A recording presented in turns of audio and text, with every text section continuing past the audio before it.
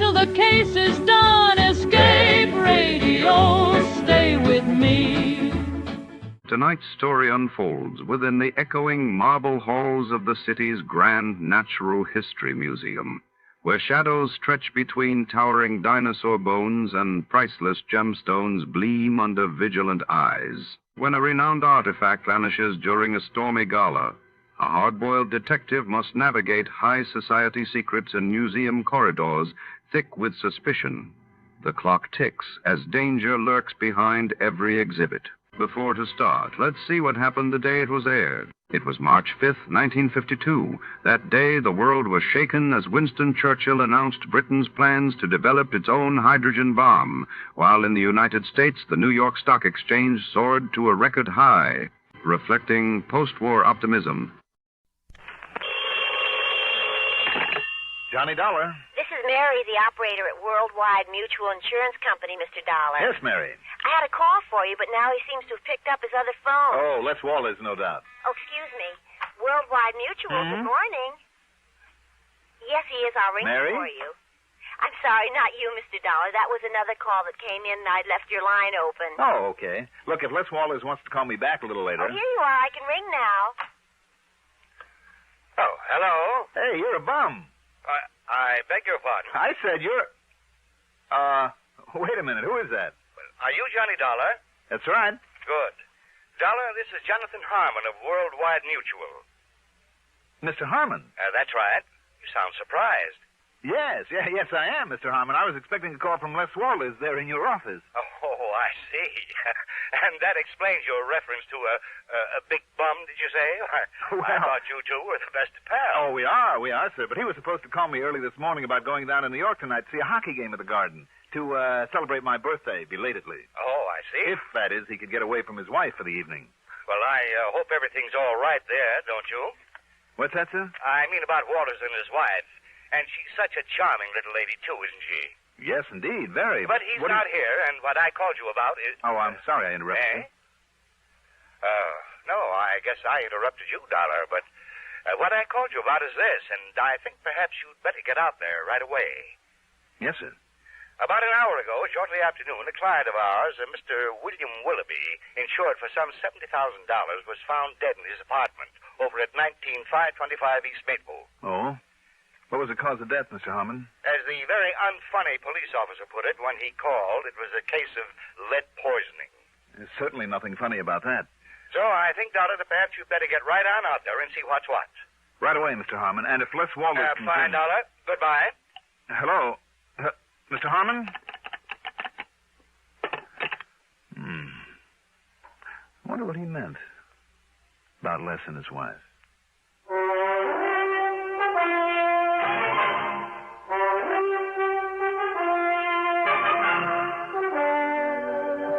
CBS Radio Network brings you Mandel Kramer in the exciting adventures of the man with the action-packed expense account. America's fabulous freelance insurance investigator. Yours truly, Johnny Dollar.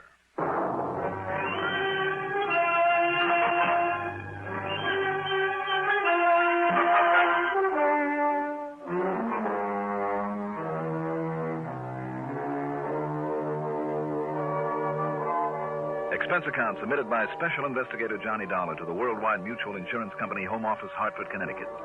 Following is an account of expenses incurred during my investigation of the Can't Be So matter. Expense account item 1. $2.15 for a taxi to 19525 East Maple Street. There was a prowl car out front, a small group of thrill seekers, and a patrolman with his hands full, keeping them from entering the smart new apartment building. When I showed him my credentials, he told me to go up to 5B, where I'd find Sergeant Tommy Bravo in charge, and I did. Sorry, Dollar, but you got here a little too late. The boys just hauled young Willoughby, what was left of him, off to the morgue. Was it you who called the insurance company, Sergeant? Yep. See, I knew he had a policy with him. You did? How come? Oh, we'd been kind of keeping an eye on Willoughby ever since he moved back here to Hartford and put up in this fancy place. Why? You, know him when he lived here before? No, I didn't. Well, he wasn't much use to himself or to anybody else. Wanted the best of everything, but wouldn't do an honest day's work to earn it. I know the type. The chief even wondered there at one time if he might have had some connection with a narcotics pusher that we nabbed and set up the line. Narcotics? Well, I couldn't prove it, though. Anyhow, what he left here was to get out from under a lot of bills he owed, that sort of thing. Mm-hmm. And so then when he came rolling back a couple months ago, apparently rolling in dough, well, it just made the chief kind of suspicious is all. So we kind of kept an eye on him. But he stayed clean so far as we could see. Just what happened here, Sergeant? No signs of a fight or anything like that? No. And the lab boys, before they left, well, Dollar, they figure it was somebody he knew pretty well. How come? Because Willoughby himself must have let him in, for one thing. Him? Him, her, what's the difference? But it was probably a him. Was it? See those chalk marks on the coffee table? Mm-hmm. Lab crew made them, where a couple of drinks were sitting. Willoughby's next to that chair, and the other guy's next to this one. How'd they figure that? Well, that one had Willoughby's prints on it, and this one didn't. Did it have any prints? They were all smudged pretty badly, except one. Looked like they were deliberately smudged. So they took the glass to the lab for good look. Anyhow, there was no sign of lipstick, so it must have been a man. And he shot Willoughby? With a cannon. They'll find out for sure down there at the lab, of course, but it looked to me like it was a .45 at least. A .45? Yeah. But, Dollar, that's just about all we know so far. No other prints around or nothing. Nobody was seen entering or leaving. And if the man 3 doors down hadn't stayed home from work with a virus and heard the shot... how did you find out about this? I got a call from Les Walters at the insurance company. Walters? Well, I should have said from Mr. Walters, huh? Yeah, why? Isn't he the one with that tall, good-looking blonde wife? Name of Constance? That's right. Connie. Why? Nothing. Just that I saw her having lunch with him one day last week. Lunch? You know, in one of those intimate little joints out on 44. With Les? Walters? No. What? With our now departed pal here, Willoughby.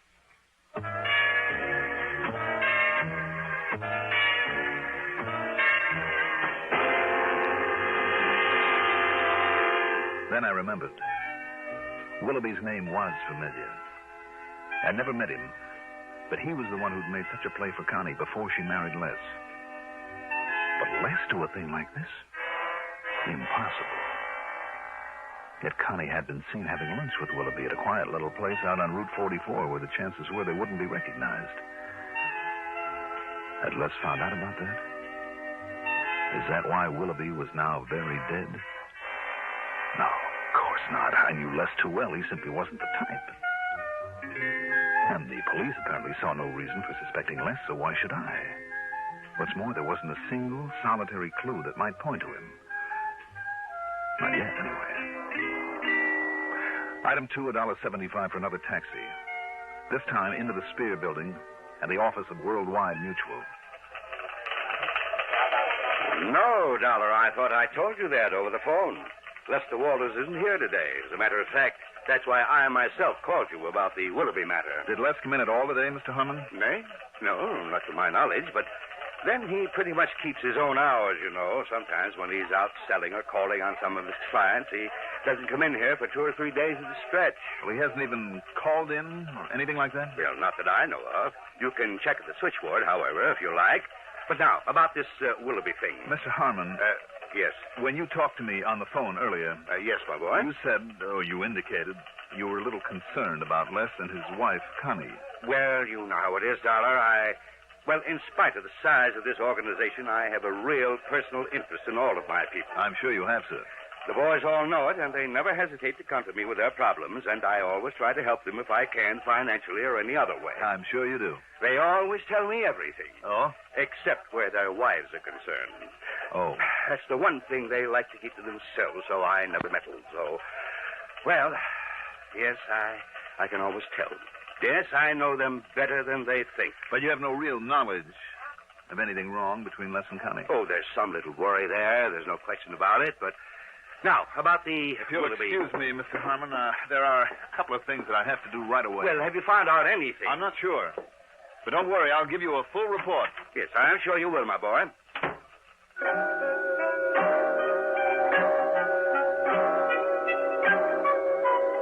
I checked with Mary, the switchboard operator. No, she hadn't heard from Les Walters all day. But he usually checks with me, you know. I mean, when he doesn't come in this way. Excuse me. Good afternoon. I told her then where Worldwide I'd be and Mutual. that if Les did call in, she was to let me know immediately and from where he called. Worldwide Mutual. I told her she was not to mention this to Les. The fact that I was looking for him under any circumstances. Item 3, $1 even for a cab out to the little apartment that Les shared with his wife, Connie.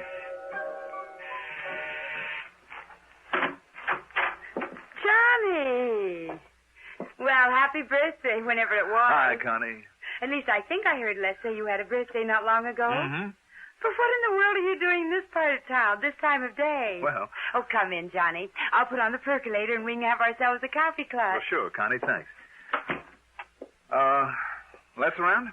Oh, no, he isn't. You tried the office? He isn't there. Oh. Well, then he must be out selling people insurance or something. Why, Johnny? All right, it's just that we talked about maybe taking in a hockey game tonight, and I haven't heard from him, that's all. Oh. Connie. Yes? But come in, sit down, make yourself comfortable. Connie, does Les keep any kind of a gun here in the house?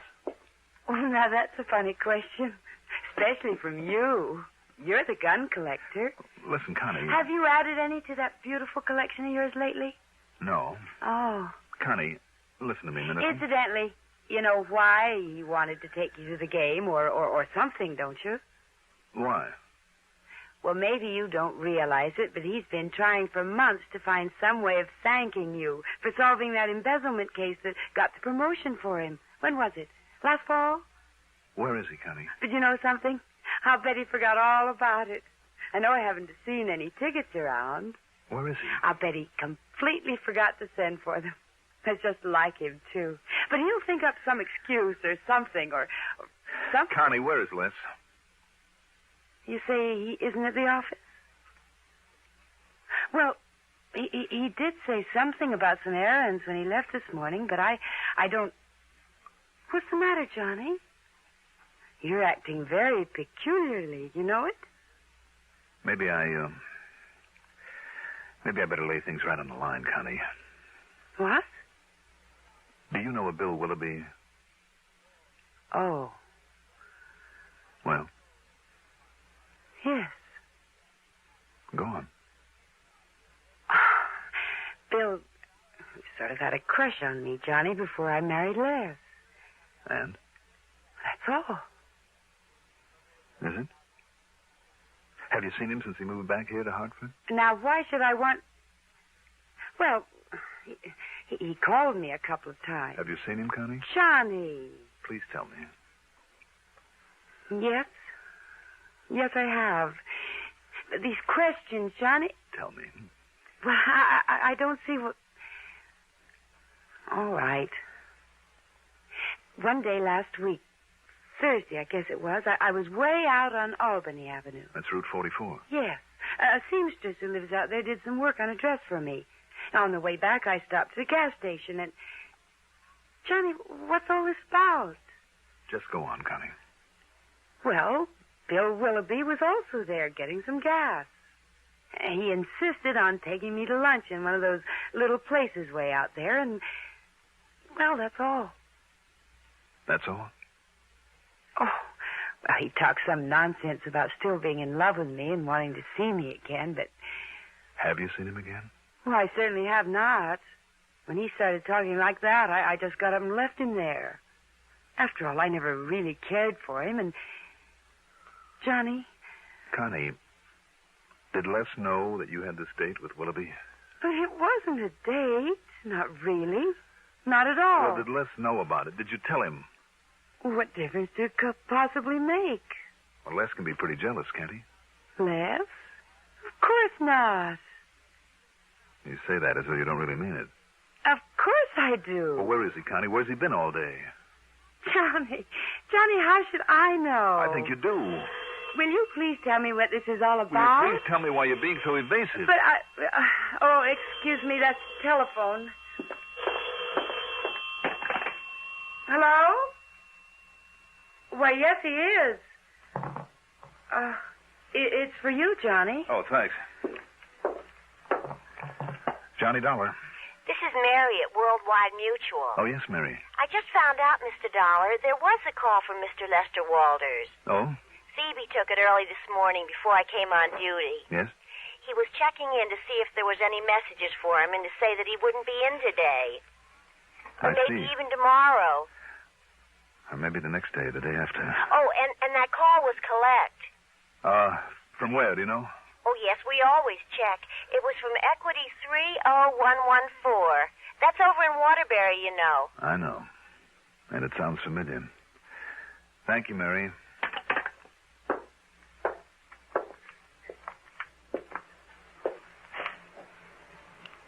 Johnny. Now listen, Johnny, will you please tell me... Later, Connie. Later. I went to a phone booth at the nearest gas station and spent item 4. 40 cents for a call to that Equity number that had sounded so familiar. I hoped and prayed that I was wrong about it. That it wasn't. Bearcloth's gun shop. Who? Bearcloth's gun shop. Gun shop. Can I help you? Did a Mr. Lester Walters buy a gun from you recently? Yes, just this morning, early this morning. What kind? It was a handgun, a 45. 45? Yeah, it was one that we... Oh, now wait. Who are you, if I may ask? Never mind.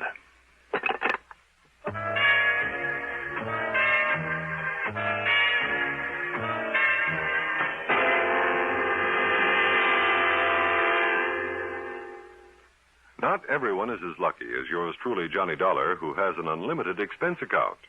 In many communities throughout the nation, though, high school youngsters are learning to conduct profitable businesses. They're learning by doing, running their own miniature business firms under the sponsorship and guidance of Junior Achievement Incorporated. To find out more about this unique project and how you may help it expand, write to Junior Achievement Incorporated, 500 Fifth Avenue, New York 36, New York.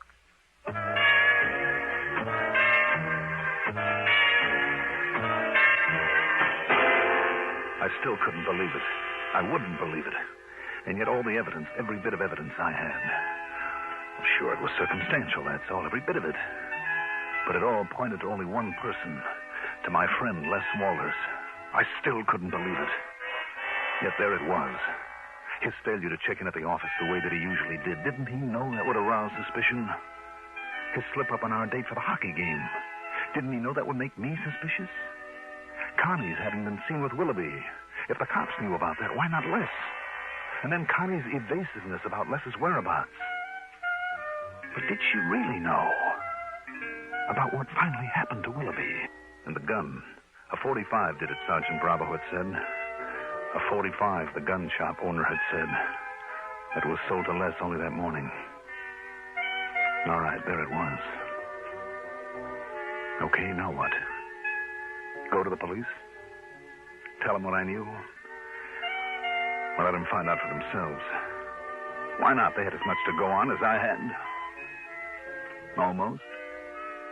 It was their job to run down Willoughby's killer just as much as mine, wasn't it? Yes, and it was my job just as much as theirs. My dirty, rotten, lousy job. Why? Why did it have to be? Couldn't I just... No, I couldn't, and I knew I couldn't. If Les did commit that murder, if... I made another call there in the phone booth.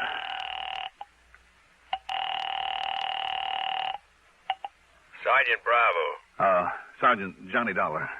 Hey, Dollar, have I got news for you? Real progress. Oh? So much so, the lieutenant took it right out of my hands. And, Dollar, you'd never guess who's the guy they've got a lead on. Wouldn't I? Ought to be wrapped up real pronto. And like I promised, I'll call you just the second I've got anything real definite for you. Are you at your apartment? No, you can reach me at Les Walters' place.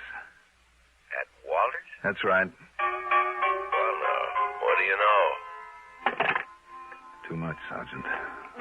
Too much.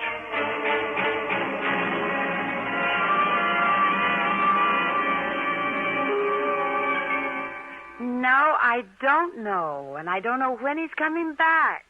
And Johnny Dollar, you just sit yourself down here in the den and tell me why you're acting so strangely. Now sit down, Johnny. Please. Sure, Connie. Look, would you like a drink? Maybe that would help whatever it is that's bothering you. Yeah, maybe it would. Well, all right, then. I'll go get you. Oh, now, who could that be? Excuse me. Hi, honey. Les! Sorry I'm so late. Les? Need a couple of business deals on the way back. Sold a couple of policies. Les, listen to And me. look, honey, I got it. The gun shop over in Waterbury. Now, wait here. Let's wait. Look here. Isn't it a beauty? And honest to goodness, genuine, original, single-action Army Colt. 45 caliber. Honey, do you have to yell this way? Why not? Isn't it a beauty? Do you know who's sitting there in your den? Oh, boy. Johnny Dollar. Oh. Yes. Well, you didn't tell him anything, did you? No. So go on in and make the best of it. Go on, Les, while I get the phone. Okay. Well, Hello? I didn't expect to find you here waiting for me, Johnny. Kind of spoils all the big surprise. But here you are, baby. Catch it. Thanks, Les. Well, don't you like it, Johnny? Should I? Ah, now look.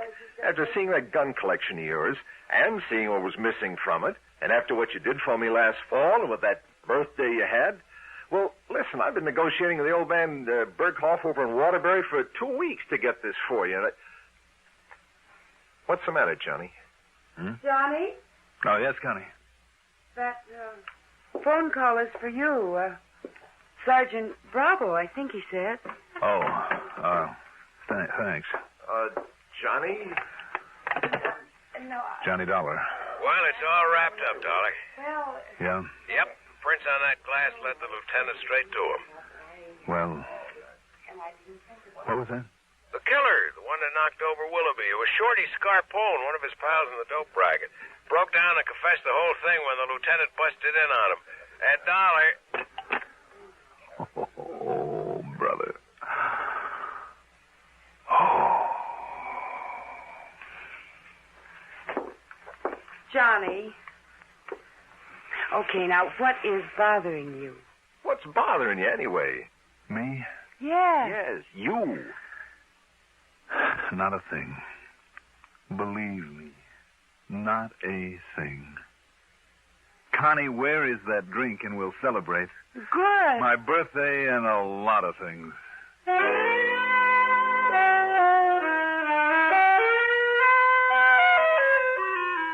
I can only tell you this. I was never so glad to be wrong in my life. And I mean all wrong about a case. Expense account total? What expense account? Yours truly, Johnny Dollar.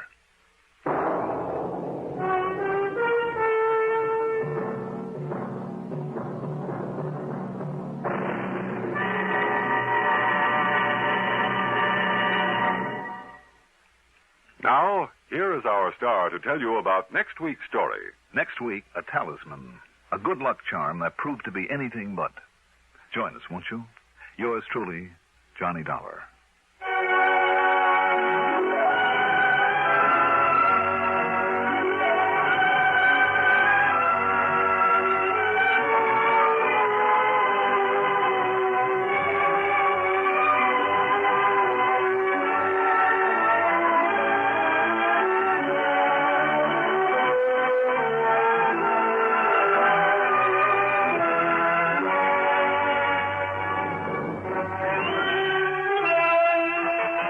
Truly, Johnny Dollar is written by Jack Johnstone, produced and directed by Bruno Zerato Jr., music supervision by Ethel Huber.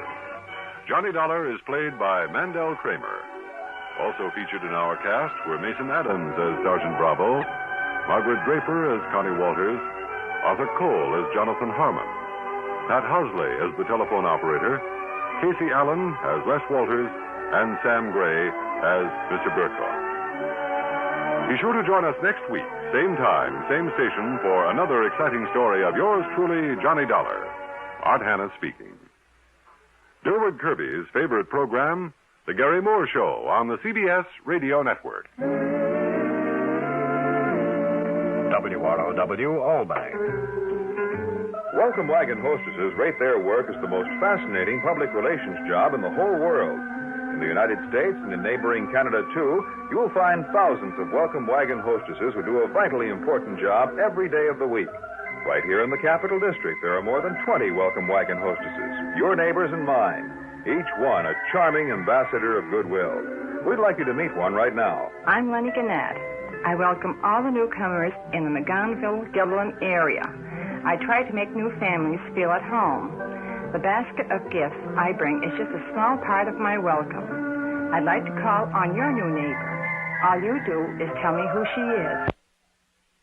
Call Welcome Wagon at State 59640. Give the hostess the name and address of the newcomer you know. She'll call on them with a basket full of gifts from civic-minded businessmen. Call State 59640 for Welcome Wagon.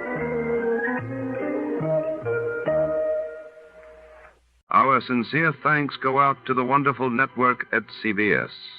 And now, dear listeners, let's put your knowledge of the airwaves to the test.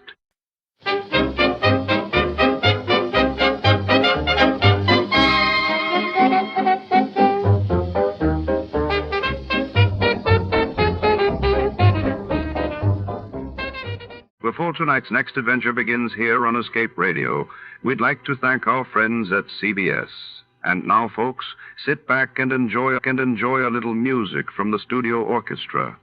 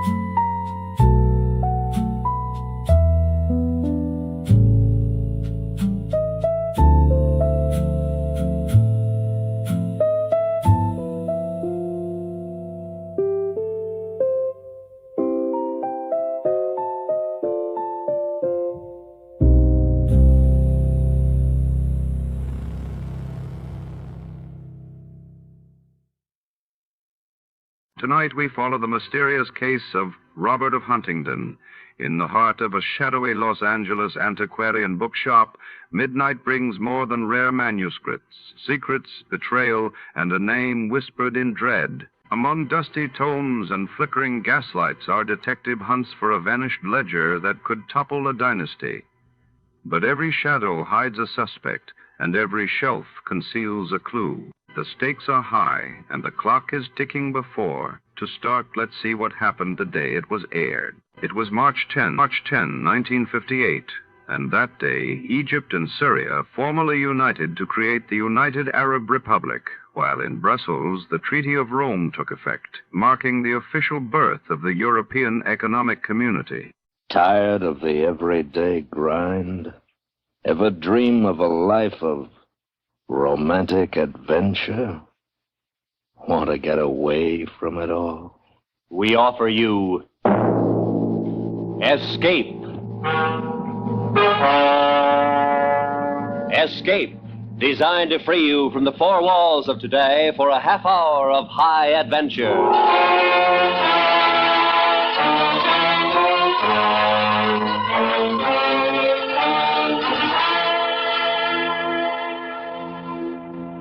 You are hiding in the middle of a great forest, quiet as a shadow, while closing in on you, hunting you down like an animal, is a silent archer who will kill you with an arrow through the heart.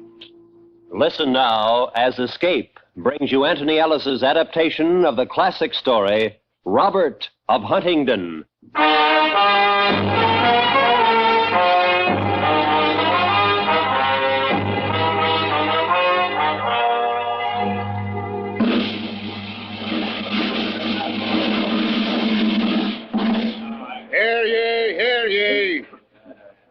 Let it be known by all present that a sum of 100 pounds is placed upon the head of the outlaw, Robert of Huntingdon. And that an additional 50 pounds is to be the reward for whomsoever shall maim, kill, or capture the following: the felons Little John, Will Scarlett, Will Stutley, Nick Much, the friar known as Tuck, Gamble Gold, Helena Dale, Arthur of Bland, David Doncaster, Gilbert of the White Hand.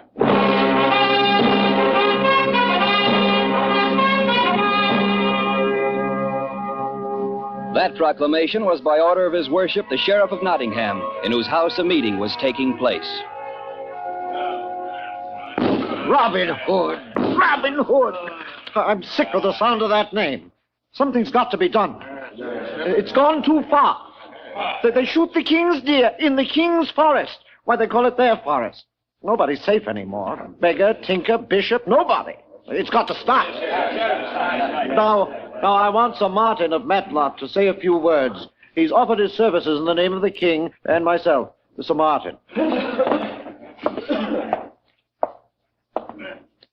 My lords, gentlemen, it seems quite obvious that your attempts to put a stop to this Robin Hood have been anything but successful. I've heard it said that more than once the sheriff himself has been tied backwards on an ass and sent trotting home. Quiet, quiet. We know all about that, Sir Martin. Do you mind getting to the point? All right. The point is that in Sherwood Forest there's a band of about 140 who fancy themselves the savior of the poor and the scourge of the rich. Well, that's an old story, and one I'm sure we've come to know pretty well. Any excuse for outlawry. Well, I propose to stop them. To gather a force of men, 100 mounted, 100 archers, and 100 foot soldiers, go into that forest and exterminate Robin Hood with the others once and for all. Wait. We can't afford to give you such an army without some kind of plan. And besides, most of our best men lie buried there as it is. What you're proposing has been tried. It's nothing new. You don't know these outlaws as we do. I have a plan, Your Worship. Oh? I'll go into the forest alone. Alone? These outlaws don't know me, and I think because of that, I'll be able to succeed. How? Let's say I pretend to be a a wronged yeoman. They take me in to become one of the band. I find out their weakness, their sentry posts, everything I can to help us when the time comes for attack. It's very dangerous, you know. We won't be able to help you if they don't believe your story. Well, it's my life, Your Worship. I can do what I want with it. If I fail, you've lost nothing. If I succeed... All right. And the rest of you? Good. Give me a week. I'll get word to you when the time comes. My signal for the attack will be a blast on this horn. And now, my lords and gentlemen, I'll disguise myself as a poor but honest yeoman, foully wronged by his worship, the Sheriff of Nottingham.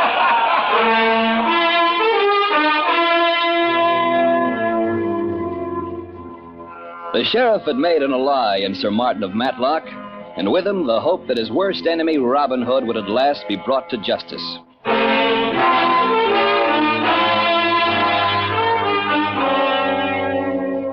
In Sherwood Forest, two men dressed in Lincoln green sat lazily beside a brook. One tall, handsome, his cap set carelessly at an angle on his head, shading the eyes from the sun. The other man, a giant, at least 7 feet, and an ell or more around the waist, chewing and sucking at the marrow of an entire oxen thigh bone.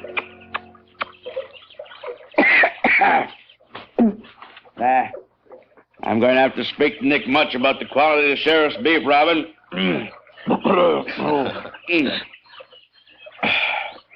Little John.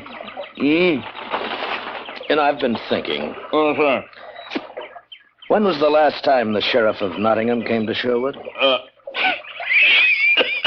I remember. It was when Nick Much and I brought him. Remember we tied him backwards? Yes, I remember. It's more than a year ago, wasn't it?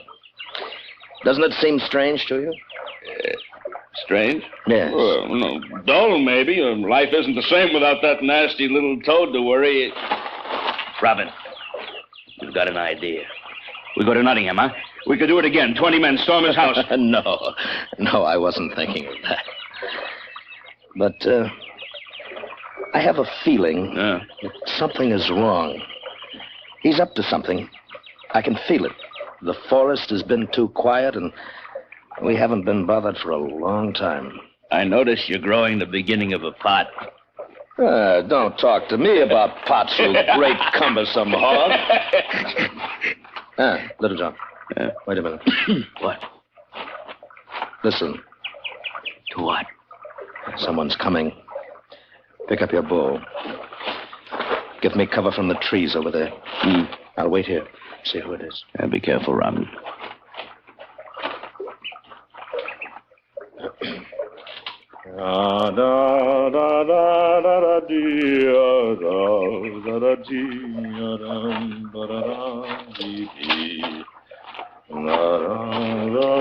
Morning, stranger.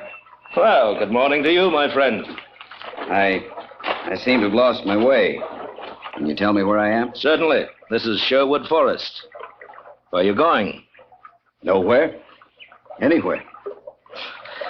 Where do you come from? Nottingham. Huh?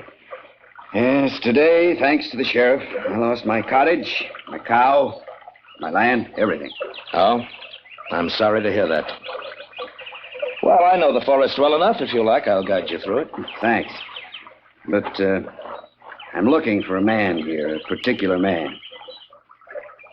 No? Robin Hood. Possibly you know him. He's called an outlaw by some, but there are others who swear by him. Yes, I know. Do you mind if I ask you why you want to find him? Well, they say he's always in need of good yeomen. Now that I'm a felon in the eyes of the king, I've nothing much to live for, unless he takes me into his company. Well, what is this nasty thing that you did? It was one of the king's deer. I shot it and was seen by a forester. Yeah. I escaped with my life, my longbow, and these arrows. Uh-huh. Now, from the look of your eye, I'd say you have the making of an archer. Little John? Yes? What's your name, my friend? Martin Greenleaf. This little fellow coming here is called Little John. Martin Greenleaf wants to join the band of Sherwood Forest. I heard the talk. What are you called? Robin Hood. Well, I wasn't sure. Take him to David Doncaster, Little John. Have him measured for a suit of green. And then tell Nick Much to prepare some food for him. Welcome to Sherwood, Martin Greenleaf. I think you can see to it that you'll never have regrets for today.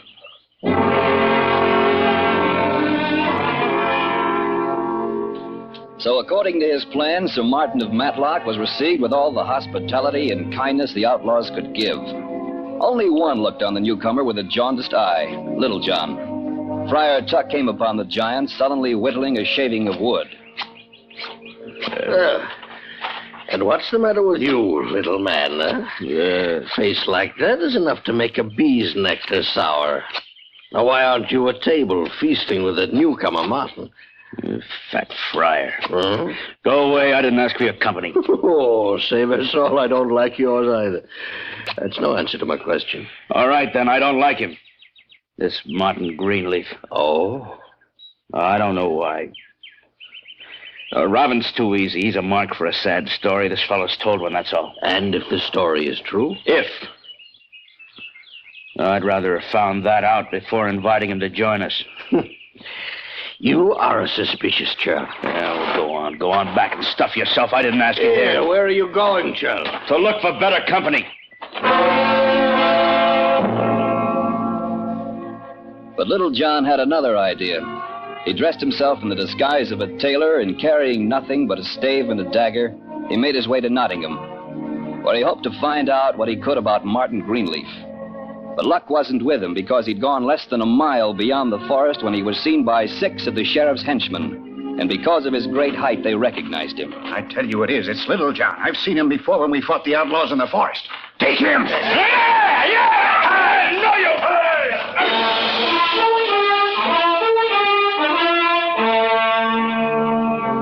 But the odds were too great, and finally Little John was taken prisoner into Nottingham, where he was locked in prison to await the sheriff's displeasure. It was Will Scarlet who heard the news from a friendly tinker and carried it to the outlaws. Robin! Quiet, all of you, quiet! Quiet!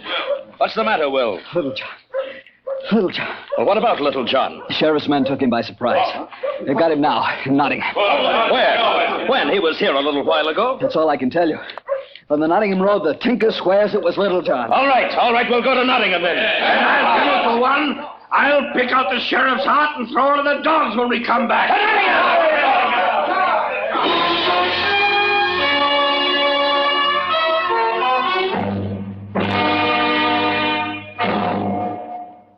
We will return to Escape and tonight's story, Robert of Huntingdon, in just a moment. For stirring chorus singing, lend your ears to the Choral Ears every Sunday night on most of these same CBS radio stations. Yes, later tonight, enjoy the Choral Ears. And now, back to Escape.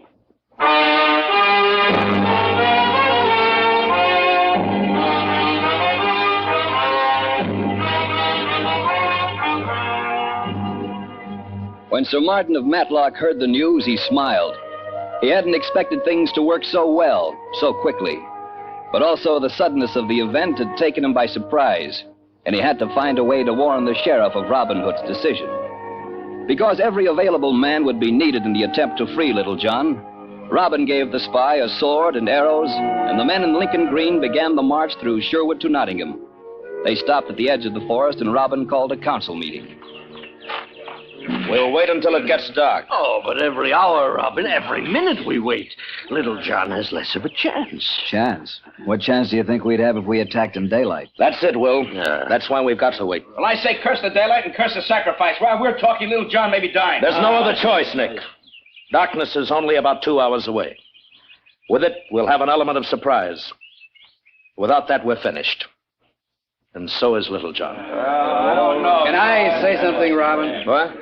Oh, Martin Greenleaf, of course. Wouldn't I be the least likely to be recognized among you? I mean, supposing I went to the prison alone, say as a pasty maker, selling my wares to the guards. You've got a lot of courage, Martin, but... But what? You know, You know, it may be the thing. Oh, Robin, If you were to make yourself known to the guards, they might not suspect. When they're relieved of duty and replaced by others for the night, that might be our chance. While they're changing, if you could give us the signal to attack. 3 blasts on my horn.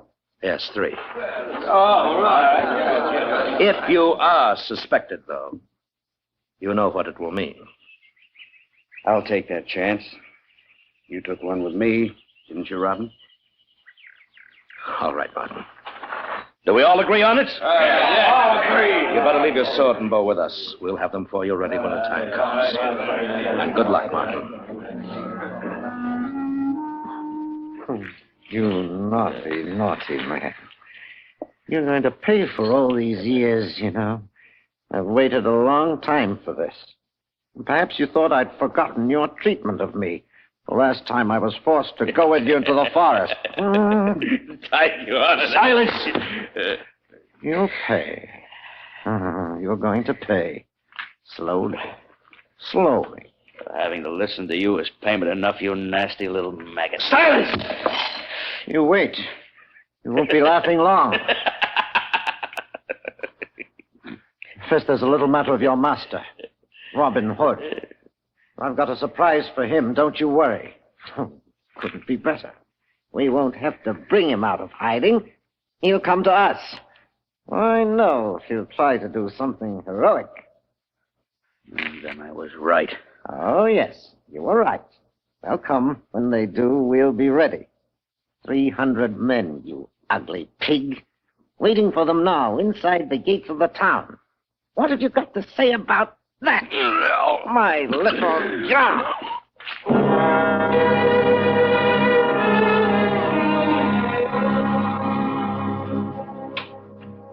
And at the edge of the forest, Robin and his men were also waiting.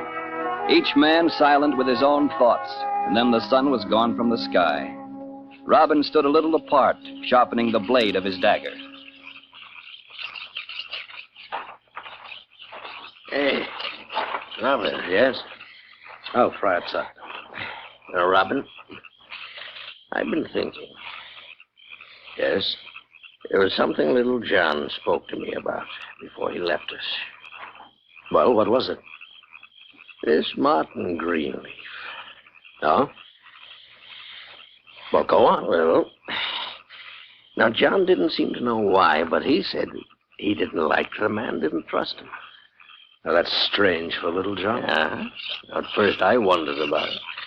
Then I forgot, and now I'm beginning to wonder again. Now, Martin's willingness to do what he's done. You know, it is possible that he is one of the sheriffs. No, I can't believe that. No. You've always been a good man, Robin. That's one of the reasons I joined you. I don't say I blame you if you thought his story was true. But at the same time, if it wasn't. If he was lying, Ah. then little John's capture is on my head. Yes. Why would he be so anxious to risk his life? He doesn't know little John. Why should he care that much? Well, I should have spoken of this before. No, and before I might not have listened, which is even more foolishness. Call the men together, Friar. We've got to decide about this. And they decided. There was no proof of Martin Greenleaf's wrongdoing, but the thought was planted and grew until the fears were shared by all of them. And then Robin made his plan. Meanwhile, at the sheriff's house, for there the lawmaker had gone to eat the evening meal, a servant entered, and close behind was Sir Martin of Matlock. Sir Martin, you've got word. Better than that. I've got their plan of attack. You mean they're coming now? At nightfall. Better and better. We're ready. I never dreamed of such quick results. When the guards are changed in the prison court tonight, that's the signal for attack. I'm to blow 3 times on my horn. Good.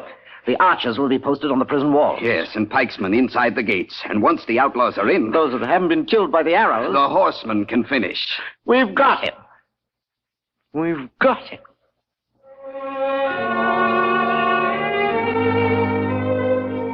But that wasn't the first time the sheriff had said these very same words, only to see his triumph melt away through his fingers. A little while later, as the last gleam of sunset was turning from gold to rust and clouds were tinged with purple, a ragged and forlorn figure was seen mingling with the soldiers inside the prison gates. Stand aside. Good men.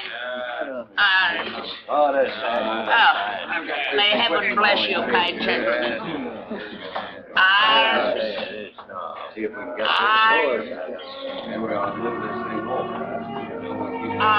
And slowly the beggar made his way closer and closer to the prison door.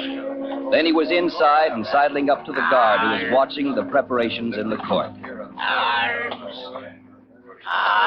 Go on, get out of here. I haven't got anything for you. Get out. Kind sir, all I ask is that you don't make a sound or I'll cut your head off, and I mean it. Back. Get away from the door. All right, quickly. Take me to the dungeon where you're holding Little John. And remember one sound and you're going to be a very dead man.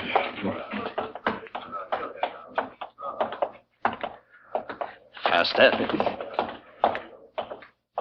Faster. Yes.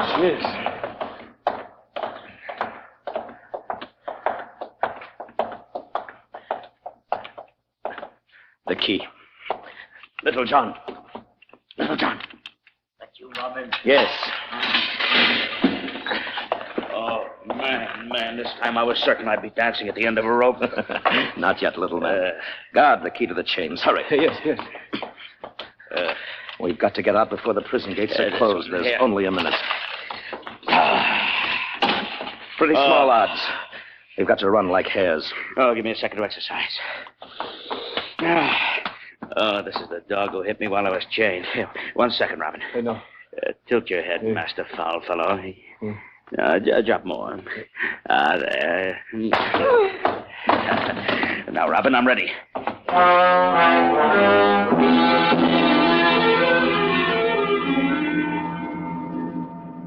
Robin and Little John made their way back to the great prison door, and outside into the court where the light of day was almost gone. 2 soldiers were approaching the gate to close it, and in the center of the square stood Sir Martin of Matlock, bugle in his hand. Astride away, looking pleased, the Sheriff of Nottingham. Walk as quickly as you can and as close to the walls as possible. Come on. Oh, I give my lot for my sword or even my stave now. Oh, you shouldn't have come, Robin. When I say the word, run. Here, look. We're starting to change the guard at the gates. All I hope is when Martin Greenleaf gives the signal to blow the brains right out of his head. Now, run! A prisoner! Robin! We'll try for the other side of town, then across the lea, and then we'll... Little John, you're hurt. No, I'm all right. Hip prick in the shoulder. Where are the others? You'll see.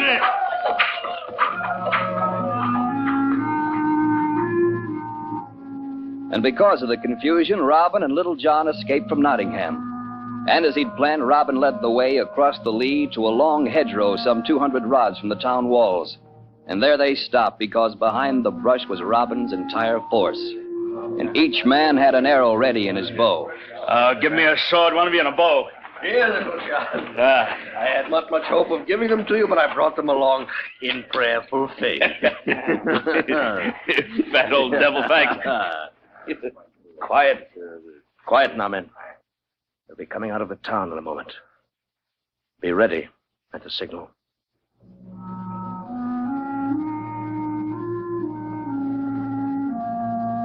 And moments later, they saw the mounted soldiers ride out. And behind them had run the pikesmen and archers, fanning out in a solid line. The lights of Nottingham were behind them. And where the men of the forest were hidden in darkness, such was not the case with the sheriff's men. The sound of hooves fell upon the stillness, and behind the hedgerow, every string pulled taut, every long bow bent.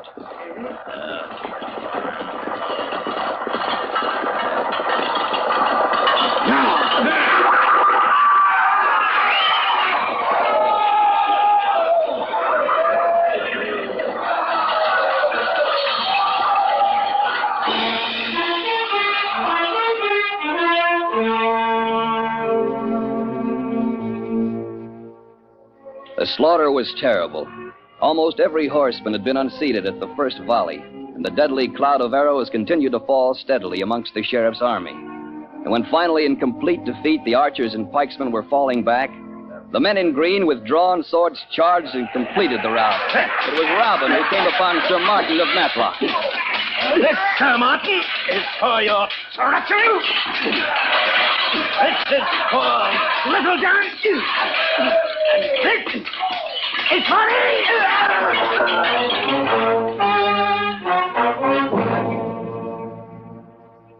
And with a tremendous stroke, Robin cut him down. The battle lasted only a few moments longer, and then on a signal from Robin,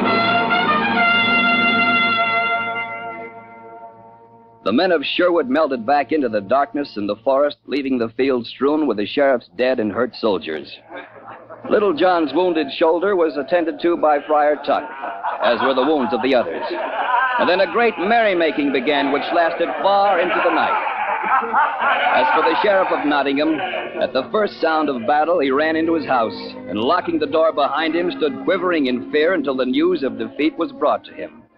And then his great courage returned, and he swore a mighty oath that someday he'd go again into Sherwood, and by his own hand bring Robert of Huntingdon to justice.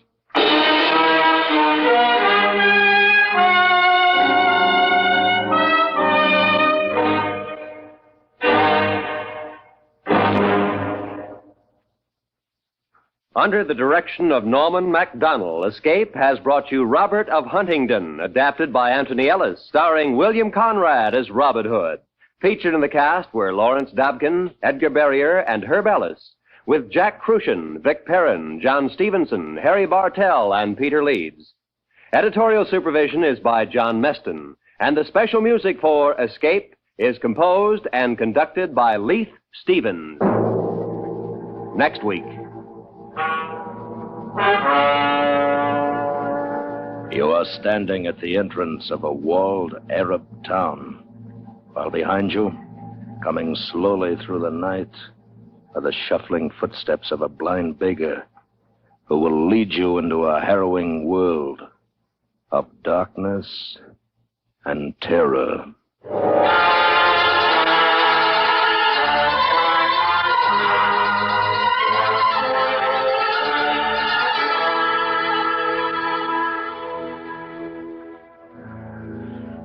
If you don't know the difference between a hawk and a horse, that, as the pundits say, is a horse on you. And if you don't know the difference between CBS Radio's Bob Hawke and any ordinary quizmaster, then you'd better take steps. Yes, take steps right to your radio Monday nights and enjoy the quips, the quiz, the merriment of the Bob Hawke Show on most of these same CBS radio stations. This is Roy Rowan speaking.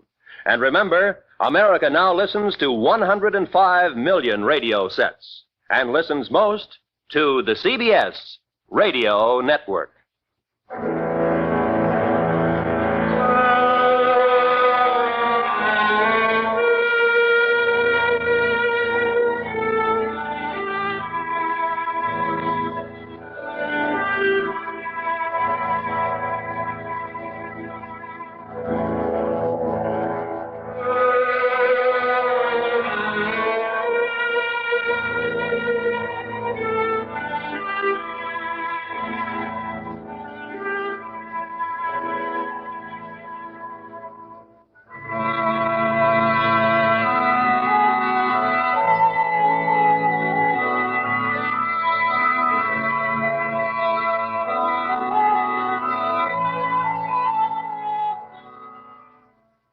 We tip our hats tonight to our partners at CBS. Stay tuned, folks, because before the next story begins, it's time for a fast and fun radio quiz.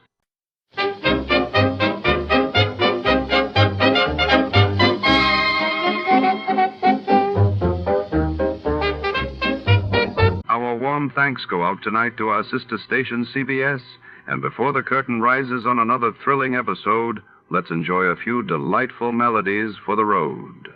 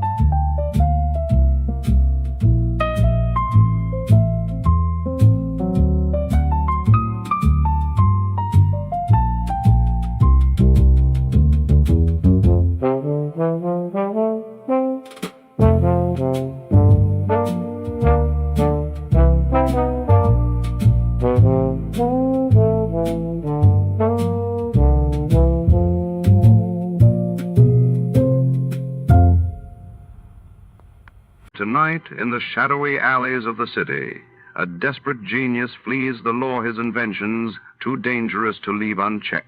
Our hard-boiled detective is drawn into a tangled web of intrigue when a mysterious woman with secrets of her own seeks his help. Can he outwit the mad scientist before chaos is unleashed? Or will darkness swallow the truth? Stay tuned for The Mad Scientist Capper. Before we begin, let's see what happened on the day it aired. It was March 12, 1947, that day. President Truman announced the Truman Doctrine, pledging U.S. support against communist threats, while across the Atlantic, British coal mines faced crippling strikes, signaling unrest in post-war Europe. The Adventures of Sam Spade, Detective. Brought to you by Wild Root Cream Oil Hair Tonic, the non-alcoholic hair tonic that contains lanolin. Wild Root Cream Oil. Again and again, the choice of men who put good grooming first.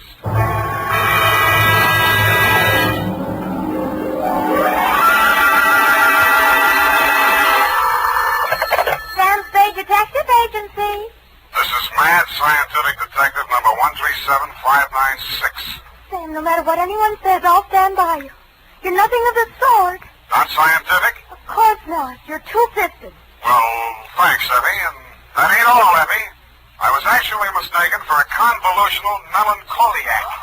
Oh, Sam, are you all right now? Wrong diagnosis, Angel. It turned out to be melancholia catatonica. Oh, you poor darling. What is that? Well, it's a thing where you lie motionless and silent with fixed eyes and indifference to surroundings. Unquote. Sam, what happened to you? What hospital are you in?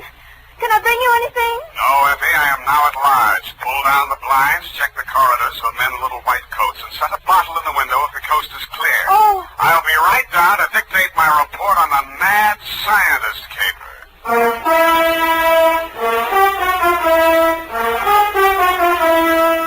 Dashiell Hammett, America's leading detective fiction writer and creator of Sam Spade, the hard-boiled private eye, and William Spear, radio's outstanding producer-director of mystery and crime drama, join their talents to make your hair stand on end with the adventures of Sam Spade.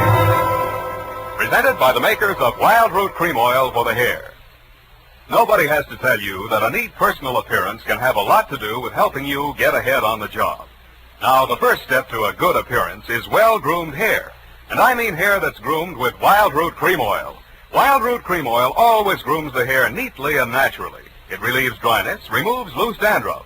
Yes, men, to look your best at all times, spruce up with Wild Root Cream Oil Hair Tonic. Again and again, the choice of men who put good grooming first. And now, with Howard Duff starring as Spade, Wild Root brings to the air the greatest private detective of them all in the adventures of Sam Spade.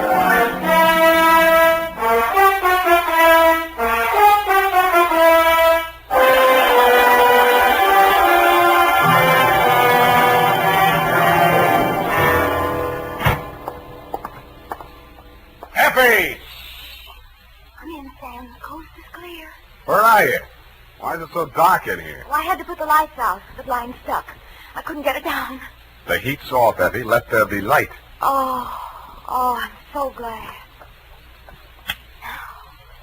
Let me look at you. Don't look at me like that and stop whispering. Oh, Sam.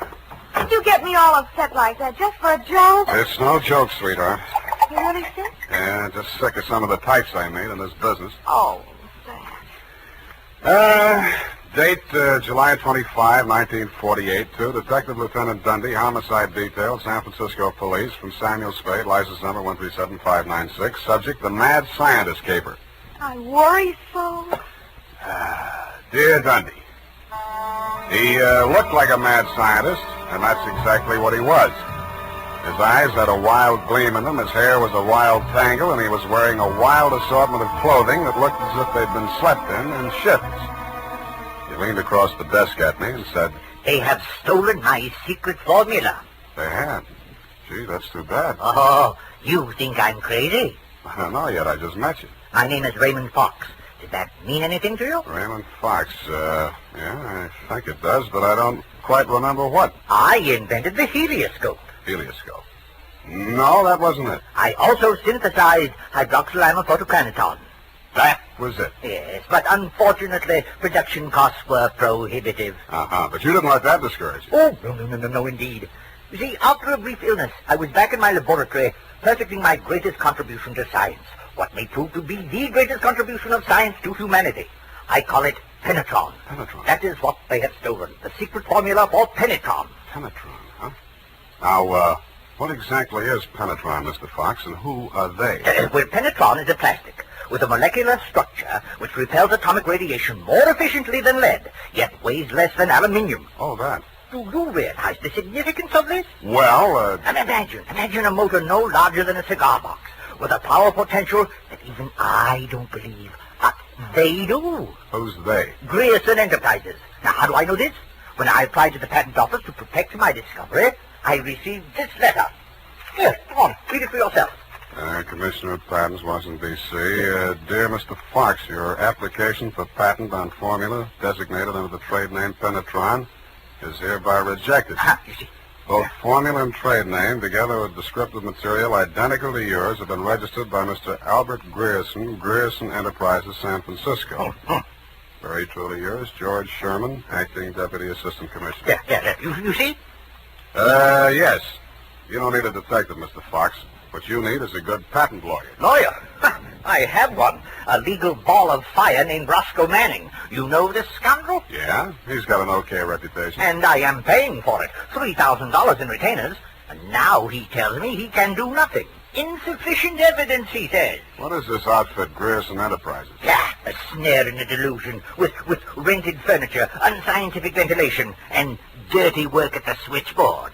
How did they get hold of your formula? Well, it must have been while I was ill. They came and took it away. Out of your laboratory? Oh, well, what did it matter where? I've got to start someplace. Start with the man. I promise you he's a crook. If he steals from me, he's stolen from others. If we can prove that, then I have a case. Well, I can't promise you anything, Mr. Fox, but I'll see what I can do. Will $100 be enough for your retainer? Too much. 25 now, and the balance if I can do anything for you.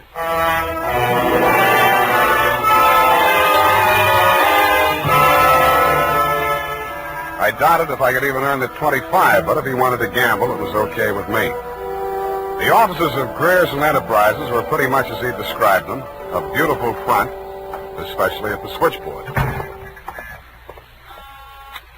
Grierson Enterprises, good afternoon. No, Mr. Grierson's out of town. No, I don't know when to expect it. I'll be right with you. That's good news. Grierson Enterprises? No, he is not. No, I do not, and he doesn't want to talk to you in any case, Mr. Manning. Oh, if it would just stop. Can't you shut it off? I might as well. Nobody seems to believe me anyway. You aren't looking for him, too, I hope. Oh, please, just tell me you're selling magazines or collecting salvage or just anything. My card. Oh, detective. Mr. Grierson hasn't done anything, has he? That's what I want to find out. My client says he swiped his secret formula. Oh, not that maniac. You don't look the type.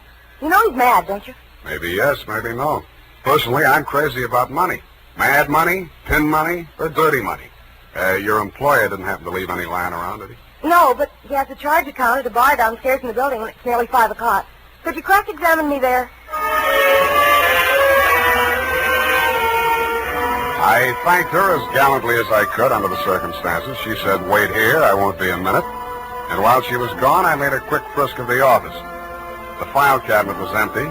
Grierson's desk contained nothing but 2 unsharpened pencils, tobacco crumbs, a rubber band, some rusty paper clips, an old gas bill, a glass ampule, broken, labeled sodium denadrine for intravenous injection, and a business card from one Roscoe Manning, attorney at law. I stuck the card in my pocket, went back to the switchboard, and in less time than it takes to tell, I was calling her Lois, and she was calling me Sam over cocktails for 2. That's all I know about it. I didn't think anything about his taking his correspondence out of the files. He often took work home with him. Mm-hmm. When was the last time you saw him? Oh, it's been nearly 6 weeks. You haven't heard from him in all that time? He was with Mr. Fox just before he left. They had a terrible quarrel, but then Mr. Grierson managed to get him calmed down, and they left the office together. And that's the last time you saw Grierson? Yes, and it's all very strange. What did that maniac tell you? That Grierson swiped his invention. Do you believe that? I didn't even believe in the invention. Now I'm beginning to think it was worth stealing. Oh, Mr. Grierson wouldn't. He's a brilliant man, you know.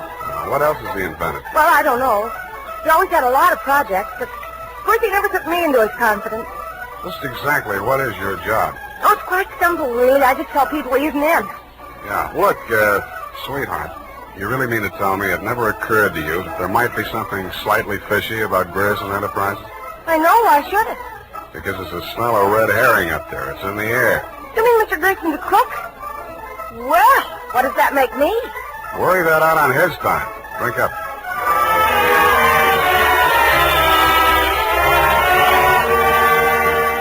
She looked as if she were telling the truth. But with women, especially blue-eyed women, that doesn't always mean anything. If she had anything more to tell, she obviously wasn't ready yet to tell it. I asked her to come up and listen to my Herb Jeffries records. She said my apartment needed a woman's touch. I handed her a broom. She hit me on the head with it and left. And so to bed. Up the Times and phoned my client. He wasn't in. Then I phoned a guy I know who sometimes knows about things and asked him what sodium denadrine was. He said it was a sedative and or a truth serum, a mental-type drug. I wondered what Grierson had been using it for during office hours. I also wondered what else he'd been spending money for. I phoned another guy who knows about other things, and he called me back with the name of Grierson's Bank, Golden Gate Trust. An hour later, to my surprise, I actually had something to go on. Because in the past 6 weeks, checks totaling $50,000 had been deposited at Grierson's account, all drawn on the Citrus Exchange Bank of San Anselmo, and all bearing the signature of one Carl Birdwell, M.D. He wasn't hard to find. It was a big place in the outskirts, and the sign on the gate said, Mary F. Hotchkiss Hospital for the Mentally Deranged. Dr. Birdwell's cottage was one of 5 without bars on the windows. He was spraying his roses. So that cystectomy of Dr. Koba's, how are those convulsions? Coordination all right? Can't complain. Got the use of your fingers back? Good. Pick up those shears. I want all those ragged edges cut off the hedges. Well, why don't you hire a gardener, or did those checks to Grierson use up all your ready cash? Eh? Oh, I thought you were the cystectomy. Good Lord, you're that convolutional melancholiac. You're not allowed out on the grounds. Guard! Guard! Now, wait a minute, Doctor. This one acting up. Take him back. I sent for the cystectomy. This is the wrong man. You're crazy. Come on. Let go of me. I'm not a patient here. I'm a detective. Yeah, and I'm Sherlock Holmes. Come on, now, back to the violent war. Come on, lay off. I got an office in San Francisco. I can prove it. 137596. Okay, Dr. Wharton, but come on, come on.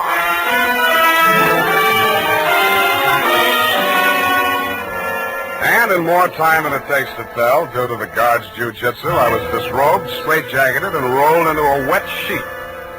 A full-fledged inmate of the Mary F. Hotchkiss Hospital for the Mentally Deranged, which is exactly where I belong for having taken Mr. Fox's $25.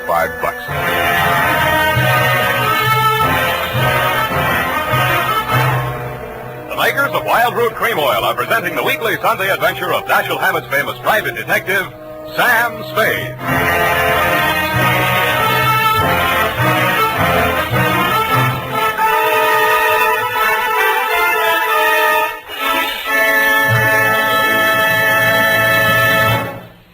If you want the well-groomed look that helps you get ahead, socially and on the job, listen. Recently, thousands of people from coast to coast who bought Wild Root Cream Oil for the first time were asked, how does Wild Root Cream Oil compare with the hair tonic you previously used? Better than 4 out of 5 who replied said they preferred Wild Root Cream Oil. And no wonder. Wild Root Cream Oil grooms the hair neatly and naturally, relieves annoying dryness, and removes loose dandruff. What's more, non-alcoholic Wild Root Cream Oil is the only leading hair tonic that contains soothing lanolin. So ask for Wild Root Cream Oil Hair Tonic. Again and again, the choice of men who put good grooming first. By the way, smart girls use Wild Root Cream Oil too. And mothers say it's grand for training children's hair.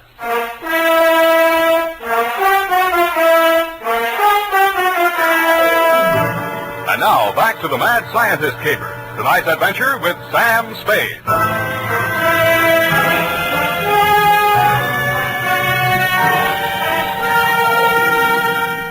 I have been shot, stabbed, slashed, pistol whipped, and sapped into unconsciousness. But until you have spent a night rolled up in a wet sheet, Dundee, you don't know what punishment is. You feel hot and cold at the same time, too miserable to sleep, too exhausted to stay awake. And after 4 hours of it, you just give up and join the crazies pushing up the daisies. only one thing I can say in favor of the Mary F. Hotchkiss Hospital for the mentally deranged. They get the patients up early. By 6:30 in the a.m., I had been rolled out of the sheet.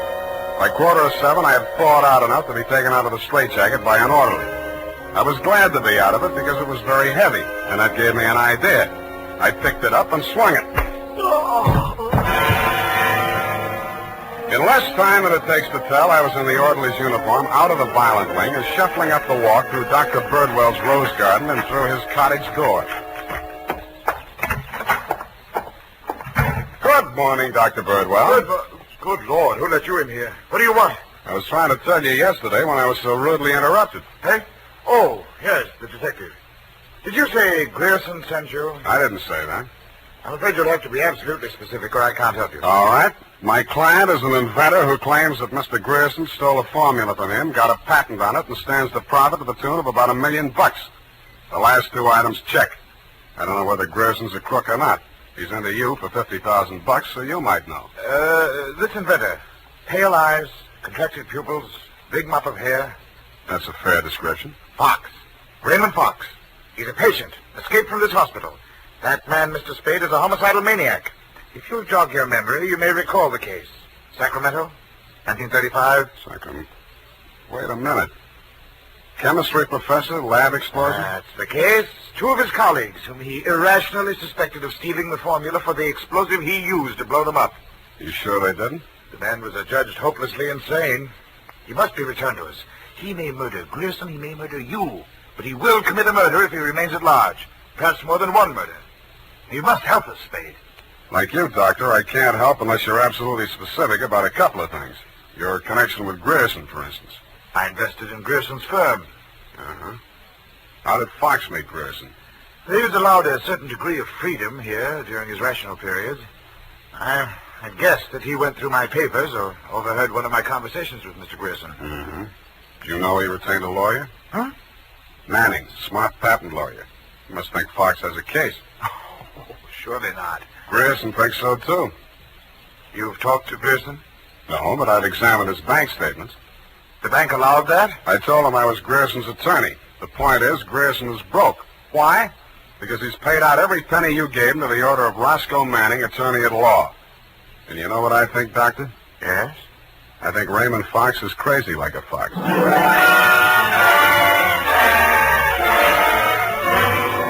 I had the same idea about Dr. Birdwell, but I didn't say so. I didn't feel up to spending another night in a wet sheet.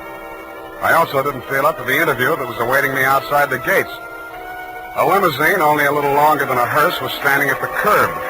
A round pink head with a gray Homburg on it bobbed out at me from the driver's seat and said, Mr. Spade? Yeah? Roscoe Manning. How'd you do? About $49,975 less than you've done in the caper so far. The law is a lucrative profession, my boy. Get in. I'll drive you back to town. No charge? I'll even give you some free advice. Sans retainer. Well, sir, you were an elusive chap.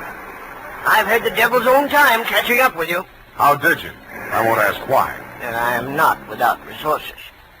Now, as to our mutual client, Mr. Fox, obviously you've learned a good deal about him. Dr. Birdwell says he's cuckoo, and it's only a toss-up which one of us is going to blow up first. Just about what you'd expect from a medical man.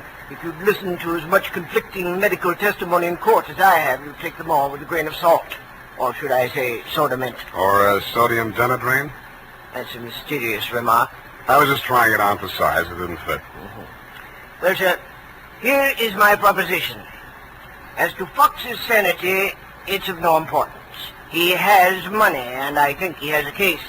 We can always get a doctor to say he's back in his right mind. Where do I fit into your scheme? You just keep looking for Grierson.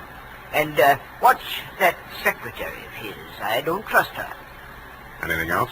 Oh, I almost forgot. Here's $500, and here's your ticket to Chicago.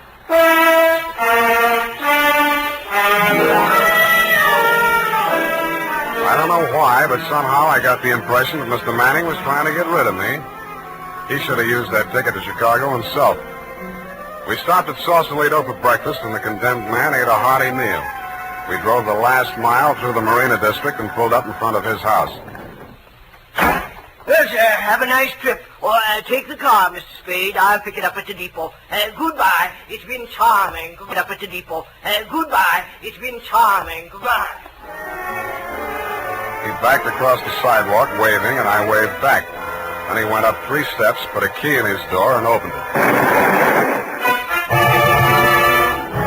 It didn't do much damage to the house, but all the king's horses and all the king's men couldn't put Roscoe Manning back together again. I got out of the car and just made it up the steps when it happened again. I hated the look, but I did. For the limousine had been parked with me in it was a smoking heap of scrap metal. I then headed for the nearest phone booth and, pausing only to inspect it for mines and booby traps, dialed the number of Grierson Enterprises.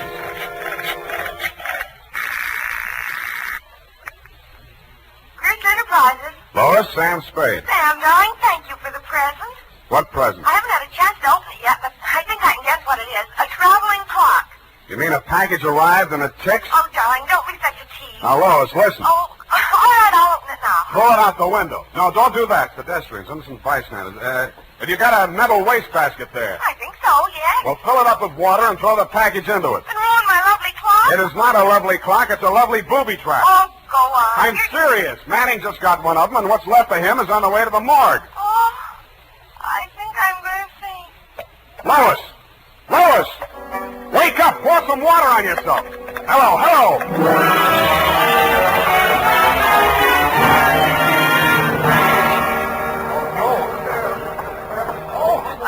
Let me through here. Come on, let me through. Lois. Lois.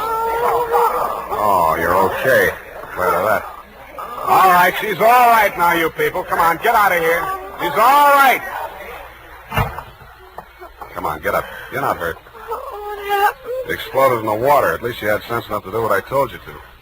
Oh, this is a new dress. Now look at It looks fine. Here. Put this coat around you. I don't think that was a very funny joke, Sam. Neither do I. Now, try and forget your clothes for a minute. And try and answer a few questions for me. There isn't much time. Sam, what is it? I want you to be very sure of this, Lois. Try and remember accurately. How many people has Grierson seen since he opened this office? Well, not very many. It's hardly ever in. It's strange. Now that I think of it, I can only remember 2. Mr. Manning and that mad scientist man, Mr. Fox. Yeah, did you hear any of the conversation between Grierson and Fox? He just screamed at Mr. Grierson about how his invention had been stolen from him. Then it sounded as if they scuffled, and all of a sudden Mr. Fox calmed down. Mm-hmm. When they came out, his eyes looked funny, as if he'd been hypnotized. Yeah. What does Grierson look like? Oh, he must have been quite handsome at one time. He's sort of like Gregory Peck with a mustache, only fatter and balder and older. Mm-hmm. I wouldn't have put it exactly like that, but I can see what you mean. But you've never seen him. Don't make book on it, but I think I have.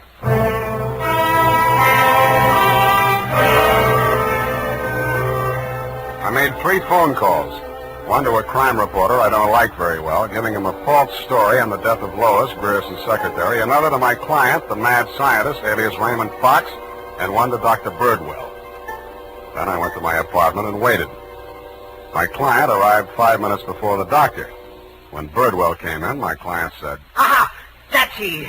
He stole my secret formula. Oh, now, Raymond, you're getting confused again. Oh. I'm the doctor, don't you remember? That's not true. Your name is Grierson. Oh, he's much worse. He's identification. Now, you must try to remember, Raymond. Nobody's going to hurt you. But you'll be much sicker if you don't remember. But I do remember. I remember everything. Do you remember setting the bombs at Manning's house and the one you sent to Mr. Grierson's office? No. Grierson isn't dead. You're Grierson. No, Grierson isn't dead. Only that poor girl. No. She didn't steal my formula. It was you. Oh, you're trying to mix me up. I'm trying to help you. Now, roll up your sleeve. I'll give you something to quiet your nerves, and we'll go back to the hospital. Put it away, Doctor. You've helped him enough. Huh? Now, look here. This man is my patient. He needs medical attention. I won't argue with you, but I think you'd better get it from some other doctor. Right now, he's making more sense than you are. Just keep on the way you're going, Spade, and I'll have you back in that wet sheet. I did it once, and I can do it again. Sit down. You got delusions of grandeur. Stop shaking, Raymond. I said you're making more sense than he is, and I can prove it. You think you're very astute, don't you? No, I'm stupid, but I'm lucky. I should have tumbled to the whole caper when I found that you'd invested 50,000 smackers in Grierson Enterprises. When I found out that Raymond was an escaped patient, I should have tumbled to what that Denadrine file was doing in Grierson's desk. I should have known then that you and Grierson were one and the same person. I told you. When I discovered that you'd paid Manning all that shakedown money, I should have known you were planning to knock him off and everybody else who could identify you. But it didn't work out that way. I got out of the car before it blew up. Dumb luck. And you can identify me as Grierson? I don't have to. Come. Surely you're not counting on Raymond's sanity to that extent. He can't even remember that I was his doctor. Can you, Raymond? You're trying to mix me up. You stole my formula. I didn't kill them, did I, Mr. Spade? Now lie down on the couch and relax, Raymond. Don't worry about a thing. Well, Doctor, what now? You relax, too. Okay, Lois, come on in. What? Lois! Why, Mr. Grierson, have you been sick? How dare you? How dare you ruin all my plans like this? You stupid girl! Okay, that's enough. Come on, get back there. Get back. Sorry, sweetheart. I didn't mean to let him get that close to you. What were you trying to do? It was an experiment, just to see what would happen. It did. So that's the way you scientific detectives work. For a hard-boiled chap, you have the vaguest way of doing things I ever heard of. Well, plans are all right sometimes, Doctor, and sometimes just stirring things up is all right if you're tough enough to survive and keep your eyes open so you see what you want when it comes to the top or something. Spade, Dundee. I'm at home. I've got two homicidal characters here, one sane and one insane. Now, if you can tell the difference, I'll let you give the story to the papers.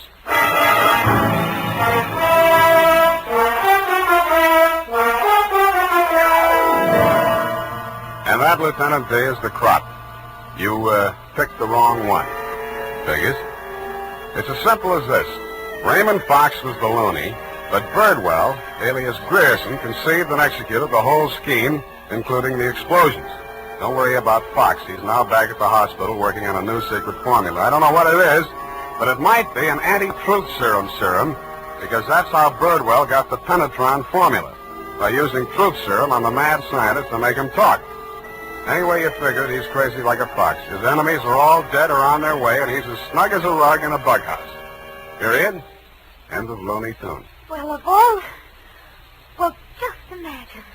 Well, it takes all sorts to make a world, I guess. Well, I guess you never spoke a truer word, Effie, but don't forget a stitch in time saves 9. Don't feel too badly about it, Sam. Better late than never. You took the words right out of the horse's mouth, but it's later than you think, Angel. Type that up, Angel, and while you're at it, see if you can think up a way to teach an old dog new tricks.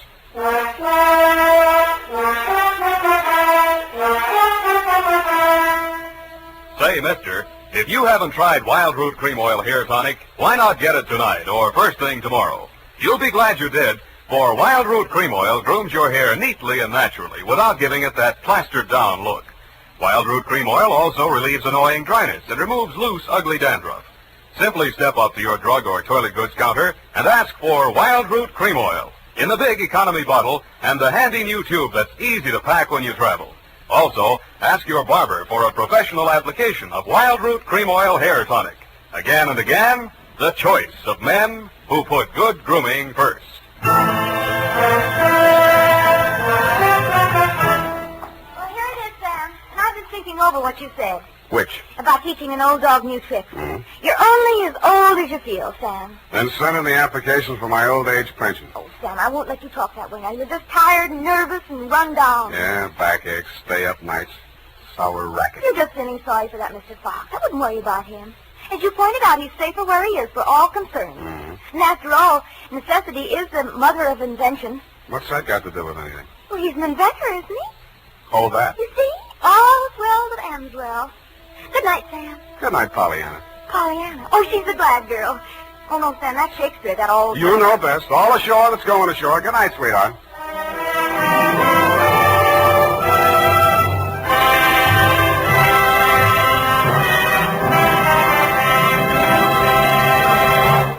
The Adventures of Sam Spade, Dashiell Hammett's famous private detective, are produced and directed by William Spear.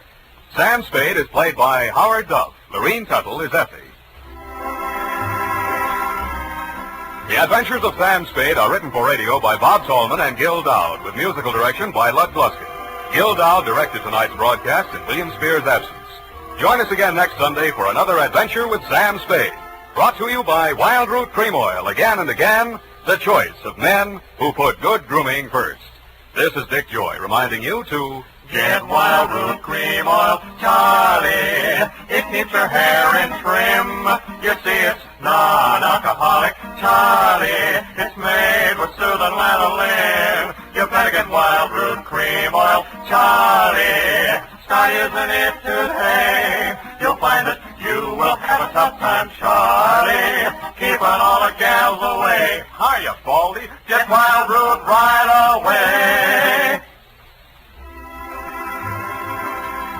This is CBS, the Columbia Broadcasting System. You're listening to Escape Radio with special thanks to our friends at CBS. Stay right there. The next episode follows a quick test of your radio knowledge.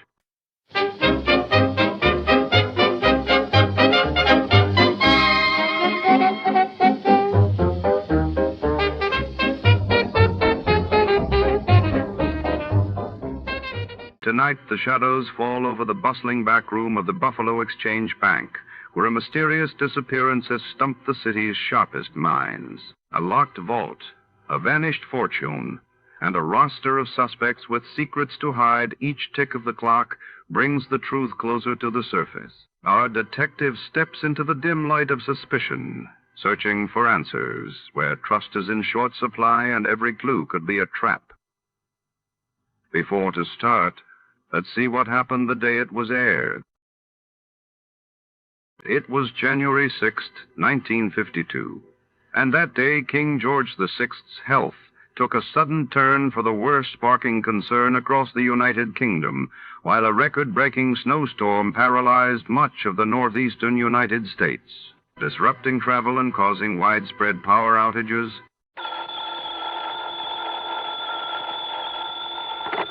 Johnny Dollar.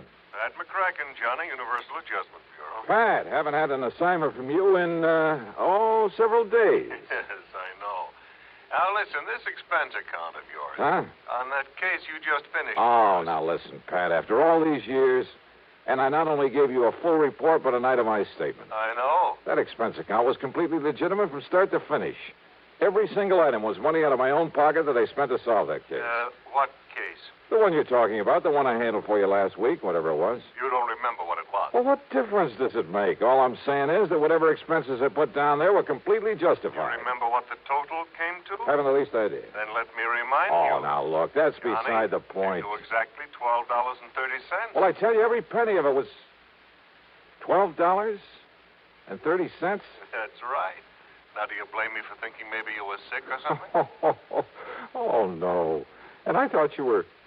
Okay, Pat, argument's over. Only it isn't, Johnny. Huh? Not by a long shot. You mean you are going to question that expense account? No, I mean we never discussed a fee on that case. Oh, well... And in view of the fact that you had a pretty rough time of it and almost got yourself killed, well, I persuaded the company to slap on an extra fee of $500. Oh, Pat, you are a doll. And I ought to slug you. Instead, how about taking on another one? Fee on this one, too? We'll see. I'll risk it. Then grab a flight to Buffalo. Buffalo. Contact Edward J. McNair at McNair's Emporium. McNair's what? The Emporium. That's one of the big department stores. Somebody lifted a few dollars out of their safe last Saturday. How much? Something over $400,000. Wowee. Yeah. Well? Okay, Pat, I'm on my way.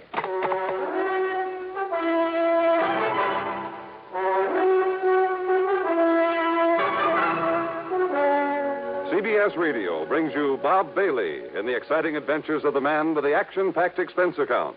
America's fabulous freelance insurance investigator. Yours truly, Johnny Dollar.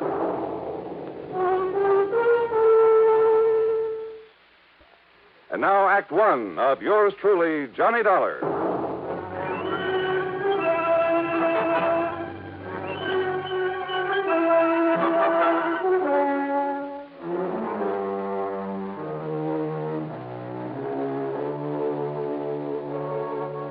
Expense account submitted by Special Investigator Johnny Dollar to the Universal Adjustment Bureau, Home Office, Hartford, Connecticut. Following is an account of expenses incurred during my investigation of the Buffalo matter.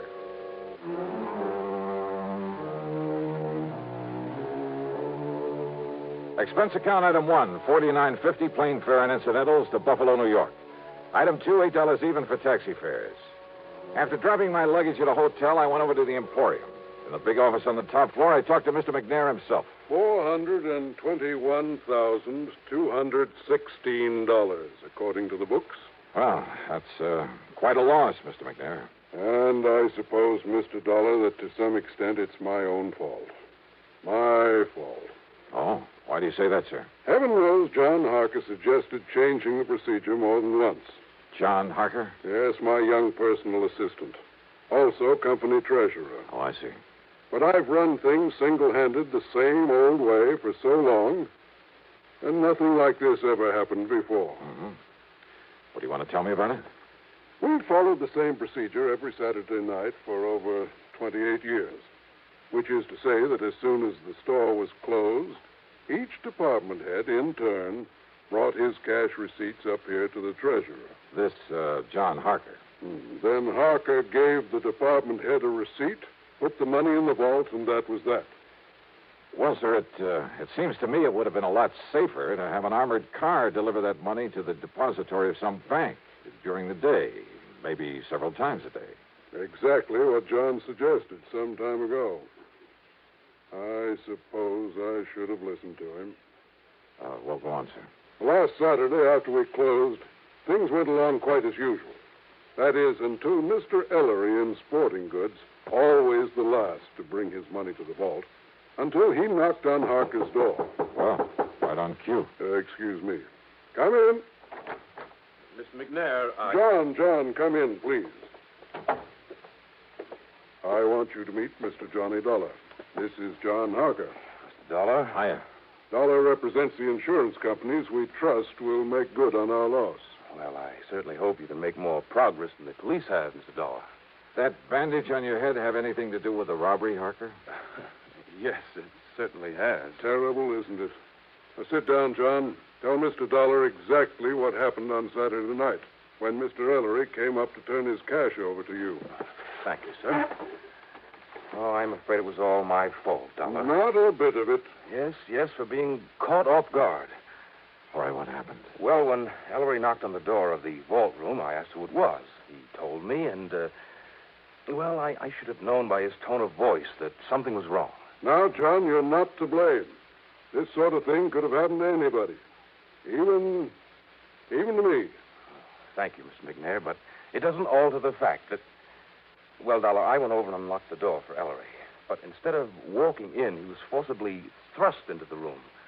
The door was thrown back so hard, it knocked me down, knocked me unconscious. Terrible. And when I came to, the cash drawers of the vault were empty. The keys had been literally torn out of my pocket. You shall have a new suit for that, John. Thank you, sir. Ellery, poor Mr. Ellery, lay there bound with adhesive tape after being badly beaten. Did you see whoever it was came barging in that way? If I hadn't been standing behind that door, I might have. I see. What about this man Ellery? Tell him, John. Yes, sir. Well, poor Ellery did catch a glimpse of him, but the man was wearing a sort of mask over his face. He gave what description he could to the police, of course. And, that's about it. Thank you, John. Now go along. Yes, sir.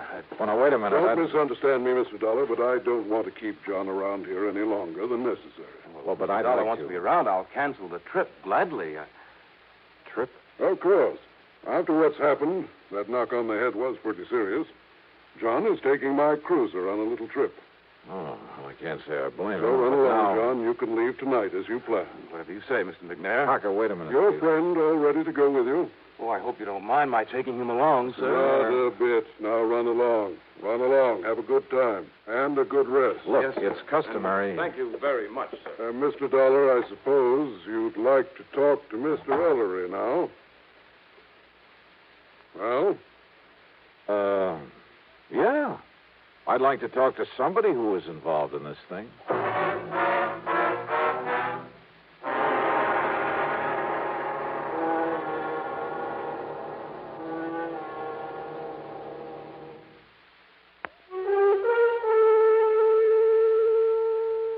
David Ellery, The other victim of the robbery was still out to lunch, so I grabbed a bite myself. That's item 3, $1.75, and checked with the police. Nothing helpful at all. No leads on the man who got away with over $400,000 from a store there in Buffalo, New York. Then I went over to the Emporium to the sporting goods department. Ellery was back, and I talked with him in a little office in the corner of the stockroom. He was still suffering from the beating he'd taken. Yes, sir, Mr. Dollar. It was awful, terrible. And, yes, sir, it was just like young Mr. Harker told you it was. I understand that you gave the police a description of the man who attacked you. Well, yes, sir, best I could. Had you ever seen him before that you know of? Well, of course, I can't be absolutely sure because of that mask he was wearing, but I don't think so. Was he waiting at the door of the vault room when you got there to put the money in the safe? Well, Mr. Harker always does that, sir. Yeah, I suppose so. I just go up and knock on the door and tell him who I am. Well, you see, he always keeps the door locked when he's taking the company cash that way. Yeah, sure. So I knock on the door and shout my name, and then he opens up and I give him the money. Then he gives me a receipt, and he puts the money in the vault. But you didn't answer my question. When did you first see this man in the mask? Well, only when Mr. Harker was opening the door for me. Yes? He must have sneaked up on me, and then just when Mr. Harker opened the door, he grabbed me by the shoulders, and, sir, he just throwed me into that vault room. Ah, and John Harker was struck by the door as it was banged open. Poor young fellow. It must have hurt him something terrible, knocking him out that way. Looks to me like you got the worst of it, though. Oh, I'm so sorry for John Harker. What? Nice young fellow like him, trying so hard to make his way in the company, and then to have a thing like this happen. Now, Mr. Ellery, Doing real good for himself, too. Doing real good for the Emporium. Yeah, well, now tell me. Lots of good ideas for building up the business. And Mr. McNair liked that and kept pushing him ahead. Oh, yeah, sure. So that someday John could be earning himself a lot of money. Not that us old-timers ever complain. Mr. Ellery. I mean about the wage scale here at the... Wait a minute, please. Yes, sir? How long has John Harker been with the Emporium? About a year now, and he's lived up to the recommendations he come with so well. It's just no wonder, Mr. McNair. Recommendations? From where? Macy's and Gimbel's in New York, and John Wanamaker in Philadelphia. Oh, from lots of big stores. A couple in Chicago, too. Oh? Yes, sir. Mr. McNair told us about it himself when he hired Mr. Harker and explained that's why he'd give him a better job than some of us old-timers have. Macy's, Gimbel's, Wanamaker. You don't believe me, you ask Mr. McNair. You know something, Mr. Ellery? What, sir? That's the one thing I believe I'd better not do. What? Well, thanks a lot. You've been a lot of help. Well, now, Mr. Dollar. I had suddenly begun to wonder about the way Mr. McNair had gotten Harker out of his office before I could thoroughly question him. About the possibility that McNair might have engineered this robbery himself. Because it had to be somebody completely familiar with the procedures, the routines of that store, because of the timing. Somebody who knew the place would be virtually empty at that time of day. Who knew that Ellery was always the last to take his money up to the vault. I'd noticed a checkbook on Mr. McNair's desk. It made a mental note of the name of the bank. But it was now after 5 p.m., so rather than push things until I was sure, I went back to my hotel room to clean up, eat some dinner, and get a good night's sleep. But as I started to open my handbag, wondering, by the way, if I'd forgotten to lock it for the first time in my life. Yeah, I'd heard that sound before. I grabbed the bag, made a dash for the open window, and threw it as hard and as far out from the building as I could, out over the empty lot beside the hotel.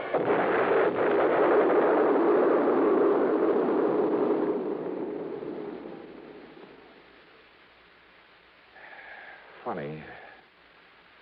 I got a sneaking suspicion about then that somebody in Buffalo didn't particularly want me around.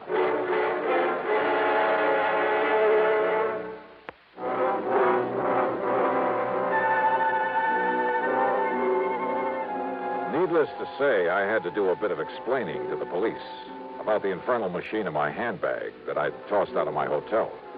And the company will have to pay for some broken windows in that neighborhood. And needless to say, their only theory about who might have planted that bomb was the man in the mask, whose identity was still unknown to them. But I had an idea. Besides the police, only 3 people could have known I was there. Mr. Ellery, hardly the type. Young John Harker. No, he was off on a yachting trip. And that left Mr. McNair. But like I said, rather than push things without some proof. Well, item 4 is $7 for drinks and a good dinner, and I hit the sack for some much-needed rest. But first thing in the morning, I was in the cashier's office at the bank. Yes, sir. What can I do? Johnny! Holy Barton. Now, what under the sun are you doing here? I'll have you know that I'm not only cashier of this bank, but a vice president, too. How are you, boy? Congratulations. Well, look, I got to get right to the point. I want to know all I can about the financial condition of not only Mr. Edward J. McNair, but also the store he owns, the Emporium.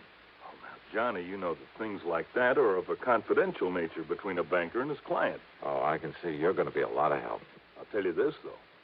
McNair is worth millions. Millions, Johnny. Well, how about outstanding debts against the store? McNair's old-fashioned. He pays cash. Cash on the line for everything. That store hasn't owed a penny for, I'd say over 25 years. Nor has McNair himself. So, Johnny, if you're by any chance thinking... $400,000 is still a lot of money, Will. To him, it's only a drop in the bucket. But, of course, he's entitled to recover it, and if one of the companies you represent has to pay it... Wait a minute. Let me use your phone. Why, surely, yeah.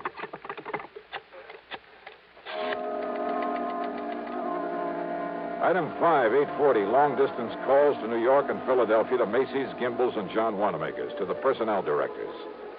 And from each of them, I get the same answer. They'd never even heard of John Harker. I left the bank and went over to the Emporium to the office of Mr. McNair. I know, Mr. Dollar. I haven't the least idea where John and his friend are going in my cruiser. He simply asked if he might have it for a few days. Asked for it? I thought it was your idea that he take that trip. Well, of course I agreed that he should get away for a few days to rest, recuperate. A few days? Yes. Huh? And also get away with your $400,000. What? Played right into his hands.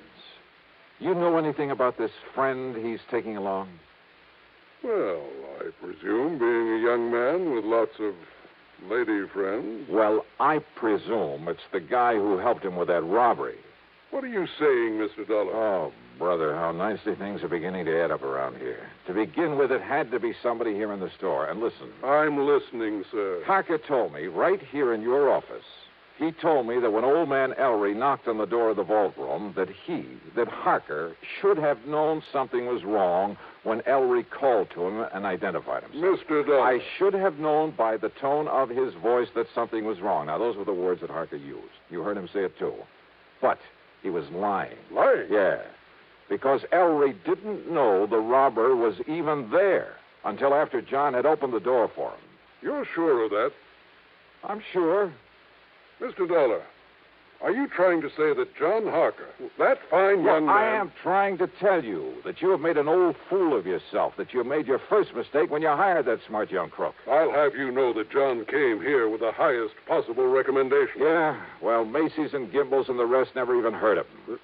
What? So in your blind faith, you not only taught him how to stage the robbery, he and his pal, whoever he is, but now with your cruiser, you've helped him get away with it, with your money. But good heavens, Mr. Now, Dollar. if you'll just give me a hand, come up with some bright idea for finding that boat of yours somewhere out in the middle of Lake Erie. Yeah, and probably headed for some remote little port on the Canadian side of the lake. Believe me, if ever I needed a stroke of luck, it's right now.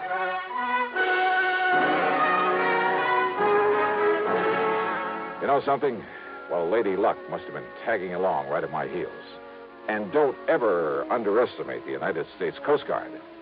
A big sou'wester had built up over Lake Erie, so they'd contacted every small boat within 100 miles. The boys aboard McNair's yacht hadn't dared not answering the call.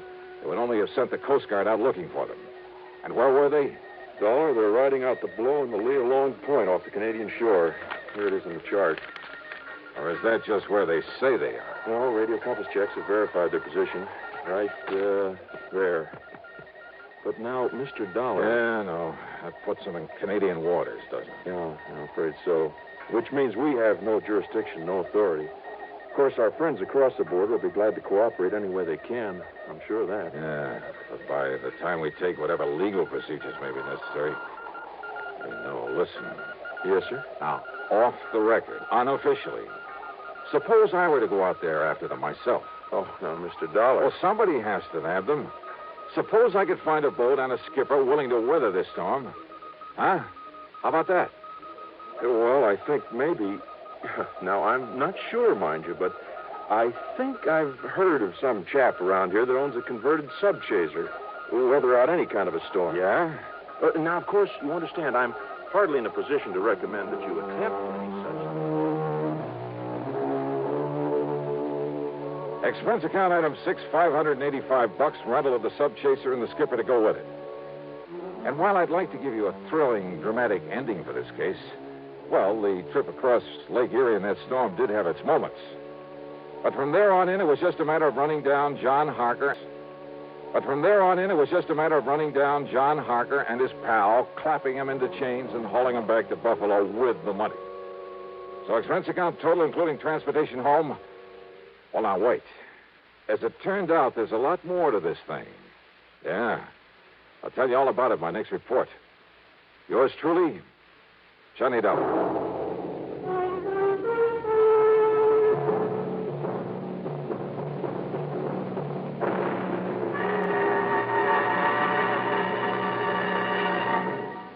Now, here is our star to tell you about next week's story. Next week, well, as I told you, there's a lot more to this case. As a matter of fact, it turned out to be the most exciting, most dangerous assignment. Well, join us, won't you? Yours truly, Johnny Dollar.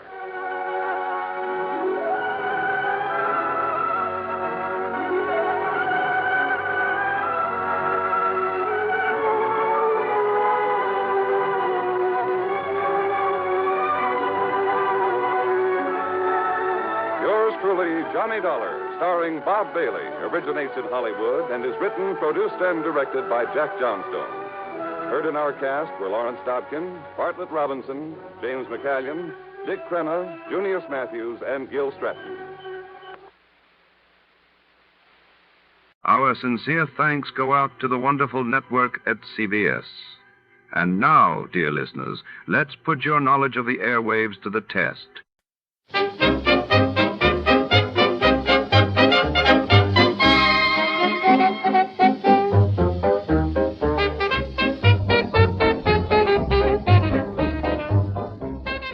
Tonight, under the neon glow and swirling smoke of a Macao casino in 1949, secrets are shuffled between velvet tables and high-stakes strangers. Our hard-boiled detective is drawn into a labyrinth of intrigue, where fortunes and lives are wagered behind crimson curtains and every shadow hides a potential threat.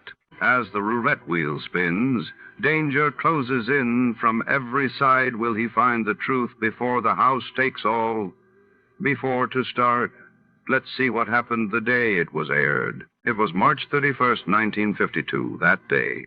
The world watched as the United States tested its first hydrogen bomb on Eniwetok Atoll in the Pacific, marking a chilling escalation in the nuclear arms race. Meanwhile, in London, King George VI was laid to rest as thousands lined the streets to mourn the passing of the British monarch.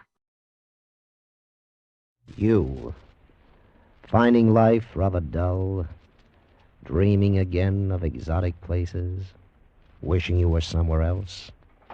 We offer you Escape.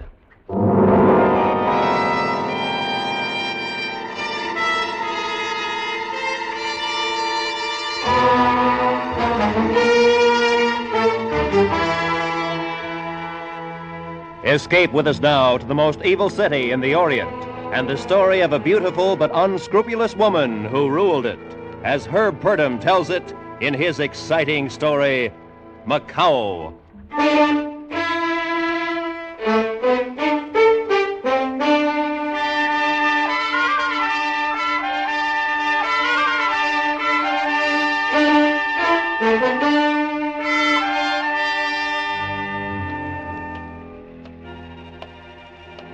The streets are dark.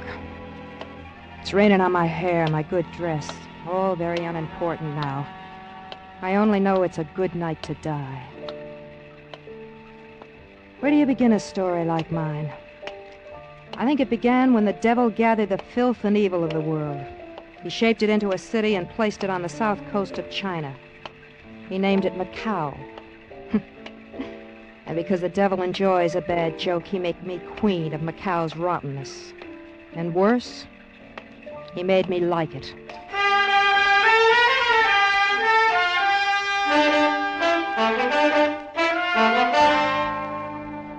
Maybe you've wanted something. Wanted something so bad you'd kill to get it. I did. I wanted a city. This city. I wanted to own every grimy cafe and waterfront dive in it. I did get some of it. A lot of it. But the more I got, the more I wanted. And I nearly got it, too. Then 6 days ago, things began to go wrong. It was at the harbor front one afternoon. Out of my way, you scabby bums. Out of my way before I take disinfectant to you. That's right, you stinking rabble. Make room. Good afternoon, Mrs. Rawls. Let go of my arm, Marzik. Did you want something on the docks? Your men have been operating in the city. Your province is on the water, Marzik. You're out of line. So, there's plenty left for you? I see. All right, Marzik. And don't forget that on the docks, I'm king. Yeah? Well, long live the king, only don't bet on it. Goodbye, Marzik. Wait. There's no reason for us to fight. I'll do anything. Goodbye, Marzik. Yeah, of course, only if I offended you, Mrs. Rawls. I'm sorry. We could be friends. I'm on your side. You just be sure you're on my side. Well, lady, that man bothering you? What? If you're unhappy with the way that big character's heart acts, maybe I can help. His heart? Sure. It just keeps beating and beating. It needs a rest. Oh? Who are you? Johnny Hook. Oh, don't bother to introduce yourself. Everyone in Macao knows Mrs. Connie Rawls. Then you should know I need no help. I've pretty good references. A fellow named Vic Rawls once wrote me I had a job here if I wanted to claim it. You knew my husband? Yeah, we were bunkmates in the AVG. Did a little smuggling together once. I heard he was killed. 2 years ago. Where have you been? I just finished a hitch with Lou Chan. The guerrilla leader? Yeah. The one they call the White Tiger? Well, the commies call him worse than that. Mao would hock his hammer and sickle to see old Lou Chan hanging by his heel. I know. Lou Chan's guerrilla army is still holding nearly half of southern China. That's right. Look, my headquarters, the Red Angel, is near here. We can talk there. Swell.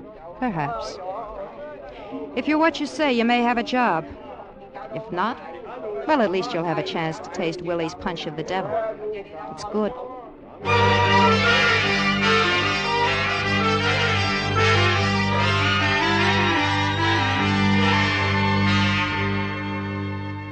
And you add a jigger and a half of cognac and a dash of bitters. Then take a lemon, twist, and rub it gentle. That's very important. You rub it gentle around the rim of each glass. See, most guys toss the twist into the drink, but that way, it's too strong. All you want is just the stink of the lemon. Yeah. Here you are. You wrap a tongue around a punch of the devil. Thanks, Willie. I don't know about the drink, but your monologue will do. Hey, that's all right. I told you. Well, dummy, what are you waiting for, a medal? Get out. Get down to the bar. Sure, Miss Ross, sure. That's what I like, a dame with sentiment. Why didn't you just kick him in the stomach and be done with it? He's used to me. I'll bet he is. You're pretty, you're smart. I can see why Vic married you. But how do you run a setup like this? Vic spoke Cantonese. He knew the people. You? It isn't necessary. All brain work, huh? Well, honey, you gotta be human, too. You gotta understand feelings. Like this one, for instance. There. Is that all? No, I'm liable to kiss you again. Fu Sung. What? Well, sliding panels. Who's the Chinese gun-toter? The name is Fu Sung, foolish one. Huh? You look a little old to be playing games. Honey, aren't you being a little melodramatic over a kiss? Shut up. Oh, now look. Shut up. You think you're tough, Johnny Hook. Too tough to obey a woman. Well, Fusung, teach Casanova the penalty for misjudging me. Oh, now hold up, sister. All I did was... You! Give him another one, Fusung. I don't want him to make a mistake about me again. As you wish. I think he's softening, Fusung. Pull his head back. He's dripping blood on my rug. All right, Johnny, you're not out. Let's talk a little. What's your name? Johnny Hook. The real one. John Butterfield. We'll call you Hook. You say you knew Vic. Describe him. Tall, dark-haired. He had a scar over his right eye. How'd he talk? Drawled. He was a Texan. You wanted any place? No. Ever kill a man? Sure, in the war. Who didn't? Otherwise? A couple. Look, what's with all the talk? Why'd you quit Luchan? Luchan, you fought for the white tag? Sure, but my salary started coming in the form of promises. I like to get paid for my work. So? That is the economic necessity of life. But you must tell me of Luchan sometime. Later, Fusung. Johnny, you wanted to know how I run this setup. Well, Fusung handles the Orientals. He speaks a dozen dialects. Go on. As a rule, I don't hire white men. They can't be trusted. Maybe I'm an exception. Maybe. We'll see. Your first job will be on a man named Peter Marsick. I want 6 of his boats destroyed tonight. You'll be supplied with bombs and a fast speedboat.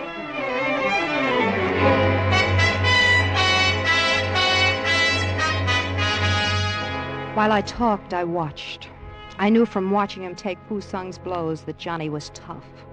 I hoped he was tough enough, for I was lining him up for the world's most dangerous murder.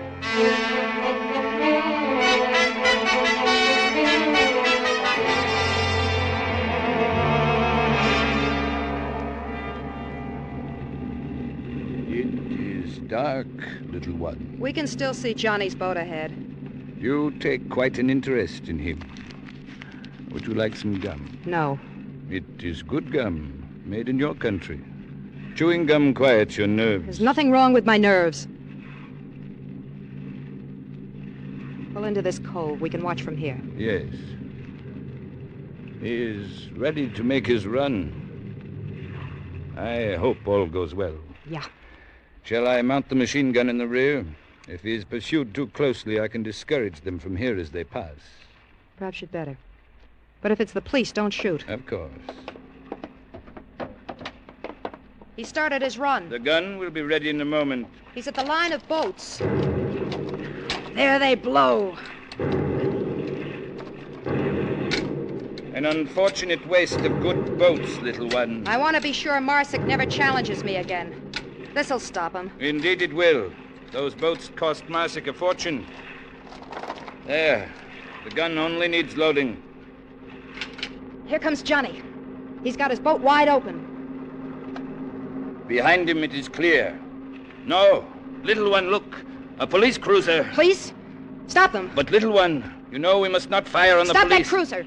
The men are forward. Try for the engines aft. No, little one, this is insane. Stop that cruiser or I'll ram it. Very well.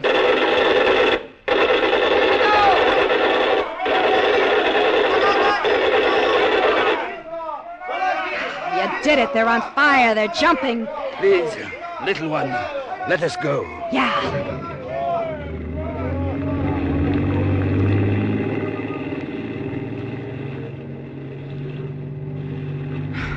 All for that stranger. You are a fool.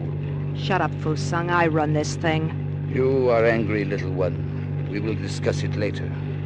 Now more disaster. I'm out of gum. You just started a new stick. It is unfortunate, but I swallowed it.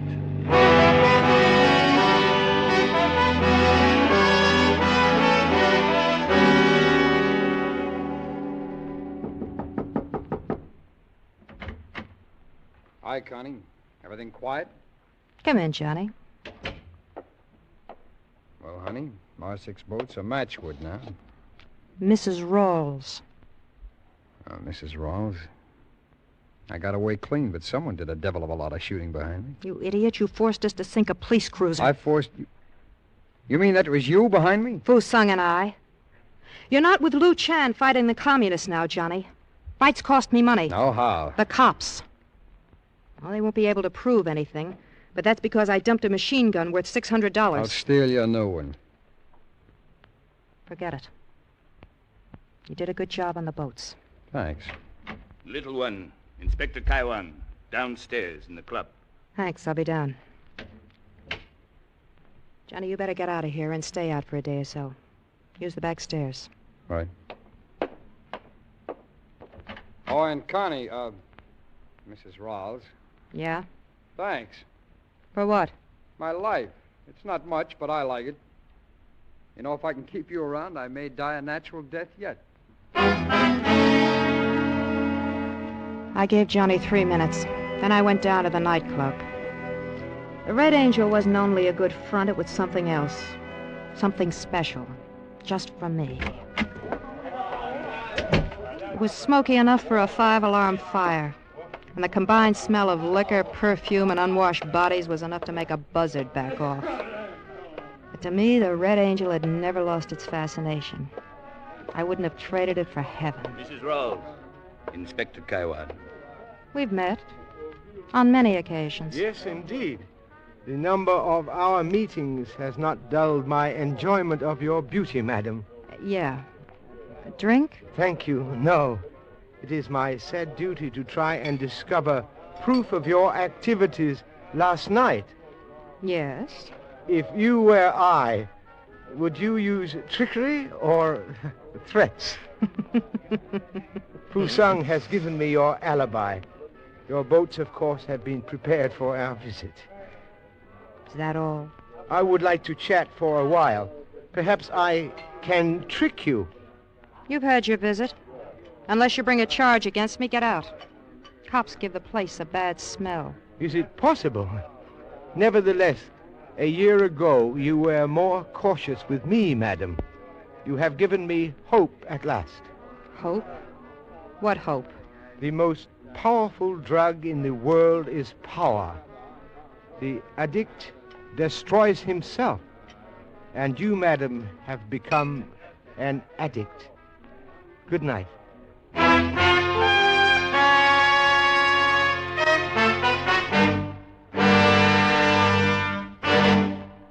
Escape, under the direction of Norman MacDonald, returns in just a moment. Tomorrow evening, CBS presents over most of these same stations The Nation's Nightmare, first of 6 weekly programs exploring organized crime in America. First program in this series of hard-hitting exposés will be titled The Narcotic Evil.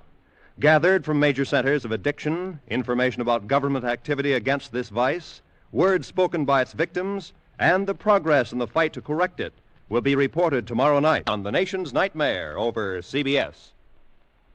And now, back to Escape.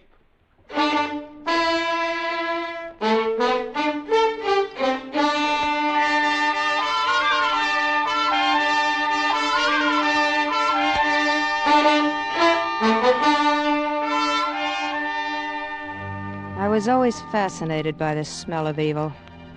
Even when I was a little girl, I used to pretend my dolls were... Well, no matter. Let's say I was bad to begin with. The only wages I wanted to earn were the wages of sin. Above all, I wanted to be bad in a big way. And in Macao, 6,000 miles from my hometown, I made it.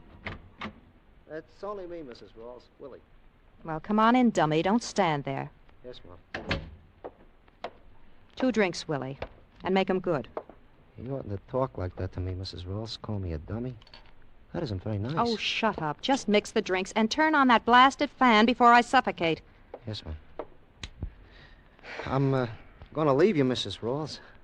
I'm going home.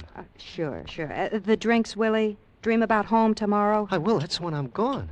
I saved my money. Yes. See? It's all in this wallet. I'm going home after 10 years. Well, you really do have the money. Yes, ma'am. I'll make the drinks. Do that. Evening, Connie. Oh, hi, Willie. How's the drinking business? Oh, people still doing it. They always do it. I'm going home, Johnny. Tomorrow. Really? I'm Willie! going home after... Willie, Johnny's not interested. Get out. Sure, Mrs. Ross. Sure. What are you trying to prove, Connie?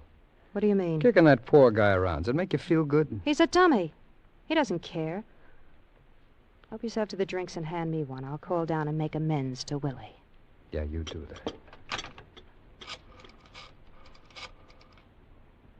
Here you are. Thanks.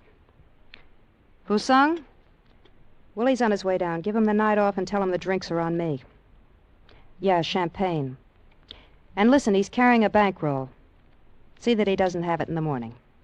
Mm-hmm. That's right. Oh, and that champagne. Make it the cheap kind. So Willie doesn't get home after all. He's a good bartender when he's sober. And I like these. Well, that's a good reason to bust a man's drink. Inspector Kaiwan has dropped his investigation. He knows it's you.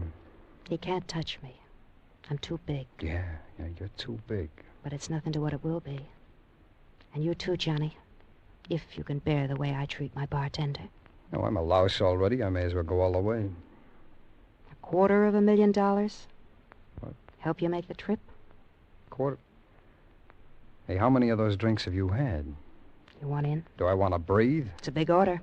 Dangerous job. So was the war, only it didn't pay so well. Go on. Mao's communists are taking over in China. I'm going to help them for $250,000. And? Macao. Macao? You mean the whole city? The whole city. Well, I give you credit, baby. You go nuts in a big way. Well, I've made the deal. All right, break it down for me. It's very simple. You'll assassinate the guerrilla leader, Lu Chan. Johnny's face was the color of blue cheese as he stared at me. But I knew the power of money over men like him. That $250,000 would buy better scruples than his. And in case he needed extra encouragement, I gave him an additional promise and a kiss. We both liked it. Oh, baby, baby. Johnny. Again. You love me?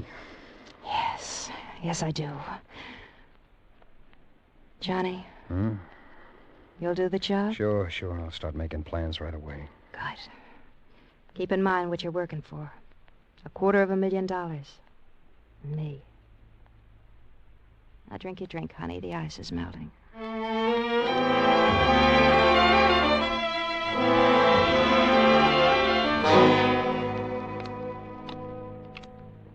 8, 9, 10. Your play, little one. I should stop now. I never win against you, Fusang. 4 of diamonds. Mrs. Rawls, you gotta give it back to me. You stole my money. It ain't right. Give it back. Now, Willie, don't blame me. Right. Give it back. Now, Willie, don't blame me if you got drunk and were rolled. Please, I saved for 10 years to get that money. Jack of hearts to you, Fusang. Give it back to me or I'll kill you. See, I got a gun. Don't be a fool, Willie. She is right, Willie. Don't be a fool. There are at least 200 men who would make sure you never left Macao alive. They would get you in an alley, on the street, somewhere. You know they would. All I want is my money. Maybe I'll tell the police. Who's your next of kin, Willie? But my next of kin? Your health is getting bad. No, wait. I didn't want to blackmail the police. I was just kidding. I was sure you were. Get out of here, Willie, and leave the gun. Sure, Mrs. Ross, sure. Here. That dummy. Cut a salary $10, Fusang. He saves too much. 3 to you. Gin. Gin? I have the devil's own luck. I guess I just don't live right.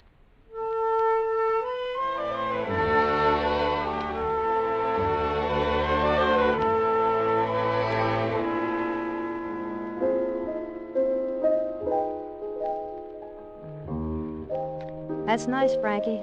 Little one, it's been a good night. The money flowed in. Good. Tell Willie to make me a drink.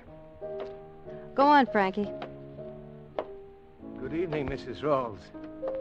It is indeed a lovely melody. No, hello, Inspector. Slumming? Slumming? I do not believe I understand this word. Forget it. Play some more, Frankie. I brought you word that I thought might distress you. Peter Massett committed suicide an hour ago. So? So it is considered humane to be sad when an acquaintance meets violent end. Especially when I'm supposed to have blown up his boats and driven him to it, huh? Get out of here, brass hat. As you wish. You seem to hold my work in great disfavor. Look, Inspector Carwan, I don't like cops, and I don't like you. So do me a favor and stay away from me. Good night, Mrs. Rawls. Oh, good evening, Mr. Hook, I believe. Yeah. Good evening, Inspector. Kaiwan, I believe. Kaiwan. Hi, Connie. That's a nice tune. What is it? Softly as a morning sunrise. My favorite. Thanks, Frankie. Come on over to the bar, Johnny. I've got a drink waiting.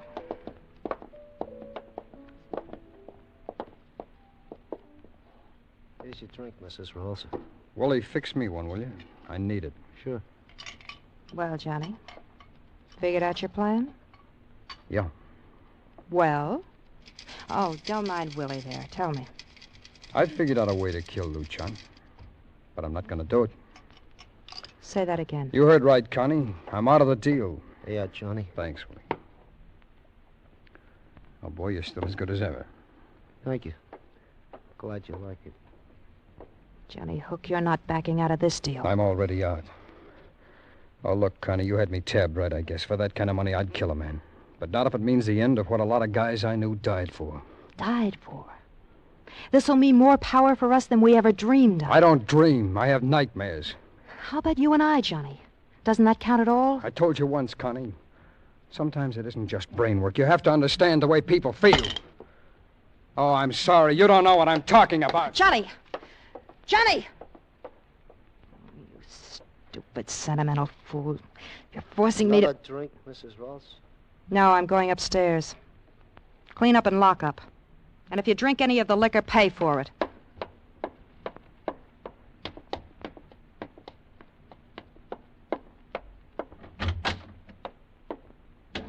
Ah, little one. I have just finished. Would you care for some gin rummy? Johnny Hook has just betrayed us. He just left. You know what to do. Johnny? But how? Never mind how. Pass the order along. You know what you are doing. Once I give that order, he is a dead man. That's the kind of a man I want him to be. Do as I say. Yes. Good night, little one. I will tell them to make it quick.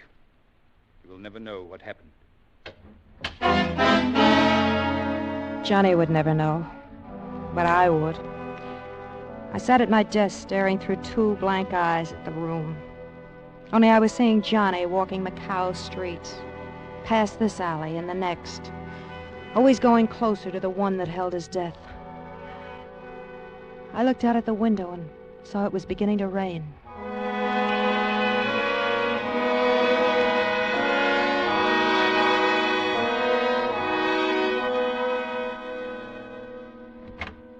Mrs. Rawls. Go away. I give the order, Mrs. Rawls. Then go away.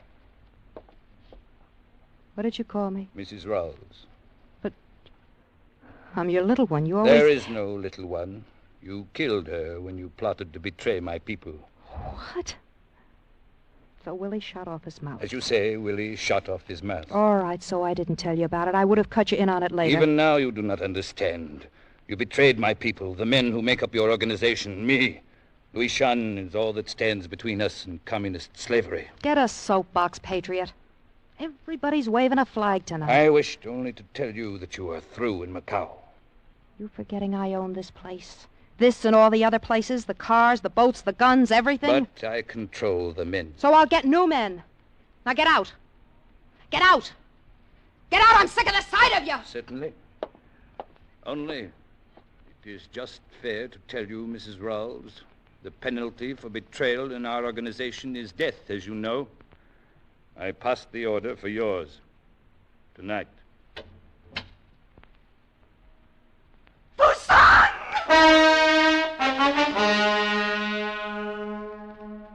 How could it happen? One moment I was all-powerful and my plans were set to make me owner of Macao. And then I was alone, my power gone, and I was just another woman. No, not even that. For there, outside the wet window, was my death waiting for me. Somehow I found myself driven to meet it. I went down and out into the rain.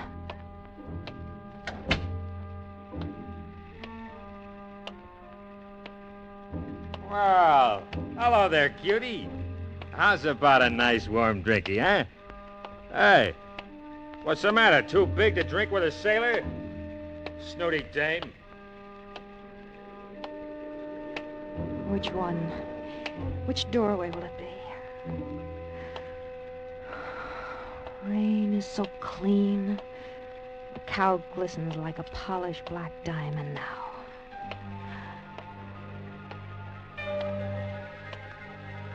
I wish I'd gotten up early more often. I never realized how wonderful it is to see a sunrise.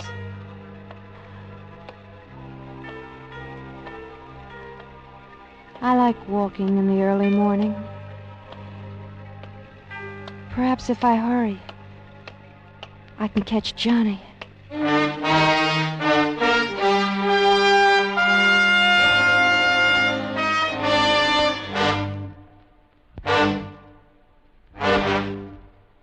Under the direction of Norman MacDonald, Escape has brought you Macao by Herb Purdom, starring Michael Ann Barrett and Stacey Harris with Raymond Burr. Featured in the cast were Lou Krugman, Charles Lung, Paul Dubov, and Frank Gerstle. The special music for Escape is composed by Leith Stevens and conducted tonight by Wilbur Hatch.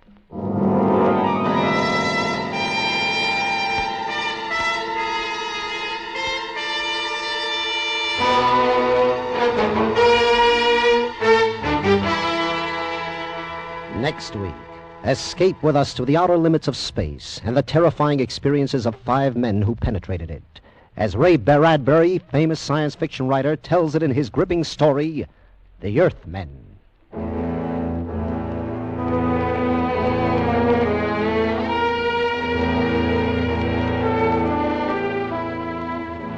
Immediately after station identification over most of these same CBS stations, yours truly, Johnny Dollar, played by Edmund O'Brien, investigates the Neil Breer matter for an insurance company.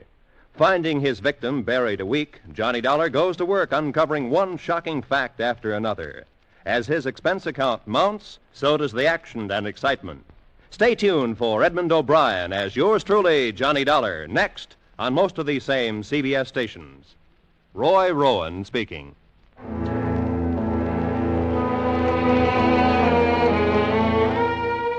This is CBS, where you hear the FBI in Peace and War every Thursday night on the Columbia Broadcasting System.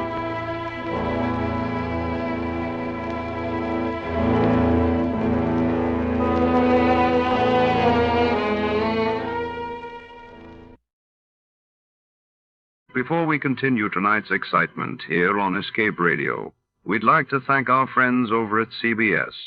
And now, a quick quiz for our loyal listeners.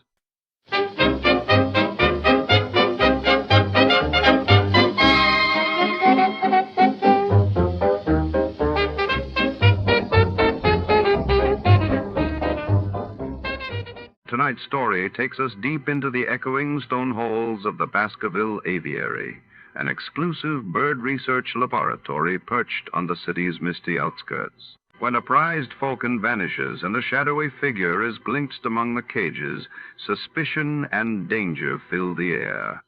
Our detective faces locked doors, secret codes, and a glamorous ornithologist with secrets of her own. In this web of feathers and deceit, trust is as rare as a golden egg. Before to start, let's see what happened the day it was aired. It was March 10, 1951, and that day the world was gripped by headlines as the trial of Julius and Ethel Rosenberg for espionage began in New York, while across the Atlantic, the British government announced the successful development of their first atomic bomb. From Hollywood, it's time now for Edmund O'Brien as Johnny Dollar. Philip Martin, Johnny. I've got a job for you. Fine. What is it? Mr. Carl Baskerville is insured with us. I've heard the name. Retired, wealthy. That's the best way. His brother is the beneficiary. Baskerville called us a little while ago and said he wanted the money to go to a charity in case of his death. What made him change his mind? He thinks his brother's out to kill him. Oh, that's charming. What do you want me to do? He's insured for $500,000, Johnny. You just made me a bodyguard. At least until we found out how true Baskerville's story is. We did some checking. 6 years ago, he sent his brother William to prison for absconding with company funds. William was released from state prison a week ago. Oh, yeah. That's where I've heard the name. I remember the case. Oh, it's a strange setup. Sends his brother to jail, names him as beneficiary. Wants it changed because he says his brother's going to kill him. Cain and Abel really started something, didn't they?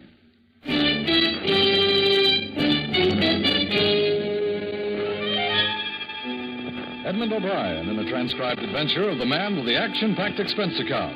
America's fabulous freelance insurance investigator. Yours truly, Johnny Dollar.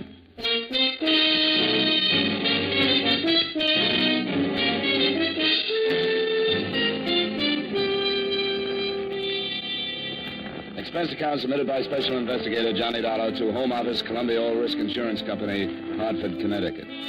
The following is an accounting of expenditures during my investigation of the Baskerville matter. Expense account item 1, 3887, train fare and incidentals between Hartford and New York, after receiving from you the necessary information concerning Mr. Carl Baskerville. Expense account item 2, 750, cab fare between Grand Central and Baskerville's home on Long Island. The house was set back from the road, hidden by tall trees, and surrounded by several acres of well-kept lawns and gardens. I walked up the long gravel path to the front door and knocked. I lit a cigarette and waited. The afternoon sun was warm on the back of my neck, and the air smelled of wet grass and bright flowers. Yes? I turned around to see the biggest man since Goliath. He was close to 7 feet and must have weighed in at about 280. He was nice-looking and wearing a well-cut blue suit, probably made from the best part of a tent. Can I do something for you? Bend over. I'm getting a stiff neck. I'm Johnny Dollar. I'm here representing... Oh, yes, Columbia All Risk. They called and said you were on your way. Come in. I'm Mr. Baskerville's personal secretary. Mr. Baskerville is expecting you. The big man led the way through the big house, through the big French doors that opened on the big garden. Carl Baskerville was sitting in a chair, feeding the birds. He was reaching his late 50s with the sour look of a man that didn't want to. As he tossed the breadcrumbs out on the gravel walk, a big diamond on his little finger flashed in the sun. Mr. Baskerville. Oh, Collins. Who's that with you? The man from the insurance company. Pull up a chair and sit down, young man. Thanks. What's your name? Dollar, Johnny Dollar, Mr. Baskerville. Ah, it's your company called me, huh? I'm just feeding the little birds. Here, Birdy. Birdy! I've been doing it for some time now. Swell. What are you standing around for, Collins? I want to talk to Mr. Dollar in private. Oh, yes, sir. If you need me, I'll be in the study. I won't need you. Yes. How tall is he? 6 feet 9 inches. He's been with me for some time. I've been retired for 5 years, Mr. Dollar. I always wanted to spend my afternoons in the garden feeding the birds. I used to get up at 6 and go to work and have breakfast and look out of that window right over there. I used to see the little birds. I always said that someday I'd spend my afternoons out here feeding the little fella. I'm glad you made it. Mm-hmm. Mr. Baskerville, I was sent here. I know why you were sent here. Sit down. Mr. Dollar, I'm 57. I spent most of my life making money, making a success of myself. Success in terms of what you consider success. That's an interesting statement. How is it? How'd you say that? How do you know what I consider the norm of success? Isn't money important to you? Sure, it has to be. How important? Very, but not all important. Yes. Well, what else is important to you, Mr. Dollar? A lot of things. Don't be evasive. Tell me something. A philosophy. Oh, philosophy. I see. What kind of a philosophy? Not taking people for granted. Oh, I see. Here, you feed the birds for a while. Go on. Makes you feel real good. Good. Here, Birdy. Birdy. Oh, that's fine. Get a load of that one. He thinks he's a pheasant. Yes, he's a greedy one. He always does that. They're a lot like people, aren't they? I suppose you know about my brother, Mr. Dollar? William Baskerville worked for you 6 years ago. Supposedly took some company funds. Definitely took some. $100,000. Sent to state prison for 10 years. Was paroled last week after serving 6. You're insured with Columbia all risk for $500,000, and your brother is the beneficiary. That is correct. Now you want to change. That is again correct. Want to tell me some more about your brother? Oh, your company's worried. Is that it? $500,000 worth. I suppose you consider it strange I'd send my brother to prison, then make him my beneficiary. I guess strange is a good word. I don't particularly care if you believe this or not, but I hated to prosecute my brother. But he was guilty, and it became more than just a family matter. There were stockholders to be considered, and his guilt was discovered before I could do anything. You're not feeling those birds. I'm out of crumbs. Oh, here. Take some right here. Now feed that little fellow out there. He's the timid one. He doesn't get as much as the others. You know, you're right about them being like people. The timid ones never get enough and generally fall by the wayside. You made your brother your beneficiary, and now you want to change it. Yeah, well, only as a precaution. With my money out of the way, perhaps William will think twice before he attempts anything foolish. I'm having my will changed, too. You see, I originally left my entire estate to him. What makes you think he might try? This letter. This will do. Okay. I spent 5 years hating you, but I learned a trade. I used it drawing blueprints for your shroud. Poor William always did go for the dramatic. When'd you get this? I got it yesterday. It's the first I've heard from William since he went to prison. Well, we'll never get a Pulitzer Award. Yeah, William always did go in for the dramatic. Since boyhood, he's envied my get up and go. We never got along. It was even too much for my poor mother. She died very young. Probably overworked from knitting straitjackets. What's that? Don't be flippant, young man. That was uncalled for. Yeah, I guess it was. And I have a strange habit of getting flippant when I get confused. I'm confused, Mr. Baskerville. Yeah. Well, William is the last of the Baskervilles. Hothead, childish, weak, and insecure. But he's a Baskerville. If he kills me, he'll be caught. If he doesn't gain by my untimely death, he may reconsider. I still have hopes of a reconversion, so to speak. The regeneration of the Baskerville. If you will. Perhaps when he calms down and forgets his last 6 years, we'll talk. And then I plan on renaming him as my sole heir. Are you still confused, Mr. Dollar? You haven't contacted him? I told you didn't know where he was. Somebody out looking for him? Of course not. Why? Because I think somebody should be. If you're going to remove the temptation, it might be a good idea to inform William. How's he going to know he's been momentarily disinherited? Man? Yes, Mr. Baskerville? Well, I must admit... If you don't want to call the police, I'd suggest a private detective. Yes, but there's no telling how much time... It's better than feeding the birds. Can you think of anyone who might know where your brother is? Well, perhaps I can. There was a girl before William went to prison. I'm not even sure she's still in New York. What's her name? Carter. Virginia Carter. Lived someplace in the village. I only met her once, 6 years ago. And hire yourself a good private detective in a hurry and tell him about this Virginia Carter. She might know where William is. Yeah, all right. In the meantime, I'd recommend that the change of beneficiary be hurried up. Oh, I'm getting tired. I'm going to finish feeding my birds. Yeah, sure. Good day, Mr. Dollar. Oh, here. I had a few crumbs left over. Oh, well, thanks. Hey, Birdy. Birdy!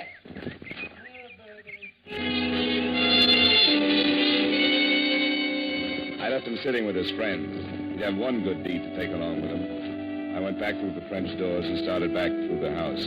I got as far as the hallway.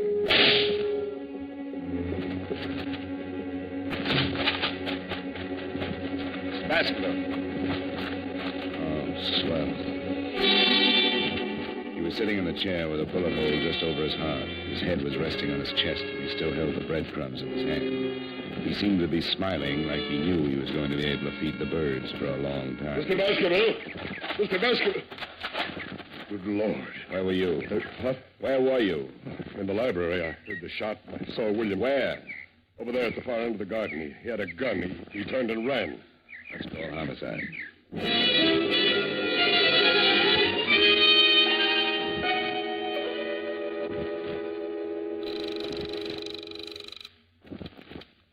Renner's homicide. Lieutenant, this is Johnny Dollar. Well, hello. Haven't heard from you in a month. I've got a killing for you. Who? I'm out at the Baskerville estate. The Baskerville? He used to be Carl Baskerville. He was shot a few minutes ago in his garden. Oh, William did it. I saw William with a gun. What? Baskerville's secretary says he saw William Baskerville with a gun. The brother? The one who just got out of state? That's right. I'm here because Carl thought William was going to kill him. He showed me a letter. A letter? Get out here. I think I just made the mistake of my career. I shoved Collins aside and ran back out in the garden. Baskerville was still smiling, and things looked about the same. I went through his coat pockets and found what I was looking for. Nothing. A threatening letter from William was gone. I went back in the library faster than I'd come out. I remembered what Baskerville had said about a girl named Carter. I grabbed a phone book on a wild hunch and started looking up the Carters in Greenwich. Only one Virginia in that part of town, so I said a quiet prayer to the gods that be, visioned my employers' reaction when they found out their investigator had been on hand when they lost a cool $500,000, and called a cab in the hopes that I might at least save half a face. I told Collins not to touch anything and to wait for Lieutenant Brenner's. Expense account item 3, $8.75 cab fare to Greenwich Village. It was a long shot, but it could be the same girl that had known Martin. I went up the stairs of an old brownstone and knocked on the door. When it finally opened, I got the quickest scalding in history. She was wearing something thin enough to make a silkworm hang herself. Yes? I bet you had a hard time finding something to wear in July. I'm not cold-blooded. What's on your mind? I'd like to know about William Baskerville. Oh, that one. I haven't seen him in years. Maybe you've got a picture of him? I've got lots of pictures. There might be one of William somewhere. Well, let's look through the whole flock. I've got lots of time. Before I let you in, you better tell me your name. I don't want you to steal anything from me. Honey, if anybody stole anything from you, they'd get their fingers burned off at the elbows. Come in. She opened the door and led me into the living room, sat down. The shades were drawn, and I had a hard time finding the couch. Oh. Pardon me, I'm flying blind here. You must have studied Braille. Well, how do we look at the pictures? With a magic lantern? I thought maybe you wanted to relax a minute. Put something in a glass. I'll cool down. I don't drink. Never keep the stuff around. Doesn't leave you much of a field. What do you major in? Cigarettes. Have one? Yeah. I haven't got a match. Just hold on to it. It'll light up. I think I'd better get the pictures. I'll be right back. I get lonesome in the dark. I'll just be a second. Turn on the radio. Where is it? By your elbow. Oh. That's nice. Picked it out myself. You can start with these. If William isn't in this file, I've got lots more. You're not in a hurry, are you? Not a bit. Good. This might run into overtime.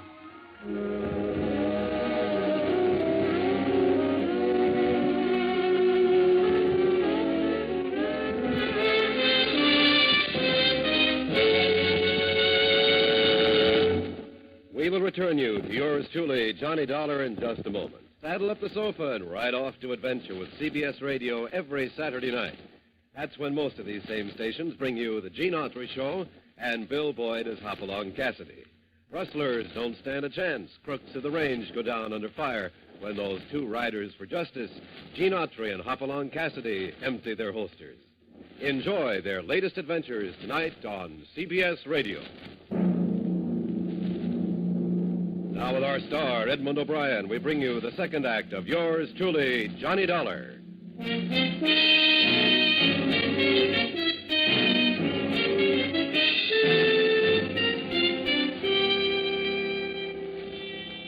Virginia Carter wasn't worried about working late. There was only one trouble with the job. It was tough keeping my mind on two things at once. It was like trying to read a mail order catalog in front of a blast furnace.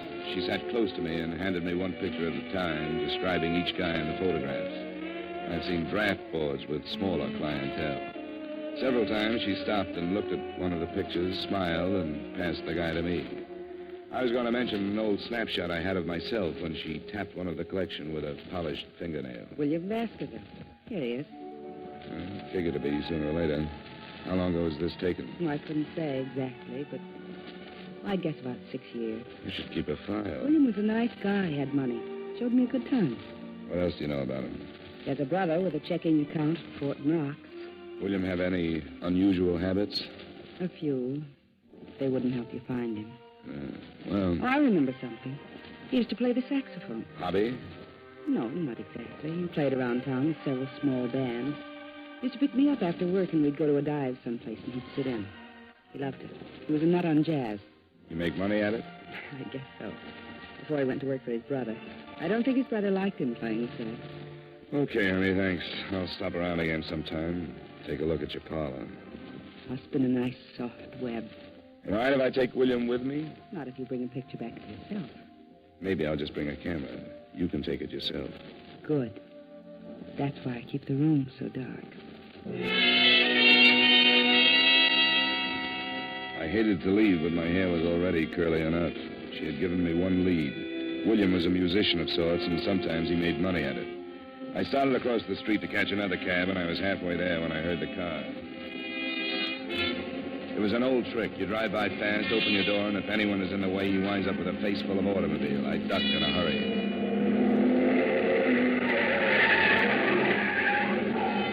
I picked myself up and thought about chasing him, but he was so far down the street I couldn't even get the license number. Expense account item 4, $3.35. Another cab to local 802 of the Musicians Union. I went in, and a little short guy with a twitch looked up at me from behind a big desk. Yeah, something I can do for you, Pops? That twitch? Yeah. Too much pop. You know William Baskerville plays sax? Has he got a card? He makes money. Well, if he ain't, he better have. See if he does. I'm an old friend, and I'd like to get in touch with him. Between twitches, he found what I was looking for. William had just renewed his card. It didn't show a home address, but his mail was being sent to one of the swing joints on 52nd Street. I said thanks and left the little man in the middle of a twitch. Expense account item 5, $3.85. Still another cab to the address on 52nd Street. On a table, huh? I'm looking for William Baskerville. Baskerville? Plays the sax. Yeah, you'll have to ask one of the musicians. I don't pay no attention to the music. Tone deaf. Thanks.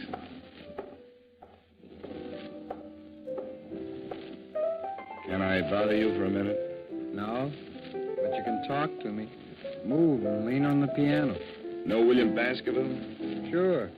He blows here. Where is he? He's off tonight. He got a phone call and took off. Why? I want to find him. He took off. He left rehearsal and just took off. Was he headed someplace? Sure. Sure, everybody's headed someplace. You can't go nowhere without heading someplace. I never quite looked at it that way. What time did he leave? About 4:30. What do you want Willie for? I got a message for him. You a cop? What makes you think so? I don't think so. I was just asking. I just thought maybe, not for sure. What? What do you mean, what? How do you feel? Oh, the end. Sometime when I got the patience, I'll tell you all about it, but don't bug me now, though. Here's 5. Come down and tell me where William Baskerville lives. I'll take the 5, but I'm staying right where I am. I like you. I may cry. You're putting me on now. And you've got my 5. 5? Oh, yeah. What did it buy you? An address. Crazy. I want William Baskerville. Okay, I can't make this much longer anyway. 69 East 12th Street. Thanks. Solid.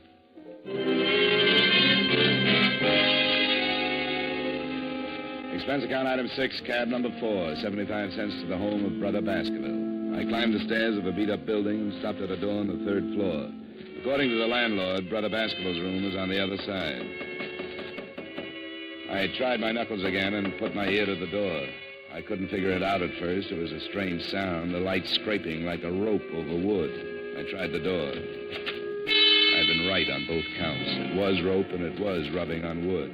Because Brother Baskerville was making the sound effects, but he was doing it the hard way. He was on one end of the rope, hanging by his neck. He was turning slowly like a weather vane in a soft breeze. The A chair was tipped over at his feet, and there was a phone on the table.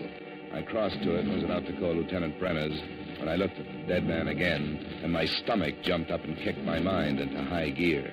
I walked back to him and picked up the chair. What I saw threw the suicide theory right out of the window. If he had used the chair to stand on, he would have still needed a ladder just to tie the rope to the rafters. I've seen a couple of guys that hang themselves, but never one that jumped 4 feet in the air to do it. I shoved the chair under him just to make sure. He cleared it by a good foot.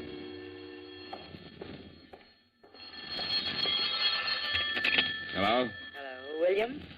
He's tied up right now. Who is this? Hello, who is this? Sometimes you get lucky. A guy would have to be congenitally deaf to Miss Virginia Carter's lovely voice. She'd been lying when she told me she didn't know where William lived, and I just have a natural aversion to lying women, especially when they're mixed up in a murder. You guessed it. Expense account item 7, cab fare, $1.55 back to Greenwich in Virginia Carter's darkroom.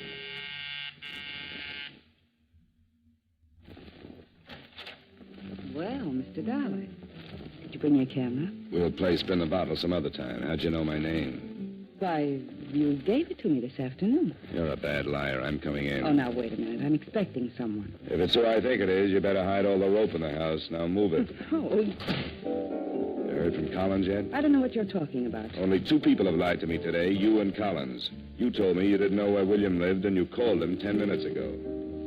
Collins said he saw William standing in the garden with a gun, and a musician told me William didn't leave rehearsal until 4:30. I didn't leave the Baskerville home until 4. Get out of here. I don't know anybody named Collins. Okay, but Collins just killed William Baskerville. Oh, yes. He strangled him first and then stood on a chair and hung the body to a rafter. How do you know it was Collins? Because he forgot he's a foot taller than most guys. He gave William a boost, but he left him hanging too high. Wait a minute. He just left William waiting for oxygen. You didn't say anything about killing William. I want to get out of this mess. And slow down and tell me everything you know. Well, I met him with William.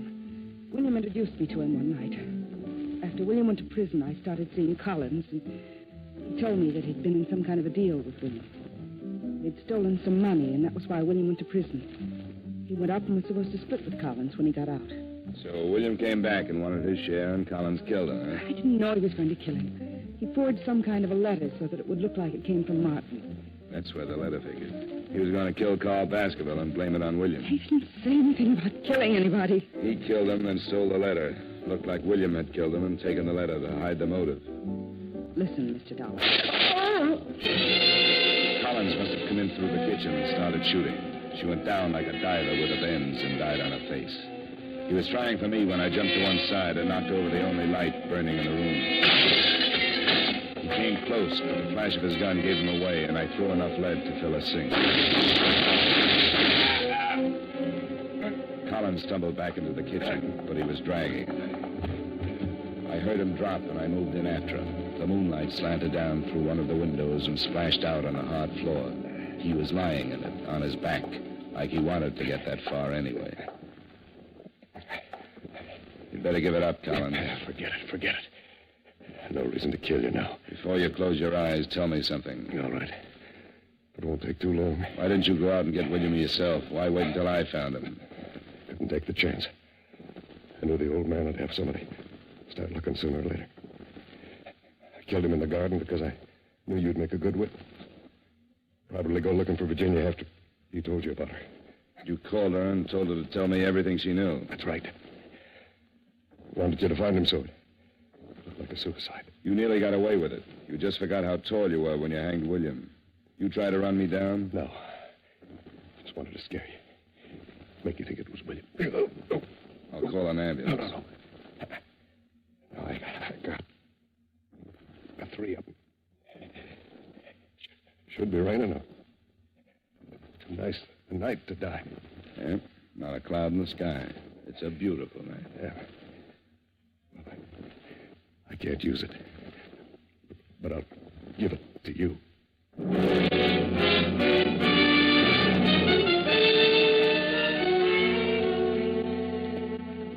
I called Brenner's, and he came over with his boys and cleaned it up. Virginia, the girl with the rogues gallery, was dead. And Collins wasn't long catching up. It was pretty simple. Collins and young Baskerville had taken 100,000 from the brothers' company, and William was caught. He did 6 years, knowing that when he got out, there would be 50,000 waiting. In the meantime, Collins had his girl, and enough time to think that 100,000 was better if it wasn't split in the middle. Collins framed William with a letter and then started killing.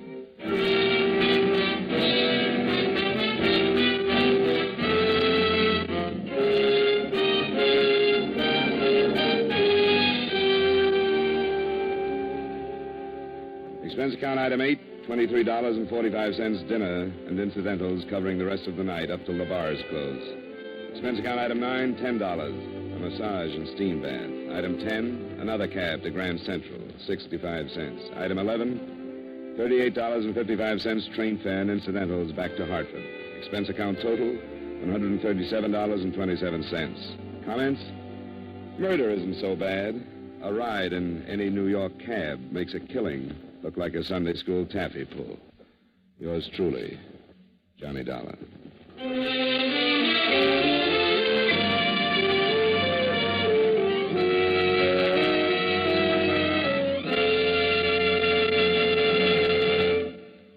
Yours truly, Johnny Dollar, stars Edmund O'Brien in the title role and was written by Blake Edwards with music by Wilbur Hatch. Edmund O'Brien can soon be seen starring in the Paramount Pictures Technicolor production, Silver City. Featured in tonight's cast were Stacey Harris, Bill Boucher, Howard McNear, Sidney Miller, and Virginia Gregg.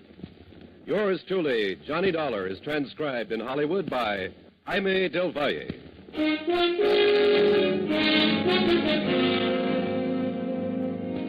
This is Dan Cubberly inviting you to join us next week at this time when Edmund O'Brien returns as... Yours truly, Johnny Dollar.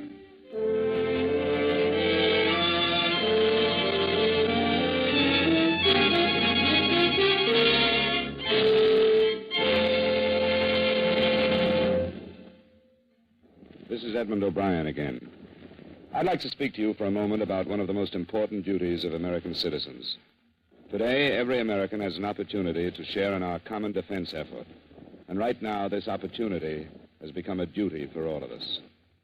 The armed forces of the United States need blood, our blood. The Korean campaign has gravely depleted the supply on hand, and this must be replenished if we are to afford our servicemen the protection they are giving us. No matter what your age, sex, or station in life, you can contribute to American defense by donating a pint of your blood to the men of your Army, Navy, Air Force, or Marines. Call your local blood donor center or Red Cross chapter today for an appointment. Remember, your donation of blood may save the life of a wounded serviceman. Give your blood today to save a life tomorrow.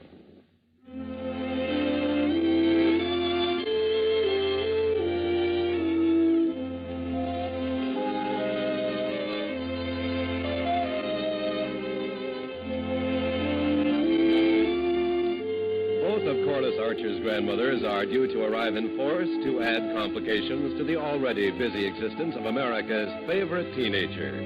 This invasion of grandmothers is scheduled for tomorrow evening when you meet Corliss Archer on most of these same CBS radio stations. Listen for the family fun with Corliss and all her friends tomorrow night.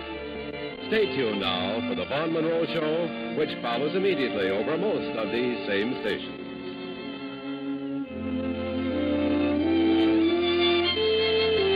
And remember, True Actions fans, never miss a case with Gangbusters Saturday night on the CBS Radio Network.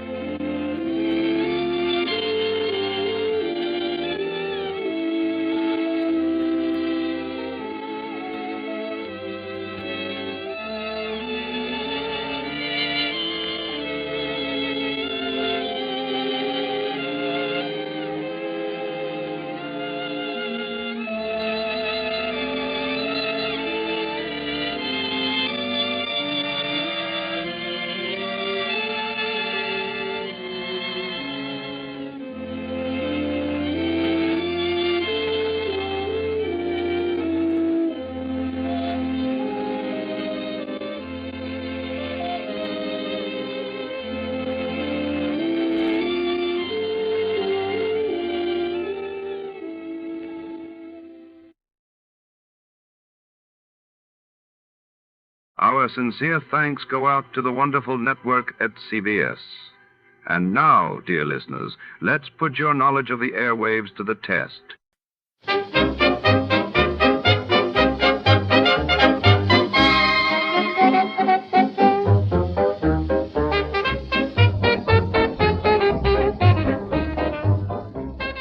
Beneath the sun-baked Hollywood hills lies the secretive entrance to the old Bronson Cabin's an abandoned movie set turned alleged hideout for a vanished gangster and a missing stash of diamonds. Tonight, our hard-boiled detective is lured into the maze of shadows and echoing stone, where every footstep could spell danger and the past refuses to stay buried. As secrets echo off cold cave walls, only one truth will make it back to daylight.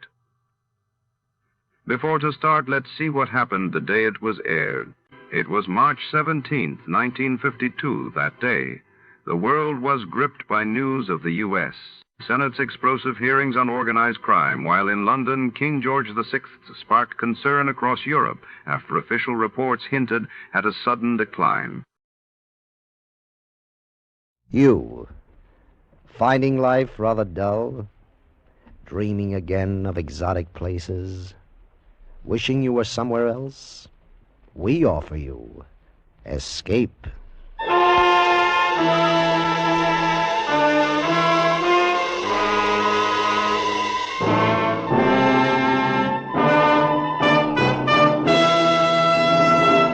In the spirit of the Christmas season and its magic effect on all men, Escape brings you a charming fantasy about a small boy who discovered a delightful new world and lived forever after in its enchantment, as Anthony Ellis tells it in The Cave.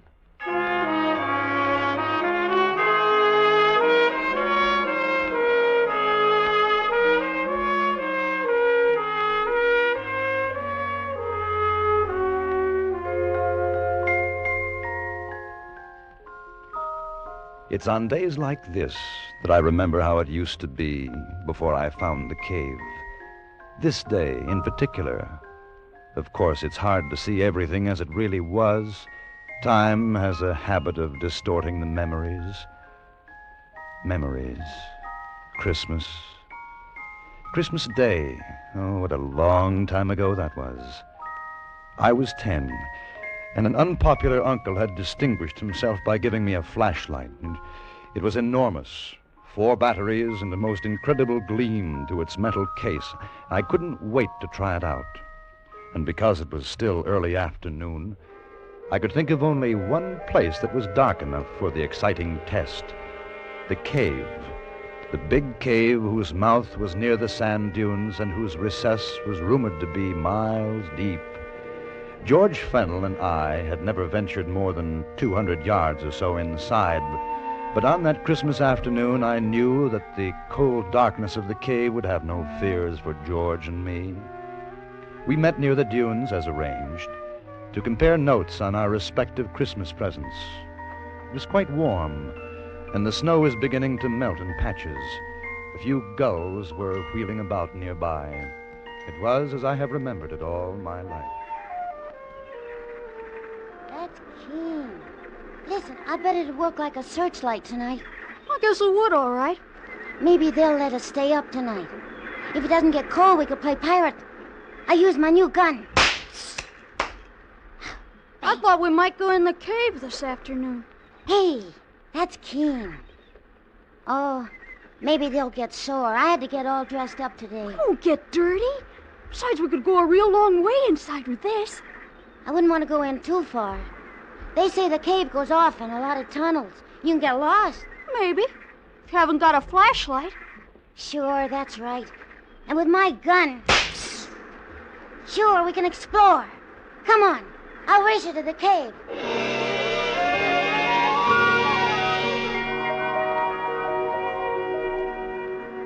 I won the race, and we stood at the entrance of the big cave.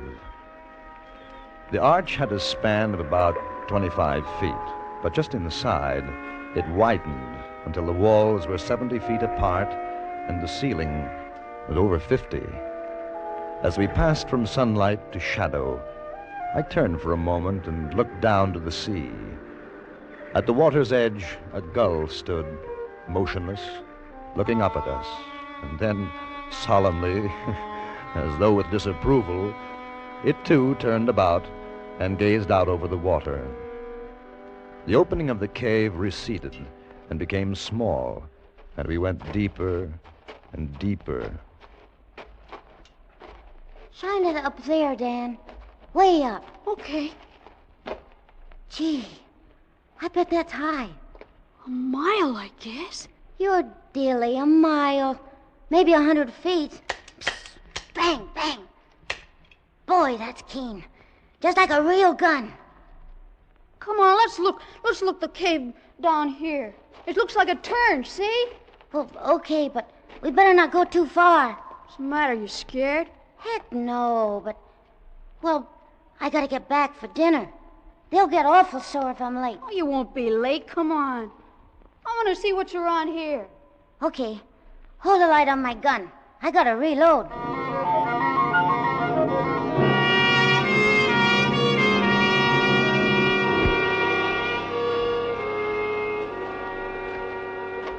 Fish. Who ever heard of fish in a stream like this? Where'd they come from, huh? Where? I don't know. They say there are fish in caves sometimes. Blind fish. That's dilly. What are you stopping for? We gotta go back now. Why? Because it's late. Besides, how do you know which tunnel we took? How? Maybe we could get lost. Listen. Maybe if we keep on going, we'll find treasure in here. Treasure? Sure stands to reason. Maybe like in the pirate book. Somebody came here and buried treasure. Henry Morgan or somebody. No. Sure stands to reason. Everybody's like you. They say no, but just suppose. If no one's looked, how'd they know? I think we better get back. Maybe tomorrow we can look. Cave's getting awful narrow. We might even find old pirate bones and swords. You got too much imagination. I heard them saying so at home. I don't want to go any farther. I'm going to. Okay. Give me the flashlight. No. You want to go back? You go back in the dark. They'll be mad. It's late. Just for a little while? If we don't find anything, well, then we'll go back. All right. But only a little while. I'm thirsty. You better not drink out of that water. It's probably poison. Why? Hold the light. I'm going to have a drink. There you are. See, I told you. Now you'll probably die. It's poison. Oh, so. It's like the ocean. Hey, look. What? There, coming down the stream, that white thing. Yeah. Looks like a piece of paper. I'm going to get it. Hold on to my hand. You'll fall in. Oh, I won't. Got it. What is it? I don't know. It looks like a handkerchief. That's dilly. It's too small. Who'd use a handkerchief like that? My mother does. Gee, I'd hate to blow my nose on that. You can almost see through it. How'd it get down here? Who cares? Maybe it's a message. Huh? Like from someone in distress. I'm going home. Like a damsel in distress in the pirate book. Hey, we gotta find out. Give me my flashlight. We'll follow the stream.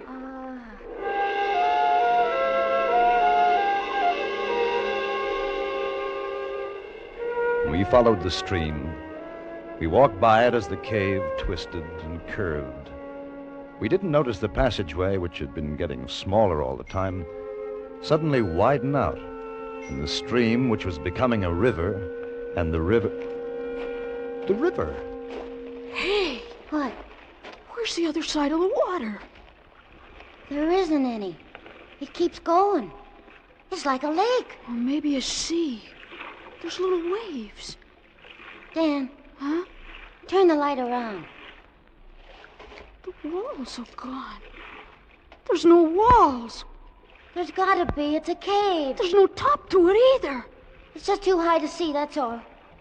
Let's go home. Let's go home right now. What are you afraid of? I'm not, but I'm hungry and it's Christmas and... Well, I got things to play with. Come on, Dan. Come on, I want to get outside. What'd you do that for? Turn on the light. Turn it on. Don't you notice something? You turn that on. Give it to me. Oh, wait a minute. I want you to see something. I'll turn it on. You give it to me. I'm not going to play with you anymore. You give it. See what you've done? It's all your fault. I didn't want to come in here anyway. How are we going to get back? It's dark. No, it isn't. That's what I wanted you to see. Look up there. I don't see anything. You will. Oh. It's like stars. Way up. That's what it is. It's stars.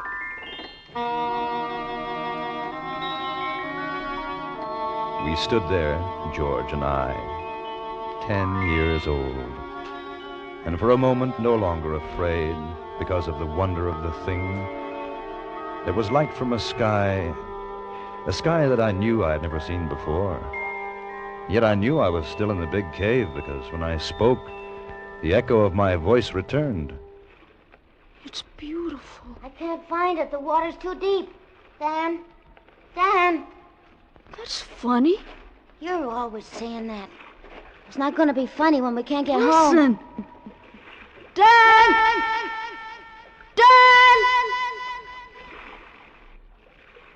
Now you do it. What for? It's just an old echo. Go on.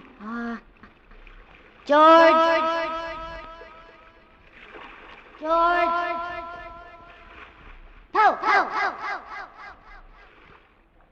There. How can there be an echo when there's no cave anymore? You're trying to scare me. Well, I'm going. You can come too if you want. Dan, please. I'll bet nobody's ever been in here ever. I'll bet we're the first. Except for pirates, maybe. I wish we could see more. If my mother hadn't taken away my matches, we could find our way out okay. Gollies, it's night. Come on, please. I'm hungry. Somebody's here. Somebody else. Sounds like it's over there. No, don't go, Dan. Dan, I'm scared. I don't like this place. Go home if you want to. I can see someone. Look. Gee. He's digging in the sand. Don't let's go any closer, Dan. Let go of me. I want to see what he's doing. No. Look. Some other people. They got swords. Got you, Namby, you scurvy wretch! Look on him, bullies! No! Don't hit me, Captain! I just wanted to see if the treasure was still there. It's the truth, I did. I'll show you what's there, you pot-bellied toad! No! No, Captain, no! You're killing me! No, please, no! I wasn't touching the treasure! Don't hit me again! Don't kill me! Kill you? I haven't started to kill you yet, Namby. Come on, bullies, lie on! We'll exercise our appetites for the feast!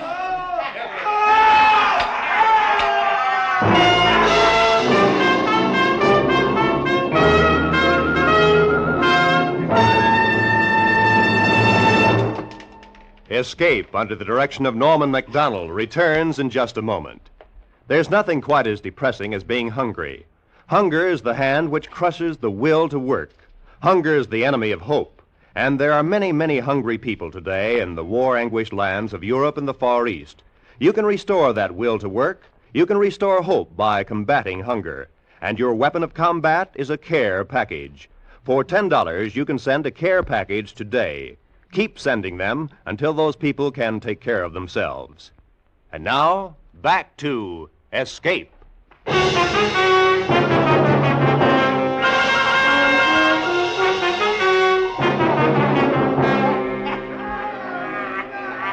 that faint light from the stars of another world, the world of the big cave, George and I watched. We could only see shadows until someone lit a lantern. And then I knew that I'd been right. Pirates! Pirates! I want to go home. Pirates they were. The most glorious, the gaudiest pirates to sail under the Jolly Roger. The leader was a huge man with a fine, bushy beard and a voice like the trombone in the village band. How shall we cook him, bullies? Broiled or steamed? No, Captain, no! He's too tough a morsel for that, Captain. I say, roast him. I shall. Roast it'll be. Nothing like roast Namby, I always say. We'll cut out his heart first and feed it to the dogs. I feed him. Namby, you lily-livered aggravation, say your prayer. He's gonna kill him. I don't want to watch him. Shh. Who was that? I don't know, Captain. Sounded like a boy. A boy? A boy? Mayhap 'twas the Lady Alicia. Bilge. She's in the dungeon, Gunfallon. Aye, that's true. It came from over there. Hold the lantern high, Shill. They'll get us, Dan. We gotta run. Don't be afraid. If you're not afraid, nothing can happen. Do you see anything, Gunfallon? You know it, but... Save us all. 'Tis a boy. 'Tis two of them. Well, scupper me. Boy, huh? Hold the little demon. That's it. Boys. Two small boys. What'll we do with them, Captain? Hang them, I say. Hang them. They're out of the treasure. You! Were it not Christmas, Namby, I should have turned you inside out. Hold your blister blathering jaw. Aye, Captain. Aye, aye. Boy, what's your name? Dan Embry, sir. On that one. George. He's my friend, George. George Fennell. His father's a policeman.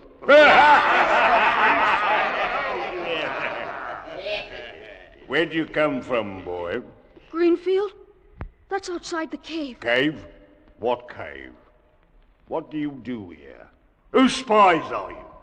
Answer up! Just exploring. We got here, that's all. Exploring? Where's your ship? We didn't come in a ship. What, no ship? They're boys, Captain. What harm can they do? Come, it's Christmas. I say feed them and send them on their way. What's Christmas got to do with it? If they're spies, it's the plank for them. We're not spies. Honest. We'll look into this further. Meantime, the goose and suckling pig should be ready. I say it's time for the feast. How say you, bullies? Are you hungry, boy? Yes, sir. And him? He's hungry, too. Then join us, and Merry Christmas. For no man can say Captain Blackton lacks the Christian spirit. Am I right, Namby? You're right, Captain. Right as rain. I'd have slit your gullet had you said me nay. Merry Christmas. And break out the rum barrel.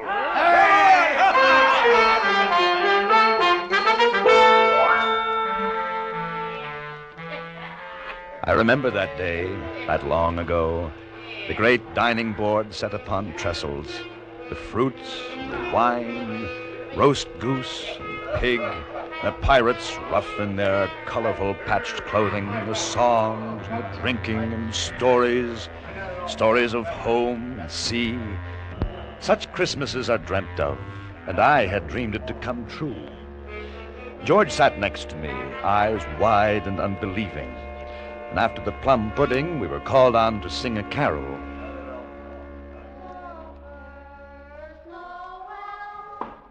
And as we sang, they became quiet, and each sat lost with his own thoughts of sweetness and sadness. The little man Namby, bird-like and asleep.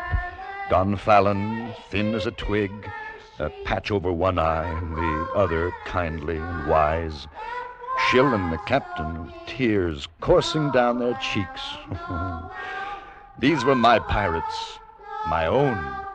Born is the King of Well done.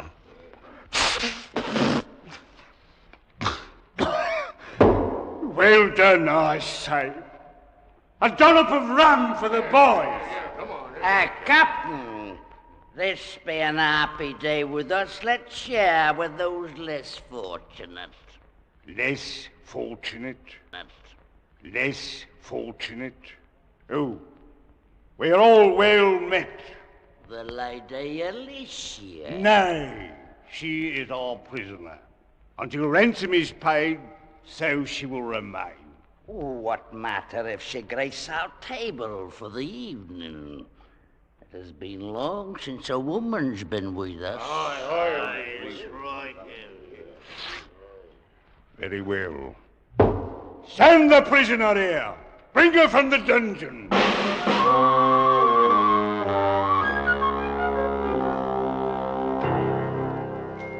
Then I thought of the fine lace handkerchief we had found in the stream. Would this prisoner, the Lady Alicia, would she have sent the message of distress? And how?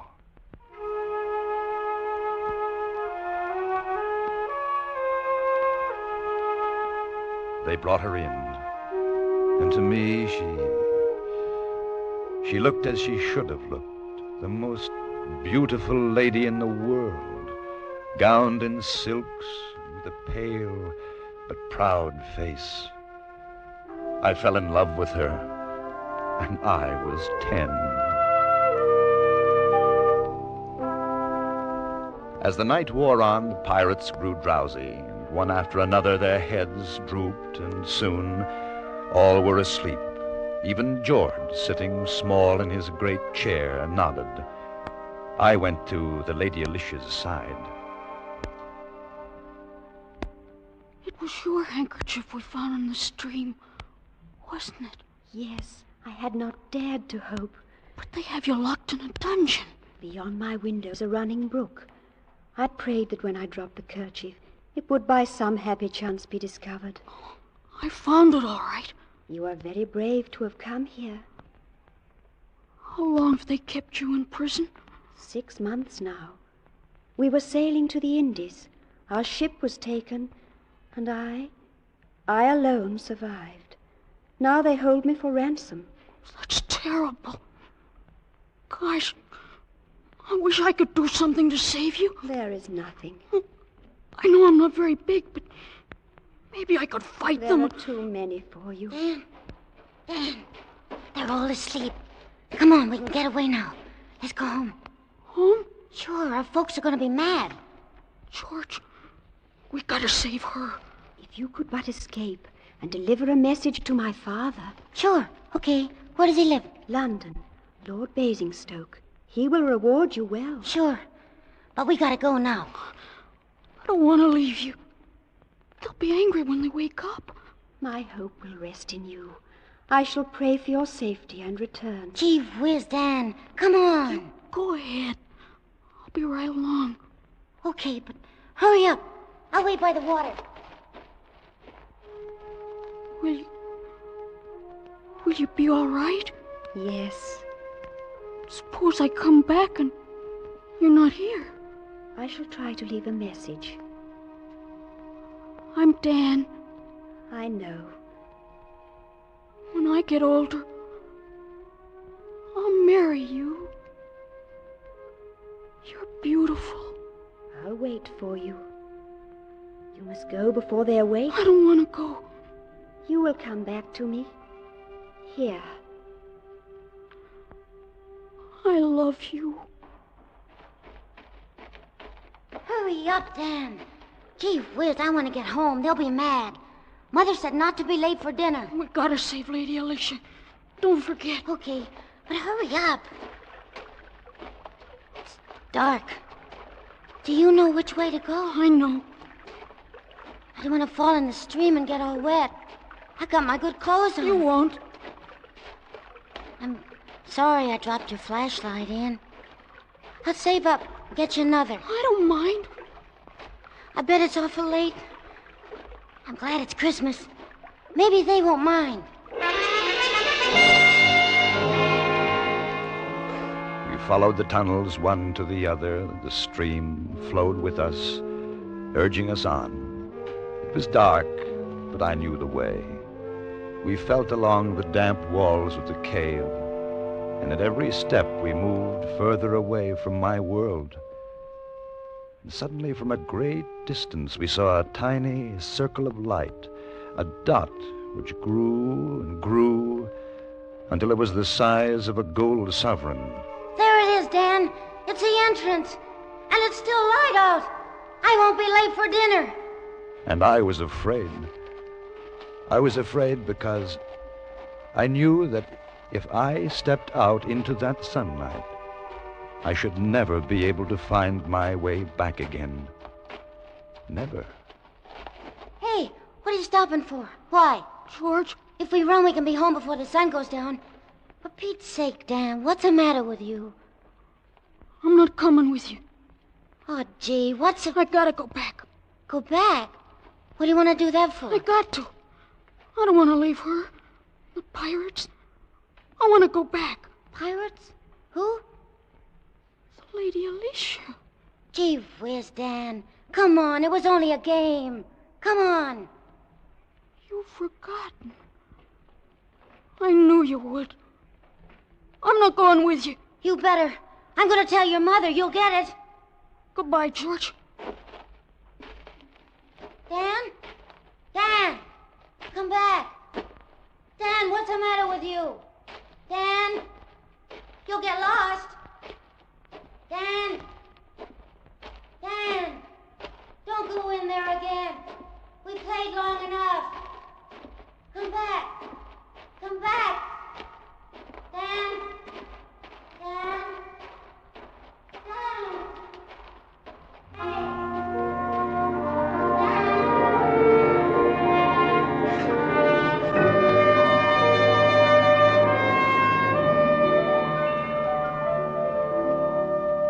I turned away from George and the speck of light that was outside. His voice followed me, plaintive and lonely. And then as I found the stream again, there was no sound but that of gentle water and my own steps. And the stream became a river, and the river broadened, and the walls of the cave fell away, and I'd found my pirates again.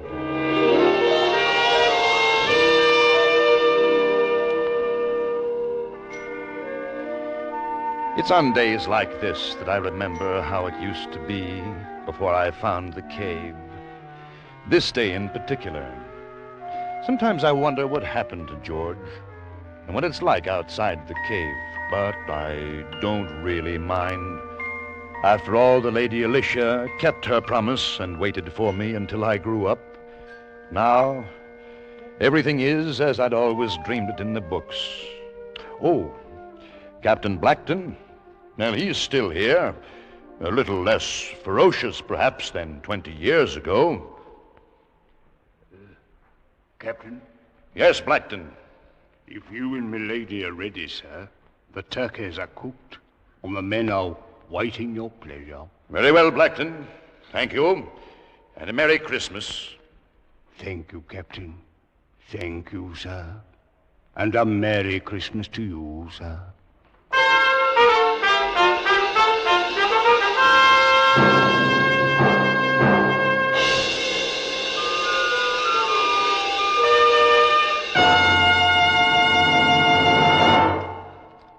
Under the direction of Norman MacDonald, Escape has brought you The Cave by Anthony Ellis.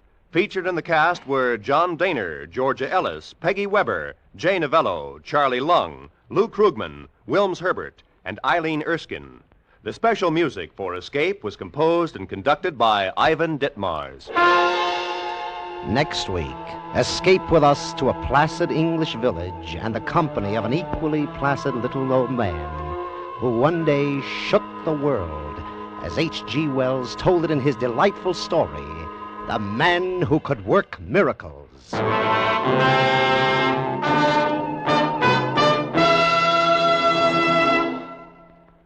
Where does the world stand? Where's it heading as 1951 approaches? Next Sunday, CBS will bring you an exciting, timely appraisal of the world situation and some of the answers when 10 top CBS News correspondents are heard in a special broadcast entitled The Challenge of the 50s, Years of Crises. Remember, that's next Sunday afternoon on most of these same CBS stations. Now, stay tuned for Make Believe Town, which follows immediately on most of these same CBS stations. Roy Rowan speaking.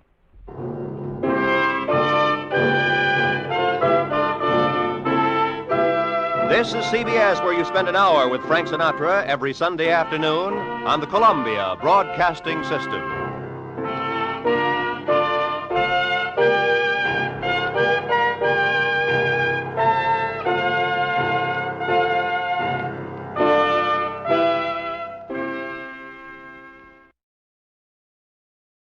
From all of us here at Escape Radio, thanks kindly to our sister station, CBS.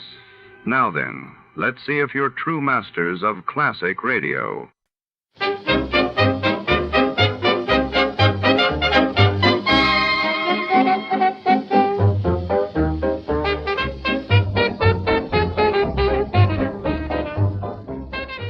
Tonight, under the flickering neon lights, a detective finds himself entangled in a web of secrets and betrayal. When a mysterious stranger is found dead, the only clue is a long rope and a beautiful woman who knows more than she says.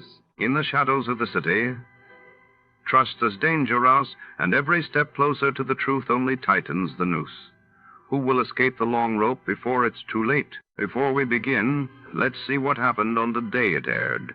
It was March 10, 1953. That day, the world reeled as the Soviet Union announced the funeral of Joseph Stalin, while in Kenya, colonial authorities declared a state of emergency amid rising tensions in the Mau Mau uprising. There was a man with a bad heart, a telephone number scribbled on a cash register receipt, and a corpse on the other side of town. But I couldn't see the connection between them until I realized that they were all tied together by the same long rope worth $30,000. From the pen of Raymond Chandler, outstanding author of crime fiction, comes his most famous character as CBS presents The Adventures of Philip Marlowe.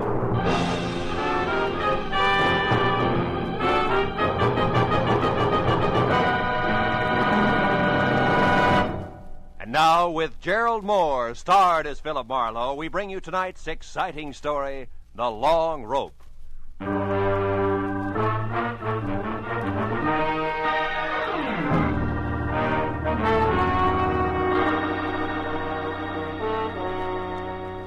I'd finally wound up a sour case in which I'd been kicked around, disillusioned, and shortchanged.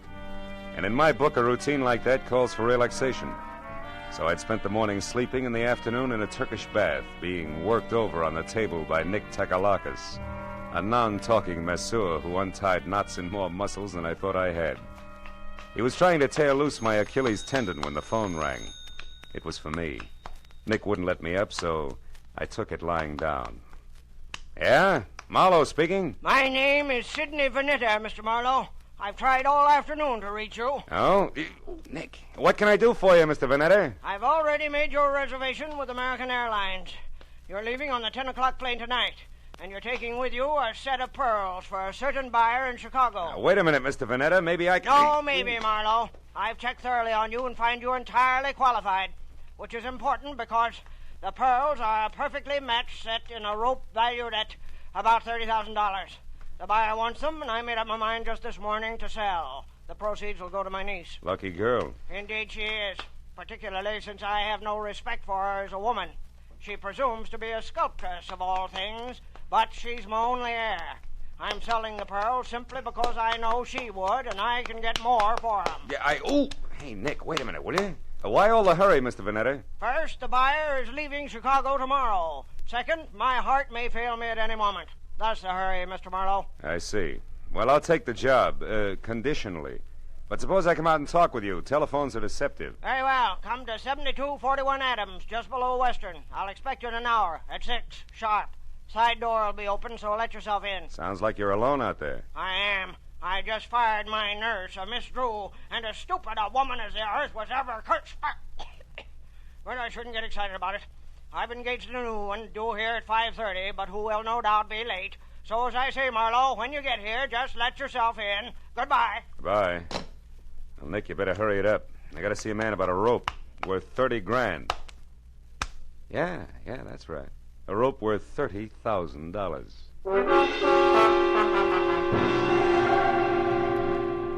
Vanetta's place on Adams was a big, fancy, and dirty gray place. 40 years ago, it had been a proud, expensive house. But now it squatted at the back end of a rundown yard like a bitter old man too tired to move. I found the side door unlocked and went in. The hallway was dusky and had the odor of moldy wool. I called Vanetta's name but got no answer. So I poked on in until I heard the snapping of an open fire. It came from the library. A big chair was drawn up in front of the fireplace, and there Vanetta sat, his chin sunk deep in his chest and his eyes closed.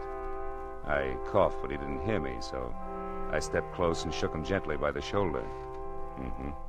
All it took was a gentle shake. He sagged forward and poured out of the chair like stiff syrup. Mr. Vanetta was dead. I started for the phone to report the body, but then I heard gravel crunch in the driveway. Someone else was coming in that side door, so I stepped out into the hall and waited. Mr. Vanetta, it's... Oh. Who are you? Philip Marlowe. Who are you? Steve Temple. I'm Mr. Vanetta's business agent. You're on business now? Yes, I am. It's all the same to you. I came to see Mr. Vanetta regarding some pearls. So if you'll excuse... Oh. Yeah, the pearls can wait. Their owner's dead. So it finally happened, huh?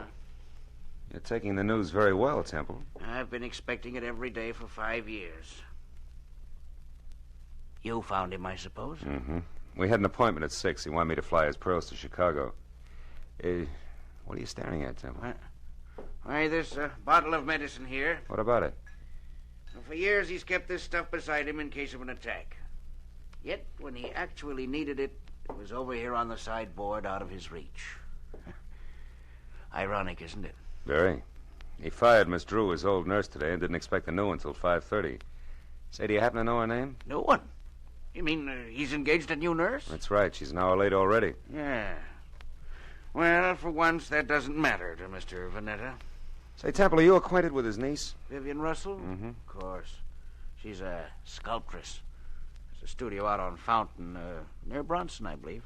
She was to get the proceeds from the pearls. Well, I assumed that, although nothing was ever said. She's his only heir. Where would those pearls be now?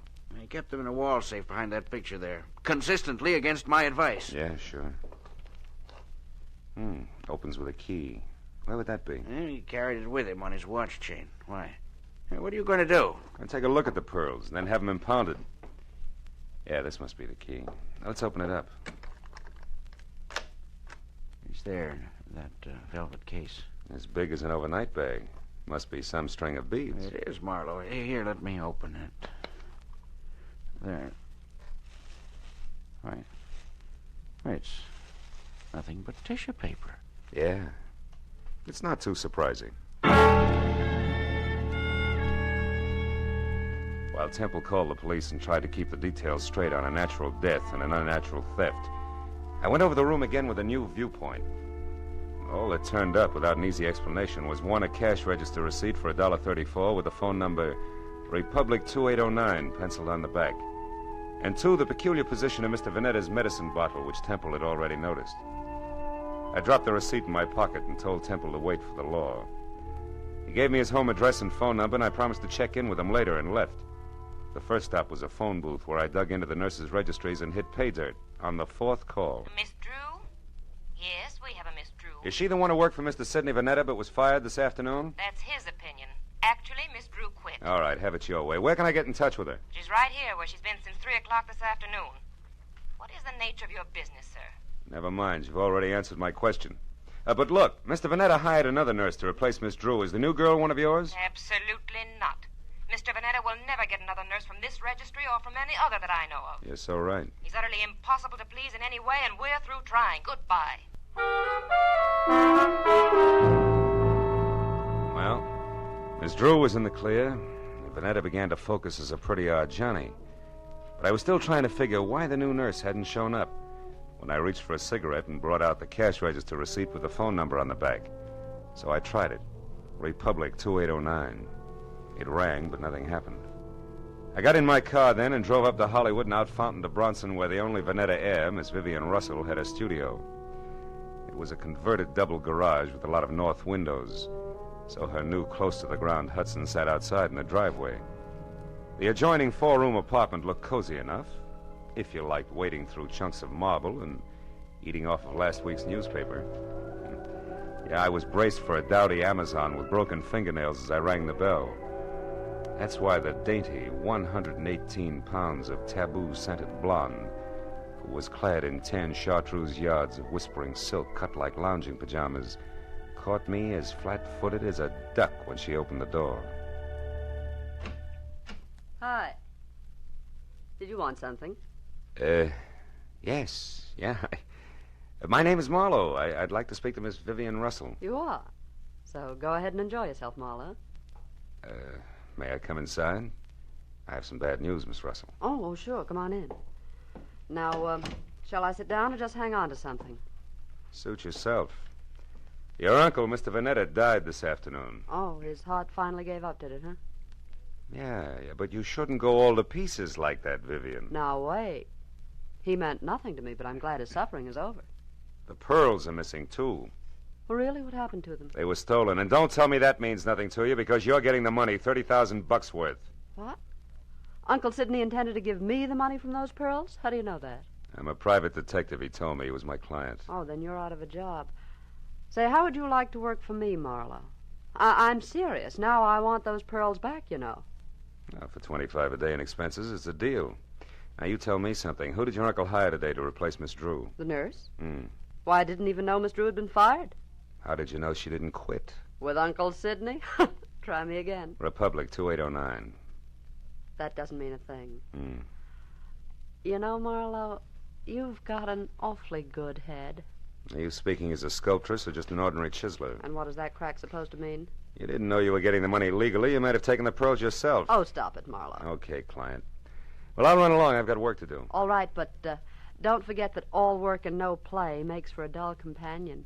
Yes, and it also makes $25 a day. I'll be seeing you. All the way down Sunset to Vine Street, I kept telling myself $1's a buck, regardless. But the idea that I'd been grabbed at stayed with me. Vivian Russell had plenty of motive as a dry land pearl diver, and if that's true, she'd need a patsy just to keep her abreast of the situation. I turned north on Vine and twisted up Beechwood Drive to 2000, the number Steve Temple had given me. He had had 2 hours of playing 20 questions policeman style, and I figured it was time to check his score.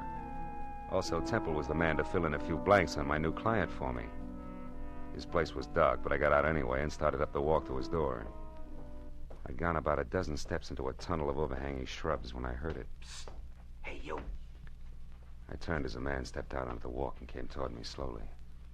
He was tall, wiry, with a thin, arrogant face that sneered out from under an expansive forehead big enough for 3 sets of eyebrows. All shaggy. We're gonna have a talk, Mr. Temple. Hey, you're not Temple. Now we both know that. I'm a friend of his. What do you want with Temple? I've got a message for him, but it's personal. Who from? Like I say, it's personal, mister. I'll be back later. Come here. I said I'm a friend of Temple's. If you got a message for him, I'll see that he gets it. Well, okay, then. Tell him that some of his friends are too blasted nosy. Go! The guy with the forehead had a great left jab and a pair of hurdler's legs, and by the time I untangled myself from the brush and got out on the walk again, he was gone. Well, I knew it was a waste of time, but I tried Temple's doorbell twice before I went back to my car. Nothing made sense, except that somebody who knew his way around had stolen a long rope of pearls, and somewhere in the city was a nurse who hadn't shown up on a new job. Beyond that, it was all question marks. I drove down to the filling station on the corner and went inside to the phone. I started to call police headquarters, but instead dropped the nickel in and dialed Republic 2809 again, just on a hunch.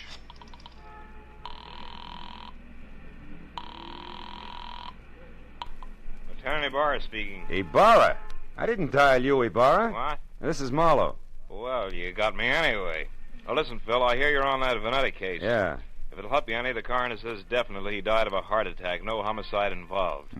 Thanks, Lieutenant. Hey, but look, where are you now? And a flat on the corner of Union and 59th Street. Why? Well, is that phone number there, Republic 2809? Well, that's a great piece of deduction. You just called it. Ibarra, listen, I found that number at Vanetta's place this afternoon. What's going on down there? There's a girl here named Betty Larson. Yeah, she's a nurse, right? No, wrong, Phil. She's a corpse. Oh. Before that, she was a waitress. Just a waitress. Somebody came to her door and killed her for no apparent reason whatsoever.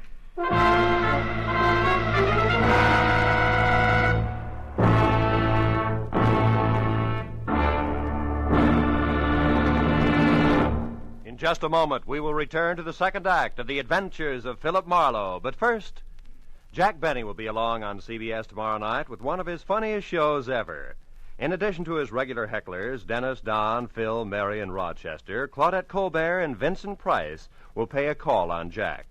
And with Don Wilson still wanting a raise in pay, and with Jack still trying to starve him into talking terms, you're sure to find the situations full of the hilarity and fast-moving fun that have made CBS's Jack Benny Show the top-rating comedy of all. Yes, remember, CBS also means Catch Benny Sundays. Now, with our star, Gerald Moore, we return to the second act of Philip Marlowe and tonight's story, The Long Rope.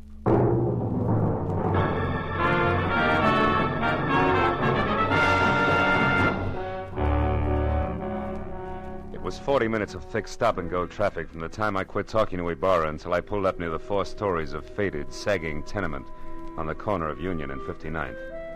But even then, the crazy question that had been weaving in and out of my mind like a 2 a.m. drunk looking for the way to go home was still with me. Why was the telephone number Republic 2809 bracketed by a couple of dead people who, as far as I could see, should have had nothing to do with each other in the first place? And right there, for the 10th time running, I drew a complete and unabridged blank.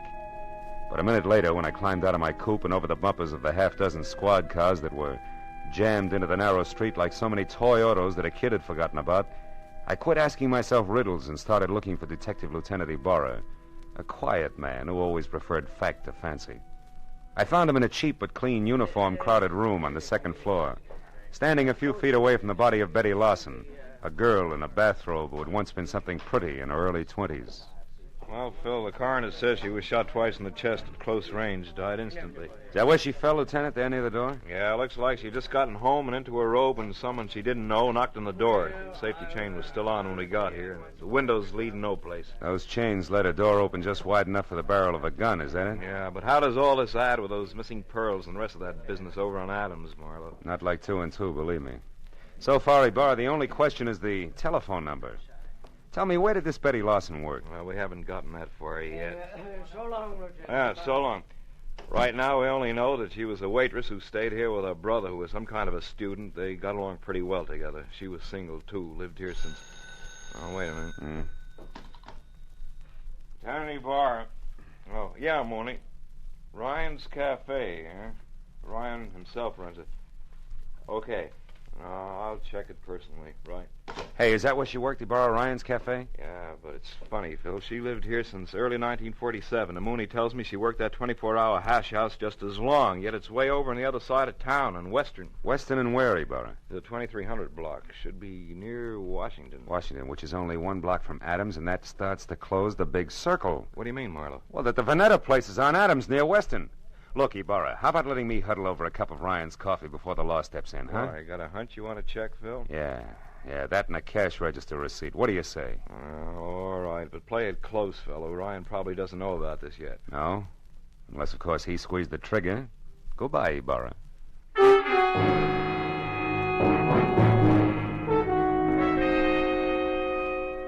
I was a half hour getting over to Ryan's Cafe on Western, which turned out to be a lot of steamed-over plate glass, bragging about a 40-cent hot roast beef sandwich in 2-foot-high white chalk letters. And inside, the motif was the same.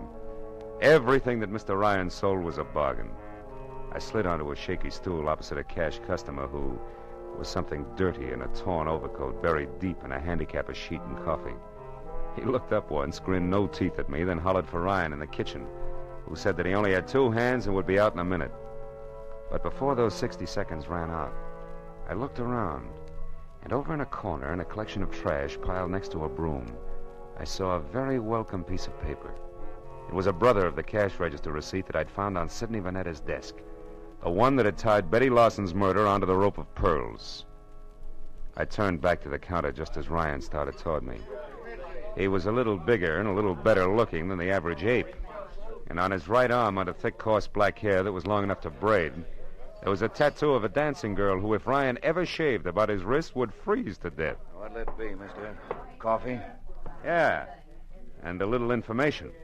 You know Sidney Vanetta, Ryan? That screwball with a bum ticker over on Adams? Yeah, I know him. Why? What's up? His time on Earth, for one thing, he's dead. Too bad. Should have taken it easier. Cream? No, pearls. What'd you say? Nothing.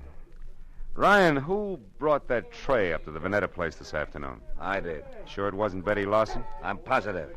None of the girls would go near that place. Vanetta was hard to get along with. Now you tell me something. What are you, mister? Newshound, collection man, or cop? Getting warm, Ryan. I'm a private detective named Marlowe. I'm thrilled. Good night. Before I finish my coffee? Before I throw you out. I don't like too many questions. Not even easy ones, huh? Like who murdered Betty Lawson? Betty's dead? Yeah. Over in her flat on 59th Street, shot twice with a .32. When'd you last see her, Ryan? Why, a couple of hours ago when she quit for the night. Marlowe, the cops got any idea who did it? I don't know. Right now they're looking for a boyfriend.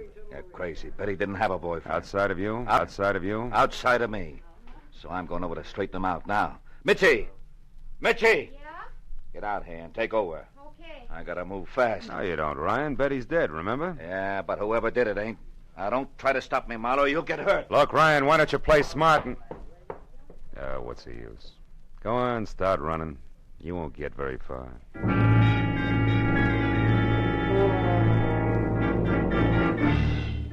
For the first time that night, I felt sure of what I was saying. Because even as Ryan had squared himself away to play bounce the private detective, I suddenly noticed a friendly face working hard over a stale donut at the far end of the counter. It was Lieutenant Ibarra. And when Ryan tossed his apron aside, grabbed at his coat, and slammed out the front door, Ibarra turned and nodded at a short man nearby who was idly picking his teeth with the end of a book of matches.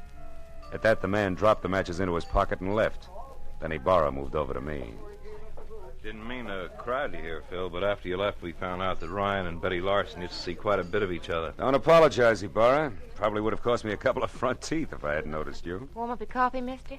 Yeah, please. You, Ibarra? No, Phil, I gotta move now. You see, I don't think Ryan did this. I told Mooney to follow him, but not to pick him up. The chances are good that Ryan's heading straight for Betty's apartment to demand that the police find out who killed his girl, so I'm going the other way, to Ryan's house.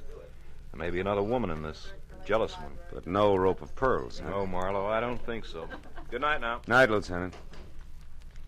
Well, Mitzi, how long have you worked here? A couple of days. But I don't know nothing about Mr. Ryan. I'm a married woman, and Hey, what do you think you're staring at, mister? Maybe something wonderful, Mitzi. Tell me, baby, do you always wear that kind of a uniform when you're working here? Sure.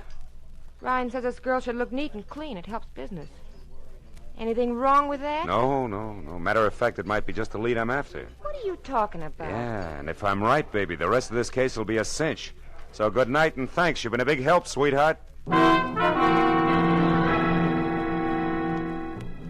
I got back to the corner of Union and 59th, I took the stairs up to Betty Lawson's flat 2 at a time, crossed the fingers on both hands, and prayed that Ibarra was right about Ryan returning to his girl's place.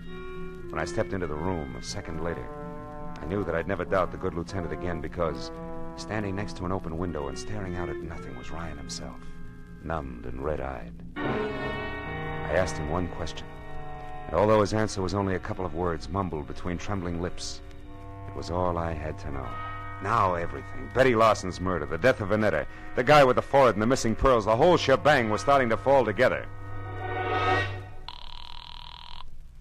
Oh, come on, baby, be home, please.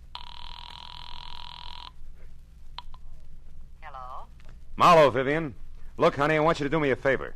Get hold of Steve Temple and meet me over at your uncle's place on Adams as soon as possible. I need your help. Goodbye. Well,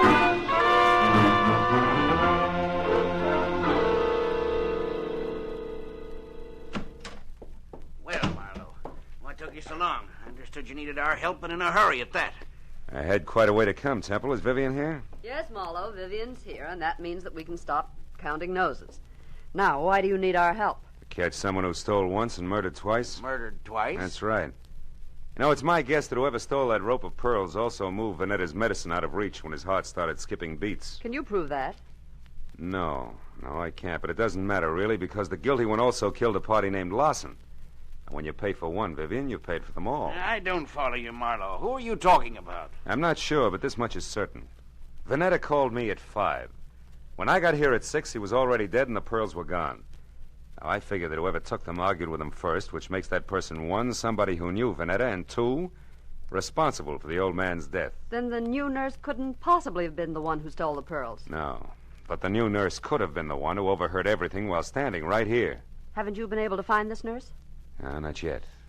But sooner or later, honey, I'm sure we'll catch up to him. Him? Yes, Temple, I said him. Nurse Larson is a male with a lot of forehead and few ethics.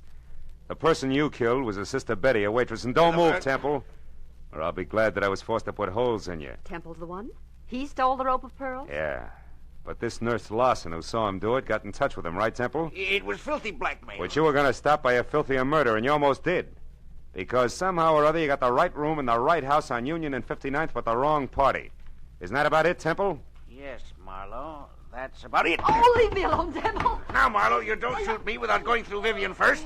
Dear Vivian, Sidney's precious niece was going to have the pearls all to herself. Don't move, Marlowe. It'll cost Vivian her life if you do. I doubt that very much, Temple. Larson. That's right.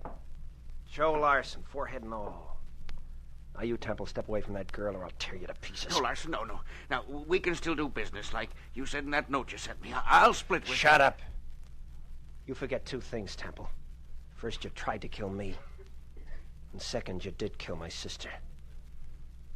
Now, why don't you run for it? Or are you afraid? Which is it? Come on, Temple, talk. I am afraid. Well,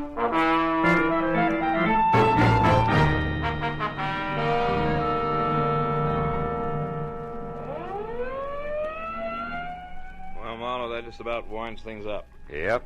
Joe Larson sent up for attempted extortion, and Temple... Sent up for good. Mm-hmm. Say, Marlowe, when you called a while ago and said that you wanted Temple and me to help you, did you know then that Temple was the murderer? No, I didn't, Vivian. Then I only knew that whoever had killed Betty Larson had mistaken her for the new nurse, and that the actual nurse was Betty's brother, Joe. Where'd you get hold of that, Phil? Well, it started in Ryan's Cafe, Barra, just after you left. I had nurses on the brain, I guess. And when I took a good look at the waitress there, I suddenly realized that her white uniform, white shoes, and white cap could easily confuse a guy like Temple, who also had nurses on the brain. Well, I can see a killer making a mistake about appearances, all right, but I still don't understand how it is that the telephone number of my uncle's nurse turned out to be Betty's apartment. Because a nurse did live there, honey. Betty's brother was a medical student, part-time male nurse, and full-time bum. You see, Ryan, who brought food to Uncle Sidney, knew that he needed a new nurse, and he sold him on the idea of Joe Larson, because he wanted his girlfriend's brother to have a job. Oh, I get it. Say, I know what I'm going to do with those pearls. Sell them? To the highest bidder. Oh, no, I'm going to break up that set. Break up the set? Yeah, I'd like very much to get a pair of earrings out of them. Oh, and for each of you, a set of cufflinks. Good night, gentlemen.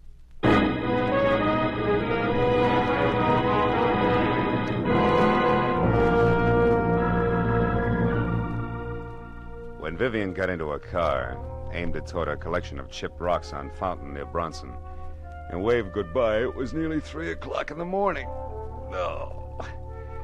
After I said so long to Ibarra and started back to my apartment on Franklin, an idea hit me for the first time. A pearl is the result of the irritation of an oyster, a disease. And when you string a lot of diseases together, the result is frequently a plague. But it's from plagues like that I make a living. That's what I get for reading books. I wonder if I'll ever go any place where I can wear pearl cufflinks.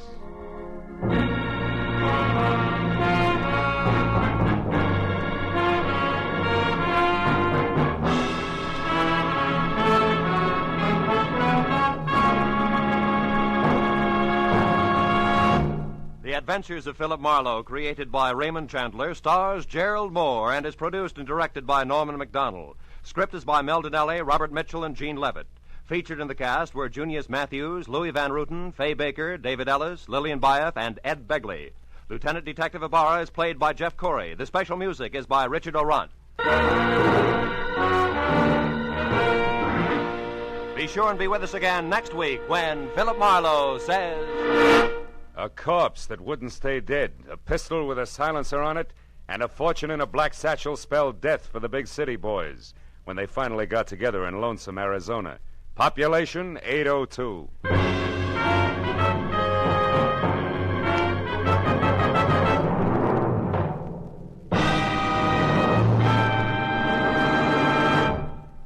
Stars light, stars bright, and that's no optical illusion. The brilliant gleaming list of stars on CBS tomorrow night. Van Johnson's the star on the Prudential Hour drama. Spike Jones will positively appear in a sketch getting the war paint off Bob Hope's latest movie. Jack Benny will have Claudette Colbert and Vincent Price as his special guests. Amos and Andy, Dashiell Hammett, Sam Spade, and Lum and Abner are the next bright stars in line. Then Helen Hayes, First Lady of the Stage, starring on her Sunday night Electric Theater, followed by Hollywood's own Eve Arden in the wonderfully comic series Our Miss Brooks. In the next to closing, another bright comedy, Life with Luigi, and the whole star lineup, topped off by the world's most brilliant addlepates, the experts on It Pays to Be Ignorant. Jack Benny's program will come to you over all of these same stations, and the others in this vast array of stars will be heard over most of them. Top writers, top directors, and top stars of American show business come to you on CBS. Now, stay tuned for Gangbusters, which follows immediately. This is Roy Rowan speaking for CBS, the Columbia Broadcasting System. From all of us here at Escape Radio, thanks kindly to our sister station, CBS. Now then, let's see if you're true masters of classic radio.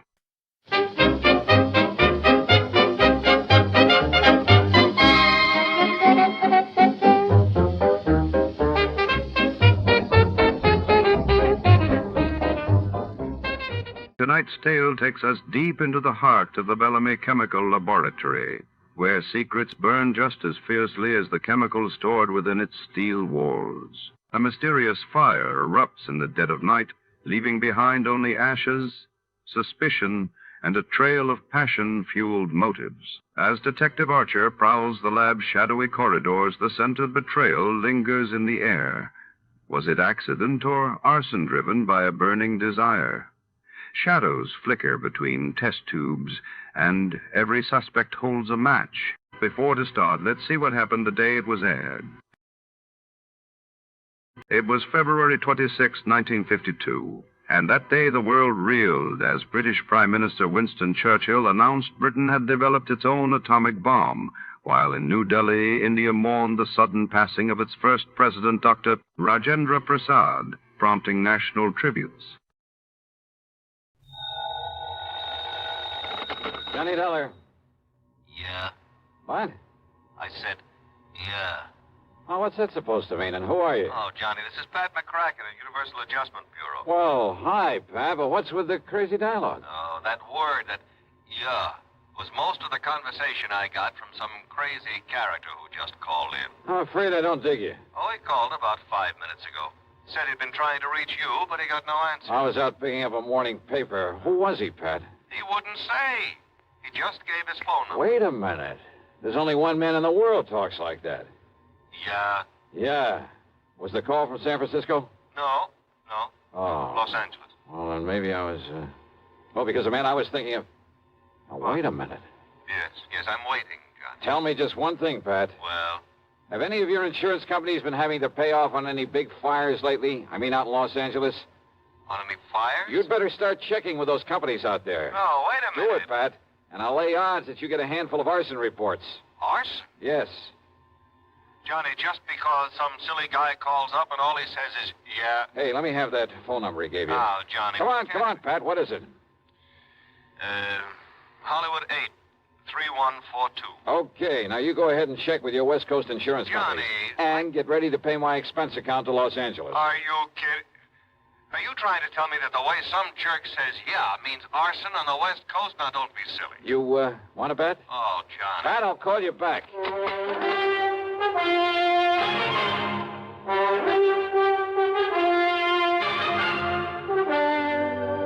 CBS Radio brings you Bob Bailey in the exciting adventures of the man with the action-packed expense account, America's fabulous freelance insurance investigator. Yours truly, Johnny Dollar.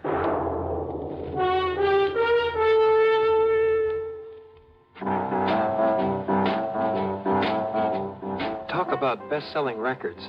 Here's a familiar tune about America's best-selling filter cigarette, Winston.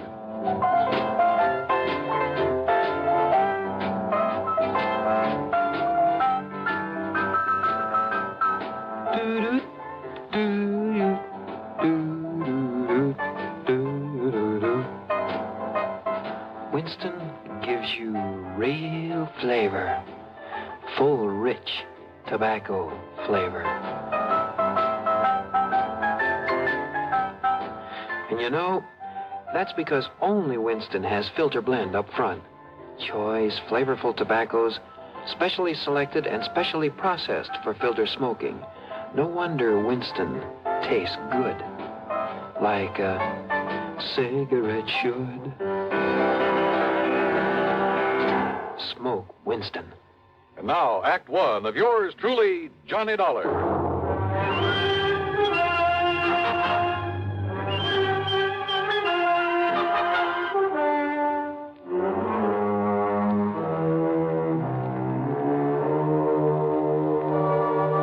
Expense account submitted by Special Investigator Johnny Dollar to the Universal Adjustment Bureau, Home Office, Hartford, Connecticut. Following is an account of expenses incurred during my investigation of the Burning Desire matter.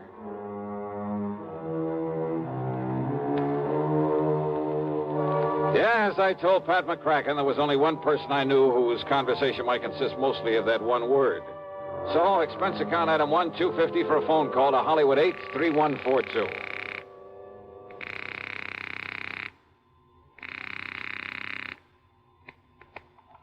Hello? Hello? Yeah? Yeah, I thought so. Yeah? Smokey Sullivan. Well? Smokey, this is Johnny Dollar. Yeah? Hey, you tried to call me here in Hartford. I was out. You called Universal Adjustment Bureau. I got the message. Here I am. Yeah, Johnny. Only what are you doing in L.A.? Last time I saw you was in San Francisco. Got a job here, Johnny. Legit. Hey, that's the stuff. Pays off, too, doesn't it? Yeah. You're my friend, Johnny. You've done a lot for me. So, when I got a chance to help you... Well, is something doing out there, Smokey, that I ought to know about? A bunch of fires, Johnny. Arson, huh? Yeah. Is there insurance involved? Why else anybody use a torch? Yeah, you got a point there. But do you have any lead on whoever is behind the fires? Yeah. So you better come out here, Johnny. Okay. The first plane I can get. Where'll I find you? 322 South Equity Avenue. South Equity. Okay, Smokey, I'll be there. Yeah. Uh-huh. Now I'll call to Pat McCracken, pack my bag, and... Johnny Dollar. Oh, Johnny, thank goodness. Pat? Yes. I was just about to pack up and Now, call don't you ever get off that phone of yours? I was talking to the guy who Listen to me. Johnny, you were right. Only reason that nobody smelled a rat is because a different insurance company was stuck with each of those fires out there. So until I called them to give me a report... Oh, and listen. I'm listening, Pat. According to the L.A. police, every one of them could have been arson. Okay, I'll grab the first 7 of them in a row, Johnny, that we know about so far. I haven't got the reports in yet from all the companies, and I'm also waiting for another report from the police. Now, Johnny, your best contact out there... That I've already got. What? Yeah. Oh, you mean that character who called us up? Yeah. Look, will you please tell me, who is he? What does he know about this? Universal Adjustment putting the old expense account on this? Yes, of course. Then I'll give it all to you in the usual report. See ya. Oh, now, Johnny, listen. Sorry, Pat, I gotta catch a plane. Expense account item 2, $162.85 plane ticket from Hartford to Los Angeles. Thanks to the time differential, it was only shortly after dark when the big mainliner set down at the L.A. International Airport. Item 3, $750 for a cab to Smokey's address. It was hardly Beverly Hills or Bel Air, believe me. 322 South Equity was in a beat-up part of a downtown industrial section. A weather-beaten 3-story house with a sign out front that said Boarders by the week a month.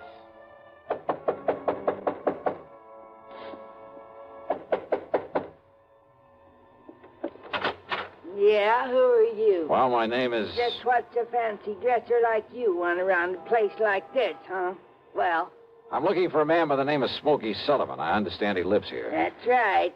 Are you the man he said he was expecting? That's right. My name is Johnny Dollar. Well, he didn't tell me what the name was, but if you're sure he was expecting... I'm sure. Now, where is his room? Now, I don't know. Where is his room, please? Well, it's up on the second floor. It's just to the right after you get up the stairs. Okay, But now, thank look, you very much. Well, now, maybe you'd better... It's all right. I'll find it. Thanks a lot. No, what I mean is, I thought you'd already come. What I mean is...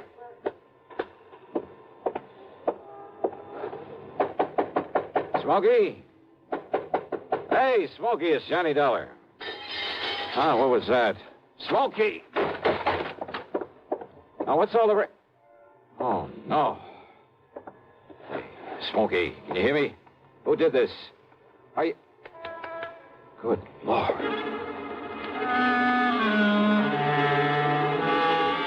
Smokey had really had it. Whoever had beaten him up probably would have killed him if I hadn't come along and scared him away. I looked out of the broken window, but of course was too late to see who'd done this. Meantime, the landlady appeared, and I had to get me some towels and a basin of cold water. Here you are, Mr. Oh, good. Thanks a lot. Somebody sure laid into him, I'll say that. You ask me, it's a wonder if he stays alive. He'll be all right. He'd better be. You're lucky you come along to see him, is all I got to say. You better get me a couple more towels and maybe another basin of water. No, wait. What? You won't need him, mister. I got a much better idea. If I can find it. Hey, Smokey. Give me a minute to find that bottle. Well, here it is. Yes, sir. This here'll fix him up. Smokey, can you hear me? Fix him up quicker than a wink. It's Johnny Dollar. Here now, mister. You just pour a slug of this down his gullet and see if it don't bring him to. Huh? Oh, yeah, good idea. Let me have that. Oh, sure. It's real genuine California cognac, it is. And soak up another towel for me, will you, please? I sure will, mister. All right, here now, Smokey, here. See if you can get down some of this. Easy now, huh? That's it. Attaboy. Really? Yeah. A little more of this. Here. You know, before you come up here, mister, I tried to tell you. Easy now, Smokey. Yeah, I tried to tell you. I thought that other man that come up here to see him was the one he was expecting. Here, now, here's your fresh towel. Thanks. Did you say other man? That's right. Come in just before you did. You know him, who he was? The chimp. What? What, Smokey? The chimp, Johnny. That's who it was. The chimp? Yeah. Strong arm for Mickey Fortina. Who's Mickey Fortina? He's the one that... Oh, now, look, Smokey, maybe you'd better wait until you feel better. You and I should get a doctor. No. Now, listen, Johnny. Yeah? Unless you stop him, there's going to be a lot more fires around here. Fires? That's what he said. Just don't worry about it, Mrs. Miss Fletcher. Bertha Fletcher. That's my name. Johnny, listen. Oh, okay, Mrs. Fletcher. You go along. I'll take care of him. Oh, well, now, I don't know. You sure I hadn't better get a doctor? No. I'll take him to a hotel. In his condition, I'll look after him. Now, you go downstairs and give me a cab. Well, I don't know. Here's a 10 spot for your trouble and this bottle of brandy. Oh, well, thanks. You're a gent. Go ahead, please. Oh, yes, sir. Anything you say. Johnny. Yeah? You gotta listen to me. Yeah, go ahead. You had come up the stairs, scared him off. The chimp might have killed me. Well, he won't get to you again. I'm going to take you out of this place. Somebody must have tipped off Mickey Fortina. Must have known I'd put in that call to you. So listen, Johnny. Later, Smokey, after I get you out of here.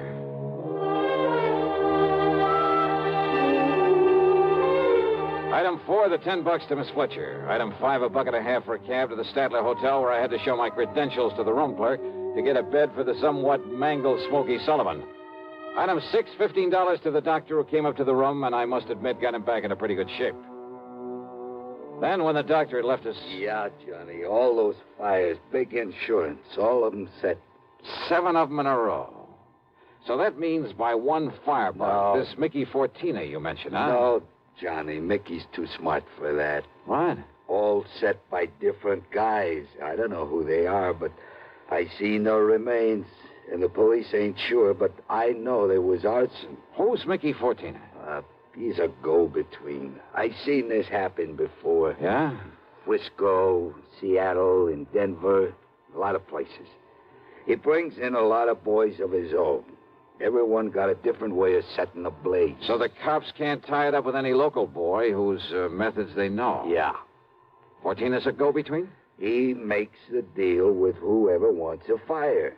And the police aren't onto him? What for? He never set a fire himself. Well, I know, but he's the guy that... By the time the arson squad is in, the guy who done it is far away. So there's no witness can prove Fortina set up the deal. And the police have never been able to put the squeeze on whoever made the deal for a fire? And get sent up for it? For being accessory or whatever you call it? Oh, yeah, I see what you mean. Yeah. Fortina sent for me when he found out I was here in L.A. I used to know him, Johnny. Wanted you to be a torch for him, huh? He just asked if I wanted to work for him, and he knew that I knew what he meant. But if you knew that Fortina was operating here... Smokey... How could I prove it? How can I prove it now? Well, maybe I can. But if he finds out I sent for you, Johnny... It looks to me like he already has. Oh, yeah. All right, then. If somebody who wants a fire can get to Mickey Fortina, there must be some way I can. At his office. His what? At his office every night. 1025 South Spring. He has an office for a racket like this? Why, you'd never know it. You'll see. Yeah, I think I'd better see. Hey, Smokey, you... Who's that? You got a gun, Johnny? Right here and ready. Open up in there. This is the police. Police, huh?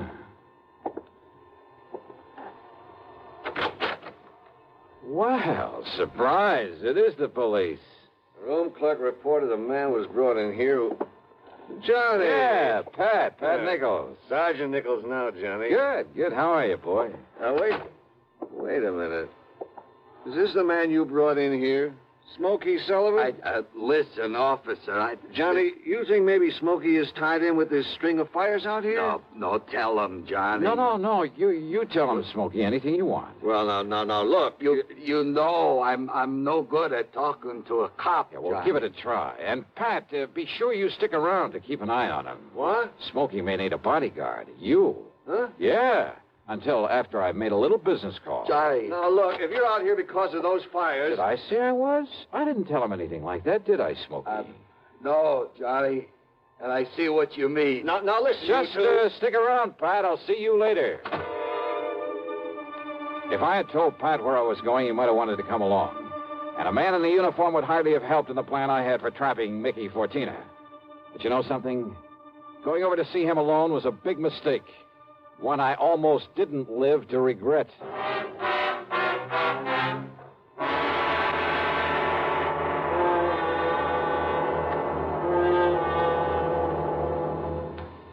We'll bring you Act Two of yours truly, Johnny Dollar, in exactly 1 minute. Here's Hollywood star Mona Freeman. Who feels like acting with a miserable cold? I relieve cold distress the fast way with 4-way cold tablets. Yes, tests of all the leading cold tablets proved 4-way fastest acting. Amazing 4-way starts in minutes to relieve muscular pains and headache, reduce fever, calm upset stomach, also overcomes irregularity. When a cold strikes, do what I do. Take 4-way cold tablets. It's the fast way to relieve nasty cold distress and feel better quickly. 4-way, only 29 cents. Now, here's a word about another fine product of Grove Laboratories. Had dandruff for years, now get rid of it in 3 minutes with Fitch Dandruff Remover Shampoo. 3 minutes with Fitch regularly is guaranteed to keep unsightly dandruff away forever. Apply Fitch before wetting hair, rub in 1 minute. Add water, lather 1 minute, then rinse 1 minute. Every trace of dandruff goes down the drain. 3 minutes with Fitch, embarrassing dandruff's gone. Fitch can also leave hair up to 35% brighter. Get Fitch Dandruff Remover Shampoo today. And now, Act Two of yours truly, Johnny Dollar and the Burning Desire Matter.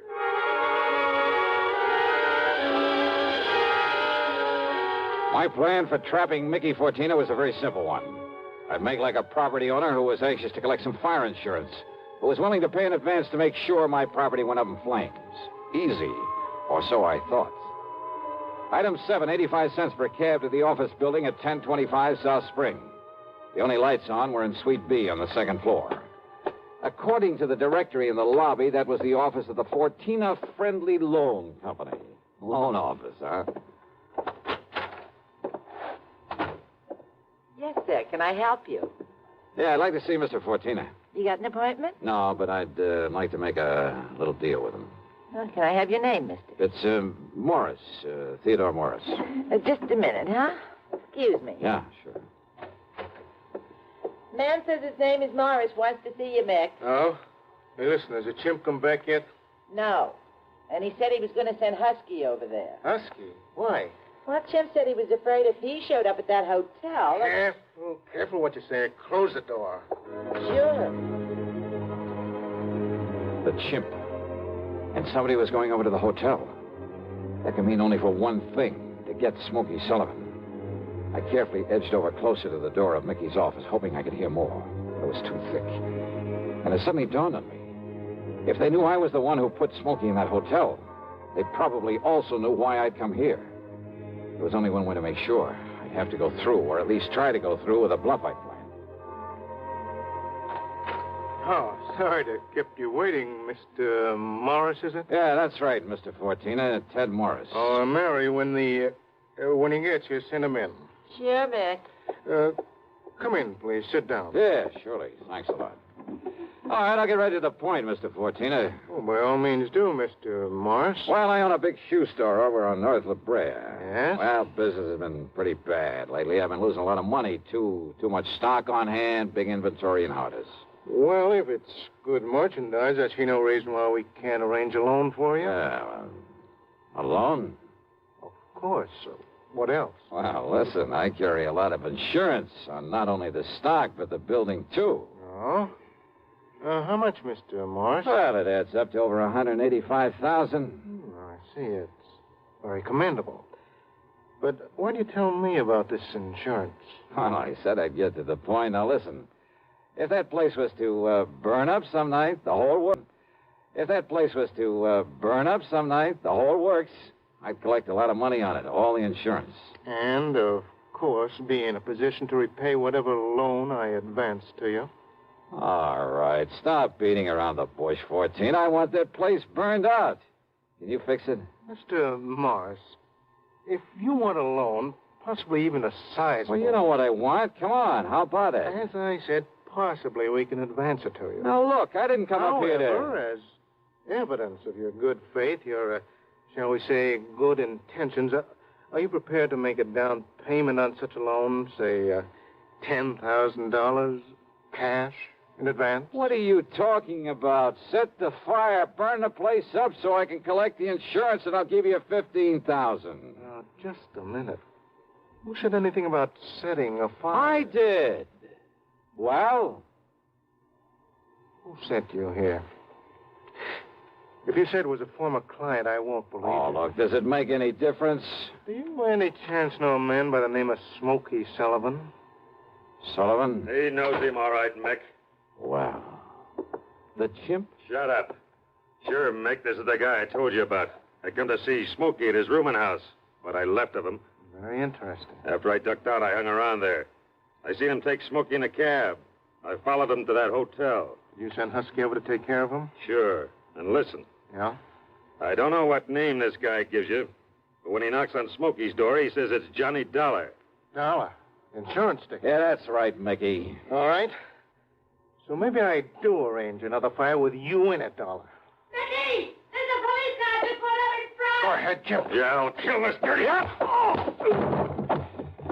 All right, now, Fortina, your turn. Don't move, Dollar. Reach for a gun and I pull this trigger. I see. Yeah. How are your eyes, Mickey? Can you see in the dark? What? Without this lamp in here? All right, baby! All right, you...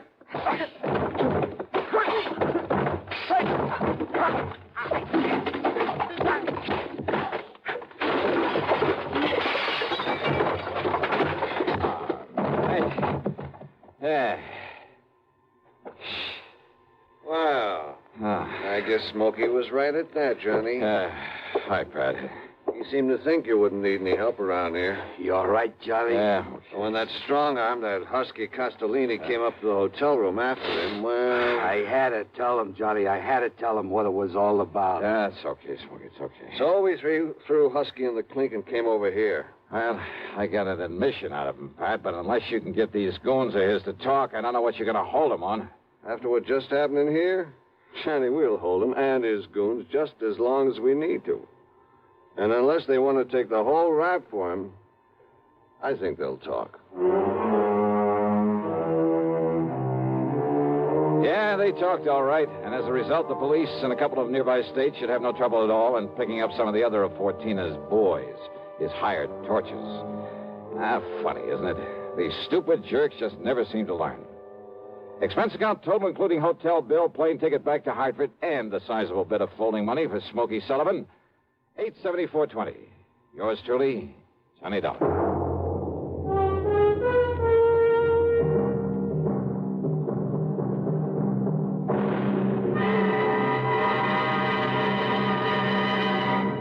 Now, here's a word from our star about the case he handles on next week's program. Thank you, Daniel. It's called the Hapless Ham Matter. And yeah, you guessed it, the ham turns out to be an actor.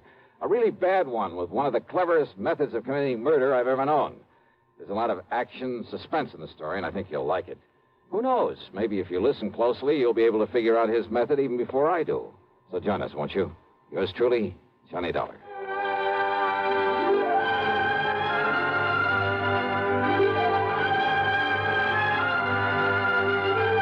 Yours truly, Johnny Dollar, starring Bob Bailey, originates in Hollywood and is written, produced, and directed by Jack Johnstone.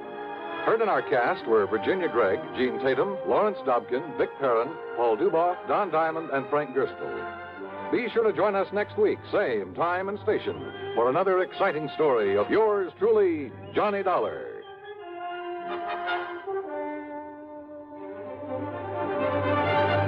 This is Dan Cubberly speaking. Intrigue breeds terror as Suspense brings a shady moonlight sail next on the CBS radio network. If I should ever become totally disabled, it would be a mighty comfortable feeling to have a check coming in every month regularly. Yes, it's a good feeling to know you have a financial cushion against trouble like that. Well, if you're a veteran with World War II or Korean GI insurance, you can protect yourself. You do it by adding a disability income rider to your present policy. The cost of the extra premium is just a few cents a day. For example, a 40-year-old veteran with a $10,000 term policy would pay only $1.60 a month for the added protection. If you sign up for the disability income provision, it works this way. After you have been totally disabled for 6 consecutive months, VA will pay you every month as long as this condition persists. $10 for each $1,000 of your GI insurance policy. That adds up to $100 a month if you hold a $10,000 policy. Full details about total disability income at any VA office. Radio 59 WROW, first on the dial in Albany, Schenectady, and Troy. America's airwaves shine a little brighter thanks to our friends at CBS. And now, ladies and gentlemen, let's see if you're ready for tonight's radio quiz.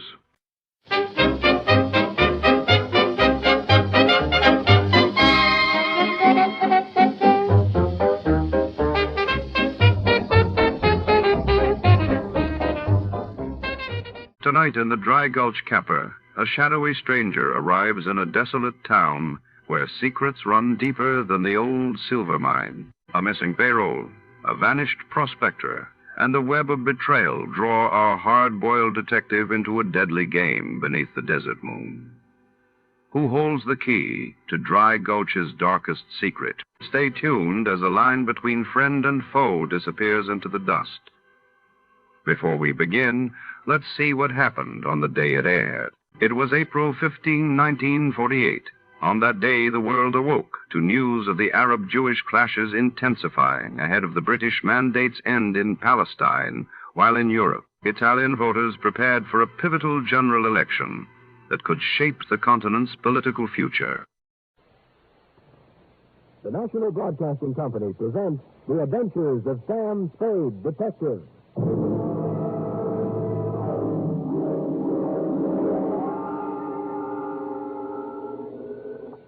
Sam Spade Detective Agency? me, sweetheart, Bounce Along Spade. Bounce along, Spade. The only cowpoke in the West with so much daylight between him and his saddle, the California Limited can pass under without ever slackening speed. Spade. I'm rough and I'm tough and I'm ready, gal. I'll outshoot, outride, and outcourt any man in boots. Or barefooted either, as a matter of fact. Choose your weapon. What's come over you? Where have you been? Where the air is warm and the women are warmer, if then the end comes swift and sudden. Oh? I took Horace Greeley's advice, sweetheart. I went west. West? But, Sam, are we all ready? Keep your reins tight, gal. I calculate to bow-leg my way through the door, garbed in my 12-gallon hat, my buckskin shirt, my worn Levi's, and my twin six-guns with extra-large hammers to dictate my report on the dry Gulch caper.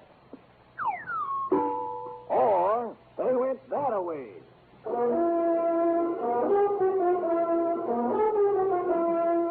For NBC, William Spear, radio's outstanding producer-director of mystery and crime drama, brings you the greatest private detective of them all in The Adventures of Sam Spade. Effie? Come here, Fairy Flower. Are you the new schoolmarm? Oh! What's happened to you, Sam? You're so strong, so real. For real? Not only that, so beat, Effie. So absolutely beat. Oh, was there anything I can get you? Not unless you have an in at the local cushion factory. Shall we sleep? I'd like to get it over with. Oh, so. You mean it gives you a headache just to think of it? It's not my head that I was referring to. You ready, little partner? Ready? See? Date, fill it in, to Lieutenant R.C. Halliday, robbery detail, San Francisco Police Department City. Firm Samuel Spade, license number 137596. Subject, the Wild West Caper, or Hopalong Cassidy can have it. Dear Halliday, I should say at this very instant, I should be cramming for my entrance exams to the mission home for saddle sore private detectives. But knowing how this report will tidy up your files, I shall proceed in a standing position. It was late yesterday afternoon when, for me, the bells tolled. That was when I first heard the purty voice of the girl of the Golden West. Mr. Spade, you are Sam Spade, the detective. 7 days a week, 24 hours a day. Who? Mr. Spade, I'm calling about my grandfather. He's... you don't even know who I am, do you? I cannot tell a lie. I don't, ma'am. My name's Penny Brewster, and I hope I can tell you the story before Grandfather comes before him. The story? Yes, you see. Oh, here he comes. Play along with him, Mr. Spade, please. And remember, you're not Sam Spade, the detective. You're Marshal Spade of the California Rangers. Marshal? Wait a minute. Yes, and you must look the part. In a blue serge suit? You'll think of something. I know you will. I've heard private detectives are terribly clever. Well, Marshal Spade? That's right. Buck Brewster talking. Yeah? Penny says you're the straightest shooting pokey since Billy the Kid. T-Rex? Huh? Oh, sure. T-Rex, Buck. T-Rex. Things you and the horse fly along like you was one. T-Rex? Buck, at one time or another, I've taken a flyer on every nag in the game. Trotters included. Then you're my man, Marshal. Get up here fast. The shooting's liable to start any minute. We have a bad connection on this phone. I thought you said the shooting's liable to start. I ain't got no time to waste on useless palaver, Spade. Just get up here. I'll paint the whole picture when I see you. Get up where? Where are you? Why, in Dry Gulch. Where else would I be? Well, where is Dry Gulch? Take the main trail north out of town till you spot the Oak Circle. Then bear right. Yeah? I'll go down now and leave a change amount to the circle. How far would you say this circle is from San Fran? Oh, about a half day's hard ride, I reckon. Half a day's out. Look, Buck, I don't think I'd better. I'm out of condition, you know. I haven't been riding lately. Oh, sure, that ain't what my purdy granddaughter tells me. Purdy, eh? Half a day's hard ride. About 20 miles, huh? I don't remember any time along there. Don't worry about the town, Marshal. It's here. Just get in the saddle and get to loping. You're sure there's a town there? Please, I ain't got time to argue geography with you. Now, listen.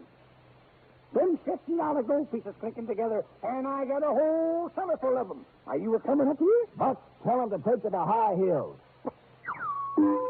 Sam Spade rides again.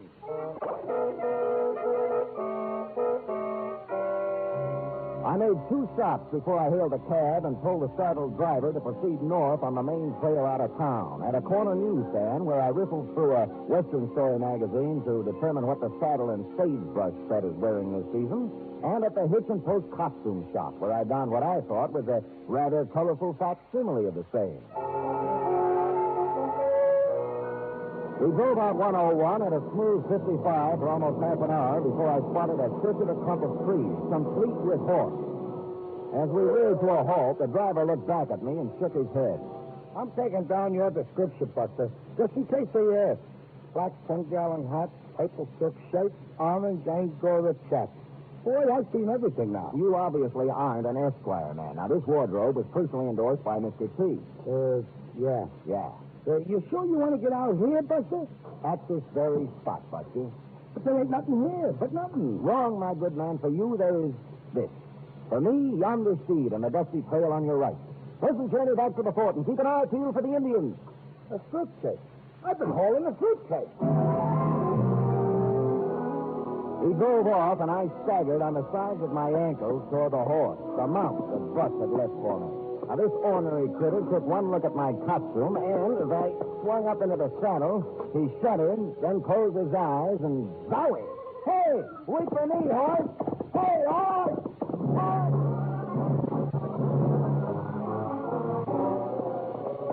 It was approximately 7 miles later, and I was beginning to feel better because I was paralyzed from the waist down, that we flashed past a sign that read, Dry Gulch City Limits, Beware of Flying Lead. And then came Dry Gulch proper, ramshackle buildings lined its solitary, dusty streets, roofs sagging, walls leaning crazily inward. There wasn't a human being in sight. Dry Gulch was a ghost town. We clumped past the Golden Spur Cafe, Whitey's Tonsorial Parlor, the Lone Ace Gambling Casino, and Gherkin's Saddle and Harness Shop, all deserted, before my horse plowed to a halt in front of the Red Dog Saloon. I dismounted and hobbled in. Inside, the Red Dog was a spider's paradise. Cobwebs covered everything. A Jesse James wanted poster tacked on a wall. An 1835 calendar bearing a picture of Sam Houston. Even a bottle of red-eye standing on the bar. I was washing the trail dust out of my throat when a familiar object on a shelf behind the bar caught my attention. I shoved the bottle hastily away from me and rapidly blinked my eyes. But what I'd seen was still there. A brand new oak case television set. And then somebody shoved another familiar object right into my ribs. For your sake, I hope you're Marshal Spade. The same, and also for my sake, I hope you don't have a nervous trigger finger. Mighty careless, Marshal, drinking with your back to the door. Let me look you over. Turn around. At the low. All right, Buck. There we are. Well, why in tarnation are you rigged out like that? Well, perhaps these aren't my best colors, but, how about the shooting you spoke of? What's the trouble, Buck? Oh, it's that low-down snake Blackie Tolliver, Marshal. Blackie Tolliver? Oh, you must have heard of Blackie. Here, this is him here. Blackie Tolliver, sought for the robbery of the Cattlemen's National Bank, Oklahoma City, June 25th, 1894. Rough, ornery cayuse. But he left. We crossed trails first when he pulled that job.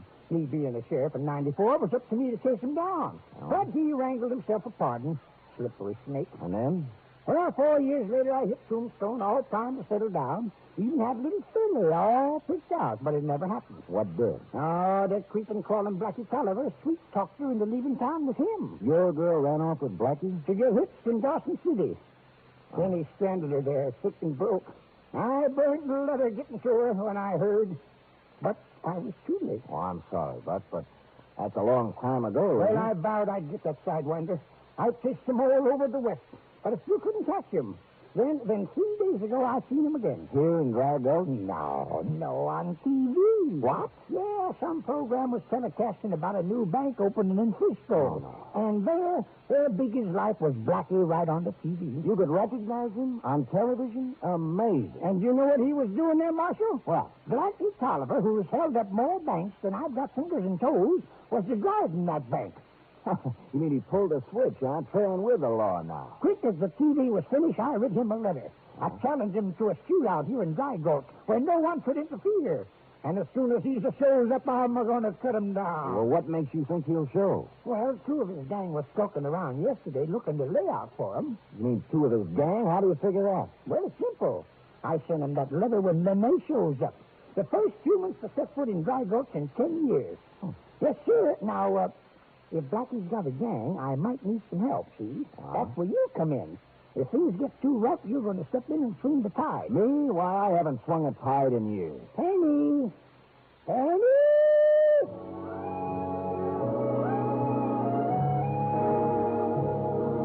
A girl now entered the Red Dog. A girl, and I do not use the term loosely.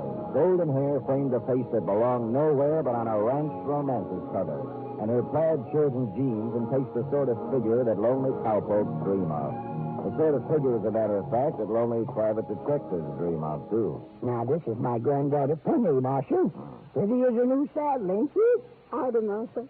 I've heard a lot about you. So I've heard. Show the marshal where he'll bed down, honey. And keep your eyes open, Spade. Them varmints are liable to strike any minute. Well, you can run along now. Okay, Buck, you'll be here? Well, I wouldn't be nowhere else for the next half hour. Not with Sagebrush Sandy coming on. Sagebrush Sandy? Yes, sir. The best thing that ever happened to TV. Oh, no. The greatest stick jockey this side of the Pecos River. Now, if I can just find him. Now we remove the tape from the oven. Oh. Oh, dear, what a mess.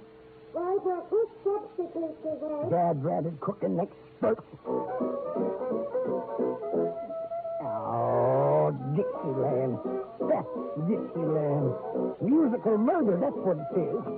And San Francisco police have no clue to the whereabouts of two armed gunmen who late this afternoon forced the guard to open the doors of the Park State Bank and escaped with a suitcase full of currency. Dixieland bank robbers. They're in Tarnation Sagebrush Sandy.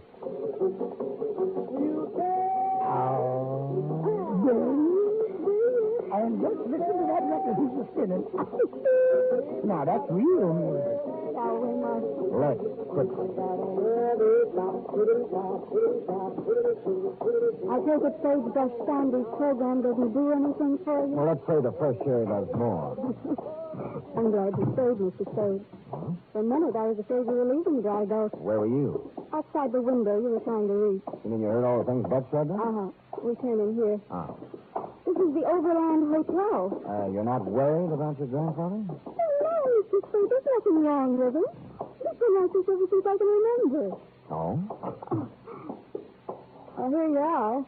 Not the Fairmount, exactly. Oh, charming, charming. About Beth. Grandfather's a very old man who's trying desperately to live in the past. That's why he bought Dry Gulch. You mean he bought the whole town? Lock, stock, and barrel. It was, well, a dream he'd had for years come true. A chance to live out his life in the sort of surroundings he loved. And Blackie Tolliver, the demon bank robber who came back on television the other day. I've heard about Blackie Tolliver since I was so high. This showdown with Blackie is all Grandfather talks about. And when it doesn't happen, there'll be no living with him. Unless he can be convinced Blackie was just too scared to face him. And I'm to convince him? Why me? Who could convince him easier than Marshal Spade of the California Rangers talking to him man to man? Oh, I see. Well, look, I can't take his money for this. Stay just for tonight. Tomorrow you can leave and forget the whole thing. You will help me. Won't you, Sam? Her face was only inches from mine and getting closer every second when the silence of Dry Gulch was shattered by shouts and the sound of pounding feet. I crossed the room and peered out into the twilight. A man was running through the Red Door saloon toward the hotel, but nowhere near fast enough. All four of the shots that lanced out from the Red Dog caught him directly under my window. He staggered drunkenly and then fell face up in the street.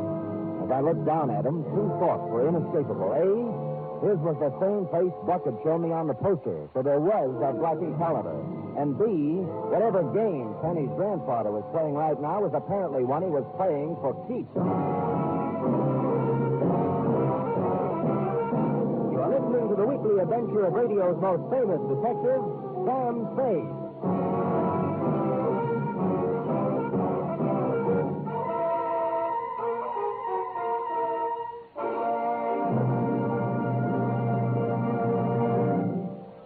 Have you met our new baby yet?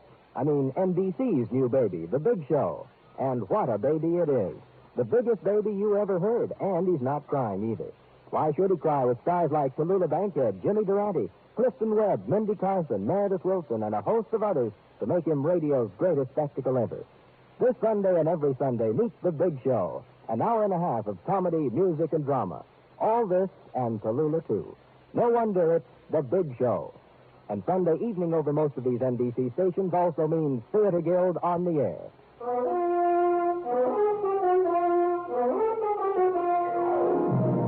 Now back to the Dry Gulch caper, or They Went That Away. Tonight's adventure with Sam Spade.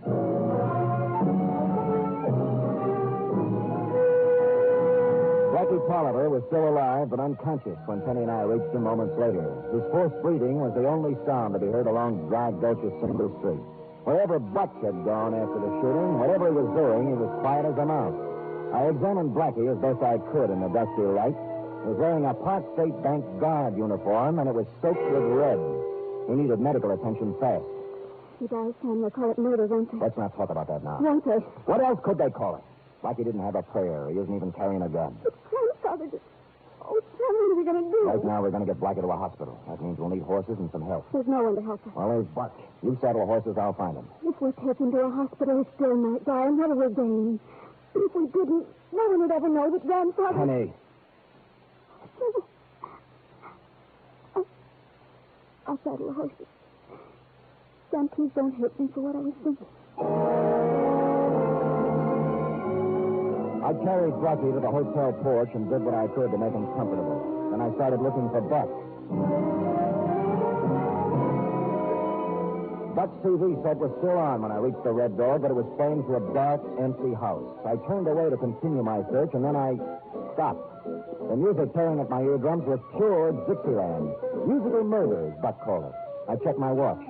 6:23. Only 23 minutes since Penny and I left the saloon. That meant Spade brushed Sandy still had 7 minutes to go. I could see Butch taking a powder after dropping Blackie, but I couldn't see him forsaking his beloved Sandy for Dixieland before he did it. I was wondering who had switched channels when I saw what I'd missed before. A sliver of light shining under a door at the back of the room. I cat-footed my way across the Red Dog and had almost reached the door when, for the second time since my arrival in Dry Gulch, I felt a gun barrel pressed against my spine. Don't stop, Snoop. Let's keep moving right on through the door. I'm sorry, sir. I can hardly hear you with that music. All right, so we can turn it off, the music. Thank you. Thank you. Now? Now move. Well, you insist, but I can only stay a moment. Okay. What happened? I thought the population of this town was but one. So did I. I got rid of the old town, but on the way back I ran into this G.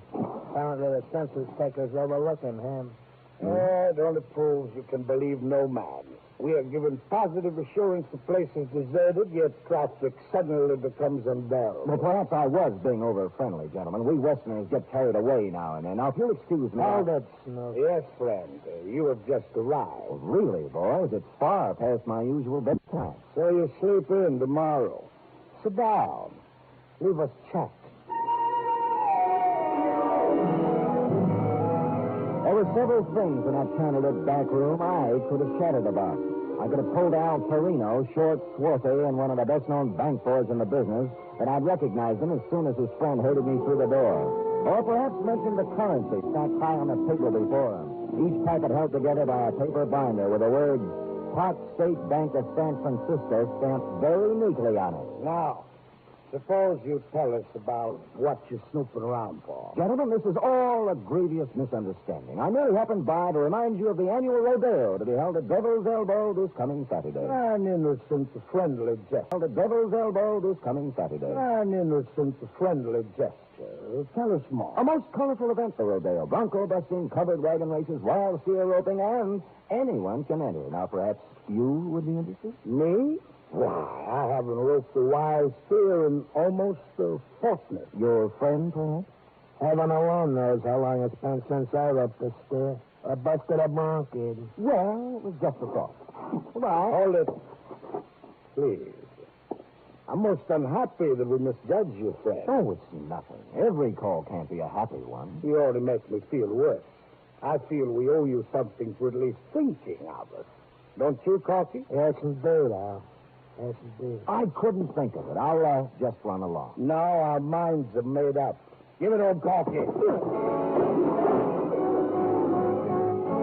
I dove for him as the words left his mouth because I knew what they intended to give me. But I only got in one punch because Corky knew what Al was going to say before he said it. That gave him a slight advantage, and it was all he needed.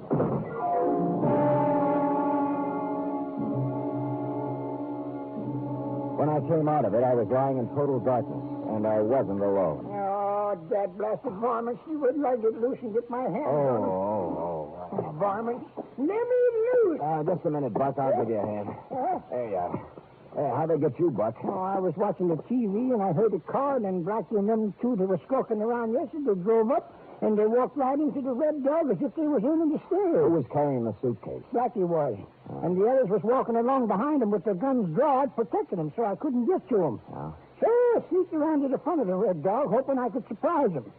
Well, it was me that got surprised, though. Well, what happened, Buck? Well, they was in the back room, and Blackie was hollering about a double cross and a fair cut. I'm got their kind of talk. And then the door busted open, and he came tearing out across the room with that little critter right behind him. That'd be Al Torino. He's the one who got Blackie. He what? Got Blackie. You mean that wall-eyed critter's been messing around my range? Remember we heard on TV about the Park State Bank being knocked over? These are the boys who did it. Well, I'll be your... And Blackie was the hostage that announcer fellow was talking about. He was the bank guard, and they took him. No, Blackie was in it, too. The inside man. He had to be. You think Blackie opened them doors for him without any persuasion, eh? I'll give you odds on it, Buck. And they didn't just happen to pick Dry Gulch as their hideout, either. Blackie must have suggested it after you wrote and told him you were up here all alone.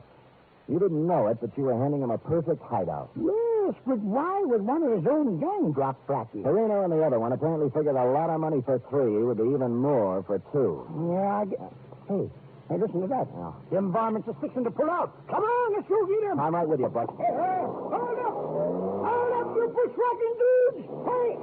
Oh, Dad rat, it put too late, Marshal. There they go, tearing down the back road. Is there any way we can cut across country and head them off? No, not afoot we can't, and by the time we saddle up some ponies, they'll be gone. It pains me to even mention this, Buck, but I sent Penny to do just that some time ago. You did? Yeah. Well, what are we waiting for?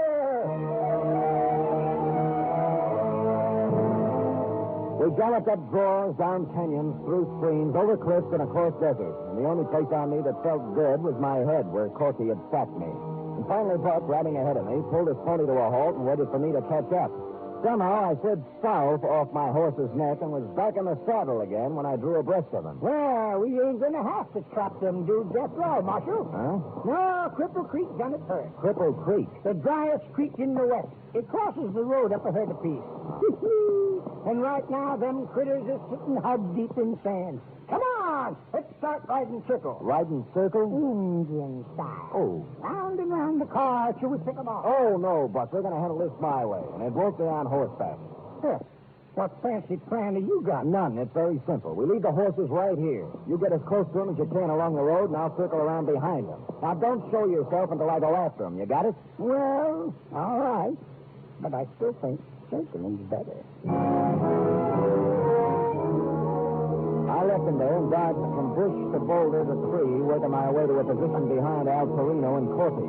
I had just reached a rock formation that overlooked the road right over their car and slipped my .38 out of its hiding place beneath the purple silk shirt when I realized that Buck wasn't going to do things anyway but his own. All right, you city-fied polecats, make your play! You'll follow us. Buck stood in the headlights there, crouched low, slightly behind Torino and his henchman. His hands were in indistinct blurs. Torino spun around, digging for his left arm. He was fast, but it's almost impossible to outdraw a man who uses a breakaway shoulder holster. I was on my feet and running toward the car when Buck staggered backward, a look of surprise on his face, and then crumpled to the ground. I fired as I ran, and Corky's saddle face was still falling forwards, and Al Torino caught the last of my bullets and followed him down. I reached Buck and lifted him into a sitting position. Oh. His eyes were bewildered as he looked up at me. You got me, Marshal. Easy, Buck. Now let's have a look. There we are. Buck, you were lucky. Just grazed the rib. You got me, Marshal. I guess I better hang up my shooting irons and just concentrate on tending Penny. You know, Buck, I've been wondering how you wound up with a granddaughter anyway. If the filly Blackie ran off with meant so much to you, how could you... Marry up with somebody else? Yeah. Oh, shucks, Marshal. Penny's grandma was twice the woman that first one was. Best in the West. Well, then how come you held a grudge against Blackie all those years and wanted to shoot it out with him? Oh, I didn't really, but that is all. A man's got to have a little excitement in his life, don't he?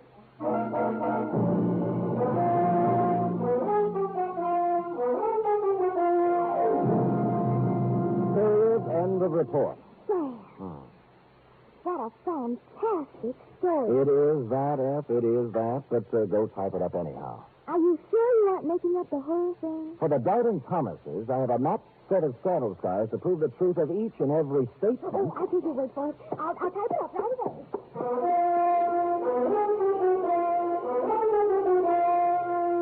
3 chimes mean good times on NBC. There's no cover charge at Duffy's Tavern. Just keep your dial tuned to NBC later as Archie and his delightful friends cook up another mad and merry session at that remarkable restaurant, Duffy's Tavern.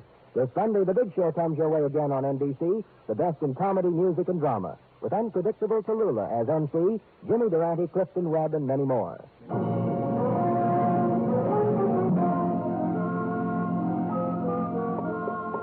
Here it is, Sam. No questions? Well, one, if you don't mind. Ask us, ask. Blackie died, I suppose. Indeed not. He'll be up and in fine fettle by the time his trial rolls around. But you done galloped him across the desert and forgot all about him. Who took care of him? The doctor. Who else? The doctor? Yeah. What doctor? In a ghost town? Oh, besides forgetting Blackie, I also forgot there was a phone in Dry Gulch. That's how Penny contacted me in the first place, remember? And she told the doctor. Mm-hmm. This was Penny. Mm-hmm. You, sort of liked her, didn't you, Sam? Oh, she was all right in a beautiful, gorgeous sort of way. Oh, I see. We never did get to sit down and talk things over, Ash. In fact, I never got to sit down. I still haven't. Poor Sam. It's like Libby says. We all have muscles that we're not accustomed to use. And then when we use them, They do indeed, Ash. Sam. The things you have to do to make both ends meet. Oh, shut up. Come here. Good night, Sam.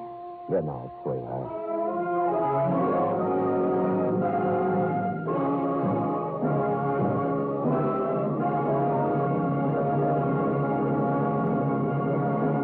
The Adventures of Sam Spade are produced, edited, and directed by William Spear. Sam Spade was played by Stephen Dunn. Lorene Tuttle as Effie. Wally Mayer was Buck.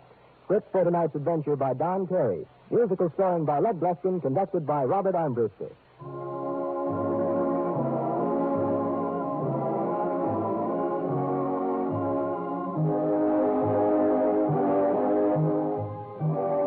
Join us again next week, same time, for another adventure with Sam Spade. Hear the magnificent Montague, then visit Duffy's Tavern on NBC. Before tonight's tale continues, we'd like to extend our appreciation to the fine people at CBS.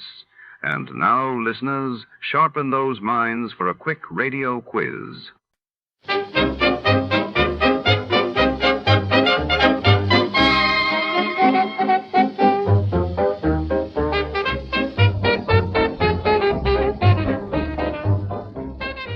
Tonight, the shadows creep into the heart of the city's most prestigious ornithology research lab, where secrets are kept in steel cages and canaries sing behind locked doors. When a world-renowned scientist is found dead beside a mysterious unopened can of bird feed, Detective Malone must untangle a web of envy, betrayal, and silent witnesses with feathers. The sterile glow of laboratory lights hides more than test tubes and specimens. It hides the truth. Before to start, let's see what happened the day it was aired. It was April 12, 1951, and that day General Douglas MacArthur was relieved of his command by President Truman, shaking the course of the Korean War. While in London, the Festival of Britain was officially opened with great fanfare, signaling hope and renewal across post-war Europe. Johnny Dollar. This is Jack Price, Johnny. Corpus Christi, Texas? That's right. Try Western Life Insurance Company. No. No? No, Johnny. I've just taken over the office of Providential Property Insurance down here. Oh, that's a good company, Jack. Only I'm beginning to wish I had. Oh, what's the matter? Less than a week heading up this operation, and I get presented with a claim for $465,000. Wowee. But maybe, I hope, you could keep us from having to pay it. Well, I don't know about So, that. Johnny, if you'd like to earn yourself a nice big commission in addition to your expense account, of course. Now let me see. My commission on $465,000. Tell me all, Jackson. You fly on down here and I'll be glad to. Right. I'll grab the first plane I can.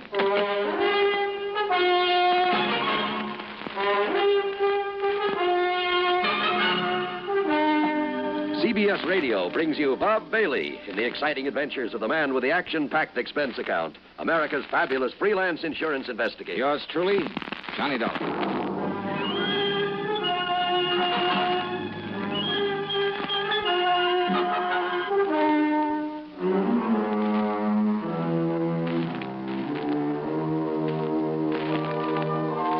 Expense account submitted by Special Investigator Johnny Dollar to the Providential Property Insurance Company, Corpus Christi, Texas office. Following is an account of expenses incurred during my investigation of the Canary matter. After hanging up on him, I realized that Jack Price hadn't told me a single thing about the case he wanted me to handle. But who cares when it means a commission on nearly $500,000? So item one on the expense account is $128, plain fare and incidentals, Hartford to Corpus Christi, Texas. Price met me at the Cliff Mouse Airport. We piled into his car and headed for town. Johnny, I've made a reservation for you at the Driscoll Hotel on North Broadway. Oh?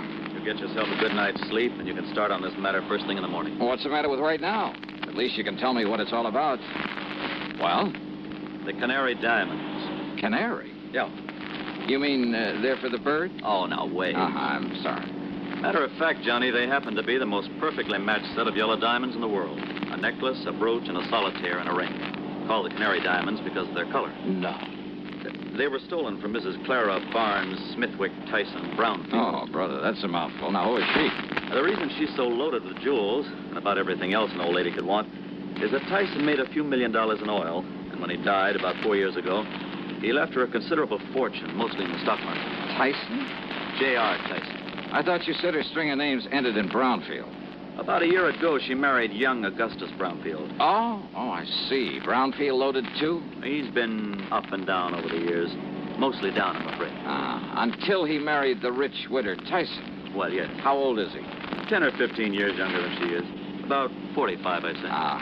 So that's it. Now, Johnny, you and that suspicious mind of yours. What, Jackson? You'd make a suspect out of your own mother. Oh, look, where there's nearly $500,000 involved. But you're wrong if you think he had anything to do with the loss of these jewels. I'm sure of it, Johnny. Yeah, we'll see. I've known Gus Brownfield for years. I'm sure he's on the level. That's why, in spite of all his wife's money, he's trying so hard to make a go of his little cannery business. Cannery? It's just a small operation for the luxury trade. What do you mean? Oh, kumquats, guavas, lychee nuts, things like that. For the fancy restaurants. Real expensive stuff. Oh, I see. His customers are mostly places like Antoine's in New Orleans, Romanoff's in Beverly Hills, the Chambord in New York. Even some of the fancy cafes in London, Paris, and Rome. But now, how and when and where did these Canary diamonds disappear? Well, it was several weeks ago. They'd gone out for the evening. No servants? Only the deaf old cook in her little room in the basement. The others were all off duty out of the house. And? Well, when they got home, she went to the wall safe to put back a pair of earrings she'd worn. When she opened it, she found the Canary diamonds were gone. Anything else taken? No. In spite of the fact there were other valuable things in the safe. They called in the police, I hope. Oh, of course. Well, what did they find? Nothing. Fingerprints? Whatever prints may have been on the dial of the safe have been carefully wiped off. The only thing the police are sure of is that it was a professional job. Hey, Jack, who knows the combination of that wall safe? Only the two of them, Mr. and Mrs. Brownfield. You're sure of that? That's what she told me when she reported the loss. Oh, she reported it? Yes. And he was the only other person who knew that combination? Johnny, they were out together that evening. Where did they live? Let's go over and see him. At this hour? Sure, why not? Well, besides, I told them I'd bring you over in the morning. So what? And if they don't expect us, well, who knows? Maybe we'll learn more than when they do. Johnny, if this is because you suspect Gus Brownfield... Now, did I say that? It's what you mean, isn't it? Come on, Jackson, let's go see him. Well? All right, Johnny. Whatever you say. The Brownfield home was a mansion, a beautiful place, worth plenty of money. Mrs. Clara Barnes Smithwick Tyson Brownfield was about 60, I'd say. She was a lady in every sense of the word, with a sort of quiet dignity that goes with wealth and good breeding. Her husband, Gus, was at least 10 years younger, and, well, he seemed like just an ordinary, hard-working, nice, good-looking guy, sincerely devoted to his wife. Yeah, I must admit I liked him immediately, but then sometimes that's a danger sign.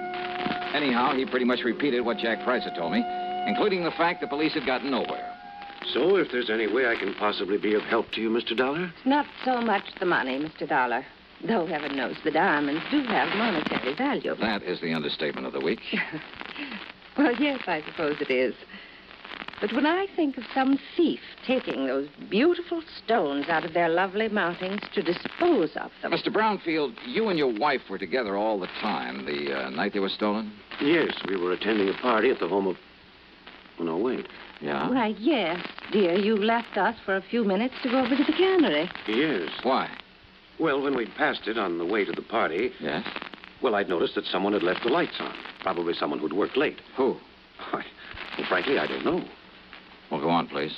Well, the party'd been rather dull, so I used that as an excuse to leave for a while. Yeah? I drove on over to the Canary, took care of a few odds and ends at my desk, turned out the lights, and then drove back to the party. Then we came home and found that the diamonds... Mr. Dollar. Yes?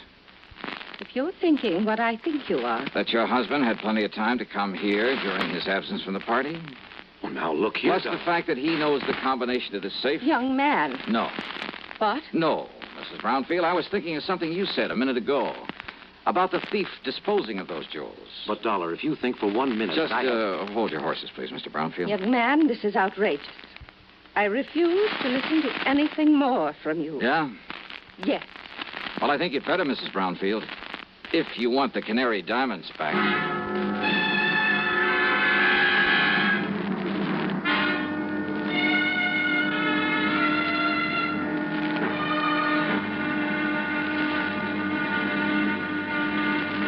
Next time you refresh, enjoy a frosty, ice-cold Pepsi-Cola. Sociability, Charlie. All right, Kay, how's this? Pepsi is light, refreshes without filling. You like to refresh? Have a Pepsi right now. Well, offer it to everybody, Charlie. I will. Enjoy Pepsi at the fountain. It's delicious at home, too. Have one at lunch or with a snack. Charlie. At the beach or at dinner. Wherever you go, wherever you're thirsty, Pepsi is there. It's here, too, in our Be Sociable song. Be sociable, look smart, keep up to date with Pepsi. Drink light, refreshing Pepsi.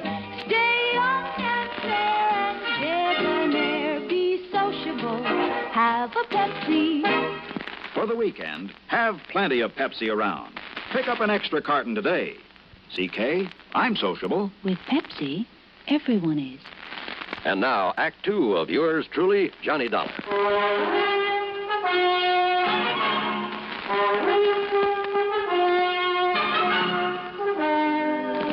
Dollar, this is ridiculous. Is it, Mr. Brownfield? And I suppose the fact that my cannery business is not particularly profitable. Oh, I didn't know about that. I suppose you've decided that that's a motive for the theft of the diamonds. Well, I suppose it could be, couldn't it? Now, listen, Johnny, this is ridiculous. Take it easy, Jack. This is not only ridiculous, it's insulting.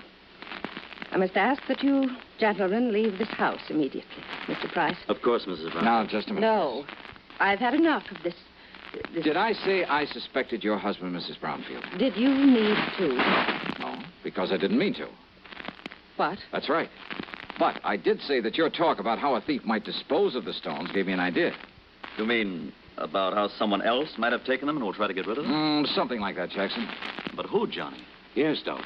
Young man, I still resent your implication, deliberate or otherwise. On the other hand, Mrs. Brownfield, since your husband might seem to be the one logical suspect... Young man. Perhaps I'd better play a little hunch I have before talking any further with you folks. Young man. Come on, Jack. Take me over to my hotel. My snide suggestion that Gus Brownfield at least could have taken the stones had got a reaction, all right. But it only convinced me that he was in the clear. The police had decided the whole thing was a professional job, and it would have taken a pro to crack that wall safe. And a pro would have sense enough not to try disposing of such distinctive stones in this country, in or out of the original settings. A pro would have some way of getting them out of the United States. But to where? And heavens knows he'd had plenty of time to get them almost anywhere. So there in my hotel room, still acting on a hunch, I was about to make a transatlantic phone call, but I didn't. Not then. Yeah? Johnny? Who's that? Doc. Doug Johnstone? That's right. Well, Hi, Johnny. Come in, Doug. Come on in. Well, so you couldn't stay away from our fair city, huh? Yeah, how'd you know I was here? Hey, sit down. Oh, thanks. Oh, I just happened to run into Jack. Jack Price. He told me he just dropped you off and told me why you'd come. Oh? I knew that if I didn't step in and give you a hand, why, that other Jack could never forgive me. The, other Jack? Yeah, Jack Johnstone, that wayward brother of mine out in L.A. Oh. Dramatizes all these wild cases of yours, puts them on the air. Hey, you know something, Doug? I've often wished I could drag that brother of yours into some of these cases to see what it's really like. You know, all he does is write them up and put them on tape. If he'd help me figure some of them out for a change. Won't I do? Huh? Matter of fact, I have figured this one out. Oh, so now I have competition. Hey, you're serious? That's right, Johnny. The man who stole the Canary diamonds is now resting comfortably in a local Who Scout. You're kidding. Then I'll keep this clean. Oh, sure. Look, Johnny, Gus Brownfield's an old friend of mine. So when the stones were stolen and looked as though Brownie might be suspect, well, I decided to play detective. Yeah, well, keep talking, Doug. And I hope you haven't put me out of business. I've tried. Who knows? Maybe I have. Anyhow, I'm pretty familiar with Gus's cannery and the people who work in it. Yeah? And there was one man in his shipping department. Well, when I heard about the robbery, I started digging through old newspaper files down at the library. It took me weeks, Johnny, but I knew I'd seen that guy's face before. And sure enough, I found his picture alongside the story of a jewel heist that took place 15 years ago. Who is he? Les Murdoch. That means something to you, huh? Fingers Murdoch. Sure. Safe man for that International Gems gang back in 45. That's the guy. Yeah, but I thought he got 20 years. Well, good behavior got him off nearly 2 years ago. And he was working in Brownfield's cannery? In the shipping department. Oh. Well, I told the police about it. We descended on him a couple of hours ago, gave him a cock and bull story about having found some of his fingerprints around, and he confessed. Well, good. Good work. Well, now that I've solved the case for you, you can buy me a drink and be on your merry way back to Hartford. Sure. And the jewels? The jewels. Well? Well, Johnny, the police have tried every trick in the book on him. He won't say what he's done with them. In other words, my end of this case is only beginning. What do you mean? Bring the dirty criminal to justice? That's for the police, not me. What I'm hired to do is get those diamonds back. Johnny, if Murdoch won't say what he's done with them, and believe me, there's nothing in the world that's going to make him. You got any bright ideas? What'll you do? Well, you want to know something, Doug? You got a good question.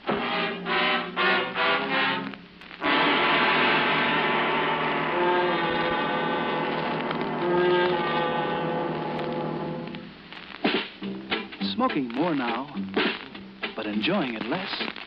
Have a real cigarette. Have a Camel. So good. Have a Camel cigarette. So rich. Have a real cigarette. Have a Camel. So mild. Have a Camel cigarette. And here's the reason why. Best tobacco makes the best smoke. Have a Camel cigarette. You can say that again. Best tobacco makes the best smoke. Have a Camel cigarette.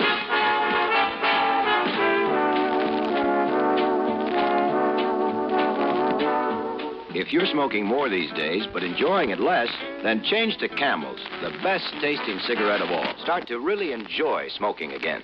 Now back to yours truly, Johnny Dollar and the canned Canary matter.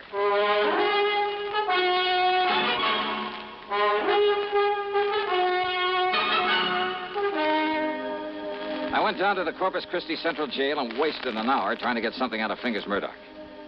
Go on, Dollar. Get out of here and let me sleep. Murdoch. And don't give me this bull again about going easy with me if I tell you where the rocks are, because I know better. Look, listen to me, will you? Instead, I'll just serve another stretch, and then when I get out... If you live that long. Then I'll pick up the dough for him and live on Easy Street. Then you passed them on to a fence, huh? Did I say that, Dollar? Now, go on. Get out of here. You bother me. Then I remembered about some of Murdoch's earlier activities, about his international connections, about the impossibility of successfully disposing of the Canary diamonds anywhere in the United States. Item 2, 10 cents for a phone call to Mr. Brownfield. Yes, there had been a shipment of canned goods the day after the robbery to an outfit in Paris called Imperial Import Company. The shipment was supposed to arrive there late today. Item 3, $12 for a transatlantic phone call to Paris to a wormy little character named Louis Dumassac, who had another name for himself. Oui, monsieur. This is your oldest, your dearest, your most devoted friend, Jacques the Great Cat. Yeah, devoted friend, huh? You mean as long as I keep forking over good American dollars for information? But of course, monsieur. Sure. Somebody else came along with a bigger bankroll, you'd sell me out in a second. Oh, no, mon ami. You touch me to the quick. Sure. I mean, to have you put it so blunt. All right, now tell me just one thing. What do you know about canaries? Canaries? That's right.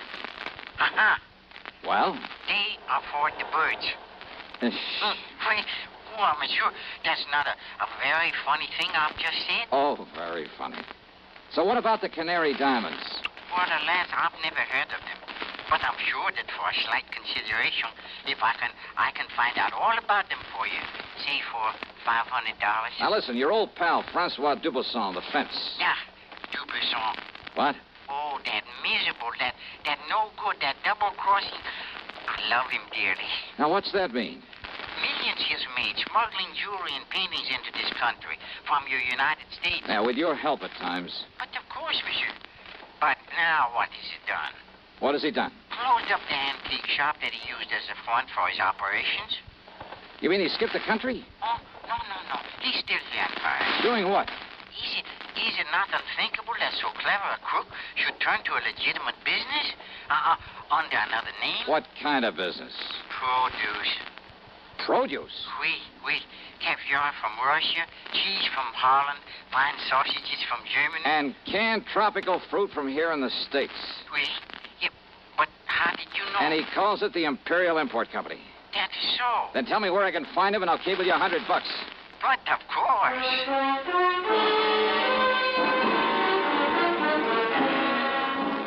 Item 4, a real wild one. $488, transportation to the airport, to Chicago, to Paris, France. Then a cab to the little warehouse called the Imperial Import Company. And somewhere along the way, I picked up a 39-cent kitchen item that just might help solve this case for me. Francois Dubuisson was more than a little surprised to see me. Monsieur Dolar? Yeah, surprise, huh? And what are you doing here in Paris, huh? Well, I want you to help me find some stolen jewels, Dubuisson. I help you? Mm-hmm. After the trouble you have made for me in the past, it is to laugh, monsieur. Yeah, well, you go right ahead and laugh, but maybe I can persuade you. By waving that pistol in my face, huh? I want to look at your latest shipment of canned goods from the United States. Canned goods? Monsieur, Come on now. Where do you store the stuff for this phony import business you're using as a front now? If you will put down that gun... Maybe through this door, huh? Well, we'll see. Monsieur! Well, now, how about this? Will you kindly explain what you mean by this intrusion, huh? Yep. 10 cases of fancy tropical fruits from the Brownfield Canary in Corpus Christi, Texas. And why not, sir? Only one of these cans doesn't contain fruit. I beg your pardon. As if you didn't know. All right, here you are. Take this and we'll get to work. And just what is this, eh? Well, now, Dubuisson, that's a fine old American institution. It's called a can opener. Yeah, I'll pry open the cases and you open the cans. Monsieur. Uh-huh. Until we find the Canary diamonds. All right, here now. We'll start with this case right here. Oh, I know nothing of the Canary diamonds. You are going to wield that can opener until you do. Monsieur Dolar. 24 cans to a case, 10 cases. That shouldn't take you too long, though you might raise a handful of blisters. There you are. Get started, brother. Have you forgotten? You have no authority here in Paris. Oh, have you forgotten this 38 might give me all I need? And, of course, I can always call in the police. Police? But I won't unless you make me, Dubuisson. I would not like the police. Oh, I know. And if you want the truth, when it happens, I'll kind of hate to see them catch up with you. Huh? Sure, with you in the clink, I wouldn't know where to turn when I'm over here looking for something smuggled in from the States.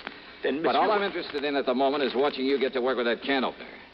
Well, go ahead, Dubuisson. No. No? What do you mean by that? It will not be necessary. I shall show you the case, the very can that contains the Canary diamonds. That easy, huh? Oui, monsieur. Each of them bears a mark known only to me.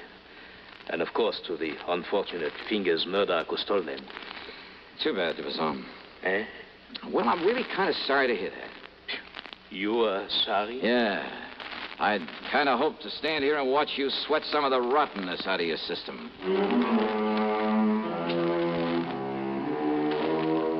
Thanks to its Paris representative, the company was able to arrange for getting the stones back to the U.S. As for Dubuisson, well, I suspect he was long gone when the police arrived at his place. Expense account total, including the trip home, $1,121 even. And, don't forget my commission on this one. Yours truly, Johnny Dollar.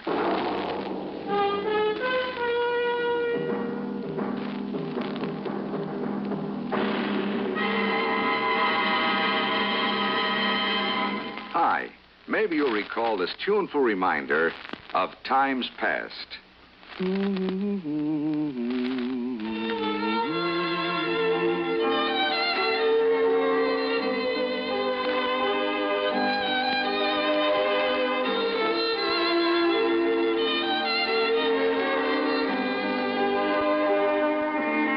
This is Dennis James with something else worth remembering. It's this. You're so right to stay regular with Kellogg's All Bran. See, it's the normal, natural way to youthful regularity. The whole brand content of Kellogg's All Bran supplies your system with all the bulk-forming food that you need every day. There's only one All Bran. It's Kellogg's All Bran. So relieve irregularity from lack of bulk, as millions do, with a bowl full of Kellogg's All Bran each morning. ALL-BRAN. It's Kellogg's All Bran. Now, here's our star to tell us about next week's story. Next week, a wild flight across the country after a beautiful girl, and possibly a murder. Join us, won't you? Yours truly, Johnny Dollar.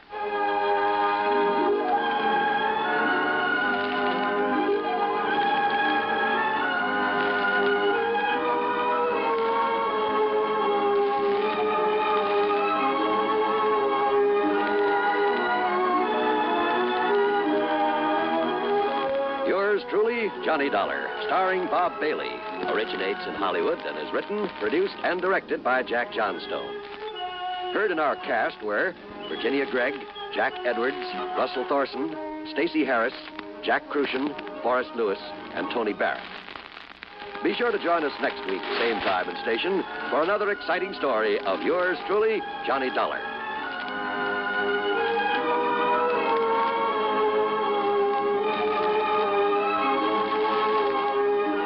This is John Wall speaking.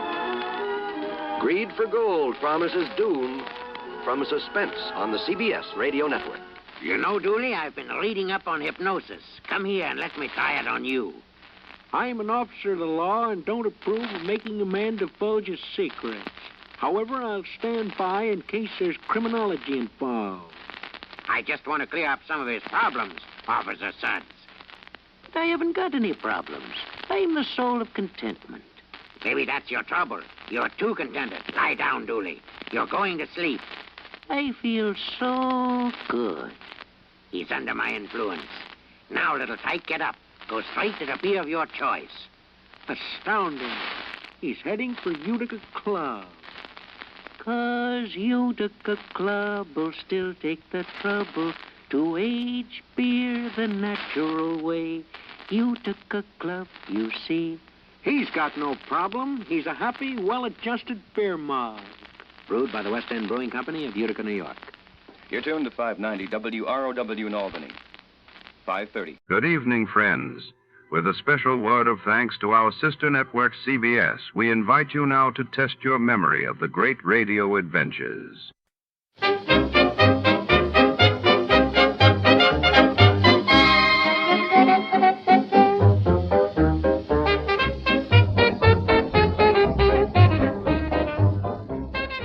Tonight, in the Sure Thing capper, shadows stretch long and secrets run deep as a hard-boiled detective finds himself tangled in a web of high-stakes gambling and double crosses. When a mysterious woman with dangerous eyes asks for help, our gumshoe is drawn into a world where nothing is as certain as it seems.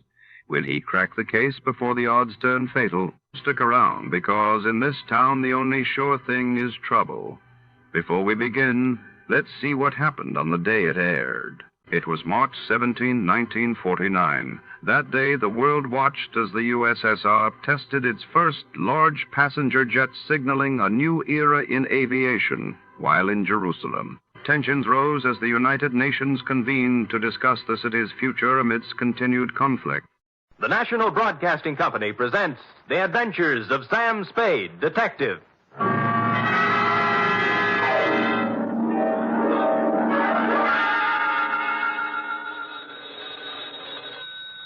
Sam Spade Detective Agency? Me, sweetheart. Sam, a man named $5 Frankie called up and said he's putting $2 in your name on a sure thing at some track or other. Well, that's nice to hear. I don't think it is at all. You know I don't approve of your gambling, Sam. Effie, you do some things I disapprove of, but do I snipe at you? Well, no, but... No buts about it. And besides, I didn't place the bet. It was placed for me. I don't care. It's the principle of the thing I don't like. Well, suppose I put it this way, Effie. That $2 bet on a sure thing was more than just a money bet. It was a gamble on the inherent goodness of the human soul. Oh, Sam, you're just trying to confuse me. I am, but I'll straighten everything out to your satisfaction, I trust, when I appear at the office with a highly stylized and rather charming saga of horse players and the world they live in.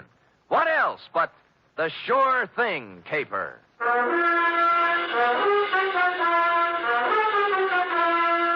NBC, William Spear, radio's outstanding producer, director of mystery and crime drama, brings you the greatest private detective of them all in The Adventures of Sam Spade.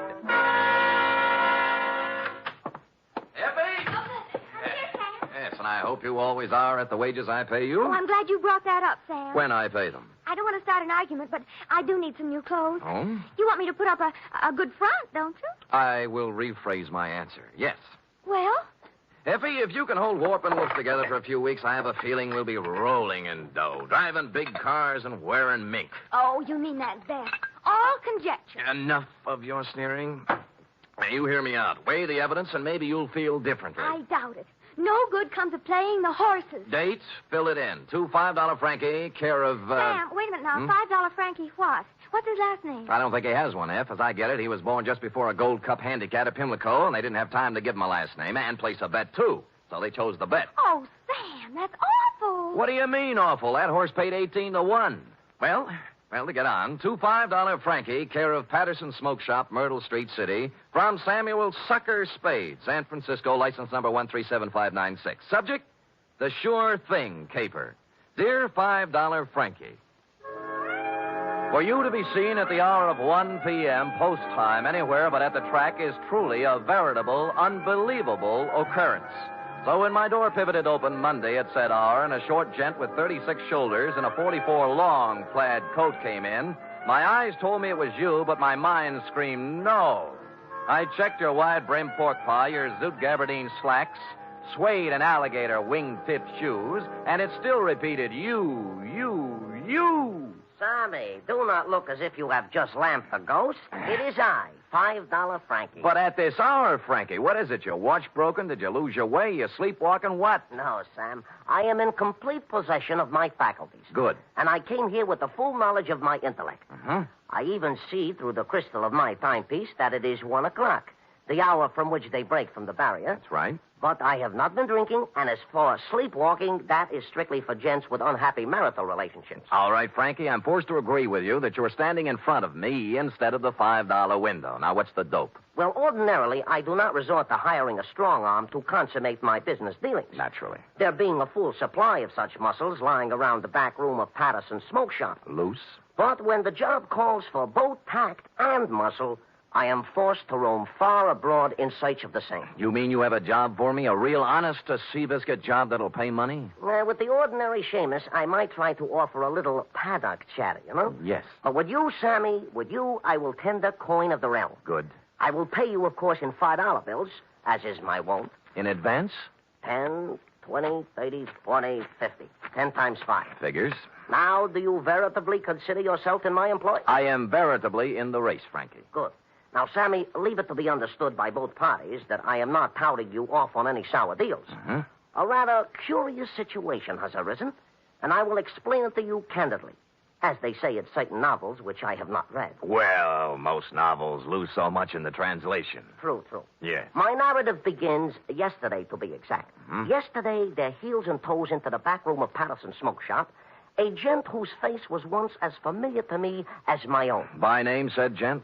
They call him Gentle Joe Higgins. Gentle Joe. Yeah, a horse trainer by profession, which in our civilized society stands second only to jockeys in importance. Granted. No argument. Well, I say to Gentle Joe, it has been some time, Gentle Joe, since I see you around and about.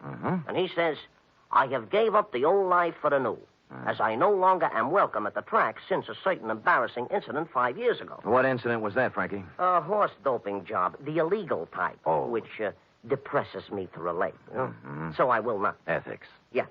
Well, Gentle Joe looks a little worse for the wear, his clothing being literally shabby. Oh, I figure a touch, and I am preparing a story that will wring tears from a tax collector even. But Gentle Joe does not mention the word touch. Oh. Instead, he announces he has a sure thing. Sammy, you know how those words do to a horse player. It's like throwing a bale of catnip to a lion. Oh, my arteries open to let the blood through faster. My nerves give off loud, ringing noises, and my mind is already computing. Of course. Well, before I can stop myself, I have pressed 500 rocks in Gentle Joe's hand, begging him to place them on the same sure thing. I'd have done the same thing under the circumstances. Of course. But Gentle Joe says it will take at least 1,500 rocks to pull off the deal. Oh. He further advises me that the horse in question is due to return 20 rocks to 1. So you gave him the other 1,000? Well, not having it in my genes at the time, I cut 2 other business and professional friends in on the gravy. Dinosaur Torelli and Bones Moulton, 5 bills apiece. And then? Gentle Joe rushes out of Patterson's and... Has never been heard from again. A sad tale. You think he just stole the money? Sam, Gentle Joe Higgins is a horse player, not a common sneak thief. I'm sorry. But did he leave town? He did not. On the advice of certain informers, I tracked this Gentle Joe to a ramble-shackle rooming house on Clark Street.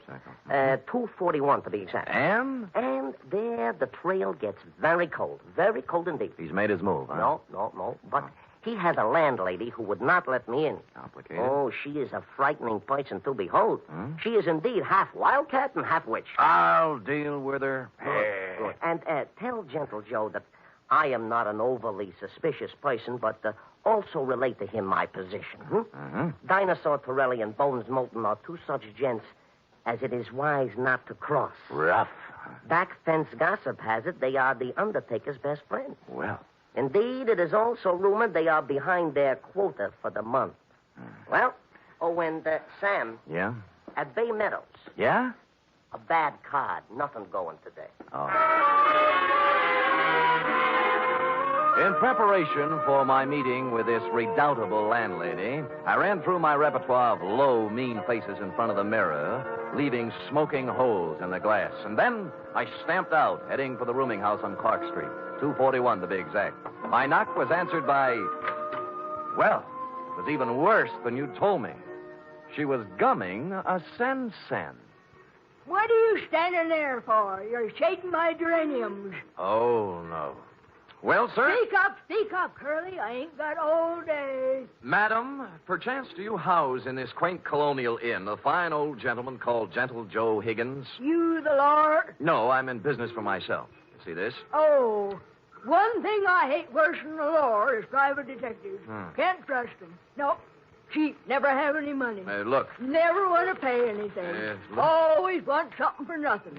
A surly, no good lot of pocket pickers who should all be boiled in oil and thrown in a pit full of snarling One beasts moment, of prey. madam. Madam, look at this. Oh, Yeah. well.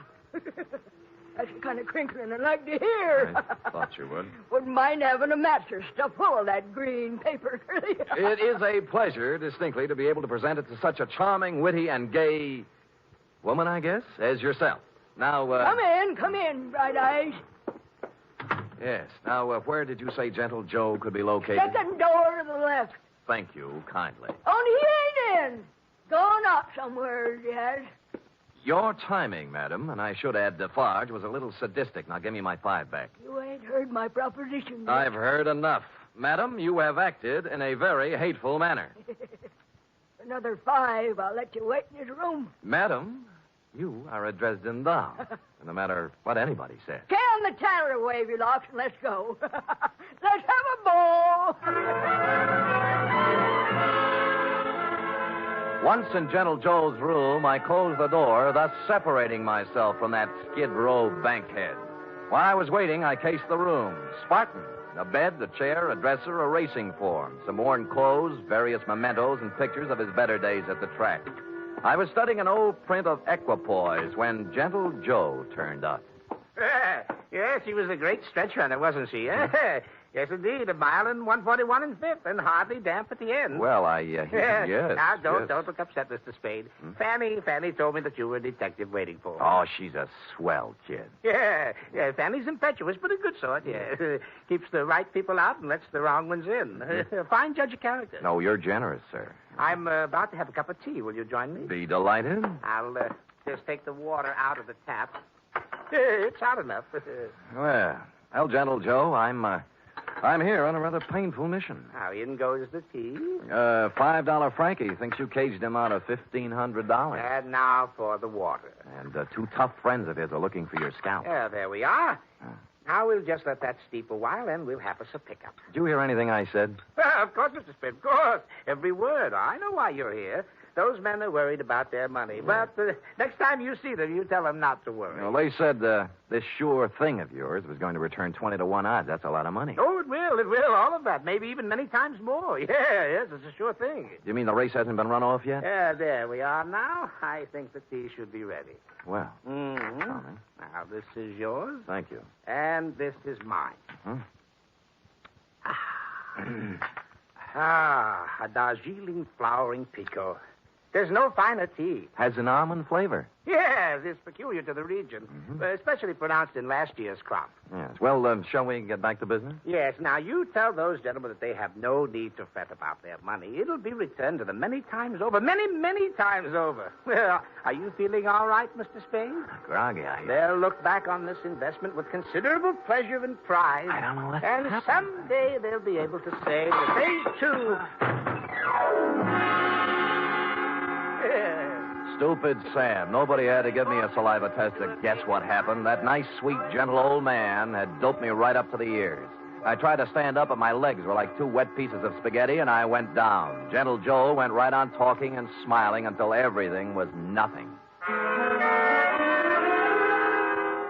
When I came to, Joe was gone, and so was my faith in horse people. Fanny had made herself scarce, too, and I stumbled alone out into the daylight for resuscitation. It took walking, coffee, whiskey, and a bowl of raspberries to bring me around. I eventually found a safe haven in my own office. Sam Spade, Detective Agency. Mr. Hangover speaking. Mr. Spade, this is Gentle Joe. What? Listen, you... I know how upset you must be over my little deception. Deception? It was all to a good purpose, Mr. Spade. You see, I had to get out of there in a hurry with the minimum of discussion. I seem to remember you were hustled out of the racing game for doping a few 3-year-olds. Well, that's what some people in official circles felt. But, Mr. Spade, I want to apologize to you and tell you that I will be able to explain everything to your satisfaction. No. What's the matter? Help! Get away! Hello! Hello! Hello! Hello! Somebody put the phone back on the hook, so I hung up and dialed a friend at the telephone exchange. She quickly traced the number. The call came from the Sunset Stables out near Bay Meadows. I dialed back, but nobody answered, so I beat it out there. It was dark, and the only person I could rouse was a young stable boy. Yeah, what do you want? My name's Spade. A guy named Gentle Joe was calling me from here, and something happened to him. Gentle Joe Higgins? That's what I said. Oh, I haven't seen him in 2 or 3 years. Now, look, don't give me that. He called from here. Now, where is he? Oh, look, beat it, will you, before I scream for the cops? All right, I'll look myself. Oh, I say you can't. Now, no.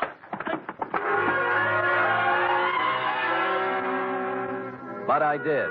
There were 2 phones inside the stables, both hanging on posts. The second one had the number the phone company had given me, and although someone had tried to cover it up with sawdust, on the floor, under the phone, were 3 tea bags, and somebody had done a lot of bleeding. Looked like Gentle Joe's parlay had run out.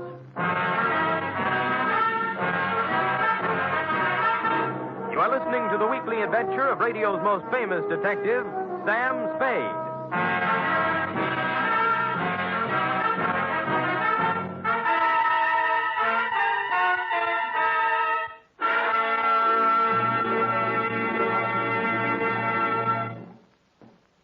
Three chimes mean good times on NBC.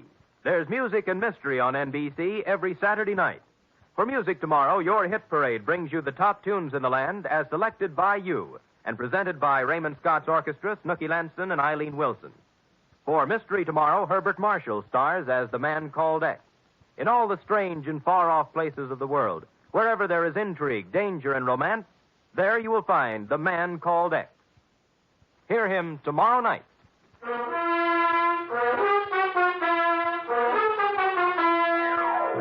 And now back to The Sure Thing caper, tonight's adventure with Sam Spade.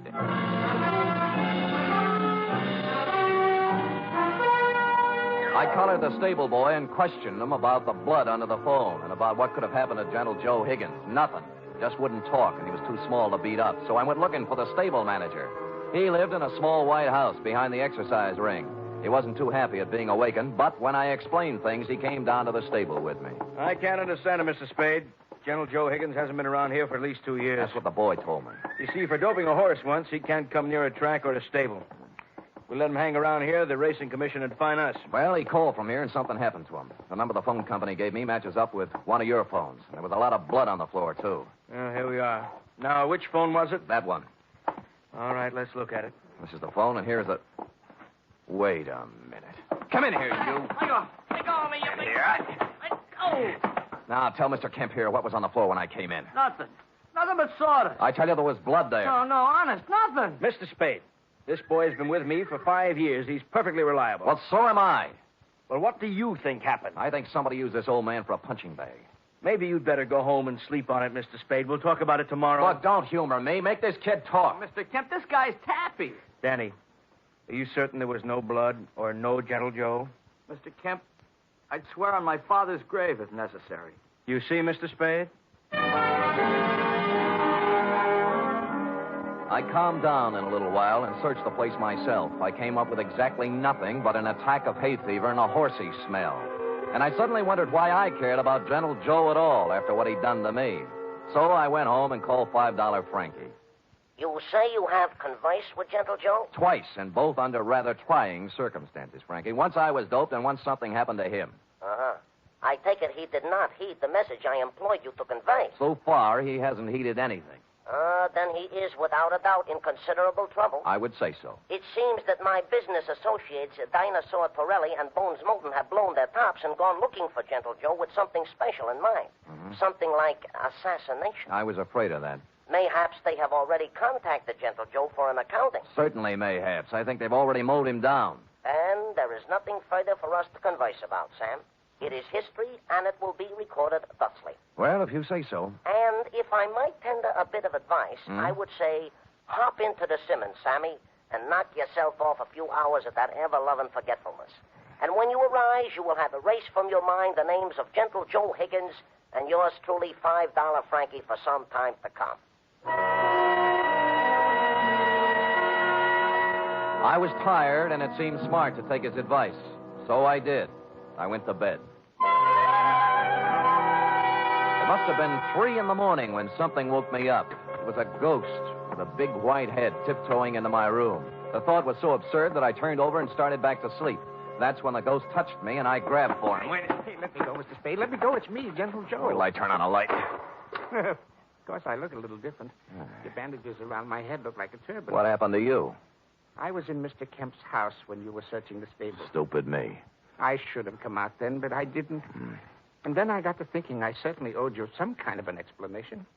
So I found your address and came here. All right, I'll collect the explanation. Now, first, what was the dope for? Well, I was afraid you might take me back to $5 Frankie and his friends before I did what I had to do. Would you care to tell me what that was? I wanted to buy a horse. With their money? Yes, with their money. They thought you were betting it on a horse, a sure thing. I know, but let me explain. I was thrown off the tracks for doping a horse. I needed money, but that's another story. After 5 years, I could get my trainer's license back. Tell me more. Do you know what it is to love horse flesh and not be able to go near it for 5 years? No, the bangtail bug never got me. You can't con guys like Frankie and his thugs out of some money to buy a horse whenever you want one. There's more to the story. The horse I doped didn't get into the race. And the jockey had to ride another mount. He was thrown and killed. Well, it was too bad. I felt that I'd murdered the man. His name was Sandy Bean. Sandy Bean? That stable boy at Sunset Stables any relative? His son. Oh. His wife and son ran out of money, and they've had a hard time of it. I've worked as a janitor for the past 5 years, trying to raise enough money to buy them a horse to help make up for what I did. How much did you save? Only $1,500. The horse I wanted, a 2-year-old named Sure Thing, cost $3,000. Well, things are beginning to clear up now. How did you figure you could take money from Frankie to buy it? Well, Frankie and his friends made a lot of money off Sandy Bean when he rode. I figured it wouldn't hurt them to pay a little of it back. Well, I don't think they'd see it that way. I wasn't stealing the money. I was going to give each of them a 10% of the horse. I didn't dare tell it until after I bought it. Mm-hmm. Well, Gentle Joe, maybe they'll see the light, but I doubt it. I was going to take 10% for training her, give the other 60 to Mrs. Bean and her son, Danny. He'll make a good jockey. And Sure Thing is a great horse. I know. They'll make a lot of money off of it. It's a noble plan.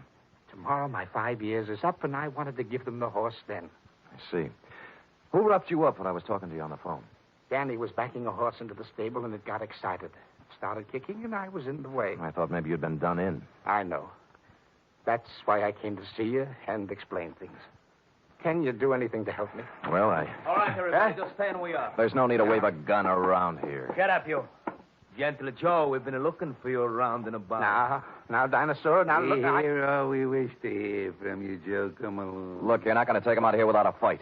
We wouldn't mind this at all, inasmuch as we come equipped with a little artillery. Bones, I didn't steal that money. Shut up. All right, knock it off. You want some of the same? Yeah, if you think you can do it. And it turned out they could. I knocked Torelli's gun aside, hit him with a hard left, and he didn't go down. I tried a right, then a knee, then a couple of elbows. And I was just getting ahead of the game when something hit me across the face and printed Code 45 on my forehead. I know this sounds repetitious, but I went out again. Honest, I did. Really. I'm sorry. Appropriately, it was dawn when I woke up cold and headachy. Of course, I was alone. Gentle Joe Higgins was the victim of a successful snatch, and I had an idea what might have happened to him. I dressed and started looking all over town, but I didn't have any luck, any. It wasn't until I was eating breakfast and met a police sergeant I know that I got a tip. Morning, Sam. Hello, Sergeant. What happened to you? I tried to kiss her. I didn't know they made those kind of dames anymore. Mind if I sit down? Pleasure. Yeah, we got a homicide this morning. Yeah, who? Who knows? Just an old man. Found him in the park. Somebody really worked him over. What do you look like? Ooh, 5'10", white hair, old clothes. Probably a bum. Where is he, Mord? Yeah. Kelsey's putting a rundown on him now. Well, I'll see you later, Carter. Thanks. Hey, Sam. Haven't finished your breakfast. They let me in the morgue, and I took a look at the corpse. And once I saw it, I knew just where I had to go. I caught a cab out to the Sunset Stables. The horses were just having their rolled oats when I pulled in, and Danny Bean, the stable boy, was there, dressed in his cleanest Levi's. What do you want? Where's the show going to be? What show? When Gentle Joe gives you the horse. Isn't this the day? Okay, so you know. Mm-hmm. Gee, I'm sorry about last night, Mr. Spade. I had to keep it a secret. Forget it. You did the right thing. When's the ceremony? In about an hour, right here. You want to wait? Sure. I wouldn't miss it for the world. Of course, I cheated a little. I didn't tell you who it was I saw in the morgue. The truth was I didn't know. It wasn't Gentle Joe Higgins, though, and so I reasoned thusly if Torelli and Moulton didn't finish him off in the night, he must have gotten out of it somehow. He was a resourceful old man, and I was sure nothing short of death would keep him from presenting Danny with a horse on the day he planned. And I was right. An hour later, he came walking in leading the prettiest chestnut mare I'd ever seen. There was a smile 2 feet wide on his face, and behind him, carrying blankets, a saddle, and riding colors, were who else? $5 Frankie, Dinosaur Torelli, and Bones Moulton. Well, Mr. Spade, this is a surprise. Well, it's a pleasant one. Yeah, this is Sure Thing. Oh, isn't she a beauty? She is indeed. How'd you do it, Gentle Joe? Well, Mr. Spade, I just invited them over to my place to have a cup of tea. You get it? Yeah. While we was a half out, he explained the whole thing to us. Sounds like a good deal to me. We can win both ways on the track and at the window. Oh, look at the life of that horse. Just waiting to cross the finish line. Sammy boy, this is indeed a signal occasion, huh? This is the first time I have ever been this close to a horse, and me being a horse player. Well, have you talked to her yet? Why, sure. I am already talking to Sure Thing and explained to her our financial position. Oh. She has assured me she will romp home first more times than not. Well, gentlemen, shall we do what we came here to do? Sure, leave us make the presentation. Come on, let's get into business. Give the animal to the kid already, I agree. Danny? Yes, Mr. Higgins? Danny, the four of us are giving you this horse, sure thing, in memory of your father, the late, great Sandy Bean. Thank you. Thank you, sir. She's a beauty, isn't she?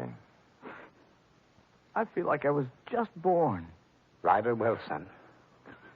Ride her well.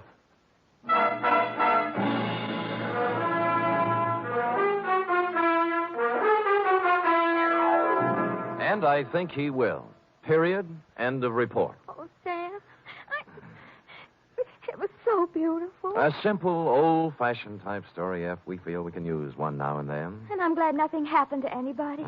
Because I just love them all. Everything considered, F, they weren't half bad. Now, how about typing it up? Oh, I'd love to.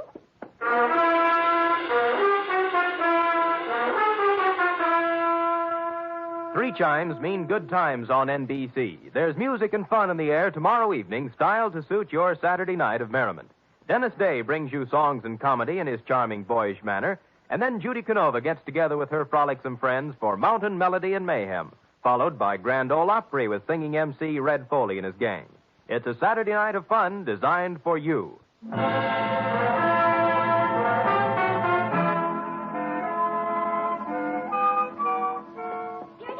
All typed up. Now, let me see now. You captured $5 Frankie's peculiar style. Perfect. And that wasn't easy. Oh, Sam, I was just thinking. Oh? We ought to contribute something along with everybody else.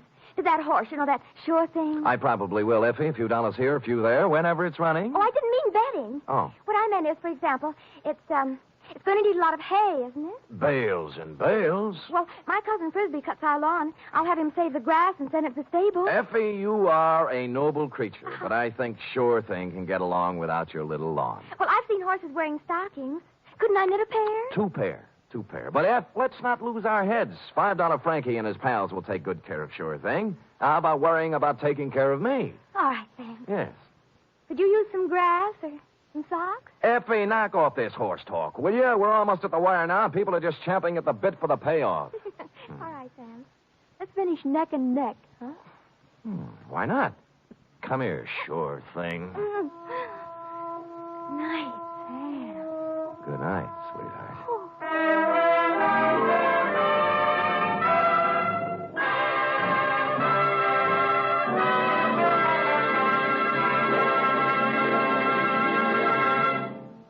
The Adventures of Sam Spade are produced, edited, and directed by William Spear. Sam Spade was played by Stephen Dunn. Lorene Tuttle is Effie. Wally Mayer was Gentle Joe. Script for tonight's adventure by John Michael Hayes. Musical scoring by Lud Gluskin, conducted by Robert Armbruster.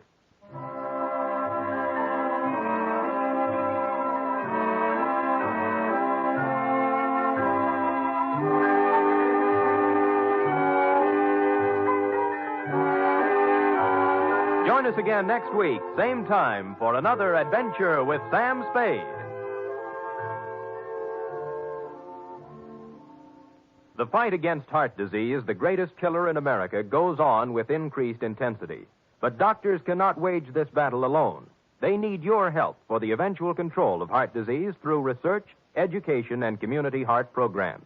Give now to fight heart disease. Send your contribution to HEART, H-E-A-R. Here at Escape Radio, we proudly thank our partners at CBS. And now, folks, a quick challenge before the next thrilling chapter.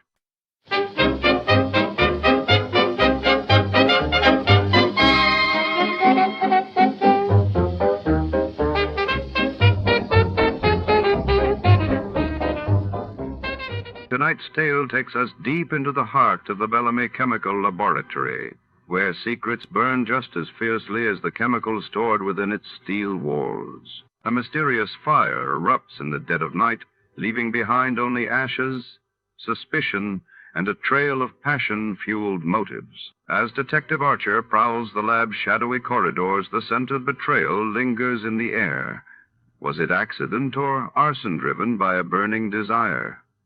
Shadows flicker between test tubes, and every suspect holds a match. Before to start, let's see what happened the day it was aired.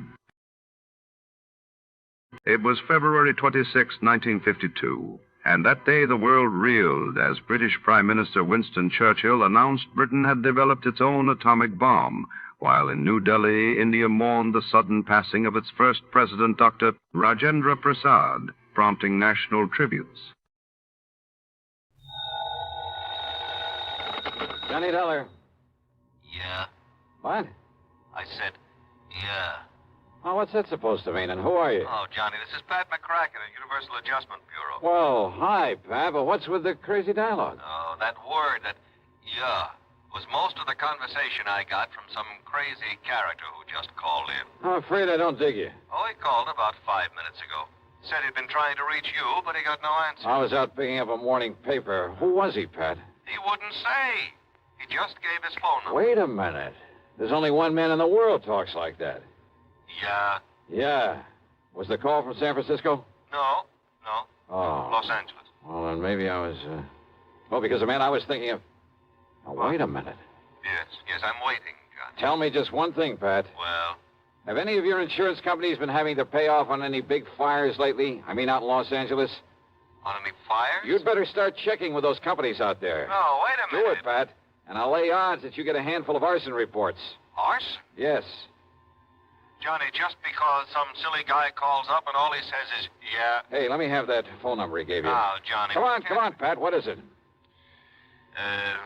Hollywood 8, 3142. Okay, now you go ahead and check with your West Coast insurance company.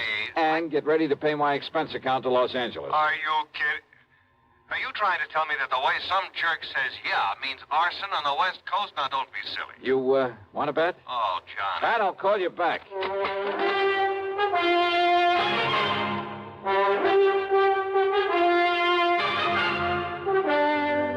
CBS Radio brings you Bob Bailey in the exciting adventures of the man with the action-packed expense account, America's fabulous freelance insurance investigator. Yours truly, Johnny Dollar.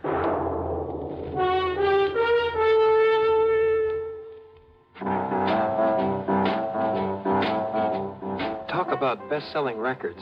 Here's a familiar tune about America's best-selling filter cigarette, Winston.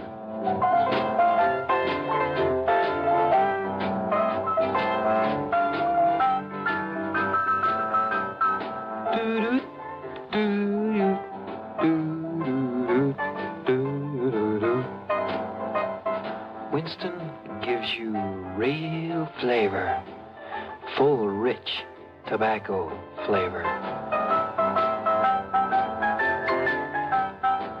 And you know, that's because only Winston has filter blend up front.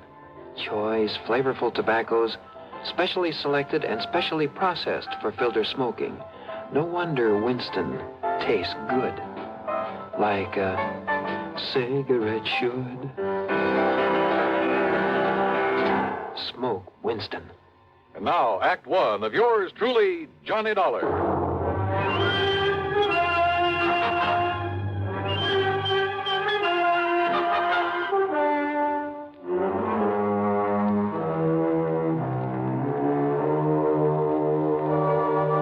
Expense account submitted by Special Investigator Johnny Dollar to the Universal Adjustment Bureau, Home Office, Hartford, Connecticut. Following is an account of expenses incurred during my investigation of the Burning Desire matter.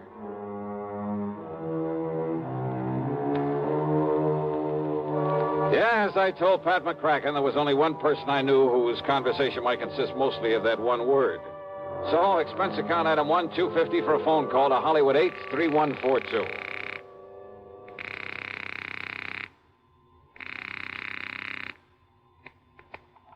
Hello?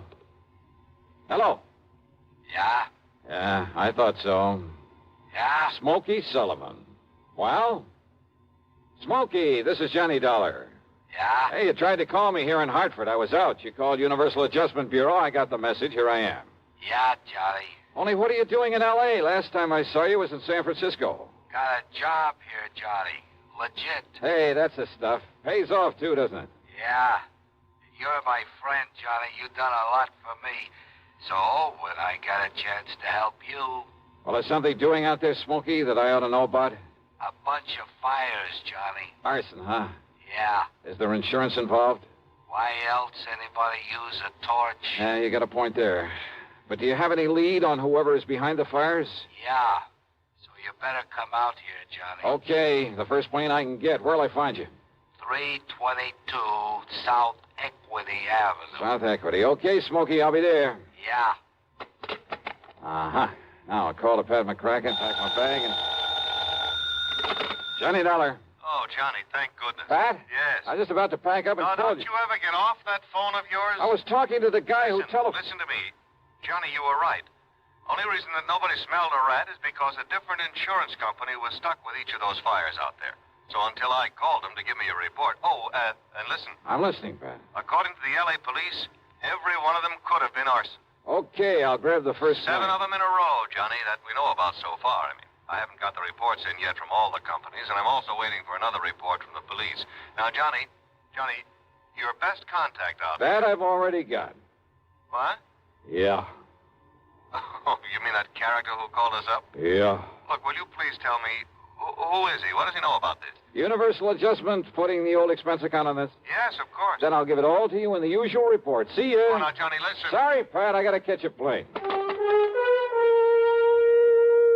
Expense account item 2, $162.85 plane ticket from Hartford to Los Angeles. Thanks to the time differential, it was only shortly after dark when the big mainliner set down at the L.A. International Airport. Item 3, $7.50 for a cab to Smokey's address. It was hardly Beverly Hills or Bel Air, believe me. 322 South Equity was in a beat-up part of a downtown industrial section. A weather-beaten 3-story house with a sign out front that said Boarders by the week a month.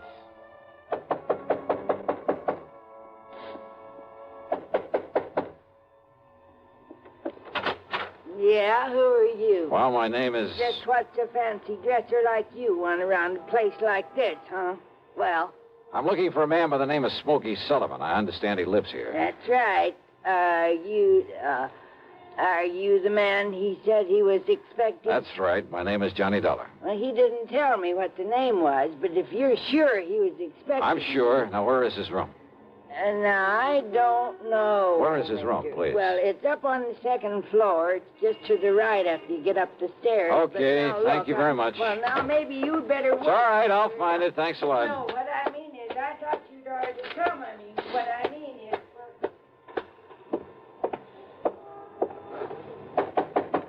Smokey?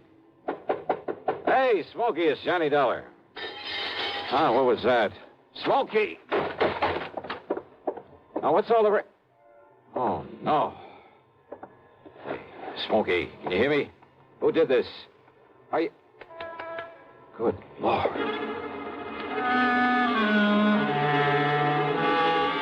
Smokey had really had it. Whoever had beaten him up probably would have killed him if I hadn't come along and scared him away. I looked out of the broken window, but of course it was too late to see who'd done this. Meantime, the landlady appeared, and I had to get me some towels and a basin of cold water. Here you are, Mr. Oh, good. Thanks a lot. Somebody sure laid into him, I'll say that. You ask me, it's a wonder if he stays alive. He'll be all right. He'd better be. Sure lucky you come along to see him is all I got to say. Yeah, you better get me a couple more towels and maybe another basin of water. No, wait. What? You won't need them, mister. I got a much better idea. If I can find it. Hey, Smokey. Give me a minute to find that bottle. Well, here it is. Yes, sir. This here'll fix him up. Smokey, can you hear me? Fix him up quicker than a wink. It's Johnny Dollar. Here now, mister. You just pour a slug of this down his gullet and see if it don't bring him to. Huh? Oh, yeah, good idea. Let me have that. Oh, sure. It's real genuine California cognac, it is. And soak up another towel for me, will you, please? I sure will, mister. All right, here now, Smokey, here. See if you can get down some of this. Easy now, huh? That's it. Attaboy. Really? Yeah. A little more of this. Here. You know, before you come up here, mister, I tried to tell you. Easy now, Smokey. Yeah, I tried to tell you. I thought that other man that come up here to see him was the one he was expecting. Here, now, here's your fresh towel. Thanks. Did you say other man? That's right. Come in just before you did. You know him, who he was? The chimp. What? What's Smokey? The chimp, Johnny. That's who it was. The chimp? Yeah.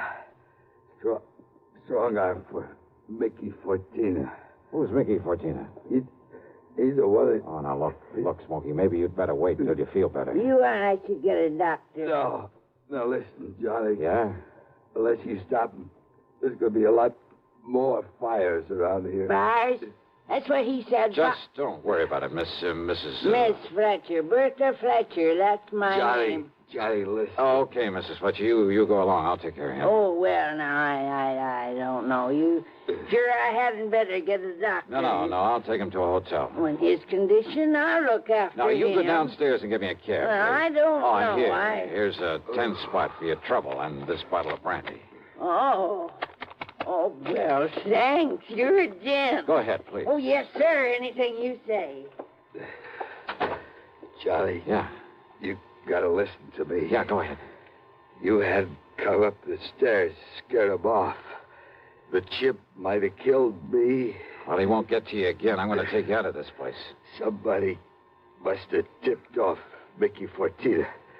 Must have known I'd put in that call to you. So listen, Johnny. Later, Smokey, after I get you out of here.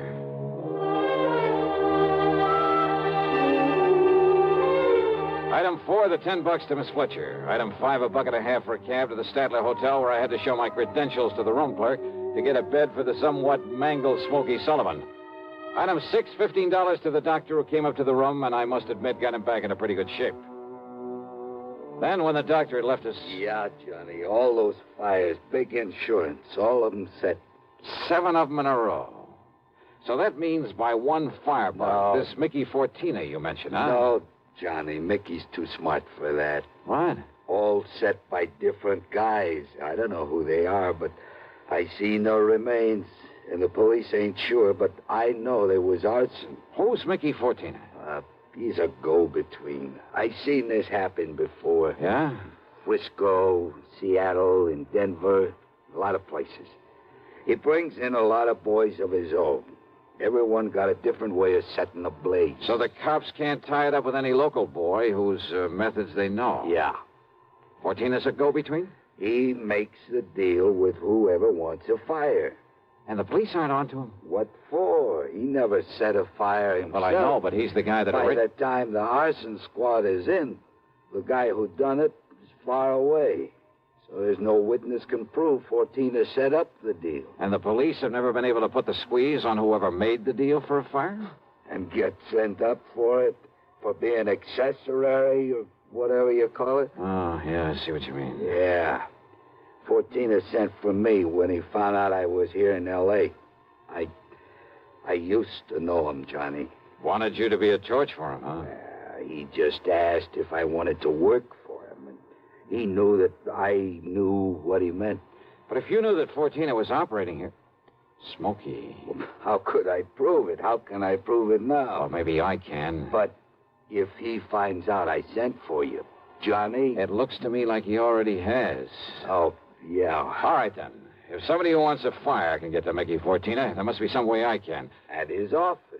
His what? At his office every night. 1025 South Spring. He has an office for a racket like this? Why, you'd never know it. You'll see. Yeah, I think I'd better see. Hey, Smokey, you... Who's that? You got a gun, Johnny? Right here and ready. Open up in there. This is the police. Police, huh?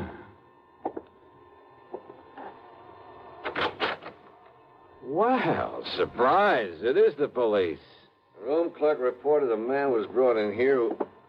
Johnny! Yeah, Pat Nichols. Sergeant Nichols now, Johnny. Good. How are you, boy? Now, wait a minute. Is this the man you brought in here? Smokey Sullivan? Listen, officer, Johnny, you think maybe Smokey is tied in with this string of fires out here? No, tell him, Johnny. No. You tell him, Smokey, anything you want. Well, now, look. You know I'm no good at talking to a cop, Yeah, well, Johnny. give it a try. And, Pat, be sure you stick around to keep an eye on him. What? Smokey may need a bodyguard. You. Huh? Yeah. Until after I made a little business call. Johnny. Now, look, if you're out here because of those fires... Did I say I was? I didn't tell him anything like that, did I, Smokey? No, Johnny. And I see what you mean. Now listen, Just you two. stick around, Pat. I'll see you later. If I had told Pat where I was going, he might have wanted to come along. And a man in the uniform would hardly have helped in the plan I had for trapping Mickey Fortina. But you know something? Going over to see him alone was a big mistake. One I almost didn't live to regret.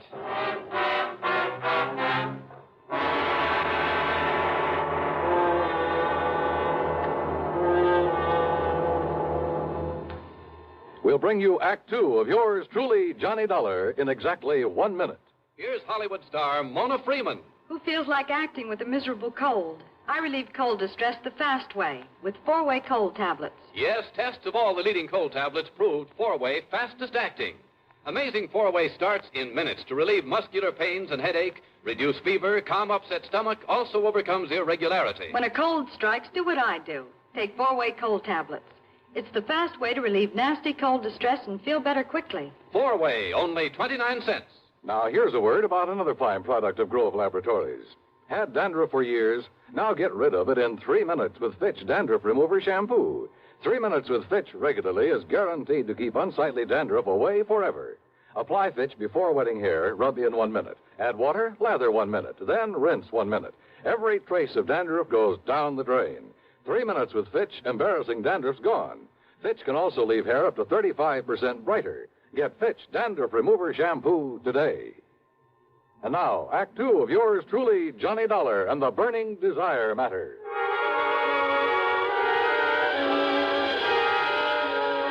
My plan for trapping Mickey Fortina was a very simple one. I'd make like a property owner who was anxious to collect some fire insurance, who was willing to pay in advance to make sure my property went up in flames. Easy, or so I thought. Item 7, 85 cents per cab to the office building at 1025 South Spring. The only lights on were in Suite B on the second floor. According to the directory in the lobby, that was the office of the Fortina Friendly Loan Company. Loan office, huh? Yes, sir. Can I help you? Yeah, I'd like to see Mr. Fortina. You got an appointment? No, but I'd like to make a little deal with him. Well, can I have your name, mister? It's Morris, Theodore Morris. Just a minute, huh? Excuse me. Yeah, sure. Man says his name is Morris, wants to see you, Mick. Oh? Hey, listen, has the chimp come back yet? No. And he said he was going to send Husky over there. Husky? Why? Well, Chimp said he was afraid if he showed up at that hotel... Careful what you say. Close the door. Sure. The chimp. And somebody was going over to the hotel.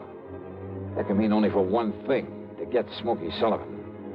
I carefully edged over closer to the door of Mickey's office, hoping I could hear more. But it was too thick. And it suddenly dawned on me. If they knew I was the one who put Smokey in that hotel, they probably also knew why I'd come here. There was only one way to make sure. I'd have to go through, or at least try to go through, with a bluff I'd planned. Oh, sorry to keep you waiting, Mr. Morris, is it? Yeah, that's right, Mr. Fortina. Ted Morris. Oh, Mary, when he gets here, send him in. Sure, Mick. Come in, please. Sit down. Yeah, surely. Thanks a lot. All right, I'll get right to the point, Mr. Fortina. Oh, by all means do, Mr. Morris. Well, I own a big shoe store over on North La Brea. Yes? Well, business has been pretty bad lately. I've been losing a lot of money. Too much stock on hand, big inventory, and how it is. Well, if it's good merchandise, I see no reason why we can't arrange a loan for you. Yeah, a loan? Of course. What else? Well, listen, I carry a lot of insurance on not only the stock, but the building, too. Oh? How much, Mr. Morris? Well, it adds up to over $185,000. I see. It's very commendable. But why do you tell me about this insurance? Well, I said I'd get to the point. Now, listen. If that place was to burn up some night, the whole works. If that place was to burn up some night, the whole works. I'd collect a lot of money on it, all the insurance. And, of course, be in a position to repay whatever loan I advance to you. All right, stop beating around the bush, 14. I want that place burned out. Can you fix it?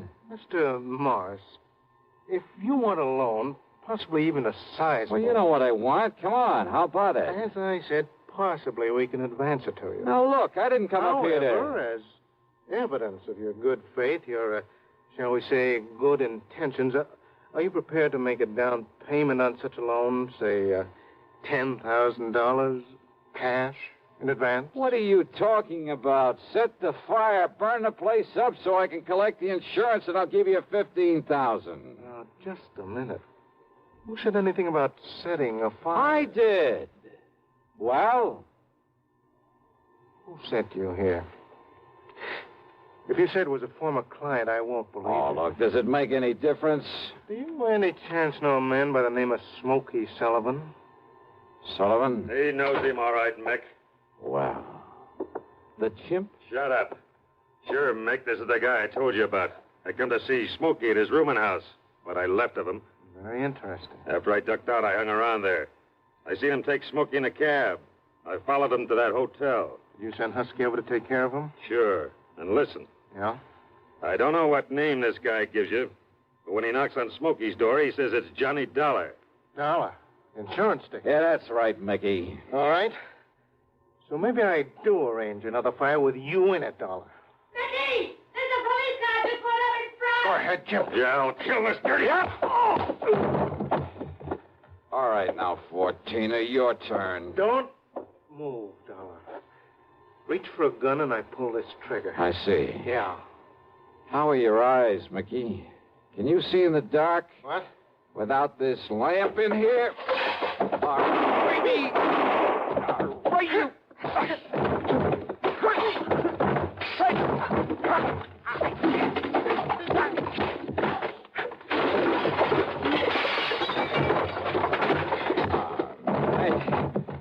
Yeah. Wow. I guess Smokey was right at that, Johnny. Hi, Pat. You seem to think you wouldn't need any help around here. You all right, Johnny? Yeah. When that strong arm, that husky Castellini, came up to the hotel room after him, well... I had to tell him, Johnny. I had to tell him what it was all about. That's okay, Smokey. It's okay. So we threw Husky in the clink and came over here. Well, I got an admission out of him, Pat, but unless you can get these goons of his to talk, I don't know what you're going to hold him on. After what just happened in here, Johnny, we'll hold him and his goons just as long as we need to. And unless they want to take the whole rap for him, I think they'll talk. Yeah, they talked all right. And as a result, the police in a couple of nearby states should have no trouble at all in picking up some of the other of Fortina's boys, his hired torches. Funny, isn't it? These stupid jerks just never seem to learn. Expense account total, including hotel bill, plane ticket back to Hartford, and a sizable bit of folding money for Smokey Sullivan. $874.20. Yours truly, Johnny Dollar.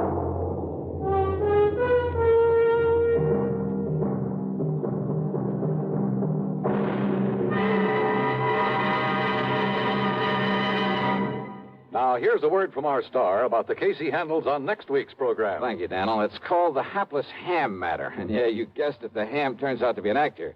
A really bad one with one of the cleverest methods of committing murder I've ever known. There's a lot of action, suspense in the story, and I think you'll like it. Who knows? Maybe if you listen closely, you'll be able to figure out his method even before I do. So join us, won't you? Yours truly, Johnny Dollar.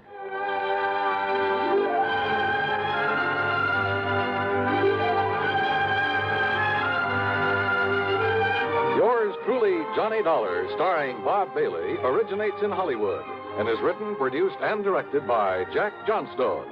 Heard in our cast were Virginia Gregg, Gene Tatum, Lawrence Dobkin, Vic Perrin, Paul Duboff, Don Diamond, and Frank Gerstle. Be sure to join us next week, same time and station, for another exciting story of yours truly, Johnny Dollar.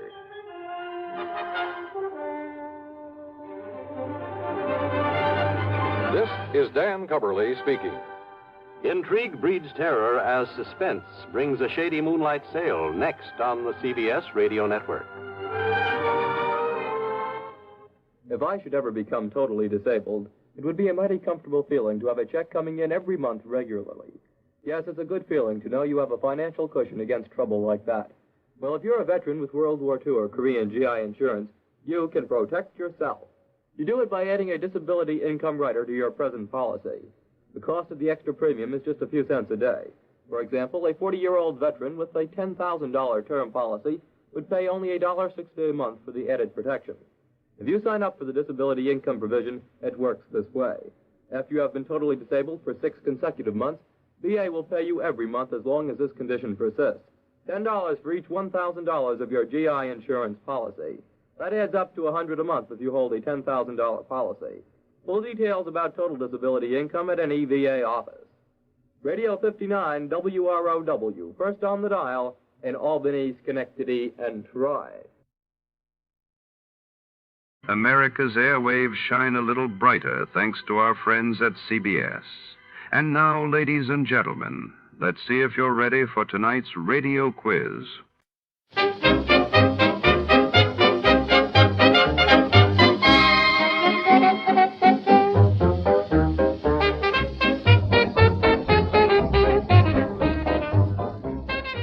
Tonight, under the shadowy neon haze of the city, a priceless Soviet jewel, the Red Star, vanishes without a trace. Our hard-boiled detective is dragged into a web of lies, double crosses, and danger, with every streetlight casting deeper suspicion. As a mysterious femme fatale emerges from the Ford, will he unravel the caper before the city's underbelly swallows him whole? Stay tuned for a night where trust is a luxury and betrayal waits in every shadow. Before we begin, let's see what happened on the day it aired.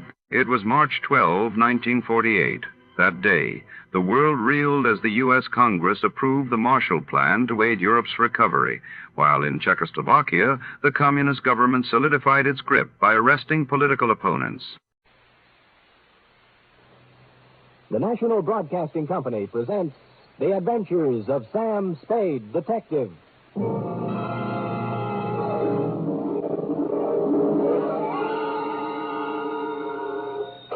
Sam Spade Detective Agency. Me, sweetheart. Sam! Most of the day is gone and you haven't even come into the office. I slept in, Effie. Did you have a busy night? Rather. Didn't you read the papers today? What?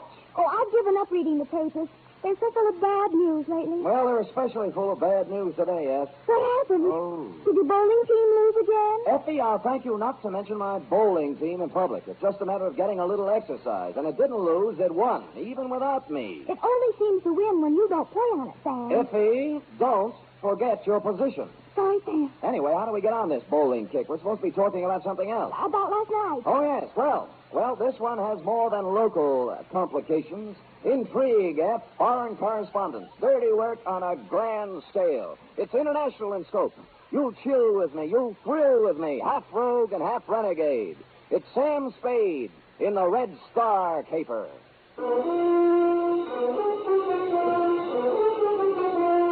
For NBC, William Spear, radio's outstanding producer-director of mystery and crime drama, brings you the greatest private detective of them all in The Adventures of Sam Spade. Effie? Yes, Sam. Yeah, I'm here. It's about time. Well, I'm here. It's about time. Effie, you sound more like a shrew every day. Thank you, Sam. I'm just being practical, you know. How can we make money if you don't show up? Well, I had to turn away 3 clients today. Well, that's right. I'm thinking of quitting private detecting anyway. You are? Really? What would you do? Well, I know a reporter's job that's open. Now, how would that sound? Scoop Spade. My beat is the universe. Oh, that sounds terrible, Sam. You make a silly reporter. You can't even type. Sometimes, Effie, you hit the nail right on the point, where it hurts. Now, let's get down to business. Well, I hope I didn't offend you, Sam. Well, watch it. Date January 12th, 1951. To Lieutenant I.C. Kelsey, Homicide Detail, San Francisco Police. From Samuel Spade, license number 137596. Subject, the Red Star caper. Dear Kelsey, it had been some time since I had attended a lecture. In fact, the last one I can remember is when Margaret Sanger passed through town.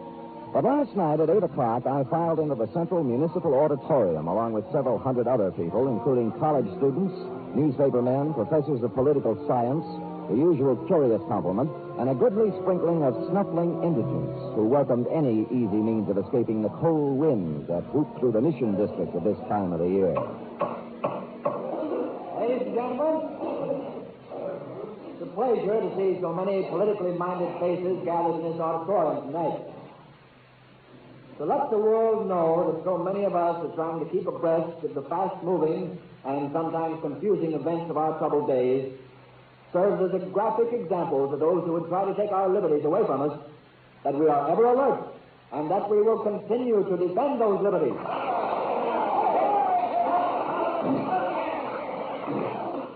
Only by taking every opportunity to display our willingness to understand and act on the problems that face us can we serve notice to the world that we are ever ready to pick up the gauntlet of international challenge whenever or wherever it may be thrown down. The subject for tonight is, are we helping our enemies?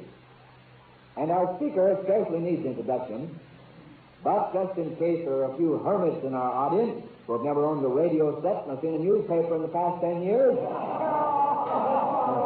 well, just in case there are, let me introduce a man who really needs no introduction, the most distinguished foreign correspondent, Cyrus Manning.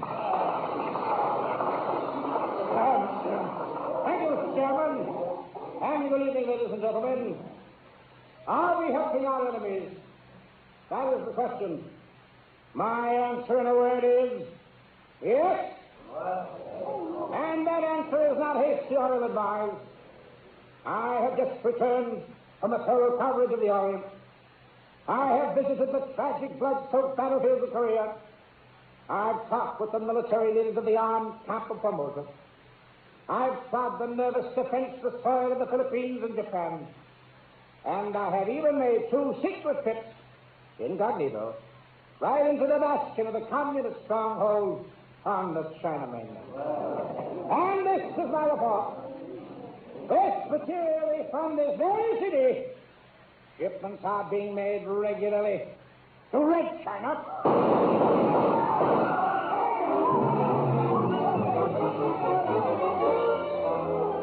I was sitting halfway up the hall when the lights went out. I cut for a side aisle and raced for the stage. Someone was running for a back exit, and I followed. I was too late. The car had roared out of a back alley and was gone. On the stage, someone had rung down the curtain. Cyrus Manning was on the floor, and the chairman was bending over him. He's dead. They almost shot me, too. Let me see. Yeah, you're right. There's nothing anybody can do for him right now. The lights went out, and then the shot. Oh, this is the most terrible thing that ever happened to me. To you? Shall I ask him to get up and call the police, or do you think that with one last dying effort you might do it? I'll call him. Oh, I guess he did get the worst of it. I guess he did. And that's how the news reached you, Kelsey. Now, suppose you want to know how I happened to be at a lecture where the lecturer happened to be shot. Well, I'll tell you. And don't think it makes me happy. You see, I was supposed to be his bodyguard. Now, let's start at the beginning, shall we? It's early afternoon. Our stupid hero is sitting around trying to break the code on a scratch sheet. Sam, are you in? Oh, only the clients, F. Who is it? Dick Davis, foreign news editor on the Tribune. No, he probably has me confused with Mr. X, but I'll take it. Yeah, Dick? You ever hear of Cyrus Manning, Sam? The foreign correspondent? Yeah, that's the one. He's in town. He got here yesterday. Well, what is it, a benefit? You want me to do card tricks or something? He needs a bodyguard. I don't know anybody else who'd be crazy enough to take the job, so I called you. Oh, gee, thanks. Read the letters to the editor column tomorrow for my reply. I didn't know whether you'd take the job, but I sent him over to see you anyway. Who does he want to be bodyguarded against? Well, I'll let him tell you about it, Sam, but I'll give you a clue. Their home base runs west from the center of Berlin, east to slightly below the 38th parallel. Oh, those people, huh? Well, there are only 200 or 300 million of them. I shouldn't have any trouble. Then you'll take the job, Sam? Who's paying? We are, 50 a day. 60. Haven't you heard of the cost of living index? Yeah, all right, it's a deal. Good. Just one thing, Sam. If you have a good picture of yourself, taken recently, kid, we'd appreciate a copy. Why? Probable. That is, possible obituary. Davis, what are you saying? If I don't see you again, Sam, good luck. I quit. I won't take the job. Davis! Effie? Yes, I'm here. I'm leaving town for a few days, F. Look, throw some things in my suitcase in the closet. All right, then. But wait, there's someone here to see you. I don't suppose his name is Cyrus Manning. Did you ever guess, Sam? Oh, it was easy. I just thought of the name of a man I would least like to see. Send him in. Sam, sometimes I just can't understand you. I have the same trouble, F. I'll send him in and forget about the suitcase. I am not going to succumb to hysteria. Are you sure you're all right? Of course I am. On these troubled times, we must keep our heads cool and our powder dry. Oh, I try to. Now send them in. Thank you. How do you do, Spade? Sit down. Oh, thank you, old man. Could you lift up your hat brim so I could see your face and maybe even take off your trench? Yeah, I never take them off, Spade. Oh? They're the mark of my profession. Oh. The life of a foreign correspondent isn't his own, you know. I might be whisked off to Berlin or Siberia in a matter of minutes. Sometimes I even sleep in these clothes. Well, you know best. I wore this trench coat when I interviewed Hitler. When I stood knee-deep in water on the shores of the Philippines. Next to MacArthur. Really? Why, the commandant of the prison camp didn't dare take it off of me when I was captured by the Chinese guerrillas. And when Mussolini... Would you care for a drink? See? Yeah. Well, thank you, sir. I see you pouring deep. Well, here's the crime. No, Spade, no. Just a minute. I never drink without first offering special toast. Offer. Oh, may the great white wings of the thunderbird brush lightly over your grave.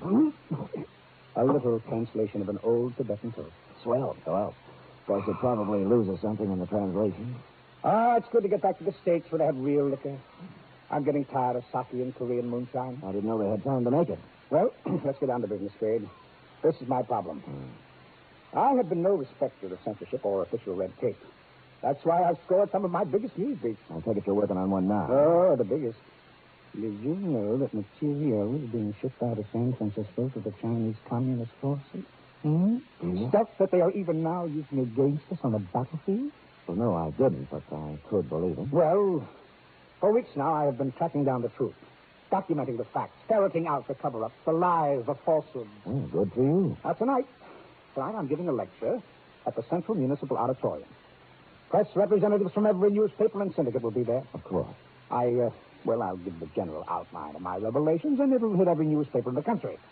Then, when the public's appetite is whetted, I'll publish the specific details in the Tribune the following day, and we'll score a clean scoop. I see, and you feel somebody's gunning for you. I know they are. Anybody specific? I'm not at liberty to name names just now. But after I give my first lecture tonight, it might be 30 for me. Well, the Tribune's hired me, and I'll do my best. I've been in tight spots before, Spade, but my duty is clear before me, and I'll not shirk it. I won't need you before the lecture, but immediately after, your services will be appreciated. Well, why don't I stick with the starting right now? Now, after the lecture will be 2 minutes. You know best? They think I'm afraid to talk, but I guess I'm going to give them a surprise, huh? Yeah? One that they can read in their morning newspapers, huh, Spade? Yeah? Yeah?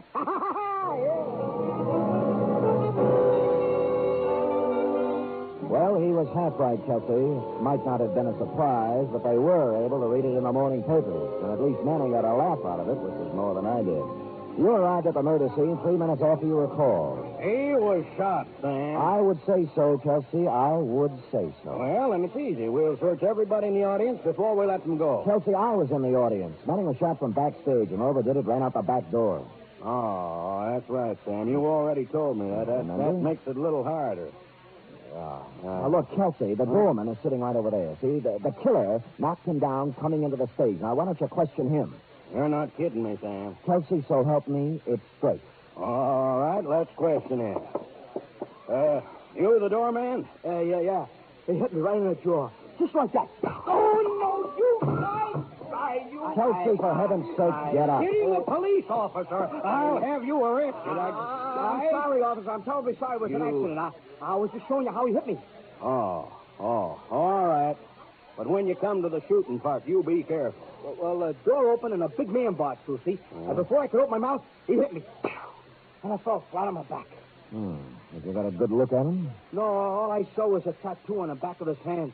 It was a red star. You mean he stood there and shot Manning and you didn't see him? As soon as he knocked me down, he put out the lights. And then he run out.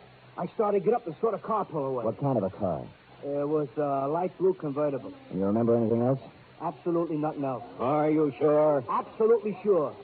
I don't suppose it's worth much, but the license number was 4N75323. No, I don't think.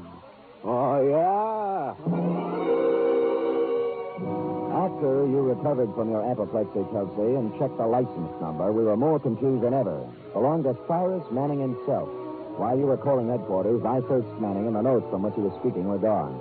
I reasoned that he might have had a carbon copy or handwritten notes in his hotel room or wherever he lived. The Tribune supplied his address, the Congress on Fillmore, above Van Ness, room 612. Coming out of the elevator, I bumped into a tall, handsome brunette hurrying in. Excuse me. It was my fault. If you go to the right, I'll go to the left. All right, ready? Shift. Going down. Hurry, please. She was nice, but I had other things to worry about. No one answered Manning's door when I knocked just to see what might happen, so I let myself in.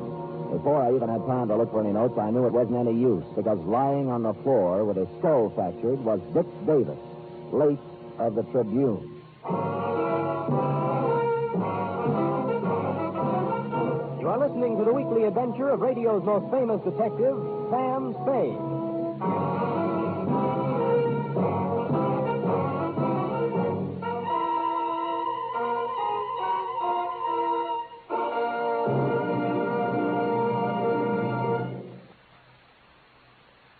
90 minutes of comedy, music, and drama, all presided over by the glamorous Tallulah Bankhead. That's The Big Show, brought to you every Sunday on NBC. This Sunday's Big Show features such bright stars as Jack Carter, Jimmy Durante, Louis Calhern, Martha Ray, and many more. Plus music by Fran Warren and Meredith Wilson's chorus and orchestra. It's The Big Show. And Sunday over most of these NBC stations also means a 1-hour adaptation of a famous play or story by Theater Guild on the Air. This Sunday's Theater Guild production is Philby, starring Rex Harrison and Teresa Wright.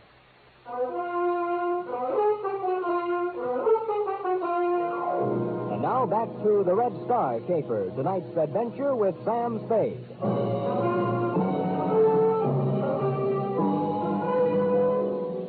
Cyrus Manning's room had been worked over thoroughly. There were no notes lying around which described the activities of anyone sending war material to the Chinese communists. The only pertinent piece of evidence was the corpse of Dick Davis. I didn't call your office right away, Kelsey, because I wanted to get out of there and begin asking some questions before the trail was cold. Strangely enough, in a man's hotel room, there were many items that belonged to a woman. Clothes, makeup, and so on. And they recalled to mind the girl I'd bumped into getting out of the elevator. And this recalled to me the elevator operator. I've seen her coming up and down a few times. I know who she is. You know Manning when you saw him? Yeah, I knew him, the celebrities. But I can't remember like everybody. Was the girl ever with him that you remember? Not that I remember. Do you recall a short, dark, thin man coming up, name of Davis? They don't pay me to remember the people. I just get paid to take them up and down. And not very much either. Will this help you remember anything? What $10 will do for your memory. A thin, dark man went up about 8:30. Didn't see him come down, though. He was alone. Good memory. Did anyone else in the elevator tonight stick in your mind? The only guy I can remember is one who didn't look like he belonged here. Big. Had a pockmarked face. Huh? Oh, and on the back of one hand, he had a red star tattooed. Manning was going to reveal something about materiel being shipped to China. Shipped was the word I'd overlooked. And someone tattooed who looked as if he didn't belong in a good hotel and had the smell of a waterfront on him. So I splashed myself with cologne and went looking for the man who knows most about the strange smells of a waterfront. In fact, he's one of them. He's an indescribably low man, a fungus on the tree trunk of honesty, a spider in the lunch pail of lawfulness, porky grouse, a stool pigeon, so low he has to climb down a ladder to tie his shoelaces. I found him at the Blue Lantern bar, took a capsule to settle my stomach, ordered a bottle and 2 glasses, and somehow forced myself to wave him. Well, if it ain't my old buddy, my old drinking pal, Good Time Charlie's Spade. Buddy. You pouring, Sam? Porky, the other side of the table, please. I might need room in case of fire. I like it on this side, Sam. I can keep my eye on the window. All right, I'll move. Oh, Sam, you're too far away. I can hardly see you. Pork loud. Now, look, tell me something, Porky. Do you know anybody who's shipping stuff to China from here, or someone with a red star tattooed on his hand? Honey, search your heart. I don't think I could squeeze a word out of it. All right, here's one. You're a prince, Sam. Please. It's still kind of dry, Sam. Okay. Oh, there's nobody like you, Sam. You're beautiful. Other way. Where was we? Who was that stooling on? Usually me, but if you can't think of anything else, try to remember where these drinks came from and talk accordingly. What do you want me to talk about, Sam? You better get me quick before my throat dries up now. Have you ever heard of anyone shipping war goods to China, Porky, or a man with a red star in his hand? Ask me something else, Sam. I'd rather not answer that. I'll see if this changes your efforts. Not again. Oh, you're a prince, Sam. Now, let me see. I heard about somebody shipping goods to the heathen Chinese. Yeah? But Sam, I gotta get going. I'll see you. Grant, come back here. I'm sorry, Sam. I just remembered I left something home on the stove. You don't have a home. I turned around to watch him scuttle out the door, and I saw for the first time what must have caused his hate. A face as evil as any I've seen these days outside of yours, Kelsey, was staring through the dirty window. The face moved for the door and entered, perched upon a big body under a sea cap. His arms were shoved into a pea jacket, and his legs hit the floor like slow jackhammers as he walked toward me. You trying to pump information out of grout, pal? Why else would anyone in his right mind give Porky Grant free drinks? Or stand that close to him? Who are you? What are you trying to find out? Frankly, it's none of your business. Look, pal, I grew up on the waterfront the hard way. I've knocked guys like you all over every port in the world. Now, don't make me mad. Why don't you make it easy and tell me who you are and what you want? I never answer questions. I just do the asking. Oh? Are you going to tell me something, or am I going to beat it out of you? Well, I guess it's going to have to be the hard way. Okay, pal. But just remember this.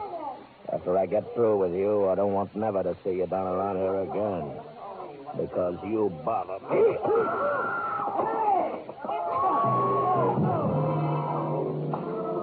Now we come to the embarrassing part of my report, Kelsey. I did everything I usually do, but this time it didn't work. And now I know how those other puppies I batted around for the past few years feel. But all was not lost. There was a crashing right hand coming in from the side that did the damage. And it hit me right under my good eye. And on the back of that hand was tattooed a big red star. When I got up from the floor, he was gone. So was everyone else in the place but the bartender. Oh, you feel better now, mister? I told you not to have that last drink. What drink? Who was the guy who did it? Did what? Knock me down. What do you think? Oh, brother, you really got one on. I didn't see anybody knock you down. You didn't see a big red-headed guy in a pea jacket take a swing at me? Look, have a drink on the house. Maybe you'll feel better, huh? Don't give me that lost weekend routine. Who was he? Let go of me. I don't know what you're talking about. What happened to all those other people who were drinking here? Now, look, mister, you can believe it or not, the only two people I've served in here tonight have been you and Porky Grout. And as for a guy knocking you down, well, you must have hallucinations. Threats, money, nothing worked. And I knew nothing would either because the sign had been put on me. So before anything more serious happened, I got out of there. And by there, I mean both the bar and the neighborhood. It was not that I was scared, but I'd long ago learned the value of an orderly retreat. Or, as they used to say in my neighborhood when I was a kid, he who hits and runs away lives to hit another day. I decided to go at things from another angle, like who owned the woman's things that I saw in Cyrus Manning's room. They belong to Mr. Manning's wife. Burke, are you sure Manning had a wife? Well, they registered as Manning's wife, Mr. Spade. What did she look like? Tall, good-looking brunette. Oh? You know, now that we're talking about her, there was something strange in their relationship. What? She never stayed here at night. She only came in the morning and left in the afternoon. Do you know her first name or anything else about her? No, Mr. Spade, not another thing. Well, it was a start, at least. She was obviously the girl I'd met on the elevator. I looked up a number of Manning's friends, but the first 3 or 4 couldn't help me. But the fifth said that Manning had married about 6 months ago, and he'd never seen the wife. Her name, as he remembered, was Faye Kearney, and her father was a ship's captain. I ran down the name Kearney over at the maritime office and discovered that he owned 3 ships, 2 of which were in port. On the first ship, the Downwind, they told me Kearney lived on the other one. It was the Western Sun at Pier 92.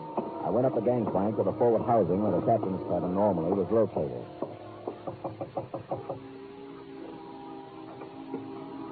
Yes? Faye Kearney? Yes, who are you? Remember me from the Congress Hotel? Elevator, 6th floor? I'm not sure. Well, perhaps I should have told you Mrs. Cyrus Manning. Why didn't you come in? Who? Sam Spade. I was hired as a bodyguard for your husband, but I got there too late. Yes.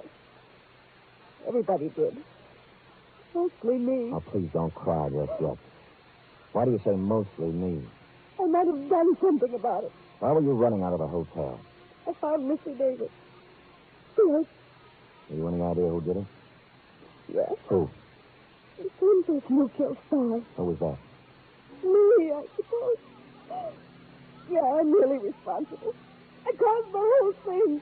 The whole thing. She poured her misery out over my shoulder, and then she told me the whole story. She had met and married Cyrus Manning secretly against her father's will. When he found out, he took her aboard one of his ships and kept her prisoner. While she was aboard the ship, she found out what her father was doing, carrying essential war materiel to communist China.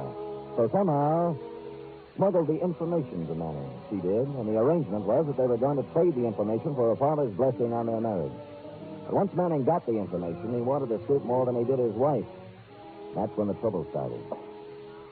Here he comes, Sam. Here he comes. You get out of the way. If he finds you here. Get in the back room.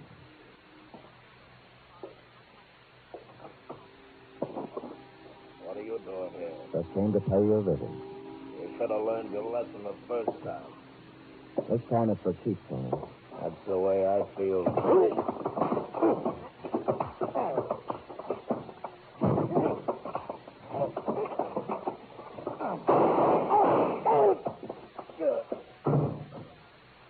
I couldn't let him kill again. I just couldn't.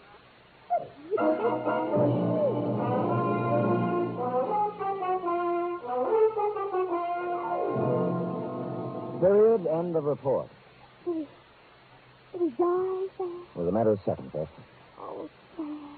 All that poor girl wanted was love. Oh. And look what happened to her. The father. Yeah. You were the only witness, Sam. Do you think tonight sort of kiss the evidence to self-defense? I'm tempted, Effie. I'll say that much. Now, go type that up. Oh, Sam, I will.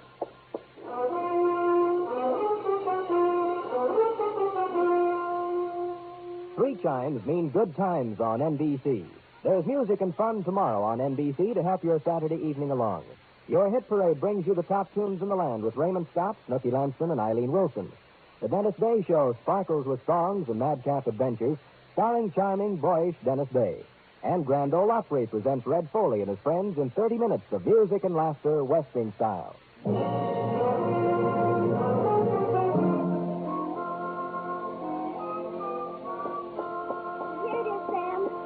Believe me, I didn't enjoy typing it at all. I didn't expect that you would, F. As a matter of fact, it surprised me that you enjoy any of them. Oh, I never liked the killing part, Sam. Oh?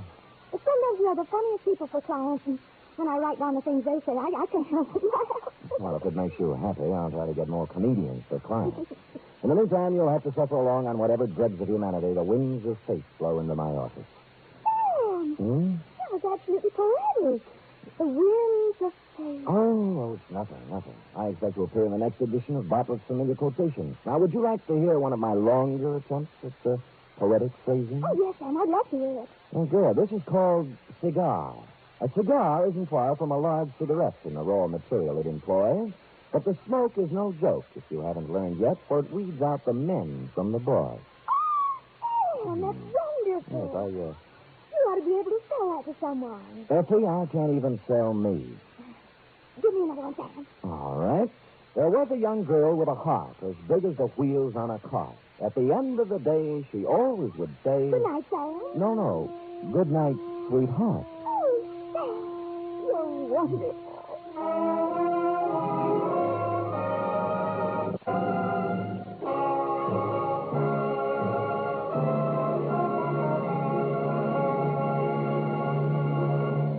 The Adventures of Sam Spade are produced, edited, and directed by William Spear. Sam Spade was played by Stephen Dunn. Lorene Tuttle is Effie. Script for tonight's adventure by John Michael Hayes. Musical scoring by Lud Gluskin, conducted by Robert Armbruster.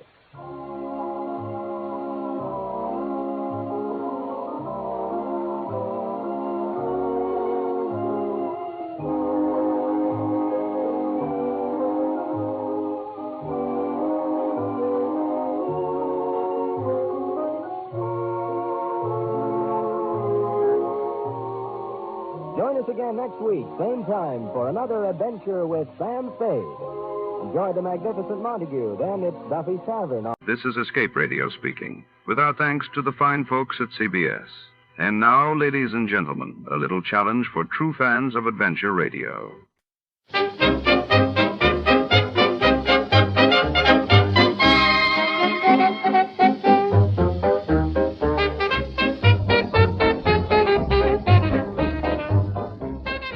We proudly thank our partners at CBS for tonight's broadcast. And now, before our next mystery comes alive over the airwaves, here's a touch of music to set the mood.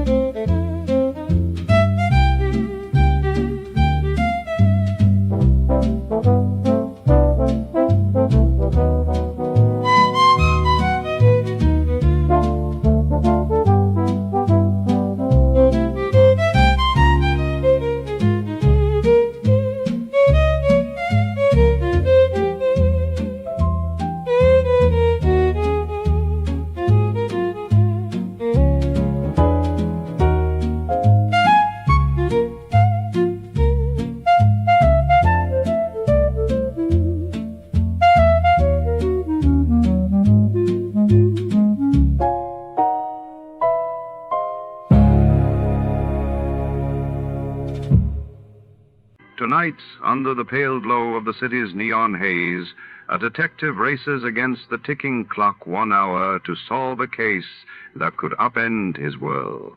A mysterious femme fatale, a locked briefcase, and a web of deceit thicker than the midnight fog. Will he crack the code in time, or will the hourglass run out? Stay tuned as secrets unravel in the 1 Hour Capper. Before we begin, let's see what happened on the day it aired. It was March 12, 1947. That day, President Truman unveiled the Truman Doctrine, pledging support against communism in Greece and Turkey, while in London, the British coal miners' strike sparked fears of a national energy crisis. Sam Spade.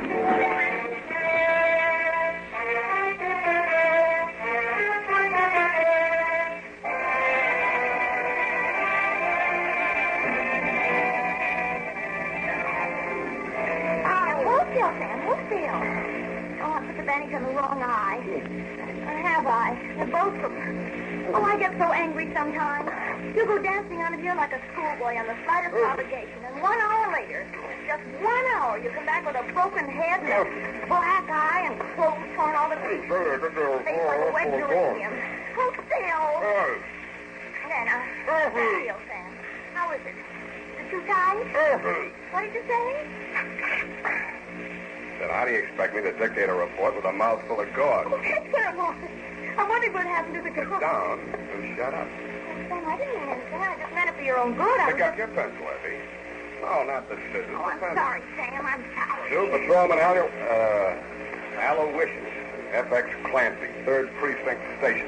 Sam, the Officer Clancy? That's right. That nice fat policeman that walks up and down our street? The same, Effie, nice. Macao. He brings me candy once in a while. Down, Effie. From Samuel Spade, license number 137596, subject the 1 hour caper, Dear Clancy. In case you were aware of it, and I think you were, Clancy, this afternoon in San Francisco was warm, quiet, and dull. I was sitting in my underwear in front of the open window of my office reading the news of the blizzard back east. I was not employed by the Chamber of Commerce to do this. My secretary had merely taken my suit downstairs to get it pressed. It began as the clock on the Church of Dismas the Thief around the corner was hammering out the hour of 4. Yeah? Mr. Spade, this is Hank Page. Page's printer right across the street. We printed some cards for you, remember? Oh, yes, Hank. I was about to call you. My secretary is just making out the check. Oh, forget that bill, Sam. I need your help. Well, drop in tomorrow. I'll be glad to talk to you. Tomorrow may be too late. I'd rather not be seen coming to your office. How about the saloon downstairs in your building, say, 5 minutes? Well, if it's important, Hank. Well, I don't know. I got something here. I want you to look at it. If it's what I think it is, it's important. I gotta hang up now. See you in 5 minutes.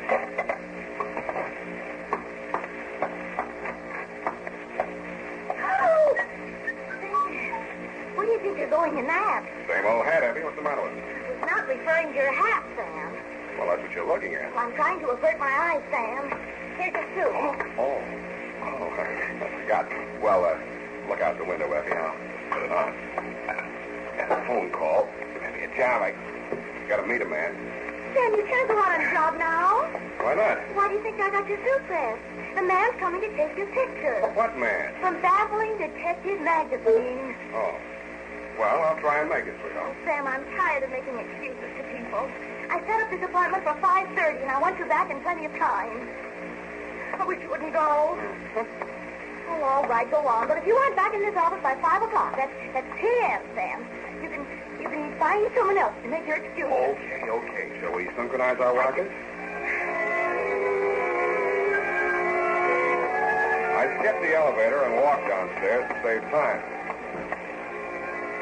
It was 11 minutes after 4, last beer time, when I reached the entrance of the happy hour oyster and beverage bar. I turned and looked across the street. Hank Page was just stepping off the curb. He was jaywalking, but that didn't explain what happened. He saw it in plenty of time and jumped back out of the way. It saw him, too. The wheels cut sharply towards him, and the front bumper caught him just behind the knee.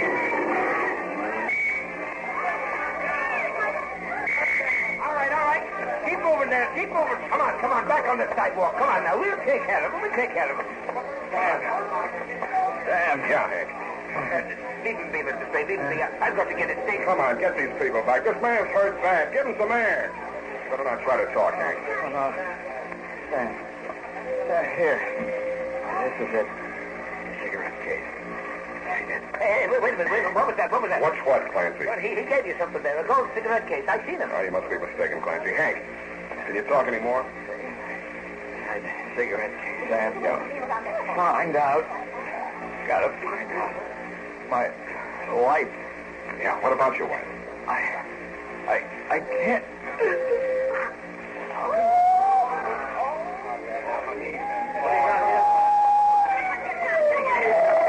Take it easy there. What have you got here? Hit and run. Looks kind of dead. Like I'd say we're dead, wouldn't you? This is log for a Clancy. DOA. Okay, boys. Okay, take him away. Now, come on. Please, everybody, stand back. Any of you people identify this man? Yeah, I know. You better come along then.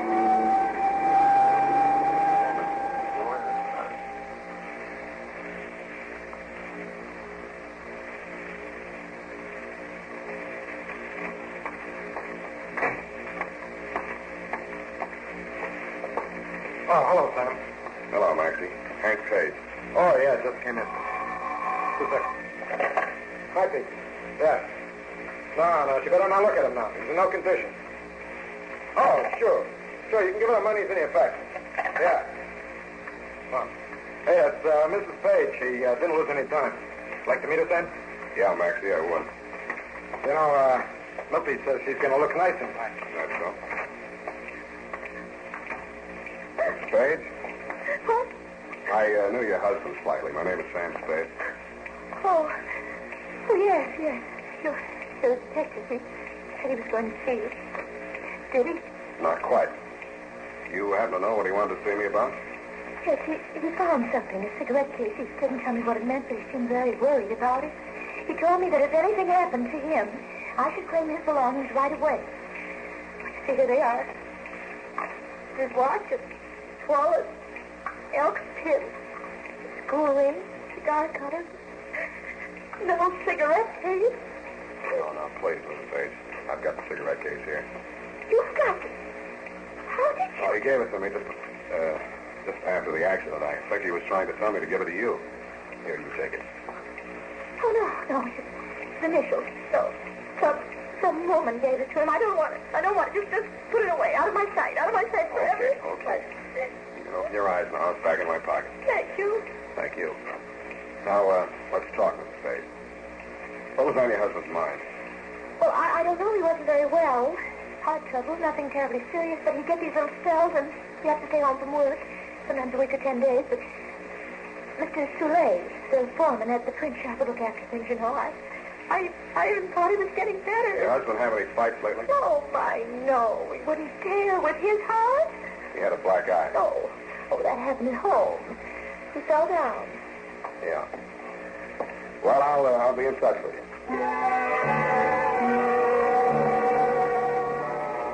Outside, the fog was rolling in. I stopped under a streetlight and spent an estimated 45 seconds trying to figure out what time it was for the calendar watch my secretary gave me for Christmas. The barometer was falling, it said. The temperature was 63, and I was facing northwest. I looked in a jewelry store to find out it was 4:23.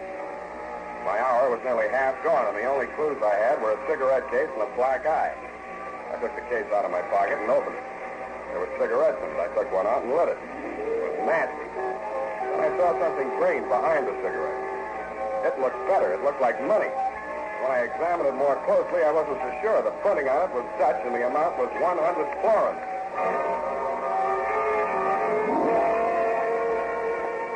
The banks were closed, but it only cost me 2 nickels and a paid telephone to find out where to take it. It was a small but solid-looking establishment on Montgomery. The gold lettering on the plate glass window said Van Pelden Meisner, commercial agent, Amsterdam, New York, San Francisco, Macao, and Curacao. Gentlemen here? I want to see Mr. Meisner. There is no Mr. Meisner. There's only Van Pelt, and I'm Hendrik Van Pelt. I'm so sorry. Oh, don't feel like that. Maybe you can help me. What can I do with you? Well, somebody paid me off for a job in Dutch money. I want to know how much it's worth. Oh, this better than Meisner, I know. The value of money. Show me, please. Maybe you'd like a cigarette, too. They're Dutch. Please. My brand, Sumatra Cream, thanks. Oh, good. You like good, Sumatra Cream. No, the money. 100 florins. High under the light, look. Serial number. Here is M. Portrait clear is. Seal should color is. Paper excellent. You wish to exchange? What's it worth? Well, look. The latest quotation is florin against the dollar. $53.24. That's what the exchange fee taken out is. You like $10 notes? I love them. You mean that money's real money? Who knows better than I should? My brother was engraver to the Royal Dutch Treasury. I myself in the manufactory worked until the occupation coming was. Pardon me. Would you mind saying that again, please? So in the manufactory from all kinds of money, including already currencies from the Indies, East and West, Java, Celebes, Borneo, and Homeland, Netherlands. Also 6 months in Bulilong, Bali, where I'm English learning. Oh, you learned English? Several foreign languages. I see. Well, I'll take it in 10. So,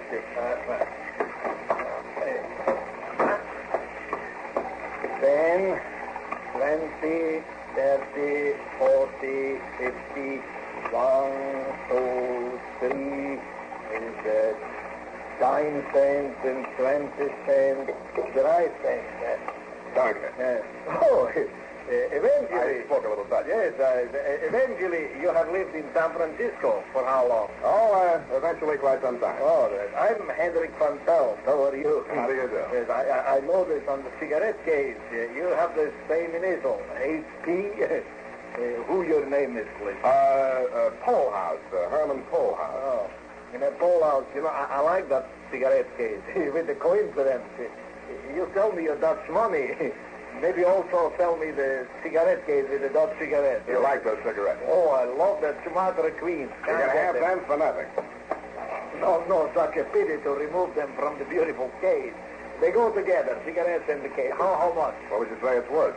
Well, that's good gold. $500? What do you pay? Nothing. I took it off a dead body. Get out! Get out! Grave robber! Help! Police! Stop thieves! Okay, Mr. Van Pelt, I'm going. Help! Police! Help!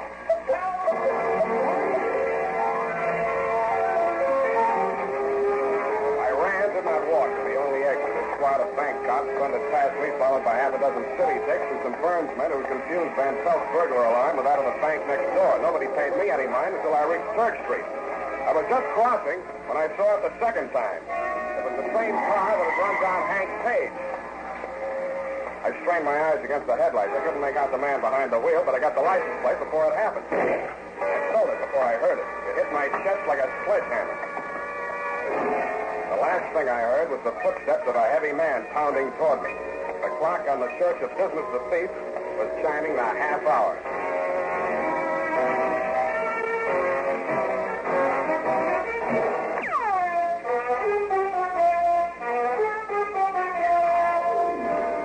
And now, back to the one-hour caper. Tonight's adventure with Sam Spade.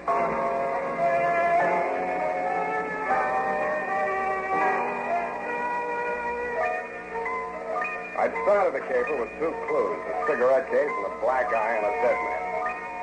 When I woke up in the alley, I didn't have the cigarette case. Instead, I had 2 black eyes. One of them was on me.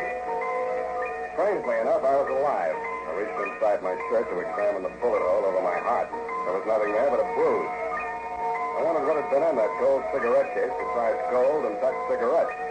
The slug had come at me hard enough to knock me down and out, but the case in my inside pocket had stopped it.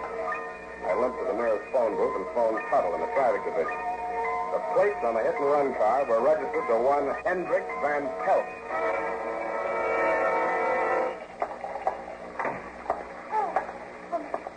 I'm so glad you're here. I was beginning to worry. Where's Mr. Van Pelt? That's just it. He went in the other room to make a drink. He hasn't come back. Listen, you don't know how glad I am you're here. Do you know why he invited me to have this drink with you? I can think of one reason. Oh, thank you. Listen, he wants to buy Hank's cigarette case. And, of course, much as I hate an Indian giver, Mr. Spade. Yeah? Well, you know, Hank didn't leave much, only a little insurance, and the printing shop is a partnership, you know, Hank and Mr. Soleil, and the cigarette case is just a windfall. I told him you wouldn't stand in the way of a widow. I wouldn't think of it. I knew you'd do the decent thing, Mr. Spade. Give me that. Please, Mr. Spade, my bruises. Besides, I haven't got it. You haven't got it? No, now, look, Mr. Spade. Blanche. Okay, now, Blanche, try and think. Did you ever hear your husband mention Van Pelt? No. No, they never even met. Mr. Van Pelt said so. How'd Van Pelt find out about the cigarette case? They said you showed it to him. How well do you know your husband's partner, Mr. Soleil? Oh, we're total strangers now. I told my husband everything. He forgave me. And what did Mr. Soleil tell you? Nothing much, nothing. He's led a very dull life. Almost as soon as he got out of reform school, he took a forgery rap. Oh, very That's where he became a master critter. And stir, as they say. Oh, yes, they do. They don't have much help. Au contraire, Blanche. Au contraire. I escorted her outside and pushed her into a taxi. Then I walked back to Church Street. As I rounded the corner, I could see light in the window of Page's printery. The chimes were hammering out 5:15 when I entered Hank Page's shop. In the back, a guy was sitting at a desk in his shirt sleeves checking off figures in a ledger. I introduced myself, and he told me his name was Ben Soleil. We shook hands, and then he waved me to a chair across the desk. This is awful, Spade. What with one thing and another, we're heels over head in work, and got to pull with these books, and I don't know a thing about it, and Oh, pardon me. Yes. Oh, all right.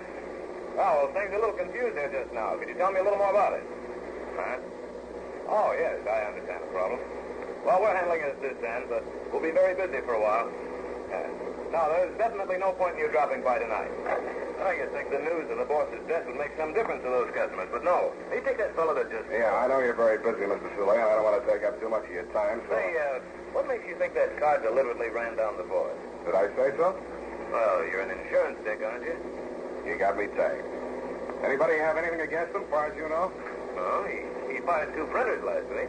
Why? Well, they couldn't spell in English. You, see Mr. Page this afternoon? Yeah, he came in for about 10 minutes. Said he'd be back on the job tomorrow morning. He was killed just after he left. How'd he look? Oh, the same as usual. You wouldn't say he'd been in a fight. Oh, good Lord, no. He was a sick man. He had a piece of foreign in his hand when he was hit. Know anything about that? Oh, sure, he got it here. One of our customers, a man named Van Pelt, paid for some work with it. Boss wanted it for a souvenir, so he took it with him. Does Van Pelt know about Page's heart? Oh, that's a stupid question to ask. You didn't know Page was killed with Van Pelt's car. That's a long shot, Bud. Thanks. Here's another one. You're lying straight down the line. Huh? You didn't see Page today. If you had, you'd have mentioned that he had a black eye. He didn't take that Dutch money for a souvenir. If he had, you'd have mentioned the cigarette case. You said enough.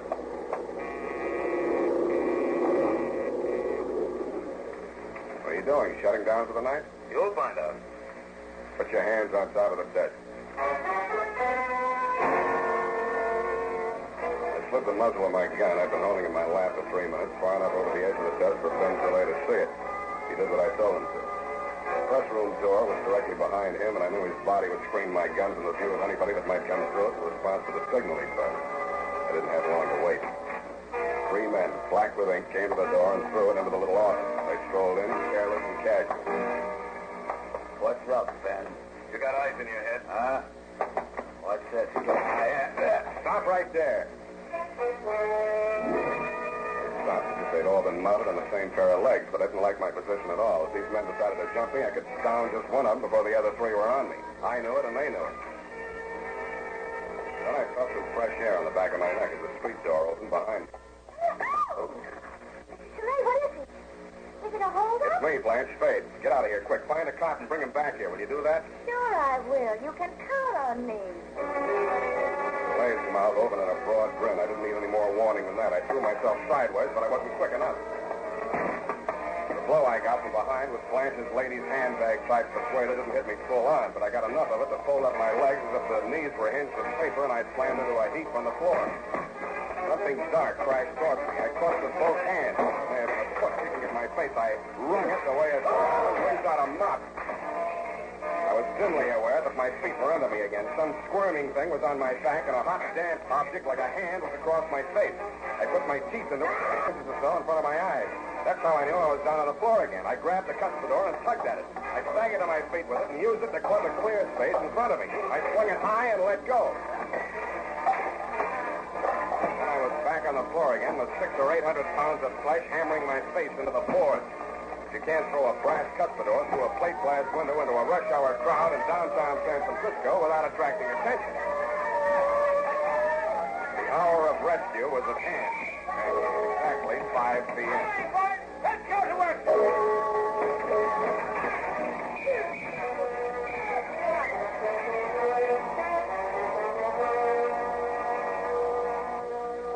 And that, Clancy, is the most of the crop. You guessed it. Counterfeiting paper with variations. The returns are not all in yet, but I think when the feds pick up Van Pelt, they'll find he was telling the truth when he said he was working in the Dutch government printing office in Amsterdam at the time of the Nazi occupation.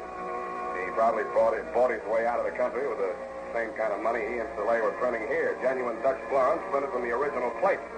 Being a skilled metal worker, he designed a gold cigarette case into which those plates would fit with uncanny accuracy.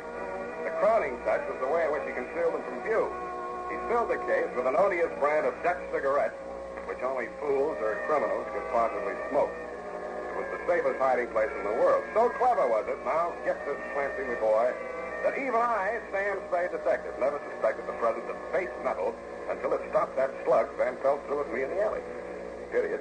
End of report. Oh, Sam, to think you went through all that just to keep your promise to me. Yes, Abby, but what hurts even more than these wounds is the thought that you doubted my word. Oh, I didn't say that, Sam. I only inferred that you had no sense of time. Yes? Well, I guess you've changed your mind about that, eh? No, I haven't, Sam. May I ask why? Well, I'd rather not discuss it during working hours, Sam, but as soon as I've typed up this report, I'll tell you exactly what I mean.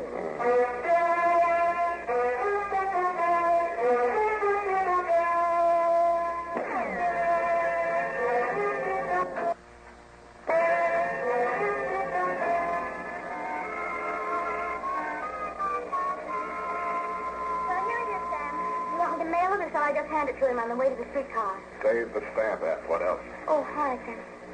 You won't be needing me anymore. I'll... Sit down.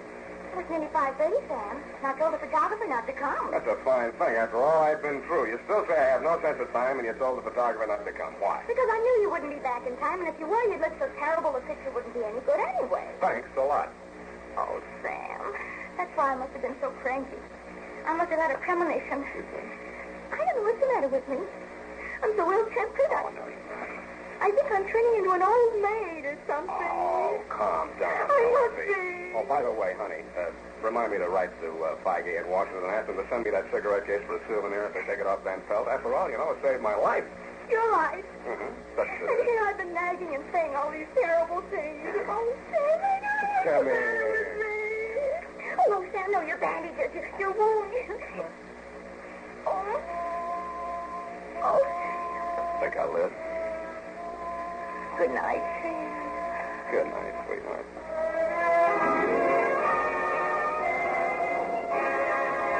Before tonight's tale continues, we'd like to extend our appreciation to the fine people at CBS. And now, listeners, sharpen those minds for a quick radio quiz.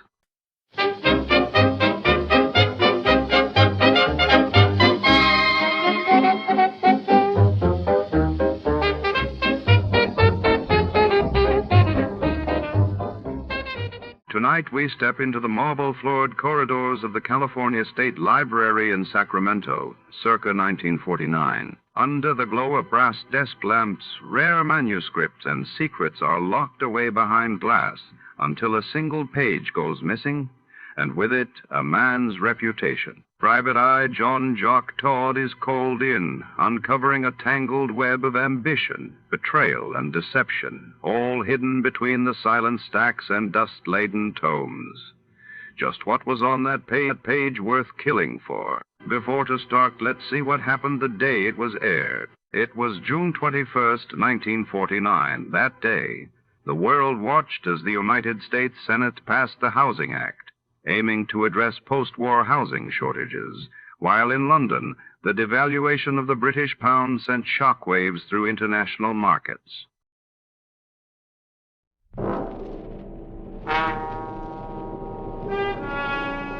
Escape!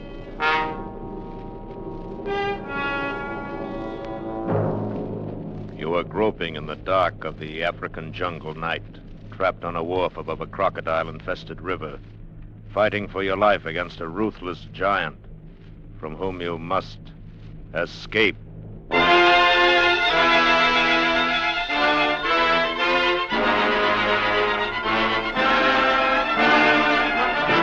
Escape, designed to free you from the four walls of today for a half hour of high adventure.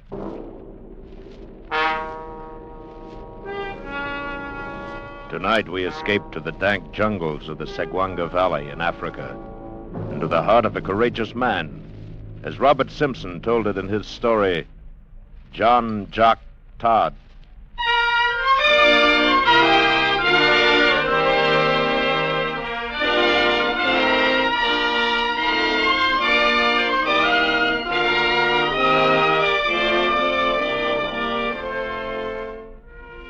No doubt you may presume my Scotch ancestry from a wee bit of the old speech that still clings to my voice. Though it's been some years now since I last walked in the heather of the Highlands of Abergowrie. My name is John Todd, the same as my father's, though to be sure he's more often called Jock Todd. Jock being the fighter's equivalent to John, and a name which in no wise applies to me. I am a peace-loving man, not a fighter, and no man can deny it, even today. However, in other respects, I was a raw lad for certain when I sailed out from Glasgow and came here to this heathen land of Africa, and that's a thing which cannot be said of me at present. If a man lives at all in this steaming hot jungle of the Niger River, then he must learn very quickly, and most especially so if he lands at that dirty little trading post on Segwanga Creek.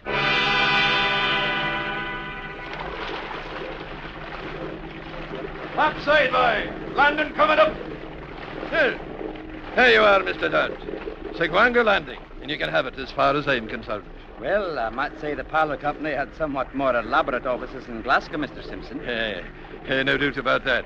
And how long did you sign up for? 4 years. 4 years. Lucky for them they catch you fellas in Glasgow before they ever seen the place. Oh, can't be so bad. Those are fair-looking buildings there on the bank. Fair-looking buildings? Hey, what's that help? Ease into it. You want to tear out the wharf? I don't suppose you've heard anything about Brock. Well, they told me I should report to the agent in charge here, a man named Captain Brock. Captain Brock. Every agent in this stinking jungle calls himself a captain. That's him there in the wharf. Easy, boy. Get a line ready now. All right. Cut the motors. He's a fair-sized man for certain. He's big enough, all right, in some ways. So is a gorilla. Watch out for him. Can I say I understand you? You will, Mr. Todd, if you live long enough. Up there, topside. Throw us a line, boy. Yes, sir. Me cuts quick. That little fellow with him is named Ganson. You get nothing to fear from him till after Brock's made a move. He's a sneaking little jackal, but he never makes his own kill. I still can't understand what you're talking about, Mr. Simpson. You'll find out soon enough. Wouldn't help you now to go ahead of time. I dock here once a week on the river run, but you're still on your own. You'd better know it right now. Mr. Simpson, you will have to explain. Okay, up now, Master Simpson. All same, plenty fast. All right, boy. Come on, Mr. Todd. You may as well meet your new boss. Good blimey, look what the Home Office sent out to us this time. Shut up, Ganson. Well, Simpson, you are half a day late. When I start running my boat on a schedule, I'll send you a copy of it, Brock. If there was another boat on this river I could ship my stuff on, you know what I would do then, don't you? No, you wouldn't, Brock. Not as long as you know I carry a gun. You there. You the new junior assistant. That's right, sir. My name is John Todd, and I assume you're captain. I'll take the time to find out your name later. And I do not give 2 cents for what you assume. That's telling the boss. Ganson, did not I tell you to shut up? Yes, sir. And get out. Clear those natives off the wharf. Right, you all, Captain. All right, move along now, you ready, Peggers. Come on, move now. You there. Oh, teach you to step on to get along. Get up. I'll say no. I have some brandy up at the bungalow, Simpson, if you would like a drink while the boys are loading. I just had a drink. On board. You there, whatever your name is. It's John Todd, sir. So it is John Todd, is it?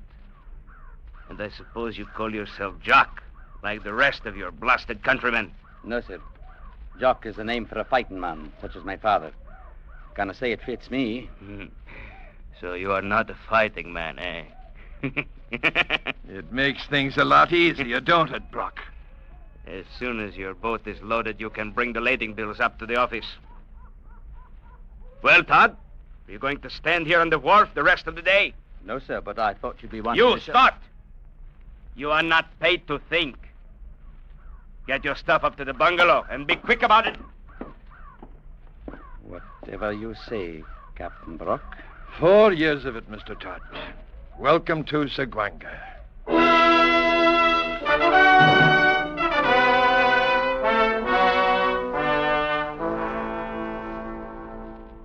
I didn't understand it at all.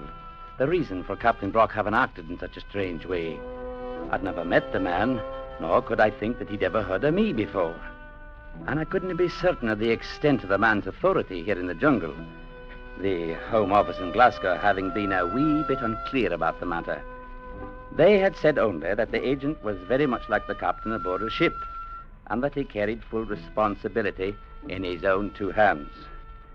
But about the attitude of Captain Brock himself, I very soon had few doubts left in my head. I didn't see the man again the afternoon I arrived, but a houseboy came and wakened me in the middle of the night and said the captain wished to see me in the main room of the bungalow immediately.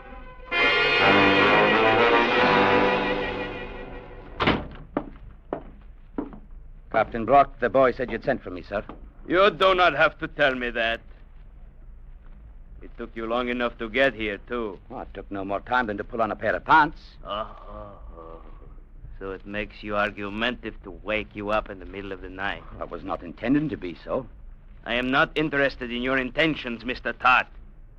You will learn to keep a civil tongue in your head. Well, I was not meaning... Shut up! That's better. And I suppose you're wondering why I had you waked up like this in the middle of the night.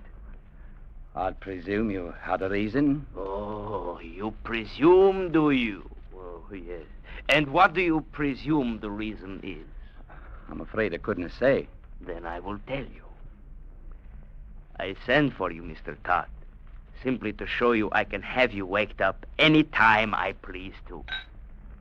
You had no other reason than that? None at all, Mr. Todd. A fighting man might resent it. But then you are not one, are you? Too bad. If that's all you've got to say to me, then I'll go back to my bed. That is all. Now get out of my office. Just as you say, Captain Brock.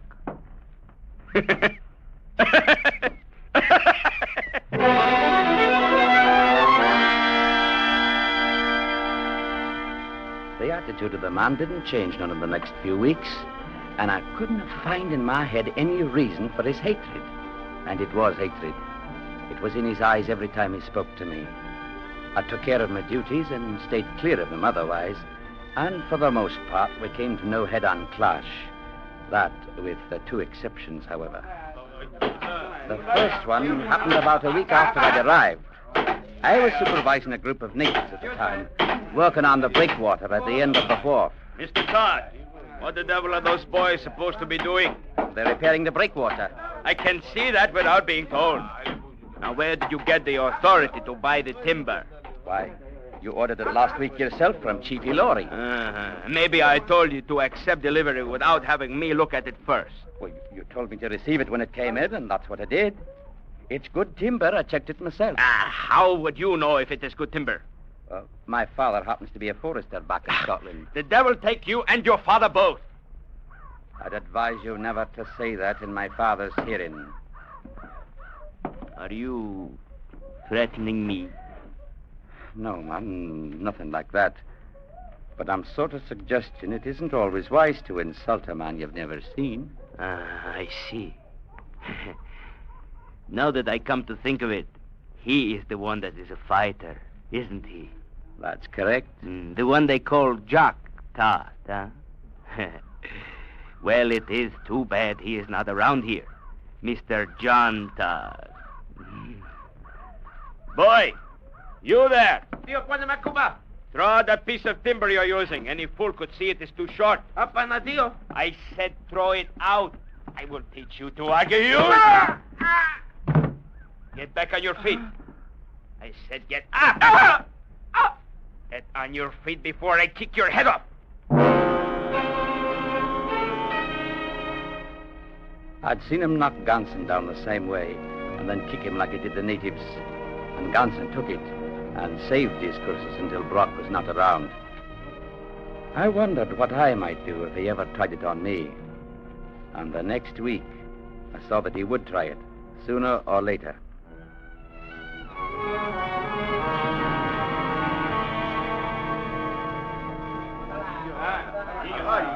Chief Dewana and his boys had come in from back country with a dozen canoes full of palm nuts, and I was out in the warehouse checking in the load. We used a big wicker basket for measuring called a cooler for some reason or other. And the Warner's boys would fill this, and then we'd dump it on the pile at the end of the building.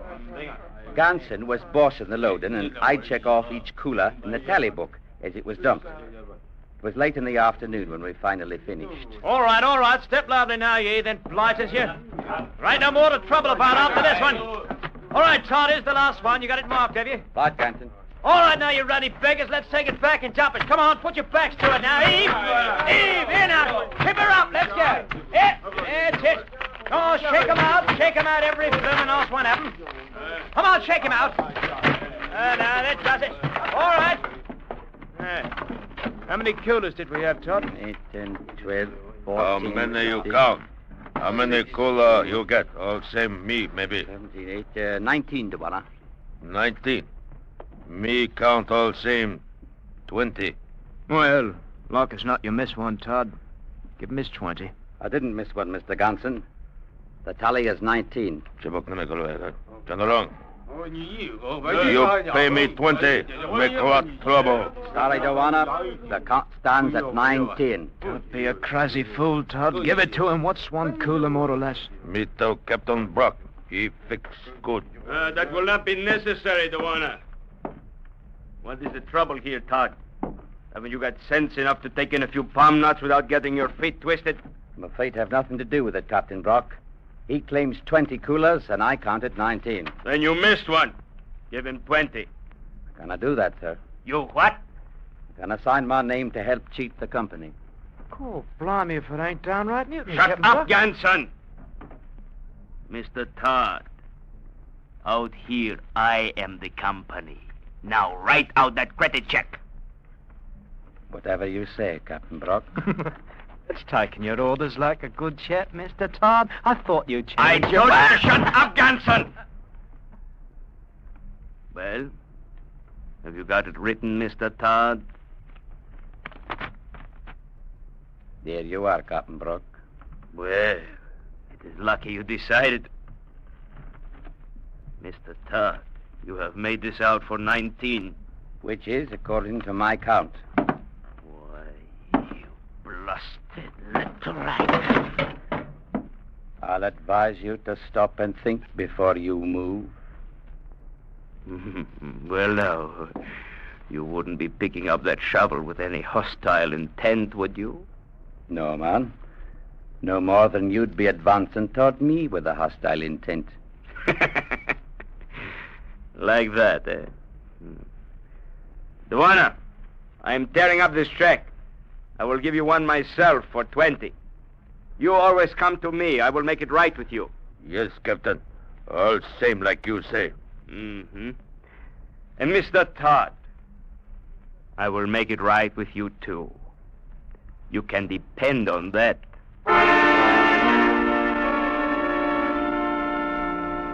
Brock stayed clear of me for a few weeks, and outside of the job of work I was hired to do, I had no words with him.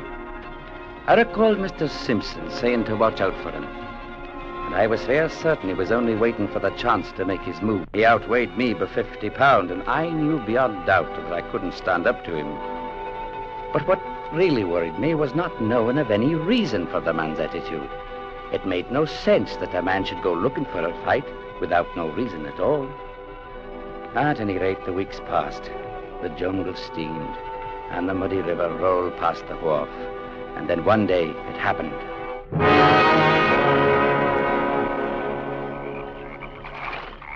Sunday was my one free day in the week, so I'd hired a canoe and paddled upstream for a visit with a fellow countryman at another trading post, some few miles away. It was just getting dark when I came back to the wharf, and when I got in close, I saw Brock standing there, smoking and leaning on a piling at the far side. The watch boy squatted near the edge, waiting to take the line from my canoe. He caught it and pulled the boat in and made it fast. And I climbed out onto the wharf. You have a good trip, Mr. Todd? Not so bad, a bit hot, that was all. You savvy which place canoe man live? Yes, sir. Live on Breakwater side. There. Go tell him. Come get canoe. Tell him 2 day pass. I give him check for pay. Oh, yes, sir. Me go now. Tell man plenty soon. Boy. Huh? You there. Yes, sir, Captain Brock. Did I give you permission to leave the wharf? No, sir. But Master Todd, Did I tell you you could leave? No, sir. All right. Then go get the head man. Tell him I want him here right away. And you come back with him. But Captain Brock, sir. Move, boy. Yes, sir. All right, Todd. Get up to your quarters. I think I'll be staying right here, Captain Brock. If you're planning to tie that boy to a post and flog him, as I've no doubt you've decided to do, then you'll be having a word with me first. Cool, blimey. Ganson, is that you? All right, you are, Captain. I heard what he said. If it's a witness you want, sir. I will tell you when I want anything. All right, Captain. No, I'll mention it. Take Mr. Todd up to his room and keep him there. I will attend to him later. If either of you lay a hand on me, it'll be a most unfortunate day in your lives. Oh, you don't say so, Mr. Todd. Mr. John Todd. I've told you what you may expect. So you have. I am not to lay a hand on you. Not even like this. Oh, do him up proper, Captain. Hit him again. Come on, Mr. Todd, get up! I felt his foot smash into my side. I tried to get up onto my knees, and I couldn't. I told you to get up! Again. I knew it wouldn't take many to finish me off. My head hung over the side of the wharf. I made one effort and rolled off into the water. Hey, he's gone into the water, Captain. Maybe he can't swim. That is his hard luck. But suppose he drowns. The resident commissioner will be down on us for certain. I don't want no trouble with him. Shut up, Ganson. Yes, sir. He can swim all right. There he is now, climbing out on the bank. Blimey if he ain't. What's the matter, Mr. Todd? You are not leaving us, are you? You have not changed your mind about having a word with me, have you? Mr. John Todd?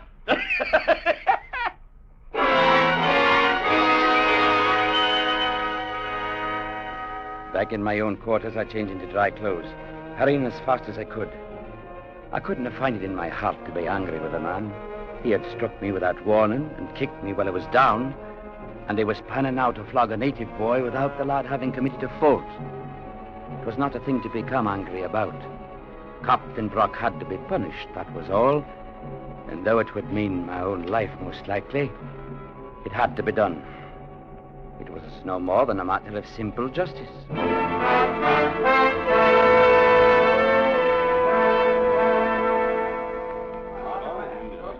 Within 5 minutes, I was back at the wharf. The watch boy had come back with the headman, and a group of natives had gathered around the circle of light thrown out by a hurricane lantern. Around the circle of light thrown out by a hurricane lantern. They didn't see me at first. All right, Ganson. Pull his hands up over his head and tie them there. Stretch him out. Right you are, Captain. The watch boy stood there trembling with fear while Ganson bound his hands to the heavy post. Hurry up, you clumsy fool, and make it tight. I want him to hang there after I'm through with him. Oh, he'll do that all right. Captain is Todd. Well, Mr. Todd, you are just in time to see the boy get what is coming to him. Brock, I told you before, you'll not be doing this without having a word with me. I was under the impression that you had already had your word, Mr. Todd. You've been laying into me ever since I came here, for reasons of your own, whatever they might be. And what do you plan to do about it, Mr. Todd?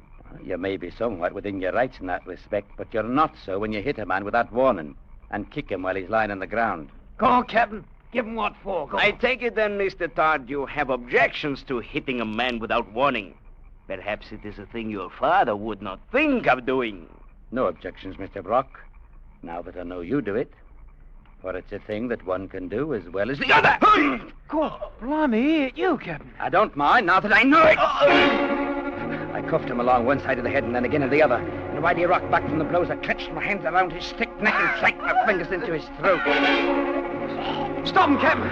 Boy, tears out your bloody throat. Stop. Cursed and struggled and twisted, but I held on and kept choking him, clenching my hands tighter and tighter. He struck at me and I let go with one hand and cuffed him again on the side of the head. Blasted look. Oh, that was somewhat of a mistake on my part. For the blow enraged him so he tore himself loose and smashed his fist into my face. You got him now, Captain. Give it to him. Give it to him. I will show you if you can. Kill him, Captain. Go on, kill him. Get up, Todd.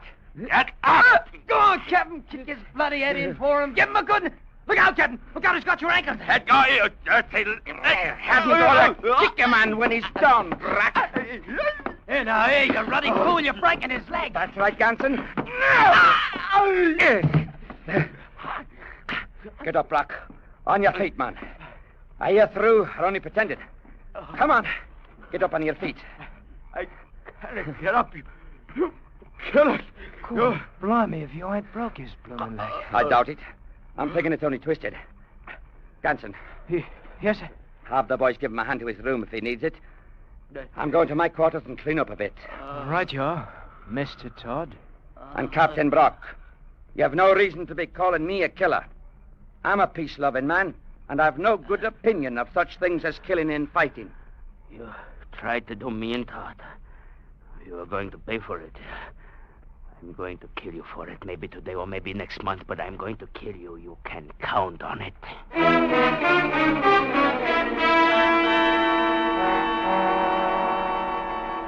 I went to my quarters then, and I didn't know what happened just after that. I didn't know about Brock kicking Ganson off the stairs while the little man was trying to help him, nor about Ganson going to the captain's room a few minutes afterwards. How are you feeling, Captain? Oh, shut your mouth, Ganson, or I will shut it for you. You've got no call to be treating me like that. I'd have helped you if I could, but there just won't no chance. He'd have done for me the same as you, Captain. Shut up! Cannot even move my leg. There wasn't no call to kick me a while ago, neither. If I could get out of this chair, I'd do the same again. You can't get up, Captain Brock? How could I hope to... Well, what is in your mind, you little beggar? You've been booting me around for nearly 2 years now, haven't you? You hopped onto me the first minute I landed, like you got an habit of doing when a bloke is new.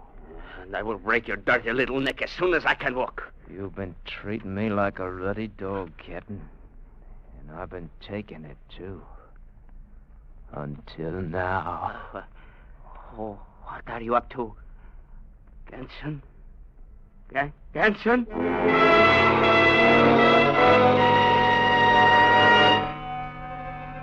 I sat there in my room for a long time, holding the pistol I'd taken from a drawer of the desk. I couldn't see any way out of it. Sooner or later, at the first chance he could find, Brock was going to kill me. And aside from murdering the man in cold blood, I didn't see any way of preventing him. I couldn't leave the trading post, and for certain I couldn't stay on my guard for 24 hours a day. I couldn't say how long it was I sat there, holding the pistol in my hand, and trying to think how I might keep from dying, and not even knowing why the man hated me enough to wish to kill me. Then I heard somebody coming down the hall outside my door.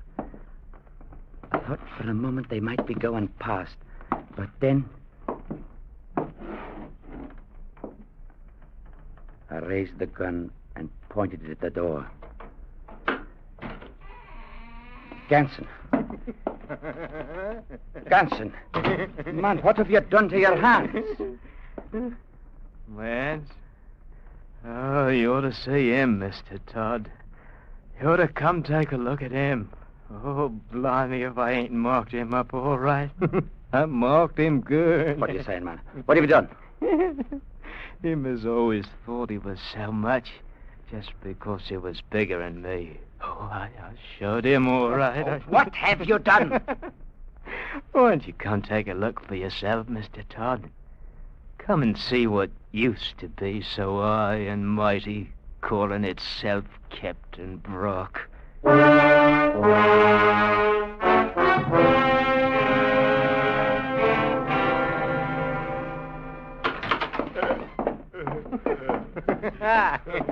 Take a look at him, Mr. Todd. He ain't quite so tough now as he was before. Ma, what have you done to him? Please do not let him hit me. Please do not let him hit me again. With my own 2 hands, I've done it, Mr. Todd. I beat his face to a pulp, I did. Beating a man while he's helpless. You're as bad as he is, Ganson. Please do not let him hit me again, Mr. Todd. He's not going to hit you, Brock. Get to your room, Ganson. Go on. Oh, all right, Mr. Todd. Anyway, I marked him. I've marked his face up good so it'll show for a long time. Don't let him hit me again. Shut up, you great blubbering baby. Most like you live through it all right. Though you may never look the same again. Well, I heard you've been having a bit of excitement. Oh, Mr. Simpson. I docked at the wharf 10 minutes ago. The boys told me what had happened. Good Lord. You did all that? Oh, not to his face. Ganson has been settling up an old score. I'm afraid the little man has a vicious disposition. I never thought I'd see it. Brock, crying like a baby. Aye. And the sound of it fairly sickens me. Suppose we step outside and let him be? Don't let him hit me, please. Don't. Mr. Simpson, I've found out why Captain Brock hated me the way he did. Why he threatened to kill me. Eh? What do you think it is? The man's a coward, that's all. You saw him in there just now. He knew he was a coward, and he was afraid I'd find it out. You may be right. There's no doubt of it. And I'm thinking you'll have him for a passenger when you go back downriver. You'll not be able to stay here now that we understand him.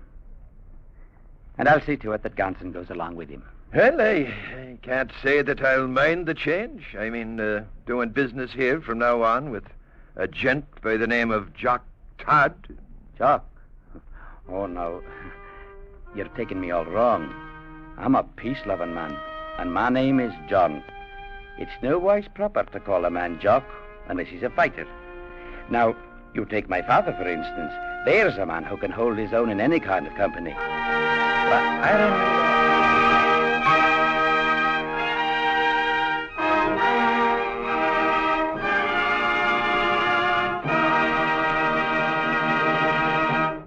Escape, produced and directed by Norman MacDonald, tonight brought you John Jock Todd by Robert Simpson.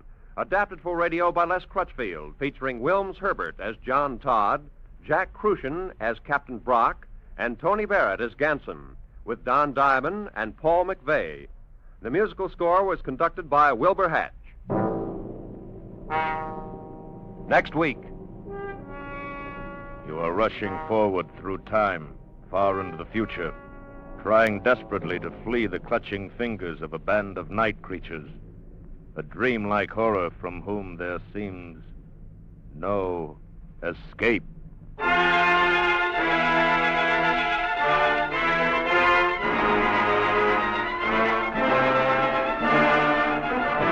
Next week, we escape with H.G. Wells' awesome story, The Time Machine. Good night, then, until this same time next week, when once again we offer you Escape. This is CBS, the Columbia Broadcasting System.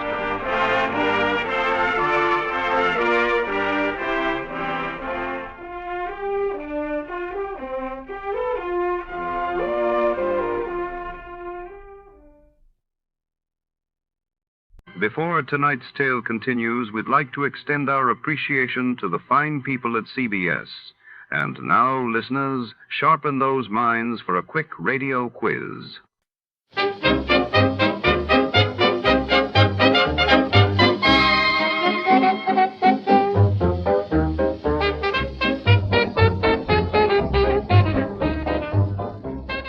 Tonight, under the shadowy glow of city lights, $100,000 vanishes without a trace.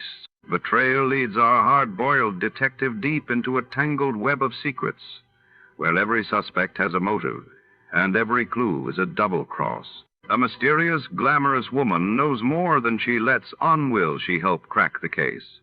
Or is she the mastermind behind the Hot 100 Grand Capper? Stay tuned as the clock ticks and danger looms at every turn. Before we begin, let's see what happened on the day it aired. It was March 21, 1949. That day, the world saw the London Treaty signed, creating the Western European Union for Collective Defense, and in Tokyo, the International Military Tribunal for the Far East delivered further verdicts in the war crimes trials. The Adventures of Sam Spade, Detective. Brought to you by Wild Root Cream Oil Hair Tonic, the non-alcoholic hair tonic that contains lanolin. Wild Root Cream Oil. Again and again. the choice of men who put good grooming first.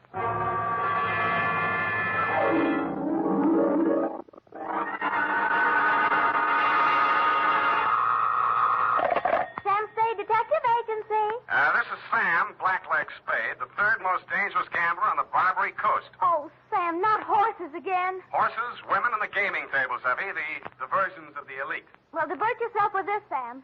The phone company has sent a pink notice.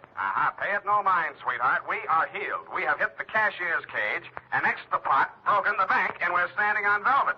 Sam, are you sober? Definitely velvet. Warm, too. Sam, from where are you calling from? You're wrong, Effie. It's a drugstore. Stay where you are. I'll be right down to deal out my report on the hot 100 grand caper.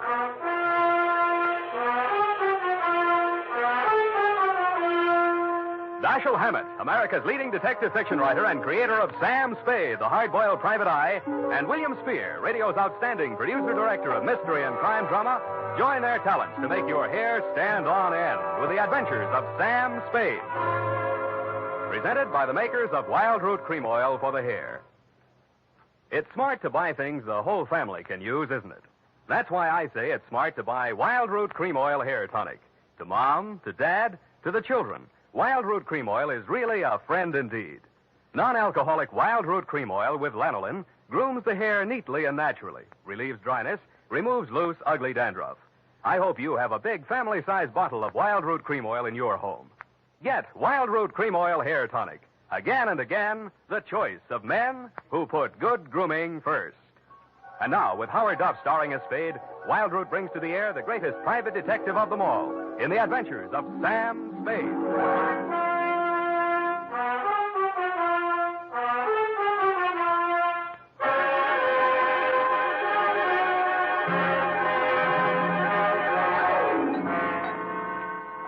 Date, September 19, 1948, to robbery detail, San Francisco Police, Attention Sergeant Walsh.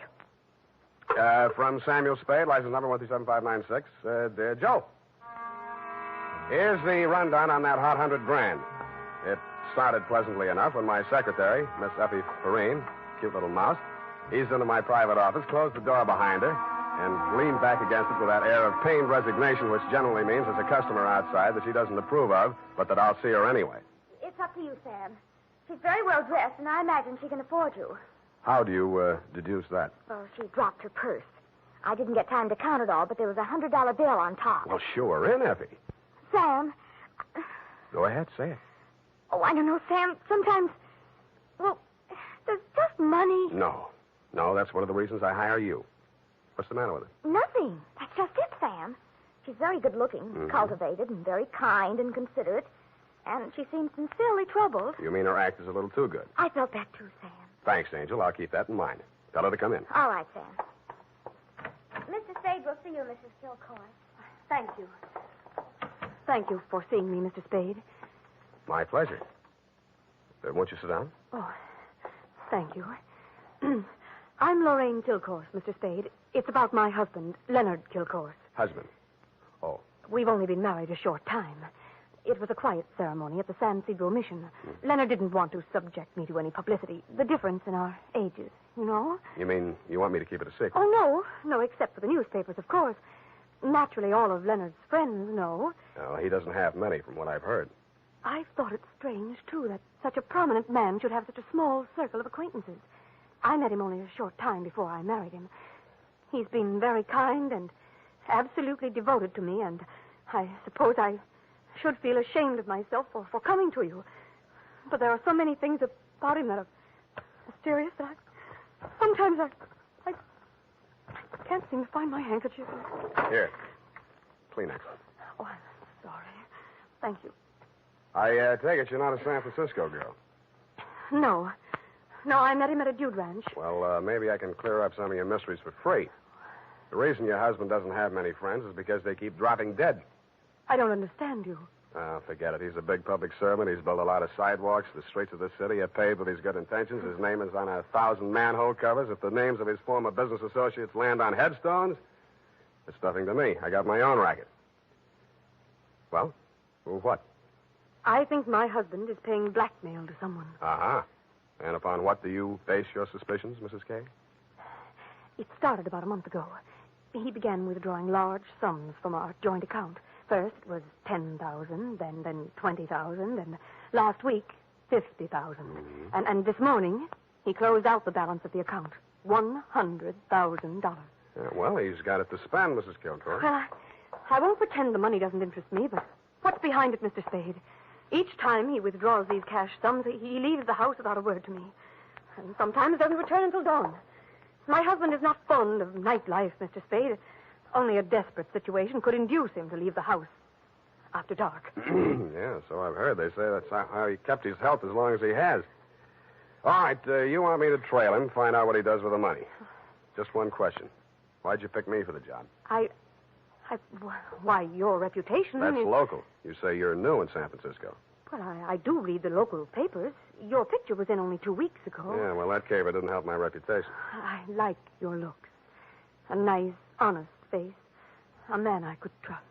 Well, I don't buy that. And I'm sentimental, too. Your picture reminded me of someone who is very dear to me. My brother. Of course, you're nothing like him, really, but you do look alike. I suppose that sounds like a silly woman's reason. Yeah. What's your address?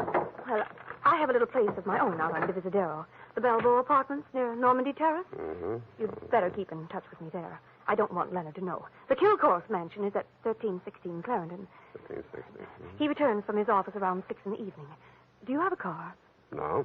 Do I need one? Well, I don't know where he may go. Here are the keys to my car. It's parked in front of the main entrance, a gray Plymouth. He won't recognize the car. It's my brother's. Now, about your fee. $100 now. If I need more, I'll leave you know. I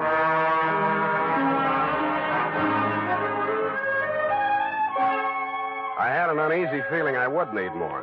The last detective that tried to follow Leonard Kilcourse had hospital insurance. I don't. But I'm a gambler at heart, so I parked Lorraine's Plymouth across the street from the Kilcourse mansion and waited. At 9 p.m., Mr. Kilcourse, much too old for her, came out the front door and flagged down a taxi. I made an illegal U-turn and followed. The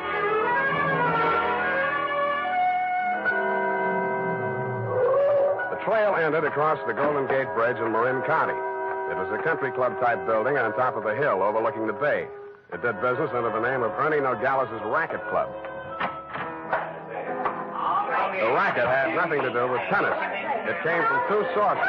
The moans and groans of the customers losing money at the roulette wheels and crap tables, and the glad hand the management threw at my quarry as I followed him in. Well, Mr. Kilcourse, surprised to see you. Since when you go out after dark? Well, I thought a little nightlife might agree with me, Nogales. Oh, that sounds like you, Mr. Kilcourse. I didn't know you better. I think you was afraid to go out night. Well, now, I was thinking of buying this place to retire to. Ah. But I figured it'd be cheaper to win it at your roulette table. What's your limit here? 10,000, but for you, wide open, the sky. $100 grand for a starter? Well, any time they catch you with hot money, Mr. Kilcourse. Come over to the cashier. I sell you the chips myself. I didn't have to bother making myself inconspicuous. Everybody in the joint stopped playing to watch Kilcourse while he shoved his $100 grand roll through the cashier's window and scooped up 4 stacks of $1,000 chips. Make your bets, please. All right, you. Spin that wheel. Huh? How much you got there? 25 grand. Any objections? Is that okay, Mr. Nogales? Spin it, Joe. I'm covering through the table personally. Okay, sir. Around and round the little ball goes. 15 pays 15 and the red. Maybe next time, Mr. Kilcourse. Why don't you double up, play the red and the black? It's safer. I'll stay with the numbers. 50,000 on 15. There. Spin it. It's okay, Joe. I'm still covering. Well, it's your money, Mr. Nogales.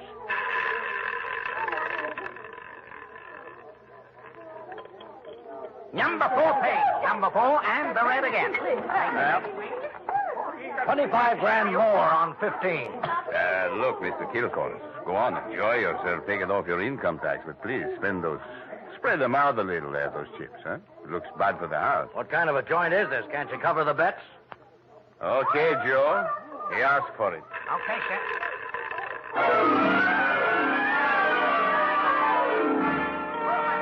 I didn't wait to see where the little ball went on the last spin of the wheel. I would have made a side bet with any taker that Kilcourse wanted to lose that $100 grand. I would also have made book he knew I was following him. As I left the table and walked out of the club, I braced myself for what usually comes next. There would either be a dead body in the car or somebody would crease my noggin with a sap. But nothing happened. I switched on the headlights and stood in the glare of them for fully a minute, but nobody even shot at me. I flushed the shrubbery, no gunman. Checked the ignition wires, no booby traps. Driving back to town, I racked my brain for some way to bring them out into the open. I felt like a man with his life savings all on one number, waiting for the wheel to stop spinning, which wasn't far from the truth. Not much of a cliffhanger, but the best we could do this week.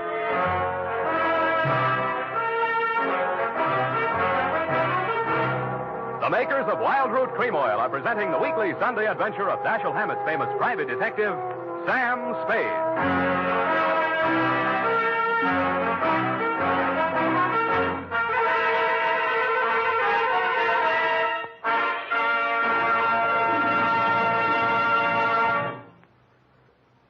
Now, here's important news on good grooming.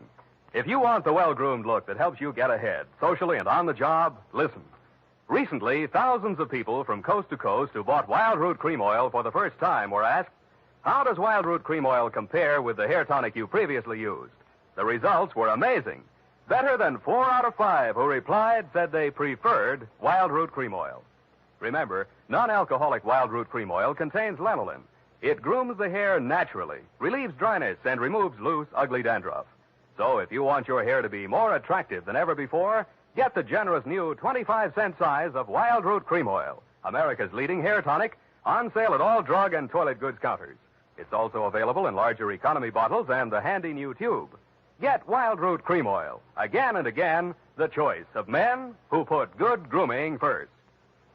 By the way, smart girls use Wild Root Cream Oil, too. And mothers say it's grand for training children's hair.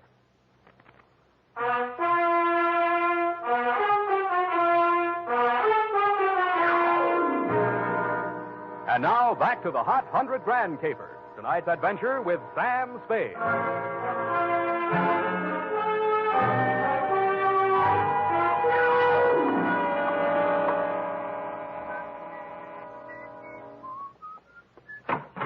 Yeah? This Mrs. Kilcourse's apartment? Yeah? She here? Yeah? Well, can I come in? Yeah? Tommy? Yeah? Who is that, Mr. Spade? Yeah. Oh, this is the detective I was telling you about, Tommy. Remember? Yeah. The one who looked so much like you? Yeah. No. Oh, excuse me. This is my brother, Tommy Lane. Yeah. I mean, Tommy, won't you run down to the corner and buy me some cigarettes for about 20 minutes? I have something to talk over with Mr. Spade. Yeah.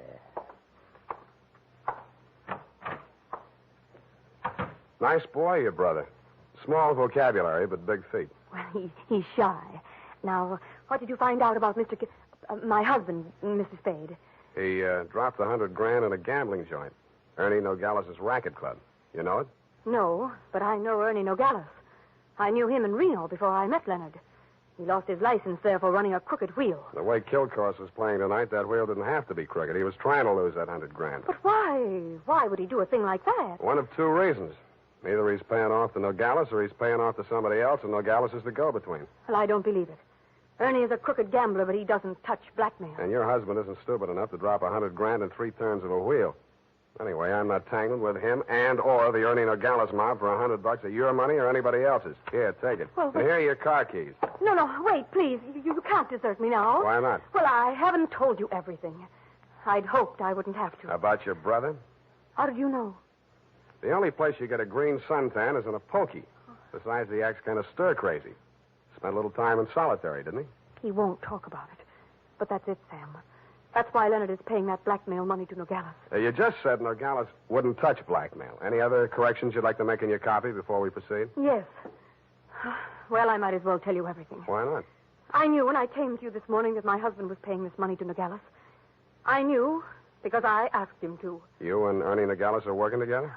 I'm not that rotten. I didn't say you were, but you're a rotten liar. There's that much in your favor. But I'm telling the truth now, Sam. You must believe me. Everything that has happened is my fault.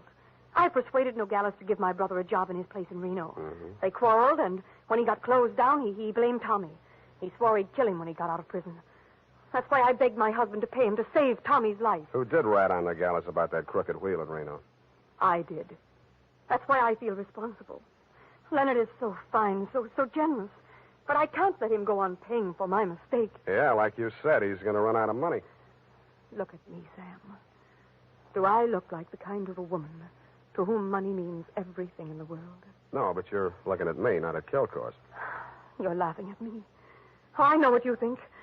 Perhaps I did make a mistake in marrying Leonard, but he was so kind, so considerate, like my father. Everybody reminds you of your relatives. You don't believe my story? Well, since you asked. Well, all right, then, here's the truth. I'm really Jack the Ripper's granddaughter. My parents were terribly wealthy. I harpooned my mother in her Beverly Hills swimming pool, set fire to my father with a $50,000 negotiable bond, and eloped with John Wilkes Booth. That brings us up to 1865. Shall I go on? Don't stop. It's great. Oh, get out of here. Get out of here and leave me alone. After you've told me all your secrets, I'm not that rotten. You won't help me. You never intended to. Why go on torturing me? Oh, now, stop that. Please, please. I believe you. I believe all your stories.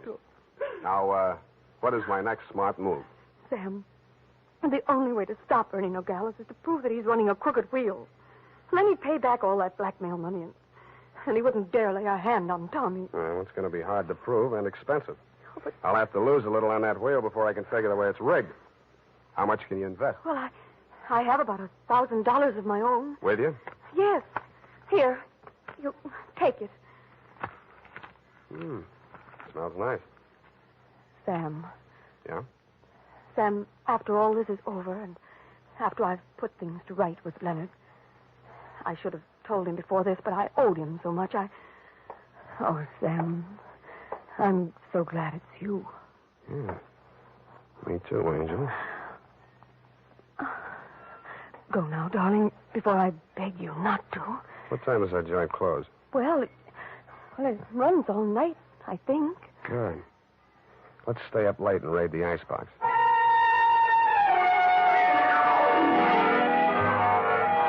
Around 2 a.m., when I low-geared the Plymouth up the long, steep driveway to Ernie Nogales' racket club, backed into the parking space nearest the road with a car headed downhill for a quick getaway, just in case, and I went in. The joint was still going full blast. I bought $500 worth of chips, swaggered over to the table where Kilcourse had dropped his $100 and nonchalantly flipped the blue chip onto the red. Appalachia, ladies and gentlemen. Make your game. Okay, that's all. Around and round the little ball goes. I didn't look to see where the little ball went. Most of the money was on red, so it was bound to turn up black. A red, please. What? Number 15. Place your bets, please. Make your game, ladies and gentlemen. Around and round it goes. The chips were spread around more the next turn, so I stacked 100 at the bottom of the 1 to 34 column. With a crooked wheel, my 100 made it the best bet to lose. And 19, and the red wins again. Hey! I plunked $500 down on number 5 and raked in $17,500. I left my original bet on the table. When the little ball fell into the pocket, I was $35,000 to the good from my point of view, but not from my clients. I doubled my bet and looked apprehensively around. There were no surly characters edging up behind me. In fact, the only surly character in sight was Ernie Nogales, and he looked happy. That didn't make much sense. When my bankroll got to $105,000, I played a hunch. I threw $5,000 of it back on the table and lost it. That made a kind of sense. I cashed in the rest of my chips and squeezed the $100,000 U.S. currency into my inside pocket. If anybody aimed for my heart, it was thick enough to stop the slug, which was some comfort. But what I saw must stop the slug, which was some comfort. But what I saw when I walked out to the parking lot was no comfort at all. I'd gotten just a glimpse of it through some trees. A sedan backed into a driveway halfway down the hill. It was blacked out except for 5 glowing cigar ends that showed through the windows. I could think of only one reason for 5 cigar smokers to be parked in that particular spot at that particular moment. The Plymouth was where I had parked it, pointing straight down the hill. I slammed the door, but didn't get in. Then I listened. The car down the hill was getting ready, too. I cracked the door of the Plymouth wide enough to get my arm inside and pressed the starter with the heel of my hand. I switched on the lights, pushed the clutch with my left hand, used my right to shift it into low. Then I pulled the hand throttle out all the way and let it go.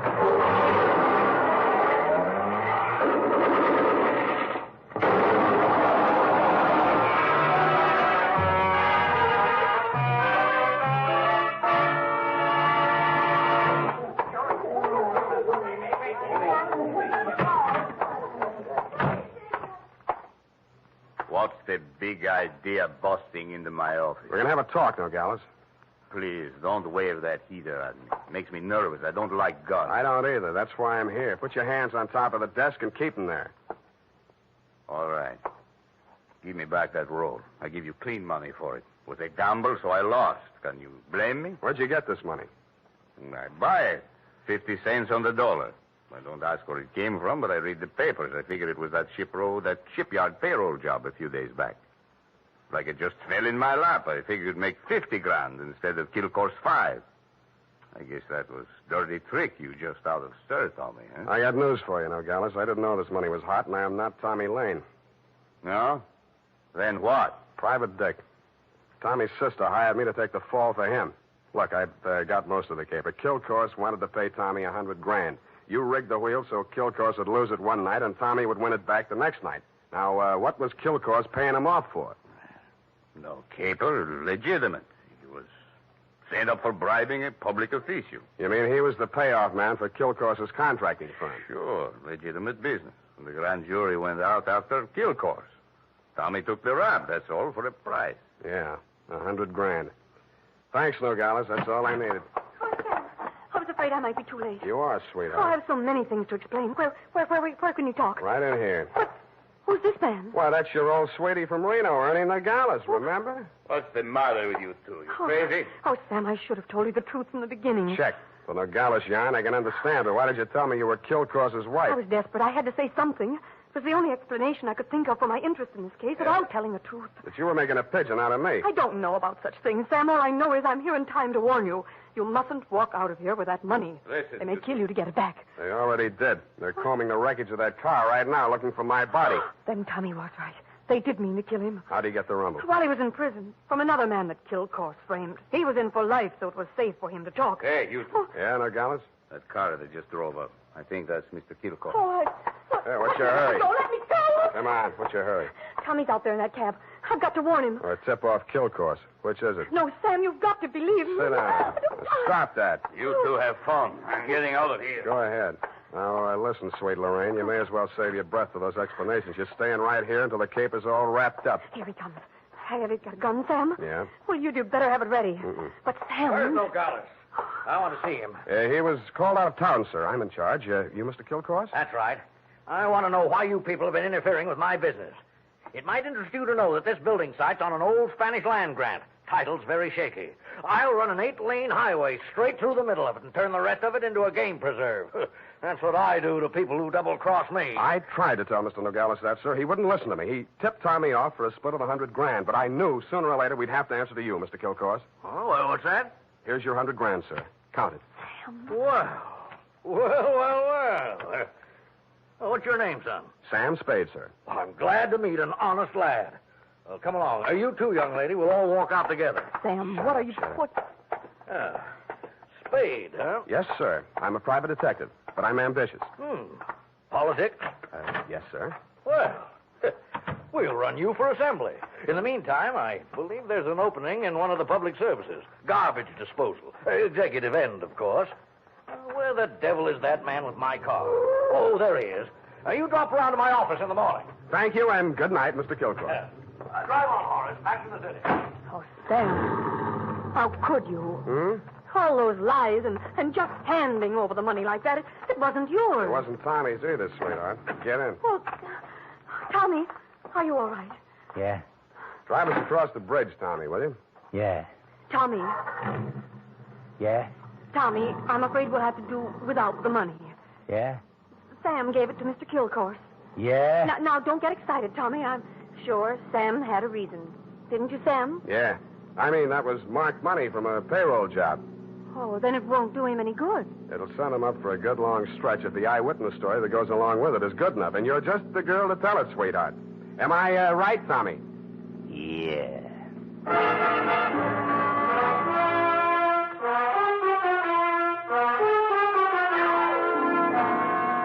Period. End of report. Already?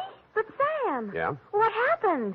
Who were the 5 men in the car, the ones who shot at that Plymouth in the mistaken belief that you were in it? Their names are of little account, Effie. Suffice it to say that Kilcourse pointed his pudgy finger at them in the hopes of keeping the charge of attempted murder out of his indictment.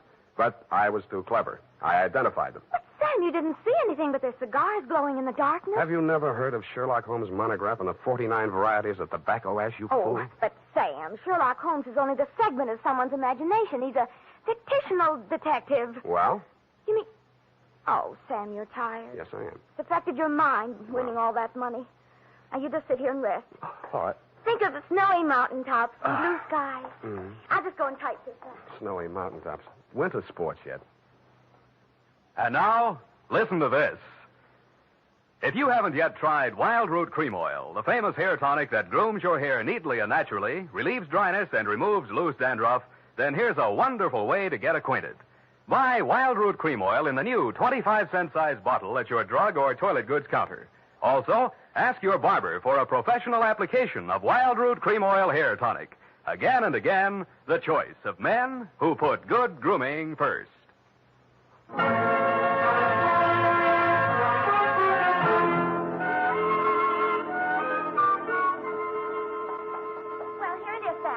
Not that it made any difference, but how did you guess that she wasn't Mrs. Kilcourse? Simple. Kilcourse didn't recognize her. But, Sam, that was after you denounced her. I did no such thing. From the report, Sam, in black and white. Quote, why did you tell me you were Kilcourse's wife? Unquote. At that point, you assumed that she was not Mrs. Leonard Kilcourse. I did not. I merely wondered why she had told me. Well, with all the lies she told, you might have assumed anything she said was totally devoid of truth. And I did, sweetheart. I did. Oh, well, that's a relief. I was afraid for a while she'd taken you in. What's that got to do with the truth? Oh. Good night, Sam. Good night, sweetheart.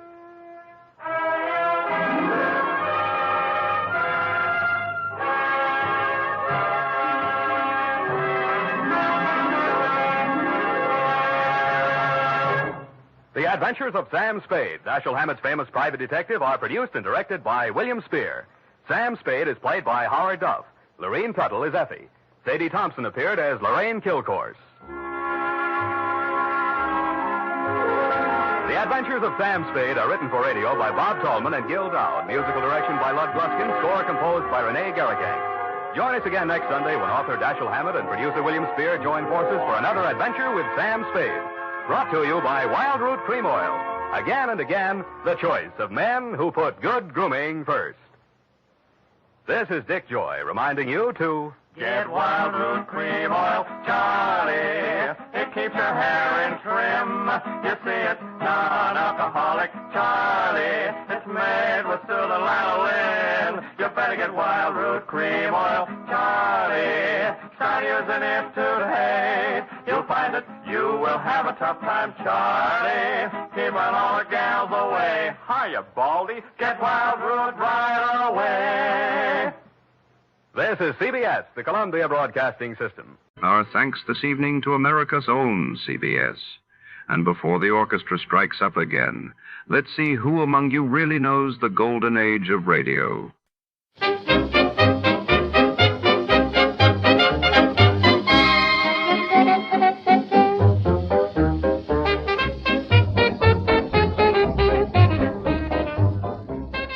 Tonight's story unfolds within the echoing marble halls of the city's grand natural history museum, where shadows stretch between towering dinosaur bones and priceless gemstones gleam under vigilant eyes. When a renowned artifact vanishes during a stormy gala, a hard-boiled detective must navigate high society secrets and museum corridors thick with suspicion. The clock ticks as danger lurks behind every exhibit. Before to start, let's see what happened the day it was aired. It was March 5th, 1952. That day, the world was shaken as Winston Churchill announced Britain's plans to develop its own hydrogen bomb, while in the United States, the New York Stock Exchange soared to a record high, reflecting post-war optimism. Johnny Dollar. This is Mary, the operator at Worldwide Mutual Insurance Company, Mr. Dollar. Yes, Mary. I had a call for you, but now he seems to have picked up his other phone. Oh, Les Waller's, no doubt. Oh, excuse me.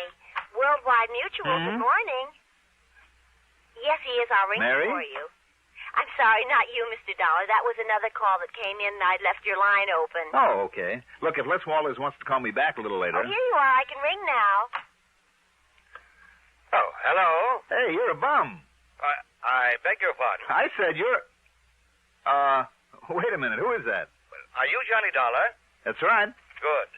Dollar, this is Jonathan Harmon of Worldwide Mutual. Mr. Harmon? That's right. You sound surprised. Yes, I am, Mr. Harmon. I was expecting a call from Les Walters there in your office. Oh, I see. And that explains your reference to a big bum, did you say? I thought you two were the best of pals. Oh, we are, sir. But he was supposed to call me early this morning about going down to New York tonight to see a hockey game at the Garden to celebrate my birthday belatedly. Oh, I see. If, that is, he could get away from his wife for the evening. Well, I hope everything's all right there, don't you? What's that, sir? I mean about Walters and his wife. And she's such a charming little lady, too, isn't she? Yes, indeed, very. But he's not here, and what I called you about is... Oh, I'm sorry I interrupted you. No, I guess I interrupted you, Dollar, but what I called you about is this, and I think perhaps you'd better get out there right away. Yes, sir. About an hour ago, shortly after noon, a client of ours, Mr. William Willoughby, insured for some $70,000, was found dead in his apartment over at 19525 East Maple. Oh? What was the cause of death, Mr. Harmon? As the very unfunny police officer put it when he called, it was a case of lead poisoning. There's certainly nothing funny about that. So I think, Dollar, that perhaps you'd better get right on out there and see what's what. Right away, Mr. Harmon. And if Les Walters can... Fine, Dollar. Goodbye. Hello? Mr. Harmon? I wonder what he meant about Les and his wife.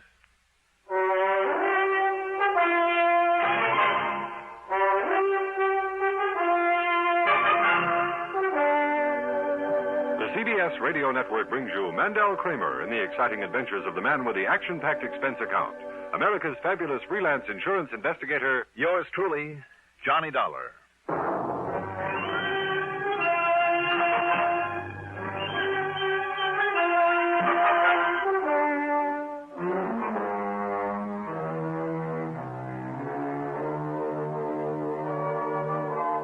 Expense account submitted by Special Investigator Johnny Dollar to the Worldwide Mutual Insurance Company, Home Office, Hartford, Connecticut. Following is an account of expenses incurred during my investigation of the Can't Be So matter. Expense account item 1. $2.15 for a taxi to 19525 East Maple Street. There was a prowl car out front, a small group of thrill seekers, and a patrolman with his hands full, keeping them from entering the smart new apartment building. When I showed him my credentials, he told me to go up to 5B, where I'd find Sergeant Tommy Bravo in charge, and I did. Sorry, Dollar, but you got here a little too late. The boys just hauled young Willoughby, what was left of him, off to the morgue. Was it you who called the insurance company, Sergeant? Yep. See, I knew he had a policy with him. You did? How come? Oh, we'd been kind of keeping an eye on Willoughby ever since he moved back here to Hartford and put up in this fancy place. Why? You, know him when he lived here before? No, I didn't. Well, he wasn't much use to himself or to anybody else. Wanted the best of everything, but wouldn't do an honest day's work to earn it. I know the type. The chief even wondered there at one time if he might have had some connection with a narcotics pusher that we nabbed and set up the line. Narcotics? Well, I couldn't prove it, though. Anyhow, what he left here was to get out from under a lot of bills he owed, that sort of thing. Mm-hmm.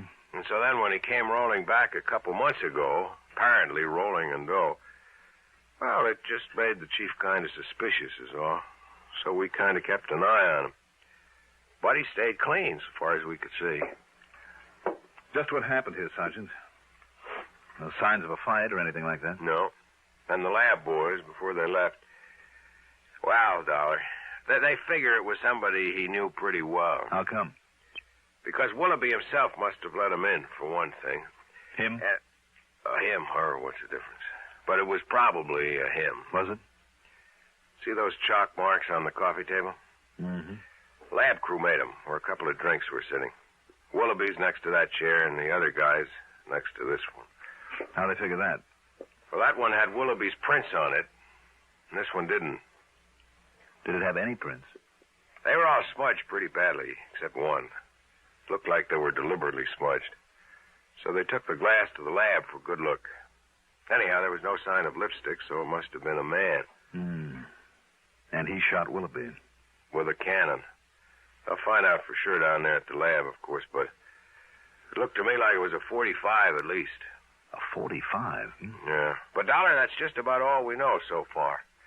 No other prints around or nothing. Nobody was seen entering or leaving. And if the man 3 doors down hadn't stayed home from work with a virus and heard the shot... how did you find out about this? I got a call from Les Walters at the insurance company. Walters? Well, I should have said from Mr. Walters, huh? Yeah, why? Isn't he the one with that tall, good-looking blonde wife? Name of Constance? That's right. Connie. Why? Nothing. Just that I saw her having lunch with him one day last week. Lunch? You know, in one of those intimate little joints out on 44. With Les? Walters? No. What? With our now departed pal here, Willoughby.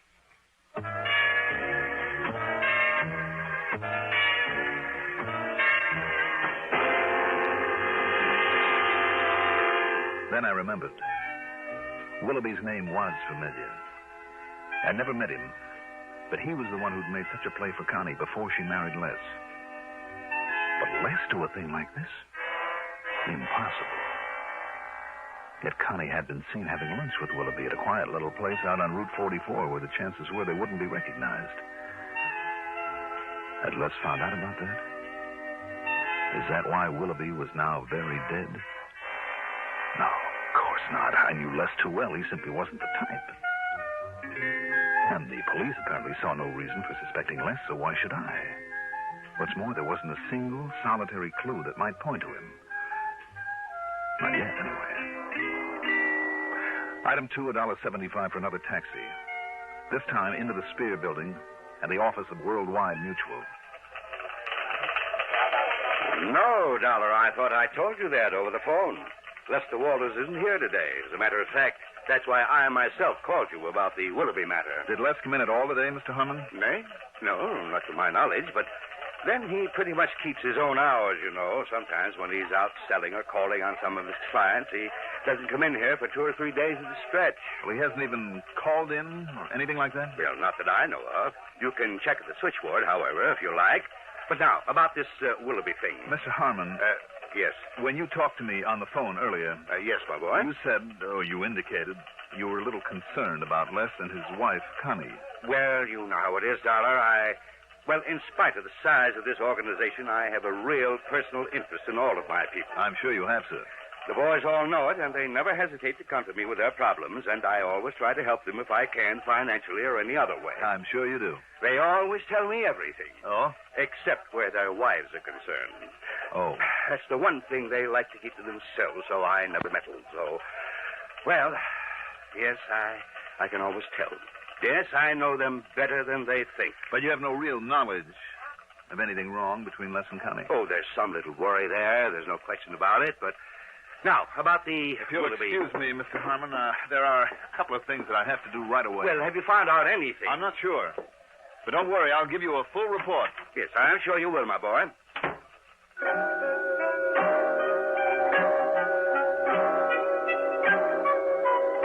I checked with Mary, the switchboard operator. No, she hadn't heard from Les Walters all day. But he usually checks with me, you know. I mean, when he doesn't come in this way. Excuse me. Good afternoon. I told her then where I'd be and that if Les did call in, she was to let me know immediately and from where he called. I told her she was not to mention this to Les.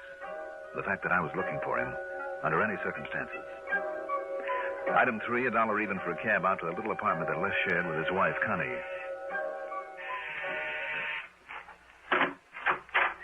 Johnny! Well, happy birthday, whenever it was. Hi, Connie. At least I think I heard Les say you had a birthday not long ago. Mm-hmm. But what in the world are you doing in this part of town, this time of day? Well... Oh, come in, Johnny. I'll put on the percolator and we can have ourselves a coffee club. Well, sure, Connie, thanks. Les around? Oh, no, he isn't. You tried the office? He isn't there. Oh. Well, then he must be out selling people insurance or something. Why, Johnny? All right, it's just that we talked about maybe taking in a hockey game tonight, and I haven't heard from him, that's all. Oh. Connie. Yes? But come in, sit down, make yourself comfortable. Connie, does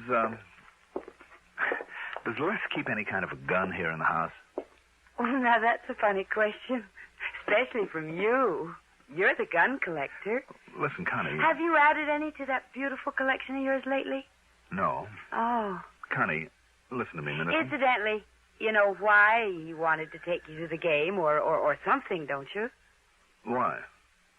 Well, maybe you don't realize it, but he's been trying for months to find some way of thanking you for solving that embezzlement case that got the promotion for him. When was it? Last fall? Where is he, Connie? But you know something? I'll bet he forgot all about it. I know I haven't seen any tickets around. Where is he? I'll bet he completely forgot to send for them. That's just like him, too. But he'll think up some excuse or something or something. Connie, where is Les? You say he isn't at the office? Well, he did say something about some errands when he left this morning, but I don't... What's the matter, Johnny? You're acting very peculiarly. You know it? Maybe I better lay things right on the line, Connie. What? Do you know a Bill Willoughby? Oh. Well? Yes. Go on. Bill sort of had a crush on me, Johnny, before I married Les. And? That's all. Is it? Have you seen him since he moved back here to Hartford? Now, why should I want...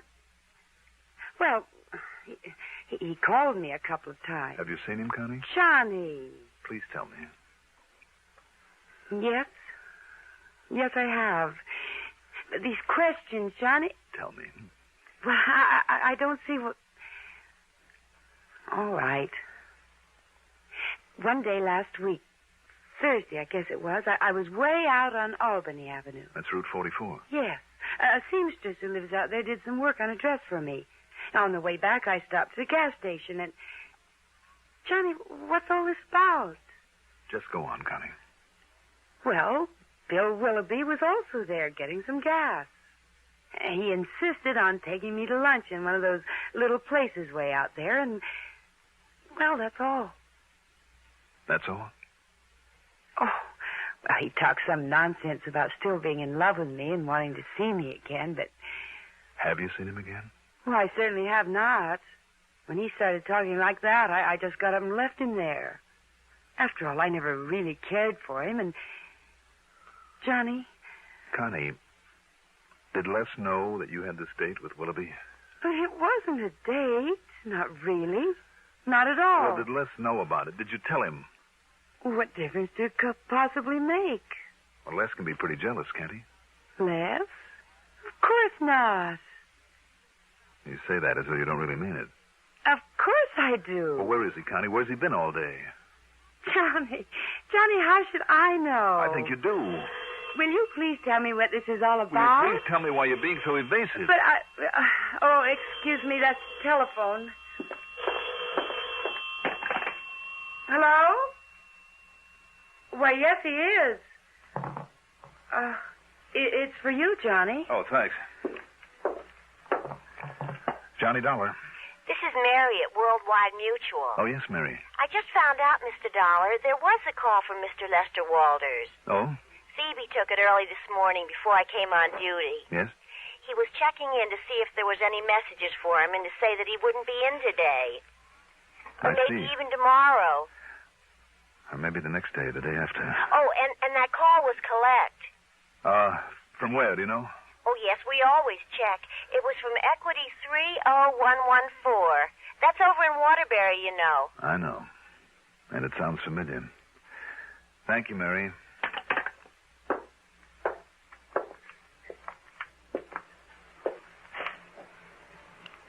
Johnny. Now listen, Johnny, will you please tell me... Later, Connie. Later. I went to a phone booth at the nearest gas station and spent item 4. 40 cents for a call to that Equity number that had sounded so familiar. I hoped and prayed that I was wrong about it. That it wasn't. Bearcloth's Gun Shop. Who? Bearcloth's Gun Shop. Gun shop. Can I help you? Did a Mr. Lester Walters buy a gun from you recently? Yes, just this morning, early this morning. What kind? It was a handgun, a 45. 45. Yeah, it was one that we... Oh, now wait. Who are you, if I may ask? Never mind.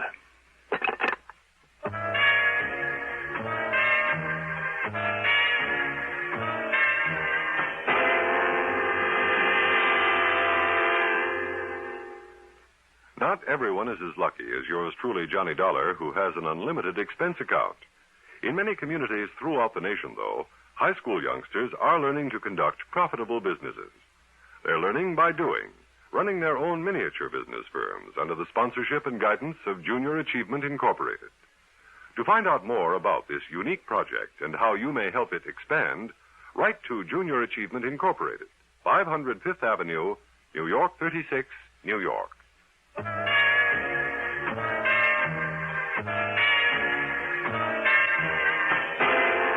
I still couldn't believe it. I wouldn't believe it. And yet all the evidence, every bit of evidence I had. Well, sure, it was circumstantial, that's all, every bit of it. But it all pointed to only one person, to my friend Les Walters. I still couldn't believe it. Yet there it was. His failure to check in at the office the way that he usually did. Didn't he know that would arouse suspicion? His slip-up on our date for the hockey game. Didn't he know that would make me suspicious? Connie's having been seen with Willoughby. If the cops knew about that, why not Les? And then Connie's evasiveness about Les's whereabouts. But did she really know about what finally happened to Willoughby? And the gun. A 45 did it, Sergeant Bravo had said. A 45, the gun shop owner had said. That was sold to Les only that morning. All right, there it was. Okay, now what? Go to the police? Tell them what I knew? Or let them find out for themselves? Why not? They had as much to go on as I had. Almost. It was their job to run down Willoughby's killer just as much as mine, wasn't it?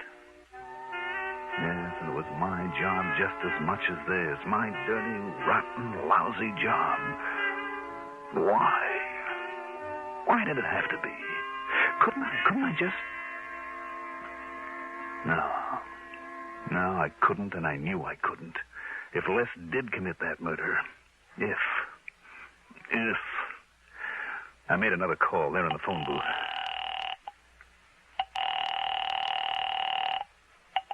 Sergeant Bravo. Sergeant Johnny Dollar. Hey, Dollar, have I got news for you? Real progress. Oh? So much so, the lieutenant took it right out of my hands. And, Dollar, you'd never guess who's the guy they've got a lead on. Wouldn't I? Ought to be wrapped up real pronto. And like I promised, I'll call you just the second I've got anything real definite for you. Are you at your apartment? No, you can reach me at Les Walters' place. At Walters? That's right. Well, now, what do you know? Too much, Sergeant. Too much.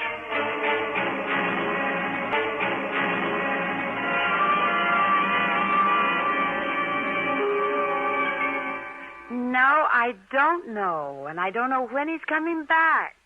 And, Johnny Dollar, you just sit yourself down here in the den and tell me why you're acting so strangely. Now, sit down, Johnny. Please. Sure, Connie. Look, would you like a drink? Maybe that would help whatever it is that's bothering you. Yeah, maybe it would. Well, all right, then. I'll go get you. Oh, now, who could that be? Excuse me. Hi, honey. Les. Sam Spade. Les. Need a couple of business deals to win back. Sold a couple of policies. Les, listen. Hey, look, honey, I got it. The gun shop over in Waterbury. Now, wait, dear. Let's wait. Look here. Isn't it a beauty? And honest to goodness, genuine, original, single-action Army Colt. 45 caliber. Honey, do you have to yell this way? Why not? Isn't it a beauty? Do you know who's sitting there in your den? Oh, boy. Johnny Dollar. Oh. Yes. Well, you didn't tell him anything, did you? No. So go on in and make the best of it. Go on, Les, while I get the phone. Okay. Well, Hello? I didn't expect to find you here waiting for me, Johnny. Kind of spoils all the big surprise. But here you are, baby. Catch it. Thanks, Les. Well, don't you like it, Johnny? Should I? Oh, now look. After seeing that gun collection of yours, and seeing what was missing from it, and after what you did for me last fall, and with that birthday you had, well, listen, I've been negotiating with the old man Berghoff over in Waterbury for 2 weeks to get this for you. What's the matter, Johnny? Johnny? Oh, yes, Connie. That phone call is for you. Sergeant Bravo, I think he said. Oh, thanks. Johnny? No. Johnny Dollar. Well, it's all wrapped up, Dollar. Well... Yeah? Yep. Prints on that glass led the lieutenant straight to him. Well, what was that? The killer, the one that knocked over Willoughby. It was Shorty Scarpone, one of his pals in the dope racket. Broke down and confessed the whole thing when the lieutenant busted in on him. And Dollar... Oh, brother. Oh. Johnny. Okay, now, what is bothering you? What's bothering you anyway? Me? Yes. Yes, you. Not a thing.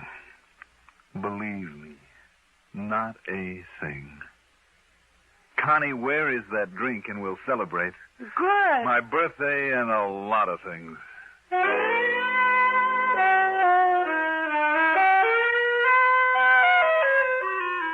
I can only tell you this.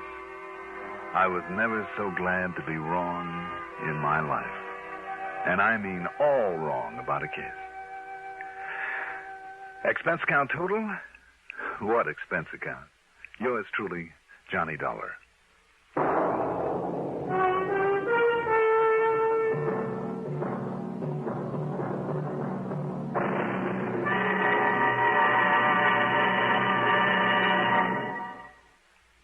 Now, here is our star to tell you about next week's story. Next week, a talisman. A good luck charm that proved to be anything but. Join us, won't you? Yours truly, Johnny Dollar.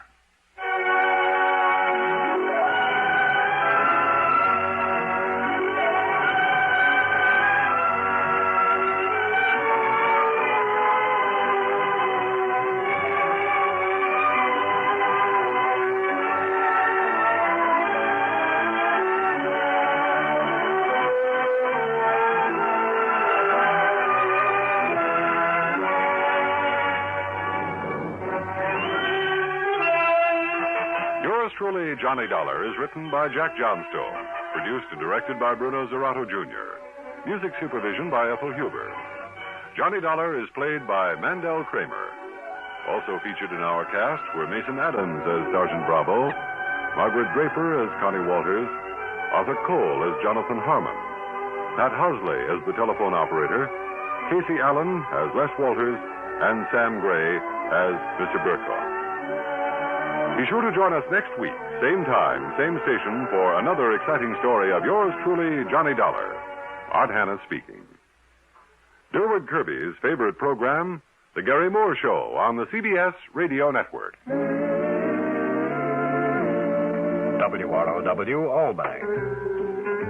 Welcome wagon hostesses rate their work as the most fascinating public relations job in the whole world. In the United States and in neighboring Canada, too, you will find thousands of welcome wagon hostesses who do a vitally important job every day of the week. Right here in the Capital District, there are more than 20 welcome wagon hostesses, your neighbors and mine, each one a charming ambassador of goodwill. We'd like you to meet one right now. I'm Lenny Gannett. I welcome all the newcomers in the McGonville-Dublin area. I try to make new families feel at home. The basket of gifts I bring is just a small part of my welcome. I'd like to call on your new neighbor. All you do is tell me who she is. Call Welcome Wagon at State 59640. Give the hostess the name and address of the newcomer you know. She'll call on them with a basket full of gifts from civic-minded businessmen. Call State 59640 for Welcome Wagon. our sincere thanks go out to the wonderful network at CBS. And now, dear listeners, let's put your knowledge of the airwaves to the test.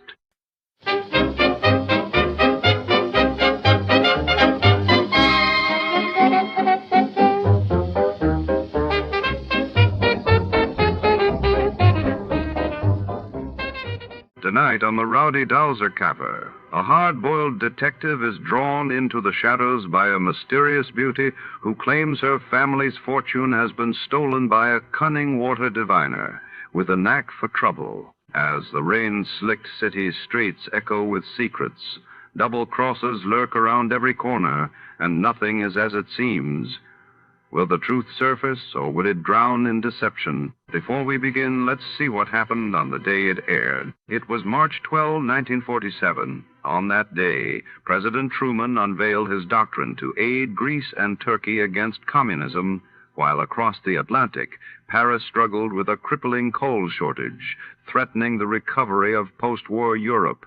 The National Broadcasting Company presents The Adventures of Sam Spade, Detective.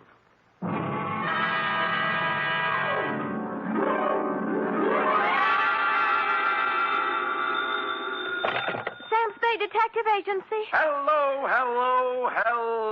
Sam? At this hour on this network, you were expecting maybe Mary Margaret McBride? I've been expecting anything, Sam. Well, after all, to have you drop out of sight like that, leaving not a ripple on the surface for 4 whole days.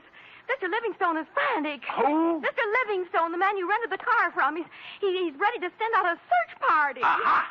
Sammy and Livingstone with a reverse twist. It's no joke, Sam. Nothing, huh? You have no right to worry me like this. It's not fair. Where are you? To the only spot on Earth as yet unvisited by the National Geographic Society, sweetheart, the Vale of Takaloma. And don't try to find it on a map because it isn't. Set yourself for my saga of a crook's tour of the hinterlands with just a touch of mysticism, which is why I call it the Rowdy Dowser caper. All right, Murgatroyd, these will do. Sam, where are you calling from? A tailor shop. I had to leave without my pants.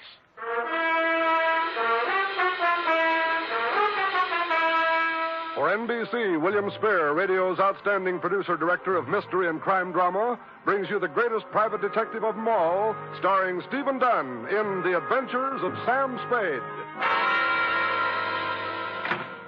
Dum-da-da-dum-dum-dum. When you and I were young.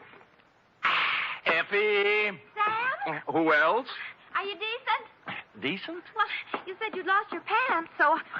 Oh! How do they look? Well? Isn't it a little early for Halloween? Ooh, you made a joke.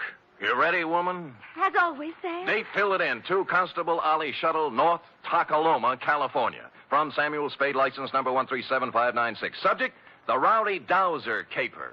Dear Ollie, on Wednesday it was when I returned to my office of a fine spring morning to find a note lying on my desk like a big, juicy piece of cheese in a mousetrap. Quote, Mr. Spade, call North Takaloma 3, unquote. North Takaloma. Where have I... Long distance. North Takaloma 3. Yes, sir. One moment. Would you repeat the number, please? North Takaloma 3. North Takaloma 3. Nice diction. That is North Takaloma? I'm not kidding. Look it up, girl. Look it up. Yes, sir. North Takaloma 3. Well, she must have found it in the book because soon we had encouraging buzzes and clicks. 6 operators later, we had punched our way north to the farm at Slattery Flat. Then we knocked off for lunch, while Slim Slattery repaired the windmill that made the juice for the last lap. At 2:07 p.m., victory was in sight. Yeah? Sam, this is Operator 9 for the 10th time. Oh, fine. How we doing, Millie? Sam boy, I am actually ringing North Takaloma 3. Oh, good girl.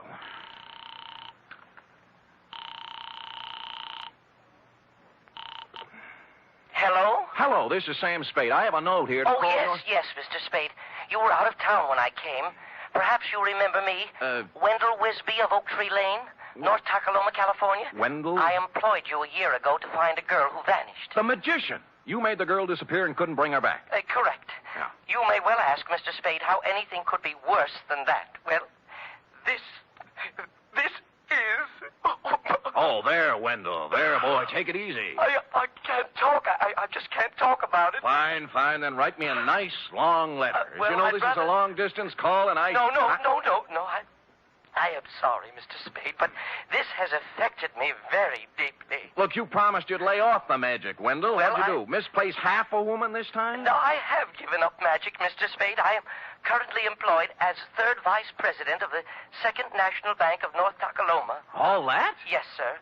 Oh, my star was rising. My future seemed assured, but now a shadow has fallen over my good name. Boot it along, will you, Wendell? This is costing me money. I cannot tell you more on the phone, Mr. Spade.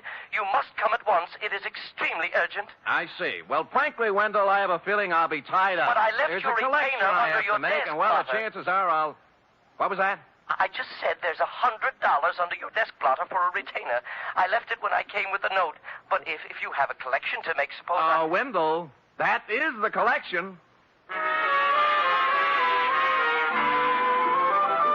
And so it befell that shortly before lunch on the following day, I guided my rented hack across the ford at Clobber Creek, up the high road through Possum Notch, and down into the Vale of Tacoma, where I muscled my way through a flock of geese in the main street and tied up before the imposing stone facade of the Second National Bank.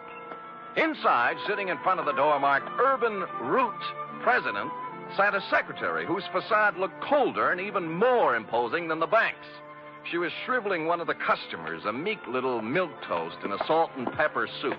But as I informed you, my good man, President Root is extremely tied up at the moment. Oh, I'm quite aware of that, miss. I wouldn't bother him for the world, but you see, I don't see. And since you refused to state the nature of your business... Did I refuse? You most certainly did. Oh, dear me, I didn't mean to refuse anything. It's just that, well, it's sort of personal, and may I go in? You may sit down until I tell you to go in. Is that clear? Yes, ma'am. Yes, I understand. I don't mind waiting. Don't mind at all. And now you, sir. What do you want? I have an appointment with Wendell Wisby. Mr. Wisby is in conference with the President Root. Thanks. If you'll sit down, I'll... just a minute, sir. Just a minute. And you must understand, President Root, this is a matter of family honor. Yes. I shall... Oh, hi, Wendell. Oh, Mr. Spade. Now, sorry I couldn't get here sooner, but it's a long haul. Well, Mr. Spade is a friend of mine, President Root, from my salad days as a magician. A very competent detective, I might add. Well, thank you, Wendell. Yeah, I see. We are indeed fortunate to have him with us in this matter. Good. Please sit down, Mr. Spade. Thanks. You are aware, Mr. Spade, this matter is to be held in strictest confidence. Word must be kept from the depositors at all cost until... But remember, President Root, remember the code of the Wisbys. Should worst come to worst, I shall make good. I shall make good if it takes me... I understand, Wisby. I understand. Well, mind if I admit I don't? What is it, Wendell? Snatcher. Snatch whom? Uncle Purse. Our former cashier, Mr. Spade. Purse Snatcher. Wisby's uncle. Purse Snatcher. What about him? Everything. He has disappeared. Absconded. That is a harsh word, President Root. I would prefer to say he disappeared until we have further proof. The money's gone, isn't it? How much money? $53,000. From Uncle Purse's accounts. Yeah. It may be he has absconded, President Root, but we must remember that despite the Snatcher surname, Uncle Purse is a Wisby. And a Wisby never lived who got away with $53,000. All right, Wisby. He disappeared. Yes, may I ask when he disappeared? Last Friday night, about 9 o'clock. Anyone see him go? Almost everyone. His car stalled at Main and Persimmon. Several people saw him trying to start it. He was acting very strangely. Oh, how was that, Wendell? Well, Clem Clobber and Charity Fid and several others spoke to him from the curb, but he wouldn't answer them. He didn't say a word to anyone, which is not at all like Uncle Purse Snatcher. Wisby, man to man. Would you feel sociable with a satchel full of stolen money on the seat beside you? Well, there you have a point, President Root. I can't blame you for the way you feel, President Root, but I must continue to believe the best of Uncle Purse until Mr. Spade discovers the worst. Oh. And in that dismal eventuality, Please know I intend to pay off the $53,000 plus interest on the installment plan. $5.37 per week for 48 years. Oh. You have my word on it, sir. The word of a Wisby. With which solemn pronouncement, Wendell marched out, closely followed by me. Salt and Pepper Suit Milquetoast was still fingering his hat brim, looking hopefully at Miss Icewater for the sign. At Wendell's suggestion, I hustled out to the Snatcher homestead for a word with Percy's wife, a timid little woman with her heart in her eyes, known from one end of the valley to the other as Aunt Wistful. I can hardly think straight these days, Mr. Spade. So full of puzzlement this thing has left me. Of course, Aunt Wistful. Have another dipper of cider, Mr. Spade. Oh, get down, not you. No thanks, Aunt Wistful. Perce wasn't himself since the well run dry. We had a passel of dry winters here in the valley, you know, but never for this has the well run dry. Perce didn't know which way to turn. The pipe end's 2 miles down the road. Couldn't afford to bring it in here. I see. He took to muttering to himself, saying strange things. Coming home from his work at the bank with a frown on his face, stayed there all evening. What do you mean, strange things? Oh, I don't recollect very well. He brought a law book home one night, though, and out of a clear sky, he says to me, "Wistful, honey, do you know the punishment for embezzlement is 5 to 10 years in prison?"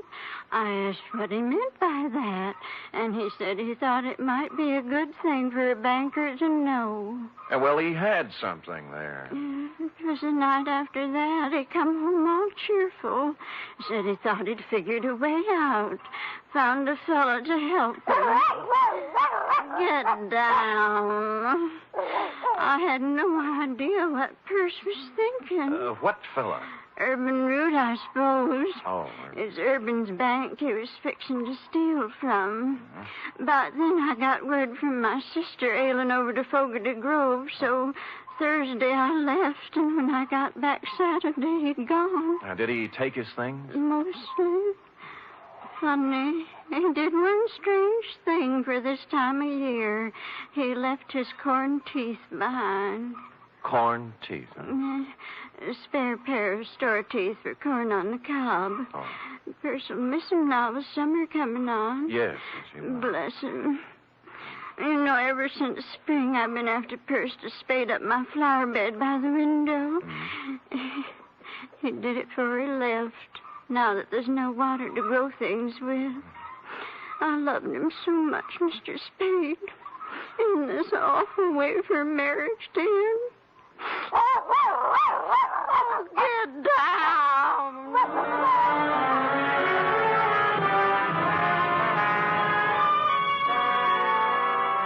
Well, I started at Main and Persimmon Streets and worked south, farm by farm. Everyone seemed to have been sitting on his front stoop Friday night because all remembered Perce Snatcher driving out on the South Road in his 1919 Winton 6. Up to a point, that is. Somewhere between North Takaloma and Fogarty Grove, I ran out of witnesses.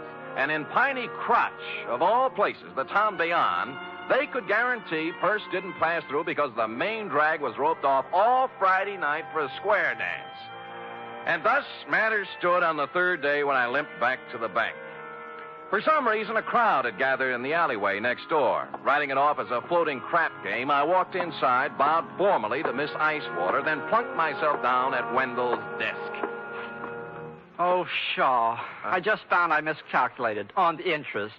At $5.37 per week, I won't have this paid off until I'm 134. And who knows, by then you may even have a wife and children to support. Look, don't you think you were a little impetuous with that retainer? What retainer? Mine, the $100. $100? Wendell, the $100 you stuck under my desk blotter when you hired me. I hired you? You came to my office while I was out of town, Wendell. You left a note for me to call you. I talked to you on the telephone. Well, didn't I? Mr. Spade, something is very wrong. I did not talk to you on the telephone at all. What? I thought you were employed by President Root. Well, Where is President Root? I don't know. He stepped out some time ago, and there's someone waiting for him in his office. Oh? Do-do-do-dee-do-do. Hi, Miss Icewater. Oh, tell me, pretty mean, are there any more at home like you? Milk toast. But with a difference. The salt and pepper suit had gone. Beret, bow tie, plaid sport jacket with a racing form sticking out of the pocket. Maroon plus spores and wool socks with tassels. He took one of President Root's cigars out of his pocket, bit off the end, and lit it. Then smiled or rather leered at Miss Icewater. Well, honey? I'm sorry, Oh, sir. 23 skidoo, sweet stuff. President Root will be back shortly if you... Oh, don't be a back number, beautiful. But, sir, I don't... Papa love Mama? Well, I don't know what to say. You'll learn. Tell Cookie I'll be back, huh? Yes, sir. Anything you say. Live a little, baby. Live a little. Toodaloo. Golly. Golly, indeed. Miss Icewater. Hey. Oh. What was that? I don't know his name. A friend of President Root's. He's rather attractive, don't you think?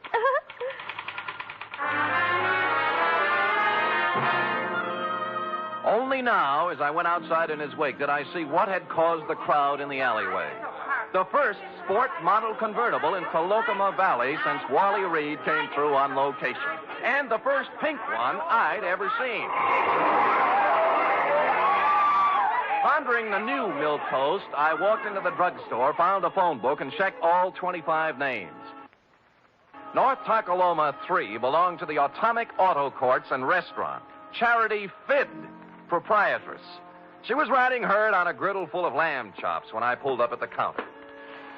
How's that again, Sonny? Short, you say? Short. And scalped on top with a fringe of hair like so? Yeah, and a wicked leer in his eye. That's my man. Well, he wasn't wearing no barrack hat nor plaid coat when I seen him. Salt and pepper suit it was. Yeah, I know. Who is he? Well, he didn't register, but they say he's Dowser. Dowser. Don't know his first name, do you? Nope. Now, where he come from? Stayed in room 6 till 2 days ago. Ain't seen him around since. When did he come here? Let me see now. Codfish ball. Beg pardon? Oh, that'd be Friday night, late. And the funny thing now, think of it, he come afoot. Not by the road from Fogarty Grove, mind you, but by the trail over the ridge. Oh, where does it go to, Aunt Charity? Winds up the old clobber place, Bandon now. Oh, thanks. I'll be back. You'll be nothing. You just sit right down where you are and you wrap yourself around this. Ain't no growing boy going hiking over the ridge without supper. Clean it up now, every scrap. Yes, Ma.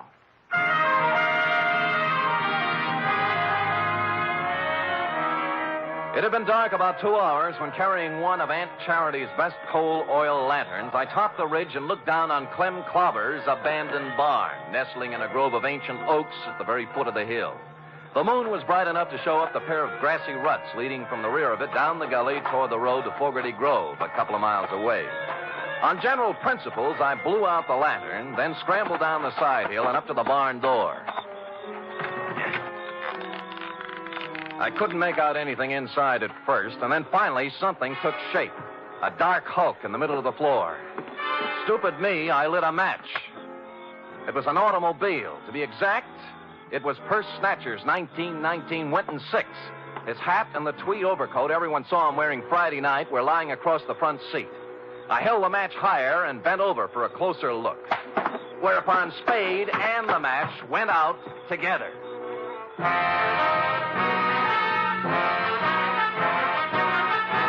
You are listening to the weekly adventure of radio's most famous detective, Sam Spade.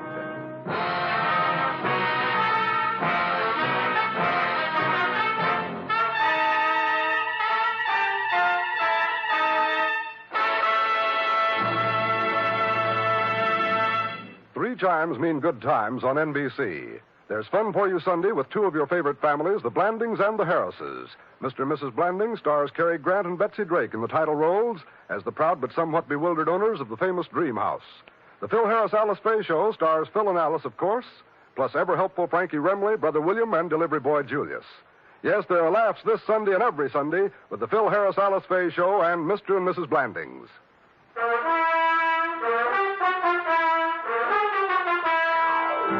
And now, back to the Rowdy Dowser caper, tonight's adventure with Sam Spade.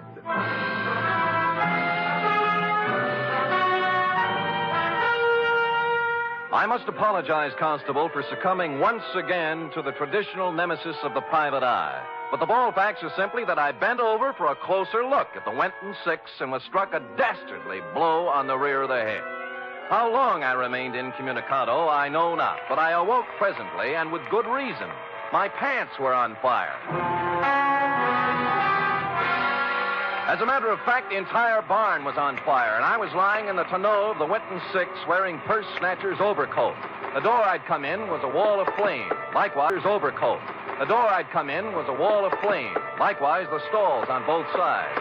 But at the rear were a few square feet of rotten siding that hadn't caught yet. Now, ordinarily, I'd have thought twice, but when your pants are afire, you only think once. So I ran right through it and took a flying header into the creek behind the barn. It was just as well I only thought once, since at this moment the flames reached the Winton's gas tank.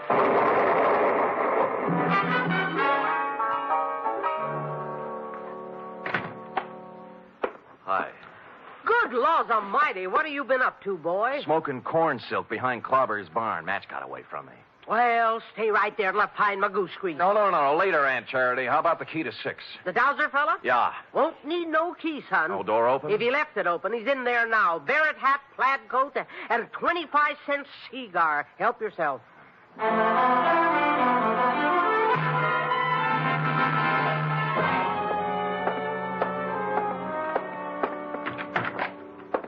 Well. Well, hey, Mr. Spade, isn't it? Right, and you're Dowser. Dowser? Isn't it? Yes. Yeah, that's right, Dowser. Hey, you can call me Alonzo. Sit down. No, I'll stand. Oh? You're lucky you caught me. I was just leaving, so I see. I was detained, as you probably know, over at Clobber's barn. Detained? Okay, Dowser. We'll let that do for the preliminaries. Now, why'd you just try to kill me? Kill you? Well, good heavens, man, I did not get careless at a weenie bake, Dowser. I just woke up in the middle of a 3-alarm fire, and I don't like it. As a matter of fact, I'm a little burned up, to use the phrase loosely, and I just might kick your teeth in. Now, believe me, I haven't been near Clobber's barn since Friday. I had nothing to do with whatever happened. Sure, and you had nothing to do with a $100 retainer in the phone call from Wendell Wisby. Well, as a matter of fact, You figured with a curious city fellow like me on the premises, urban root might shake down easier. Bigger apples from the same old tree, right? Yeah. All I did was negotiate a personal loan. Drop it, will you? Root had his hand on the till at the bank. A big hand, $53,000 worth, and Snatcher found out about it. What about you? How'd you get into the act? The loan. The shakedown. Where's Uncle Purse, Alonzo? Out of town somewhere, I suppose. He... look, I can't tell you, Mr. Spade. Purse got as far as the road to Clem Clobber's barn last Friday night. Or did he? No, he didn't get that far. You know, I'd begun to suspect as much. How far did he get? I'm sorry, I can't tell you any more. Root killed him, didn't he? No. You saw let him. me go. How come? I don't know anymore. Please. Come on, let's have it, Dowser. What'd he do with the body? Root wore the coat and drove Purse's car out of town so everyone would see him. Now, where's the body? Let me go. Let me go. Dowser! Dowser!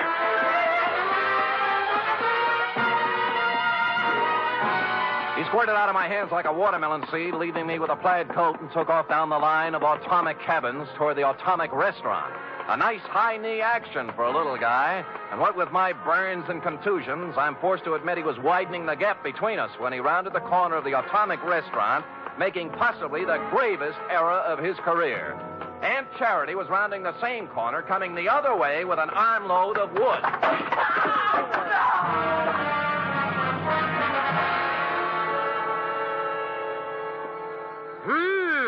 You don't reckon he got himself a brain conclusion, do you, son? I don't know, but he's a weak witness, Aunt Charity, a weak witness. What you got there? Oh, shoebox for $1,500. A few odds and ends. And this. Well. Yeah, looks like an oversized slingshot fork. Slingshot? What do you mean, slingshot? Well, who cares? So he whittles. Where'd you get the idea his name was Dowser? Huh? Driver's license in his wallet. Alonzo P. Scoggins. Who said his name was Dowser? You did. I never said his name was Dowser. I said he was a dowser. Oh. And what's a dowser, Aunt Charity? A guy who finds water for people, that's what. Well, that's nice. If you could... Finds water? Yeah. How? Well, I'm no expert, sonny, but as near as I can recollect, you take this here slingshot fork so, and then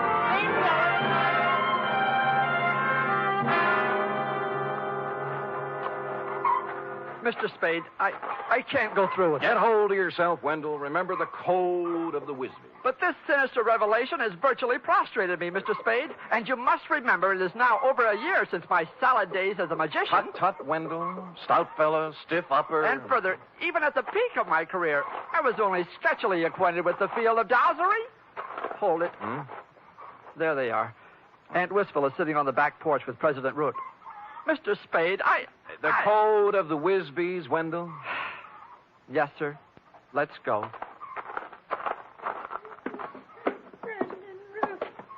I just can't tell you how full up with gratefulness I am. Now, Aunt Wistful, don't take on so. It's nothing at all. It's, You remember Mr. Spade, President Root? Wait, of course. Of course. Hardly seems any time at all since we met President Root. Oh, Mr. Spade, President Root's going to buy the farm. Isn't that wonderful? Touching. And he's allowing me $10,000 on it against the money per stove. Well, that's a generous offer. I thought so. Considering there's no water on the farm. Chris said many times it wouldn't be worth $40 an acre for that water. Well? Did you say something, Wendell? Yes. Aunt Wistful, I have great news for you. It may not be necessary to sell the farm. What do you mean, Wendell? We've made a deal here. Maybe the signals are off for now, President Root. You recall Uncle Percy said he'd found a man to solve his problem, Aunt Wistful? I am now ready to step forward and bring it into the open. I am that man. You? What do you mean, Wendell? Since entering the banking field, I divorced myself from magic and the allied dark arts, Aunt Wistful. So I wish to keep my other talents sub rosa. What are you talking about, Wisby? President Root, I am a part-time dowser. And he just happens to have his dowsing rod along, right, Wendell? Right. I have reason to believe there is water here, if I can just douse it out. Wendell, you're out of your... Shut up. Douse away, Wendell, douse away. Very well. Now, I hold the dowsing fork before me, thus. Then I turn, thus... Where does it point, Wendell? Let me see. Toward Aunt Wistful's flower bed. But this is ridiculous. Shut up. Proceed, Wendell. Proceed with the dowsery. 1 step, 2, 3, 4... Well, the rod's pointing down. Well, I never. Right in the middle of my flower bed. Listen, Aunt Wistful. I'll make that $20,000. $20,000 for the farm. Cash, see? Not credit. Cash. 20? Hold out. 25. 30. Right here is where we dig. 35. 35,000. But it's already been dug up. Looks as if Uncle Perce had dug a hole and then filled it back up. Last Friday night, just before 9 o'clock, right, President Root? No. You came down for a showdown on those shortages he turned up. Found him digging the well here and got a better idea. Please, no. I've talked to the guy who saw you do it, Root. All right. I killed him. He's right here. Yes, he's right here.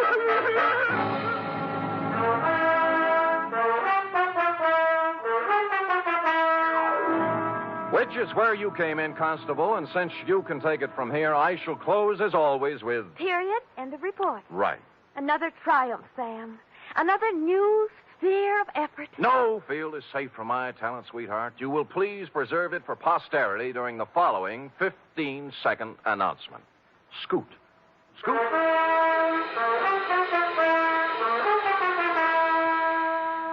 Three chimes mean good times on NBC.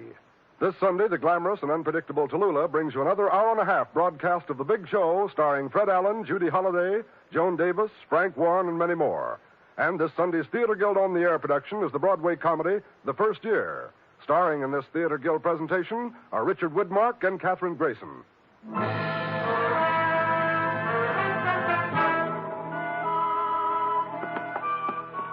Here it is, Sam. Ah, efficient girl. Yeah? Yeah, Millie, this is Sam, boy. What's up? Oh? Oh. Thanks, Millie. Well, what is it, Sam? They just relayed a message from Fogarty Grove. F. Wendell is being installed as second vice president tomorrow night at the Moose Hall. Oh? He wants me to come. Oh! And bring a girl. Are you game, little one? Well, that's one way to get the report to Constable Ollie Shuttle. I'll do it, Sam. Good girl. Pack up an emergency ration of sorghum and hominy grits. I'll pull up at your doorstep in the morning at 8 o'clock. Well, I'll wear my sunbonnet and Mother Hubbard. Oh, good night, Sam. Good night, sweetheart.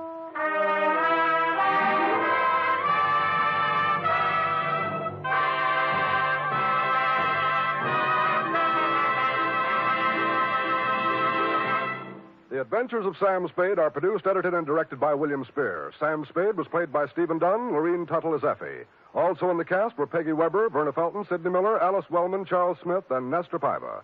Script for tonight's adventure by Harold Swanton. Musical scoring by Lud Gluskin, conducted by Robert Armbruster. Join us again next week, same time, for another Adventure with Sam Spade. Tomorrow, your hit parade plays the hit. Here at Escape Radio, we proudly thank our partners at CBS.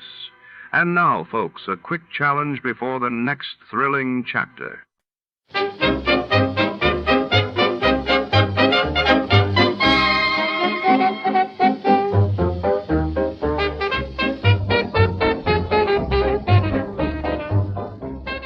Tonight's case takes us deep inside the labyrinthine archives of the Burma Import and Export Company, a shadowy warren stacked with crates, ledgers, and secrets. When a mysterious shipment marked red matter vanishes under the neon flicker of the warehouse's lone desk lamp, Detective Slate is drawn into a web of espionage, betrayal, and forbidden science.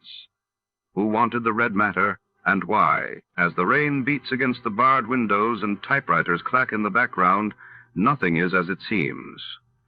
Before to start, let's see what happened the day it was aired. It was June 14, 1951. That day, the United Nations called for a ceasefire in Korea as peace talks gained traction, while in London, the Festival of Britain dazzled visitors with innovations and cultural displays along the Thames. Johnny Dollar. Well, at long last. What? I say it's high time. It is, huh? Well, isn't it? I don't know. High time for what? High time you answered that phone. And listen. Well? This is Jimmy Bartell. Oh, Jimmy. You know, over here at Mono Guarantee Insurance. Of course I know. How are you? Well, what happened to you, Johnny? Where have you been? I've been trying to reach you for about 4 weeks now. Didn't you try my call service? Yeah, I tried you. Huh? Oh, no, I guess I kind of forgot about that. Oh, well, if you had, you'd have found out that last week I was at Grand Canyon, the week before in Corpus Christi, the week before that in Knoxville, Tennessee, and before that up in Boston. Yeah, sure. Gallivanting around the country while I've been sitting here up to my neck in trouble, beating my brains out, working my head off. Sounds to me like you need a plastic surgeon. What? What's the problem, Jimmy? The Burma Red, Johnny. The what? You heard me, the Burma Red. Jimmy, are you sure you want me and not the State Department? Yeah, I'm sure. All right, I'll bite. Who is the Burma Red? Not who, but what. Well? And listen, we carry the insurance, $500,000 worth. You hear that, fella? $500,000.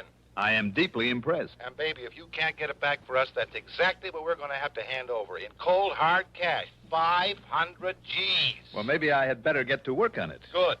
And I don't need to tell you what your commission will be if you do recover it. What else do you think I'm thinking of? Then the job is yours, Johnny. And, brother, I sure hope that you can find it and get it back. The Burma Red? Right.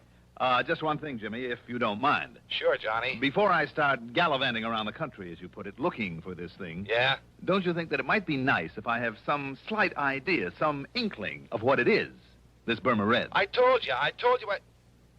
Oh, yeah. Yes. Yeah, okay. Come on over here and I'll tell you all I know about it. Okay. We interrupt this program to bring you a special message. To the parents of schoolboy patrol members who were taking the Washington trip, the buses with the patrol will arrive at Durham Union Bus Station this evening about 7:15 to 7:30. We repeat, the Durham Schoolboy Patrol Washington buses will arrive at the Union Bus Station this evening at 7:15 to 7:30. Parents are asked to be present to pick up their children. The parents, are also asked to use the Sears parking lot. 7:15 to 7:30 the time. Expense account submitted by Special Investigator Johnny Dollar to Mono Guarantee Insurance Company, Home Office, Hartford, Connecticut. Following is an account of expenses incurred during my investigation of the Burma Red matter.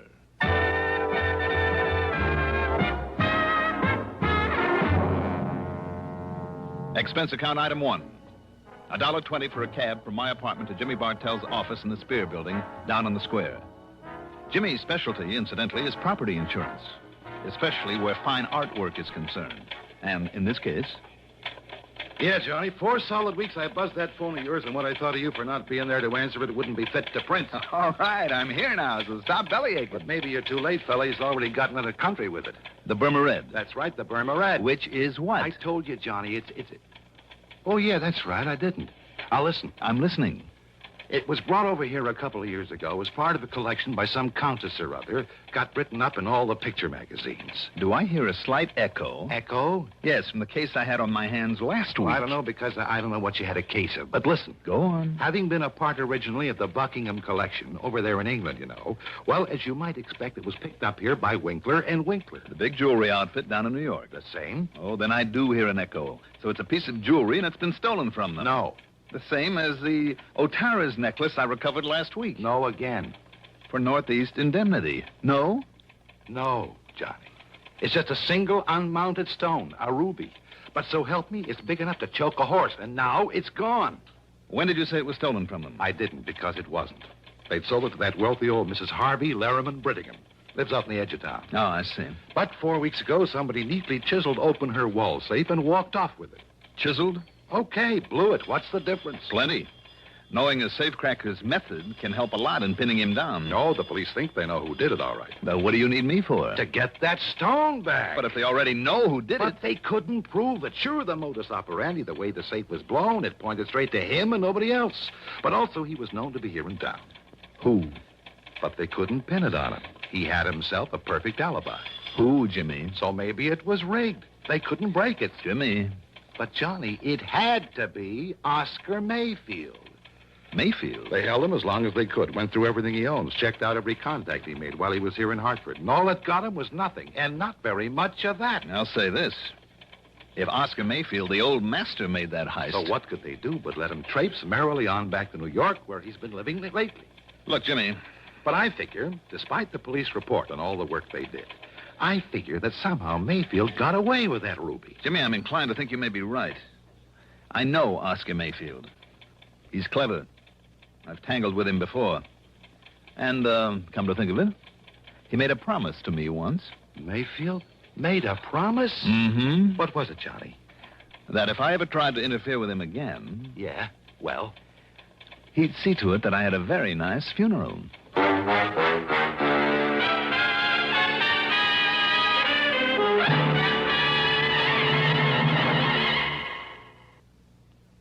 To look neat in the heat, look for Dacron on the label, 'cause Dacron is a man's best friend. Right, men, Dacron is your best friend when it comes to staying wrinkle-free and neat all summer. Look for Dacron in lightweight suits, handsome slacks, good-looking sport coats, too.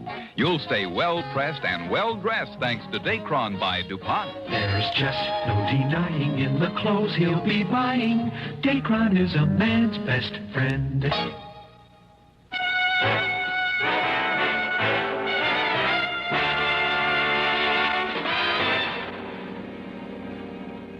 Expense account item 2.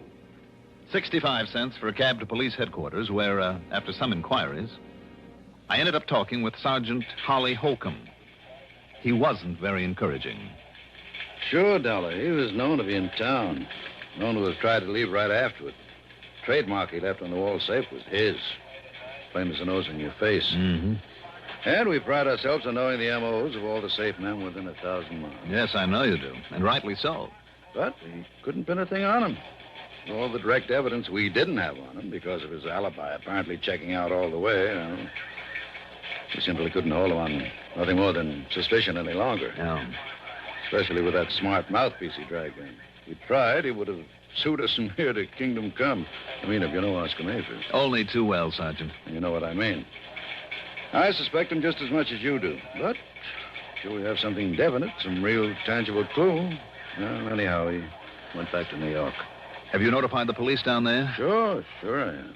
Lieutenant Singer at the 18th Precinct. And, isn't he an old friend of yours? Randy Singer? He certainly is. Well, I haven't heard a word from him, not in over a week now, so why don't you call him? Or better still, go down there and see him. See what goes. All right, Sergeant. Maybe I'll do that.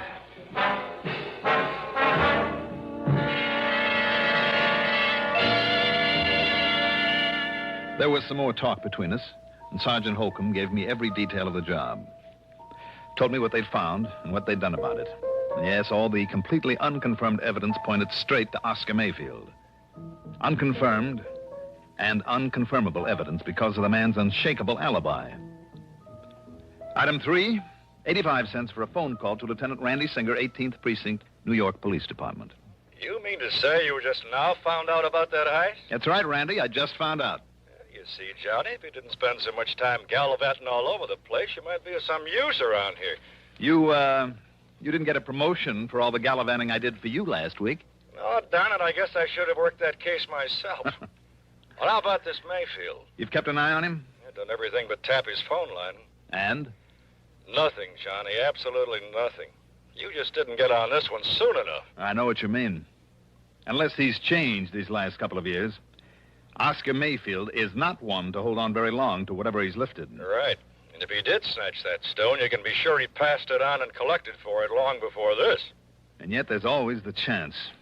So, in the case of a big hunk of rock like that, it means one of two things. The guy who bought it from him is either carting it out of the country and far away, or having it cut up into little ones that nobody will ever be able to identify. I guess Mayfield would have passed it along in one big fat hurry. I know we couldn't find it. Anywhere on or around him. We tried every trick. And I mean trick, Johnny. Until he started to yell at the DA, and the DA started yelling at us. Johnny, I understand. I've just heard this, mind you. Yeah? Well, I understand that one of my boys... Oh, well, he was off duty, of course, so it was completely unofficial, you understand? Yeah. Well, I heard he even went so far as to roll Mayfield once. Oh, you do? I do. Randy, didn't you and your clever little boys completely overlook the Otara's necklace that was hidden in the back of a camera just about a week ago? Oh, now that was different. So that I had to get lucky and find it for you? Okay. So you happen to guess right. For once. So maybe I better get on down your way and look around for myself. Tell me, where does Mayfield live? A hotel apartment over at 614 East 49th. But it's no use, Johnny. Why, just because he's always gotten rid of things quickly in the past? No. Or because you knuckleheads couldn't find the ruby? No, Johnny. You haven't been able to hold him on suspicion and make a real investigation? I mean because by the time you can get here, he won't be. All right, then I'll grab the first plane I can and... What was that? Your pal Mayfield has paid up his rent and he's moving out. He's got himself a reservation on a plane to Mexico City this afternoon. Uh-oh. And by the time you get to his place, he'll be gone. Randy. Yeah? Can't a genius like you come up with some excuse to hold him there for me? Oh, flattery will get you nowhere, Johnny. The answer's no. I've run out of tricks. Anything else I might try would only get me into hot water. No, wait, Randy. Yeah? Maybe I know a little trick to hold him over. Well, don't expect any official help from me or the department if you do come down it. What kind of a trick, Johnny? What's the difference? Now, look, if you're thinking you're doing something illegal... Oh, Randy, how that you would talk. only get us in order to clamp down on you. Don't worry about it. I'll be in touch.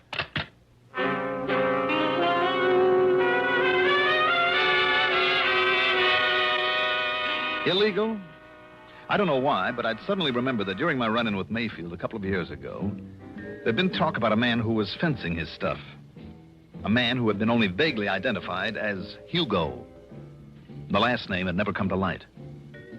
Okay, maybe that name still meant something to him. If so, it justified item 4, $1.26 for a telegram to Mayfield. It read as follows.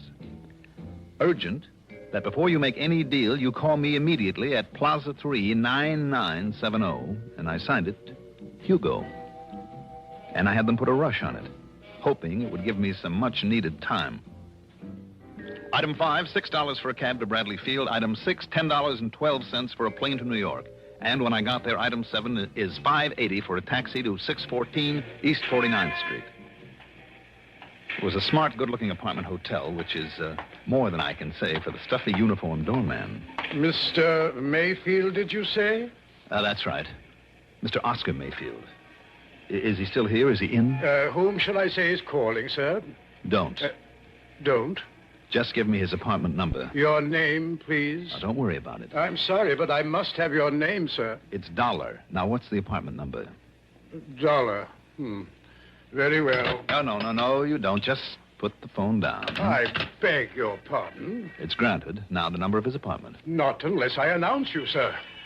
Now, look, I I am a special investigator. Oh, you are? Yes, and if you'd like to call the police and check on me, only I haven't time. Look here. These are my credentials. And I tell you, sir, that unless I... Oh, I see. Mr. Johnny Dollar. That's right.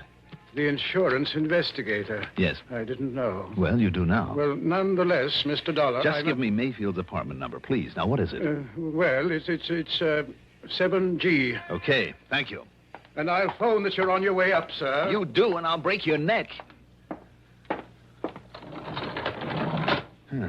7G, hmm? Just in case he remembers what he once promised, I better make sure that this thing is working properly.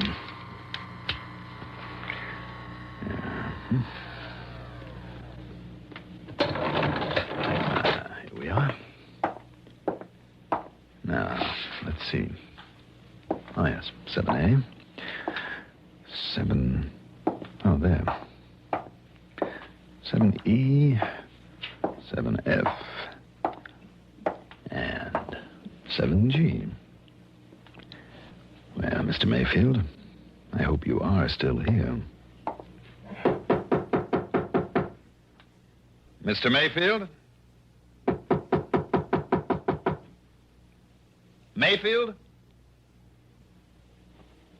Doggone it, if he's already flown the coop. He left it wide open.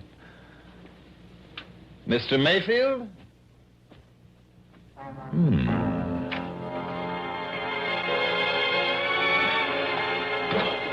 The well-furnished living room was empty. And so was a kind of study off at one side and a little bar kitchenette beyond it. As for the bedroom in the back, well, as I started through the door, I caught sight of a couple of handbags in front of a chest of drawers. So he was still here. What I didn't catch sight of, though, was the gun shoved around the side of the door into my back. Just lift them up slowly, Dollar. Slowly, while I see whether you're armed. Yes, here it is. Thank you. Okay, Mayfield. Now, over there, next to the bed. Go on. Sure, why not? Are you happy now? Dollar, I made you a promise once. Kind of foolish of you, wasn't it? I'm going to keep that promise now. You going to pull off a shot in a place like this? This apartment is absolutely soundproof. One of the reasons I selected it. I see. Well, are you ready?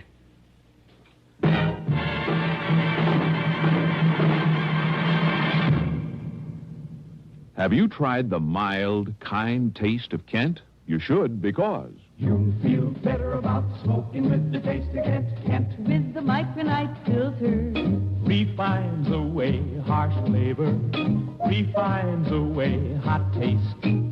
It makes the taste of a cigarette mild as a balmy day in the month of May. Kent is the best for the flavor you like. Kent is the best for the flavor you like. Yes, Kent is the best for a mild, kind taste. Smoke a carton of Kent without switching. Discover the kind taste of Kent's blend of the world's finest quality tobaccos. Then try your old brand. What a difference in taste. Kent with the micronite, Kent with the micronite, Kent with the micronite filter. Refines away harsh flavors. Refines away hot taste. You'll enjoy the mild, kind taste of Kent with the micronite filter.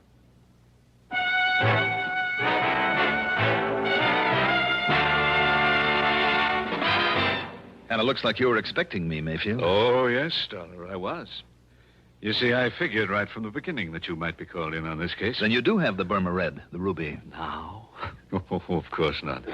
You should know that I wouldn't hold on to a thing like that. Let's say it's been successfully disposed of. And why do you hang around here? Because I'm waiting for... Yes? I was waiting for you. To settle my old score with you. When I received that silly telegram, I was certain that you would be here. No? You mean I pulled a boo-boo? Your old pal Hugo is dead? I mean that ridiculous number you gave me to call. It's too bad. I thought it was a pretty good idea to keep you trying it until I could get here. Oh, I'll confess it did make me change my reservation to a later plane.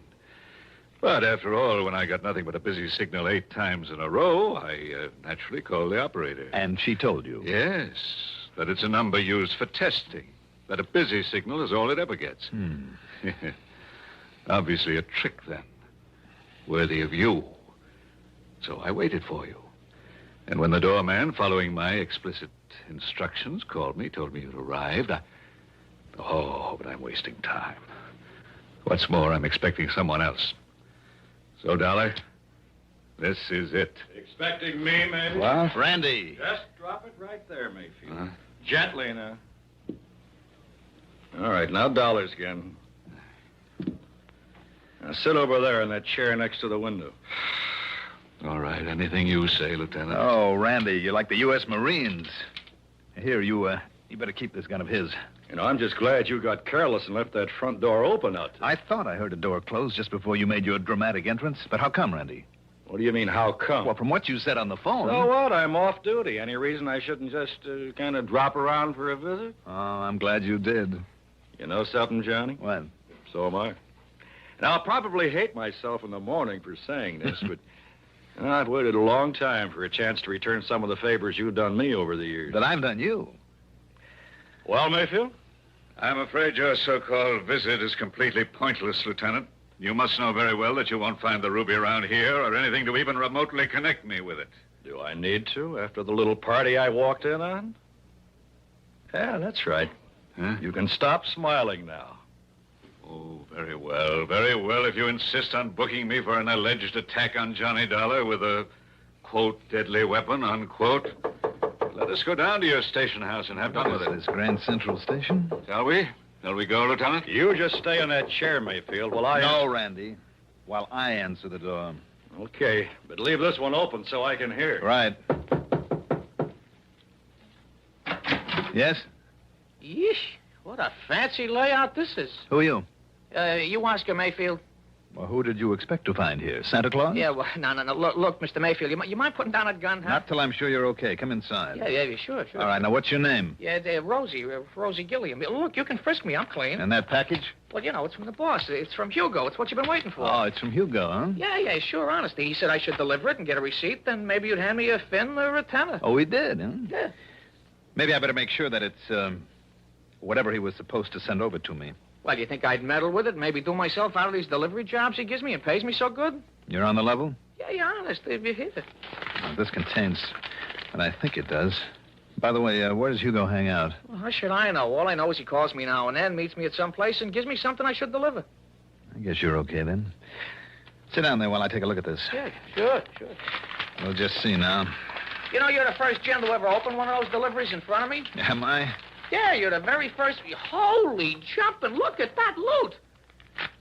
Where is he waiting to pick up the receipt, Rosie? Yeah, I don't know. He only hunts me up when he's ready. Look at all that dough. What kind of a receipt, Rosie? He said you'd know what kind. Oh, man, will you look at that? Will you look at it? All right, I'll write you one. Yeah, maybe I could have a 20 for bringing it. I'll give you a receipt to Mr. Hugo. Let's see, how is it now that he spells his last name? You don't know, Mr. Mayfield? Well, don't you know? I should know how to spell Hemperschlag. Hemperschlag. So that's it. Hey, now, wait a minute. Listen, you are Mayfield, ain't you? All right, Randy. Randy who? Lieutenant Singer of the police. Come in, Randy. The police? Oh, no, I've been took. Mr. Hugo will kill me. No, Rosie, I don't think he'll ever get the chance. Just take it easy, Rosie. Oh, no, listen, cop, We'll give you all the protection you need after we sign you in at headquarters. Rosie, whatever your name is, you hair-brained idiot. Just take it easy, Mayfield, and sit down. You too, Rosie. Well, now, look at all this beautiful money. Randy, unless I'm awfully wrong, it's payment to Mayfield for the ruby. And if you can locate a Hugo with the unlikely name of Hemperschlag, or maybe you'll save us the trouble, Mayfield. After all, now that we have his name, and who knows, if you talk, maybe the judge won't throw the whole book at you. Well? Okay, Dollar. I know when I'm licked, I'll talk. Mr. Hugo Hemperschlag, believe it or not, turned out to be a gem setter for the famous jewelry house of Winkler & Winkler, where he couldn't help knowing about all the important stuff brought into this country, and with the know-how to break it up after he'd arranged to have it stolen. Expense account total, well, in view of the commission I'll get on this one, forget it. Yours truly, Johnny Dollar.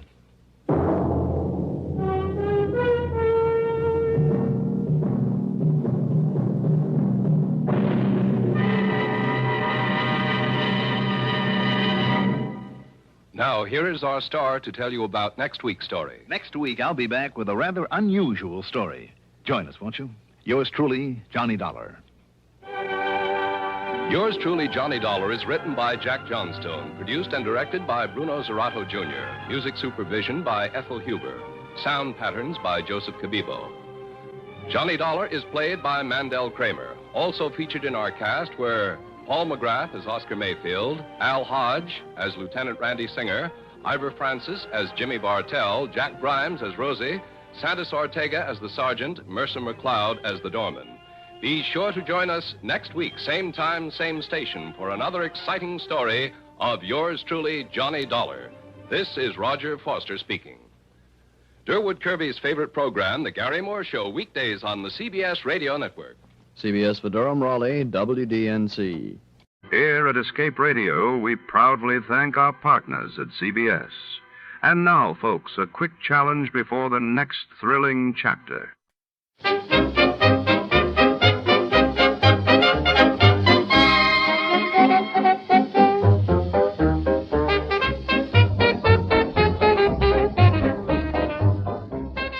Step inside the shadowy corridors of the city's most exclusive art gallery, where priceless paintings line the walls and secrets hide behind gilded frames. Tonight, a desperate blackmailer threatens to destroy reputations with a single letter, and the only man who can stop him is our hard-boiled detective, racing against time. Before the gala begins, in this world of elegance and danger, every whispered conversation could be deadly. Before to start, let's see what happened the day it was aired. It was November 23rd, 1955, and that day the world watched as the Geneva summit concluded with leaders seeking new paths for peace, while in Buenos Aires, Eva Perón's body was returned to Argentina amid massive crowds and national mourning. Top, Tom Mills. Wrigley's Spearmint Chewing Gum, the refreshing, delicious treat that gives you chewing enjoyment, presents for your listening enjoyment John Lund as Johnny Dollar. Philip Shaw, Johnny. Oh, fine. What have you got for me? Mr. Dale Martin is insured with National. He owns a gym, one of those bodybuilding places. Man was killed there. When did it happen? This morning, about an hour ago. Now, we don't know if it's an accident or not. The police are over there now. Anything to work on? Nothing. That's why I called you. Better get over there right away. I'll do it, but I don't take off my shirt.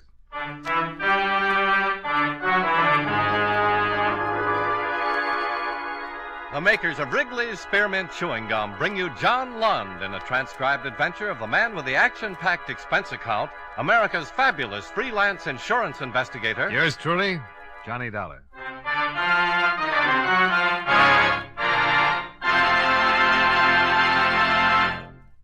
Wrigley's Spearmint Chewing Gum refreshes you. Wrigley's Spearmint Chewing Gum gives you real chewing enjoyment.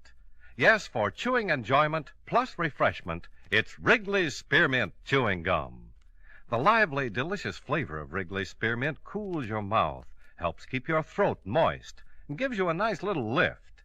The good, smooth chewing of Wrigley's Spearmint helps keep you feeling fresh and alert, adds enjoyment to whatever you're doing. So for chewing enjoyment plus refreshment, treat yourself often to Wrigley's Spearmint Chewing Gum. Healthful, refreshing, delicious.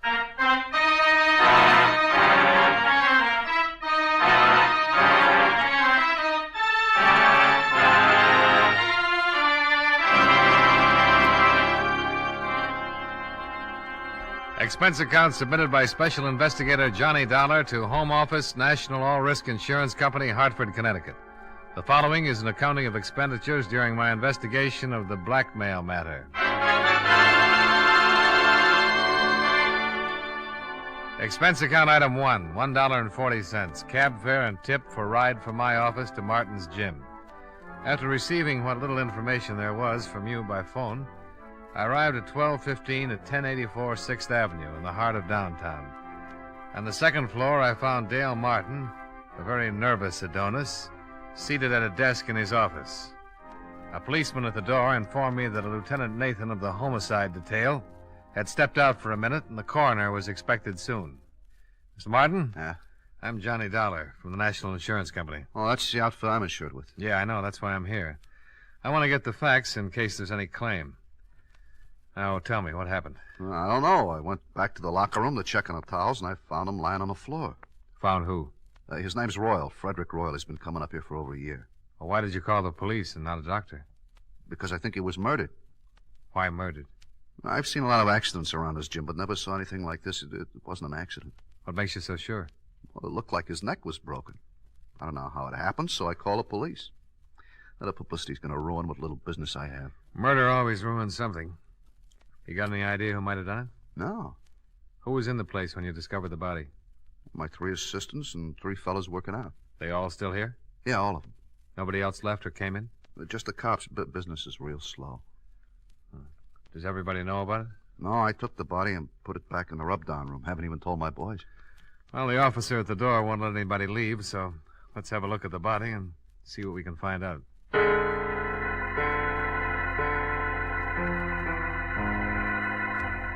Martin left one of his boys to answer the phone, and everyone else was keeping busy wrestling with weights as he led me through the locker room.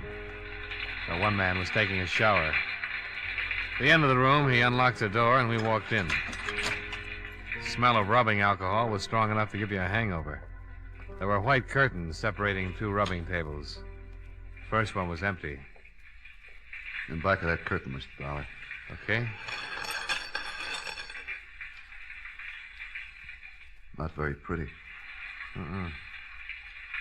Circus rubber man would need vulcanizing if he turned his head that far. Busted neck, all right. I wish the coroner would get in and take him away. It hurts me seeing his head hanging like that. Why don't you move it? Oh, no, sir, not me. I caught it good from the lieutenant for moving him in here. Well, don't worry about Mr. Royal. He can't feel a thing.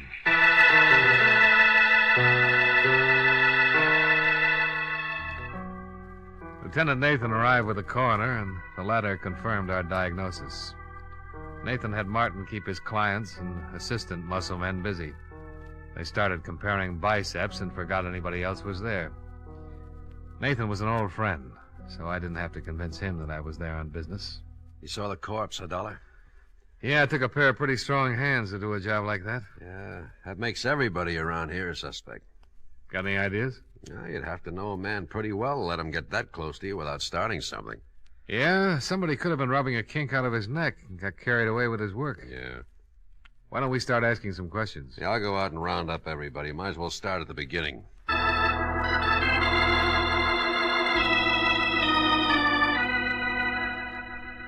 Nathan herded everyone together, and the questioning started. The men were very unhappy. This bad publicity that couldn't be helped. Mr. Robert Wells, songwriter, Mr. Michael Darling, car salesman, and the third and last, Mr. Patrick Mullins, jeweler.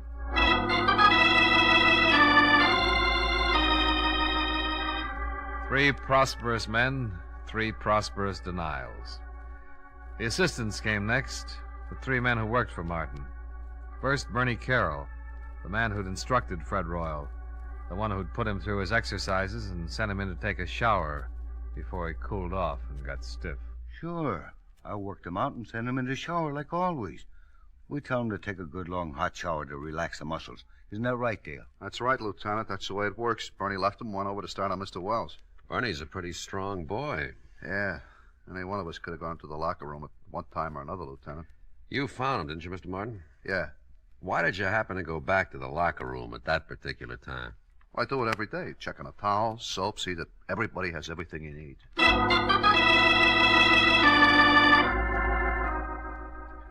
Question after question, trying to nail down alibis, trying to make them stick or tear them apart. According to everybody so far, it was a big mystery. Next man, Jack Olson. Yeah, I went back by the locker room several times. Why? Well, there's an electric coffee maker on a table against the wall back there. I want to get some coffee. Mm-hmm. The other times? Well, once to look at the appointment board to see what's coming in, later to get some chalk for my hands. Chalk for your hands? Yeah. Keeps your hands from perspiring and making blisters, when you're working with heavy weights. Mm. You're fairly new here, aren't you, Jack? 3 weeks. How'd you know that, Dollar? Well, the other boys all have heavy calluses. They don't use chalk. You know quite a bit about this weightlifting stuff, huh? Oh, sure. I used to lift candy bars when I was a kid. All right, all right. Call in the last one. The last man, Johnny Morgan, and his story was no different than the others. Yes, he'd walked back past the locker room. No, he had not slipped in and popped Mr. Royal's neck while he was preparing to take his shower. The coroner removed the body, and all the rest went down to the precinct to sign formal statements. They were all released and sent home, pending further investigation. I hailed a cab and rode home with Dale Martin. Would you like some apple or carrot juice? Well, I'll try anything once. It's good for you. Yeah, I figured that. You didn't kill him, did you, Martin? Don't be silly. He was the best customer I had. I wouldn't kill off my business. Here. Thanks. You have any ideas, Dollar? Nope. How long did you say Fred Royal had been coming to your gym? Over a year. What do you know about him? Not much. He was a wolf, like the girls. Always talking about the gal he was out with the night before. I got tired of his gab. I put him straight. You know what business he was in? Whatever it was, he had a lot of money. Wore a new suit every time he came around. Oh, excuse me. Hello? Oh, just a minute. For you, Dollar. Oh, thanks. Hello? I got something on the dead man. Got a record. Blackmail. You know where he lived? We're checking. Oh, wait a minute. Martin, you wouldn't by any chance know where Fred Royal lived, would you? Well, I sell bill to him every month. I got my books here in the apartment. I'll get the address. Oh, Nathan, Martin's got his address. I found something else in his personal effects. Key to a safety deposit box. Boys are checking to see which bank. Here's the address, Dollar. Fred Royal, 673 East Weeping Willow Circle. I told Nathan I'd meet him at Royal's place. I downed my liquefied carrots, said goodbye to Martin.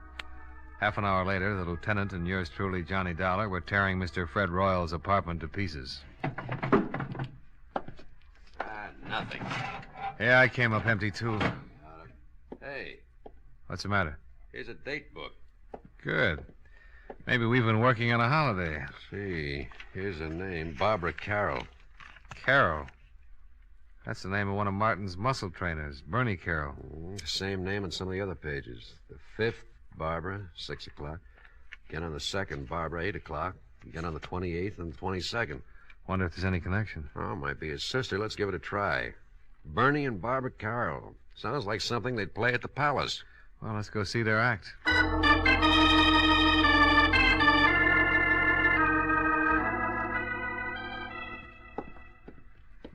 Here's the apartment. They live with that new fella. Jack Olson. Yeah, the quiet one. Police. Yes? I'm Lieutenant Nathan, homicide. This is Johnny Dollar. How you do? How do you do? We'd like to talk to you, Miss Carroll. Well, certainly, Lieutenant. Come in. Thank you.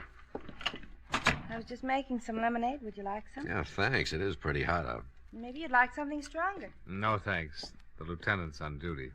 I guess you've heard about the accident. Like your lemonade sweet, Lieutenant? Medium, please. Here you are. Oh, thank you. Your brother didn't mention anything about your going out with Royal. He was probably protecting his little sister. The lieutenant found your name written in Royal's date book. I've been out with him 6 or 7 times. You know what his business was? He never discussed it. Did you ever meet any of his friends? No. Did he ever mention any of the other fellows at the gym? At the gym? I don't think so. Mm-hmm. Jack Olson lives here, doesn't he? That's right. Whose picture is that on the piano? Oh, that's Jack's father. You don't have any idea why anyone would want to kill Royal, do you? No.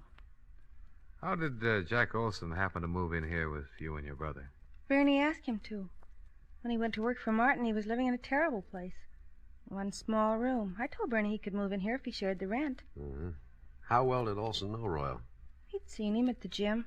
Seen him here when he came to pick me up. Where's Olson now? Working, I think. Well, thanks, Miss Carroll. We'll be talking to you again. More lemonade? Later, maybe, Miss Carroll.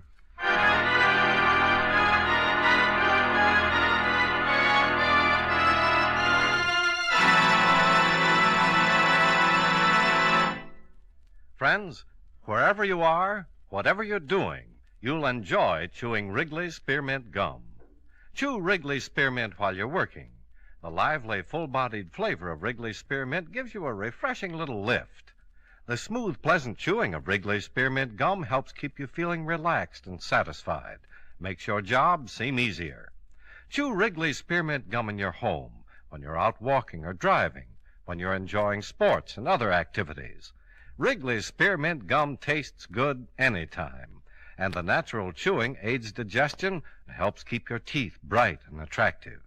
Yes, wherever you are, whatever you're doing, you'll enjoy chewing Wrigley's Spearmint Chewing Gum. Healthful, refreshing, delicious.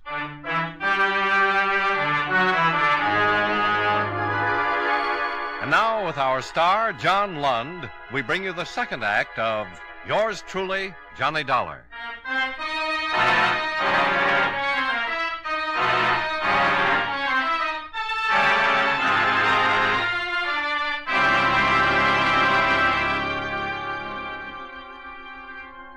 Three in the afternoon.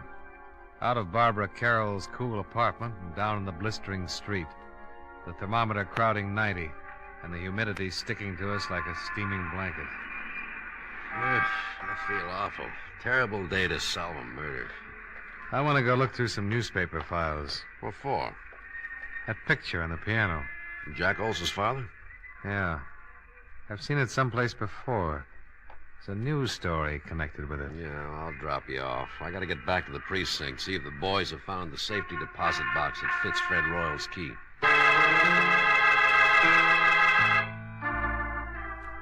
Nathan dropped me off at the newspaper, and I went down to the morgue to do some hunting. The air conditioning made the job easier, and by 4 o'clock I was headed for Nathan's office. We found the bank and the safe deposit box. Oh?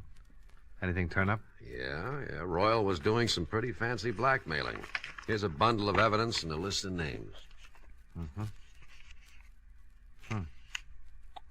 Well, I can understand why someone would pay to keep these out of circulation. Yeah. Lousy photography. What'd you find out? Here. Newspaper clipping. Oh, picture of Jack Olson's father. Same as the one on the piano. Prominent banker leaps to death. William Barrett. The boy's name is Olson. That's what he calls himself. William Barrett. Give me that list we got out of the deposit box. I've just been looking at it. William Barrett's name is on here, all right. That article you've got on his suicide mentions that he left a son and a wife. Yeah.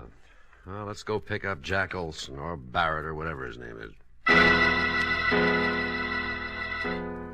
Well, it might not have meant a thing, but at least we had found one person who had a strong connection with Frederick Royal other than socially.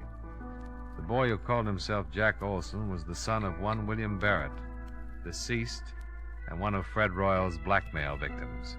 Barrett had jumped off a tall building, and according to the newspaper, he had left no reason for his actions. There was a possibility that Fred Royal's blackmail had driven him to it. And if that was so, his son would have had a very strong reason for wanting to break Mr. Fred Royal's neck. We climbed into a squad car and hurried back to Barbara Carroll's apartment, where Jack Olson lived as a boarder. Now, let's go. Hey, wait a minute. Oh, what's wrong? Jack Olson, coming out of the building. All right, we pick him up on the street. He's hailing a cab.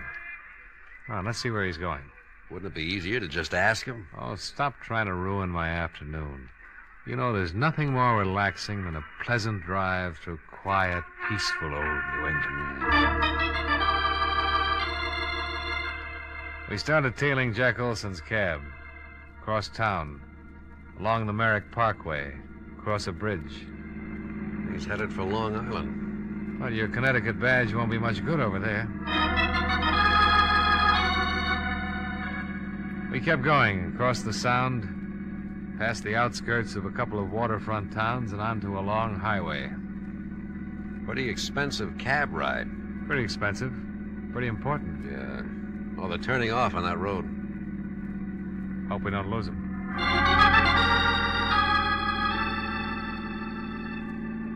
We took the road to the right off the highway and spotted the cab up ahead, pulling into the entrance of a large white building. The sign over the tall iron gate read, Lakeview Sanitarium. We waited for him to go in.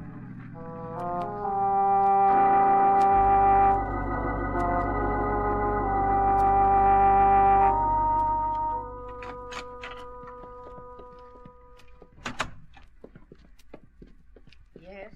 Is there something I can do for you? I'm looking for a man. Oh, any particular man? Oh, who's in charge of this place? Dr. Fedder. Well, run him out, please. I want to talk to him. Which one of you is the patient? Patient? Can't you tell? Look, just go get Dr. Fodder. Fedder. Oh, Fedder, okay. Go get him and tell him Lieutenant Nathan wants to talk to him. Lieutenant Nathan? Of the cavalry. What? Oh, well, I'll get him right away. Lieutenant. You think that's funny, huh? Oh, well, I liked it. Let's see what kind of a reaction it gets out of Dr. Fedder. Cavalry. Nice thing to say in a place like this. Lieutenant Nathan? Yeah, that's right. I'm Dr. Fedder. Oh, this is Mr. Dollar. How do you do? How do you do? Now, are you related? No, but we've been friends a long, long time, haven't we, Nate? Yeah, I'm a police officer, Doctor. Oh. We've been following a man. He came in here a few minutes ago. Is that right? The lieutenant thinks he might be a killer. I can handle this, Dollar. Doctor, I'm with Central Division Homicide. This isn't my territory, but I'd appreciate it. Which one of you is the patient? Now, look, this is getting a little ridiculous. Here are my credentials. Oh. The man we want came in here a few minutes ago. Well, Mr. Barrett is the only one. And his real name is Barrett. Who's he seeing? His mother. What's wrong with his mother? Mrs. Barrett is seriously ill. Have anything to do with her husband's suicide? Everything to do with it. I doubt if Mrs. Barrett will ever recover. We went back out to the car and tried to put it all together. Jack's father had jumped off a roof. He was being blackmailed and couldn't take it. The shock of his suicide had driven Mrs. Barrett into a permanent breakdown, and Fred Royal had been responsible for the whole thing.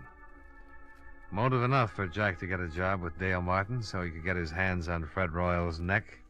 Cavalry. Oh, stop groaning. Tell me what you think of my theory. We still need a confession. We'll get it. Mind if I make a pest of myself and ask how? Let's ride back to town and see Dale Martin.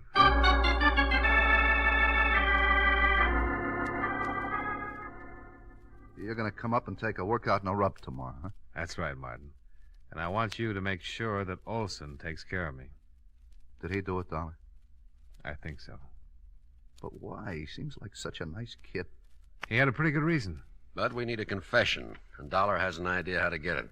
I want Olson working on me through the whole workout, especially when I get on the rubbing table.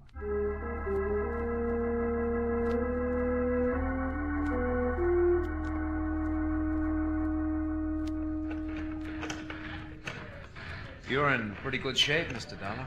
Well, I'm carrying a few extra pounds. I will knock that off of you in a hurry. Don't try to talk while you're using the pulleys. Hi. Hi, Martin. He's in pretty good shape, Mr. Martin. Now, let's see. Better not do too much on his stomach the first day. I'll see you later, Mr. Dollar. Nice fella, Martin. Yeah, very nice. Tell me, have you found out anything about Mr. Royal's death? Oh, the police have got a few ideas. Lieutenant and I went up to see your roommate's sister. Yeah, Barbara told me. I hope you don't suspect her. She kind of liked Mr. Royal. She wouldn't have any reason to kill him. All right, let's go back to the rub table before you cool off. Huh?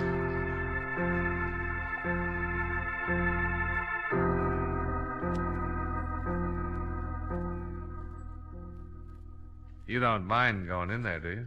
No. Why should I? Oh, some people are funny about rooms where there's been a dead person, you know? It doesn't bother me, Mr. Dollar. Martin's got all his towels piled on the other table. I can move them if you like. Oh, no, it doesn't make any difference. Royal wasn't killed in here anyway. All right. Up on your back. Yeah. Give me a good brisk rub and let me relax for about 10 minutes. All right, slide down a little. Yeah.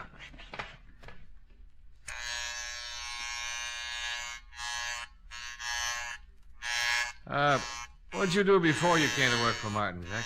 Oh, not much. Went to school, finally decided to look for a job. Found this one. You ever study this sort of thing? No, there's really not much to it. Martin shows us how to use the machines, help the clients, and rub the neck and back. Well, then all you need is a good build, a strong pair of hands, huh? Yeah, I guess so. Your family live in Hartford? No.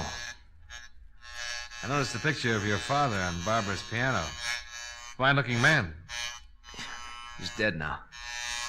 Oh, sorry. So am I. Your mother still living? No. Oh! Oh, I'm sorry. Am I rubbing too hard? Oh, it's okay. Well, you certainly got the strength for the job. Yeah, I'll turn off the vibrator and just use my hand. Did the police find out anything about Mr. Royal? Yeah. He was a blackmailer. Ow! I'm awfully sorry. I'm a little nervous today. Maybe I better get one of the other fellows to finish your rub. Oh, no, that's all right. I'm just a little tied up. The neck is stiff. Try and relax. Guess I keep thinking about Royal and his broken neck. You think I might break yours, Mr. Dollar? Well, wouldn't be hard. If I was good and relaxed, you could snap it in a second. Yeah. Yes, I could. So Mr. Royal was a blackmailer? Yeah, had a record. They're the foulest people on earth. Yeah, they certainly are. Could ruin a lot of lives. Probably why he was murdered. You think he was blackmailing someone here in the gym? Oh, not necessarily. Well, if he wasn't, then no one in the shop would have a motive for killing him. Well, I've got a theory about that. I think someone in this gym hated him so much that they waited until no one was looking and Royal was all alone. And they slipped in on him and twisted his neck until it broke and he strangled. Well, why would they hate him so much if he wasn't blackmailing him? He might have been blackmailing someone very close and dear to the killer. Maybe the person Royal was blackmailing couldn't stand it. Committed suicide. It's an interesting theory. Take your family, for instance. Ouch! I'm sorry. You weren't relaxing. Supposing Royal was blackmailing a member of your family. Your father, for instance. I can't rub your neck unless you relax more. Maybe your father couldn't take it. Maybe he couldn't pay him anymore. And instead of disgracing his family, he committed suicide. Just turn your head a little to the side, Mr. Dollar. That better? Much. Well, if that happened to my family, Mr. Dollar, I guess I would kill Mr. Royal, not mind a bit. How does your father die, Jack? He jumped off a roof. Now, if you just turn your head a little more, I'll try to pop your vertebrae, huh? We followed you out to Long Island yesterday, Jack. I'm going to adjust your neck, Mr. Dollar. It's better if you relax so it won't hurt. Well, if you wanted to, you could pop it anyway. I couldn't stop you in time. No, I don't guess you could. There, now the other side, huh? Did you kill Fred Royal? Yes. Relax. All right, Mr. Dollar. Let's go down to the police station. Lieutenant's outside with Martin.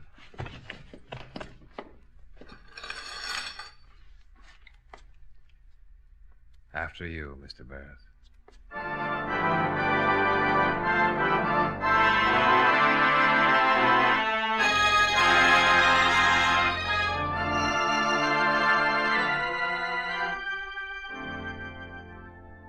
Nathan took Jack Barrett down to the station and got from him a signed confession. I went with Martin. And with every drink, I saw another Barrett. So finally, I gave it up and came up here to my office. Expense account. Item 2, $4.53. 1/5 of very dry gin. Martin forgot his health and hygiene for a couple of hours and finished what I didn't drink. Item 3, $16.75.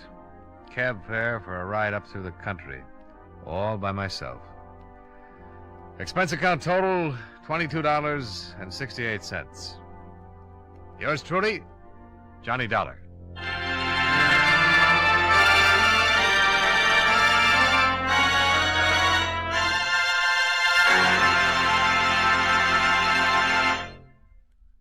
Remember, friends, Wrigley's Spearmint Chewing Gum refreshes you. Wrigley's Spearmint Chewing Gum gives you real chewing enjoyment. The lively, full-bodied flavor of Wrigley's Spearmint cools your mouth, freshens your taste, sweetens your breath. The smooth, pleasant chewing of Wrigley's Spearmint helps keep you feeling relaxed and satisfied, makes whatever you're doing more enjoyable. Yes, for refreshment plus chewing enjoyment, treat yourself often to Wrigley's Spearmint Chewing Gum. Millions enjoy it daily. Get a few packages and always keep some handy. That's Wrigley's Spearmint Chewing Gum. Healthful, refreshing, delicious.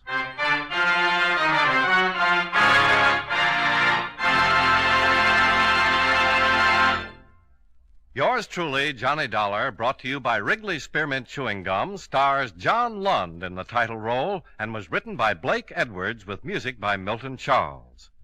Featured in tonight's cast were Edgar Barrier, Hy Averback, Hal March, Jim Nusser, Tony Barrett, and Virginia Gregg. Yours truly, Johnny Dollar, is transcribed in Hollywood by Jaime Del Valle.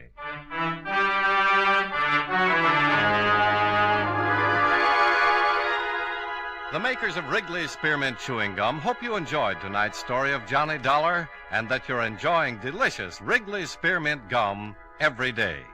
This is Charles Lyon, inviting you to join us again next week at this same time when, from Hollywood, John Lund returns as... Yours truly, Johnny Dollar.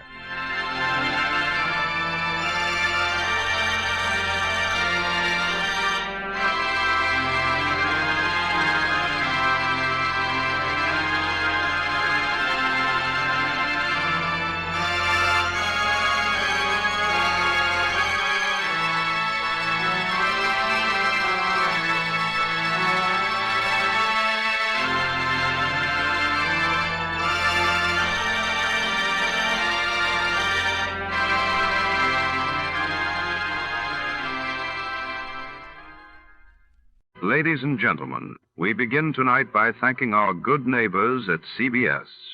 And now, before the next adventure reaches your radio set, a quick listener challenge.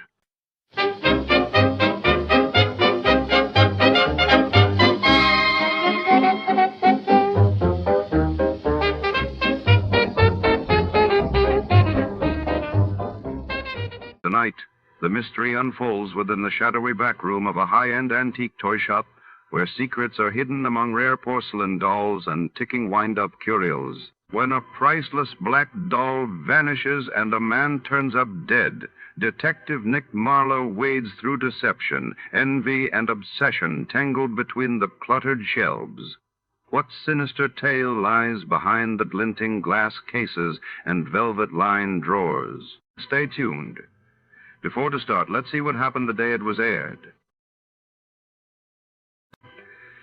It was January 17, 1949. That day, President Truman unveiled his ambitious Fair Deal program to Congress, promising sweeping social reforms, while across the globe, Londoners awoke to one of the worst fogs in the city's history, paralyzing transport and cloaking the capital in a ghostly haze. Listening enjoyment, John Lund as Johnny Dollar. Philip Shaw, Johnny. Oh, yes, Mr. Shaw. Our company holds a policy on Miss Judith Thompson. She was killed. How? Somebody shot her. You'll have to go to Los Angeles. I'll book space right away. Come on down to the office as soon as you can, and I'll give you the details. Shower and a shave, and I'm yours.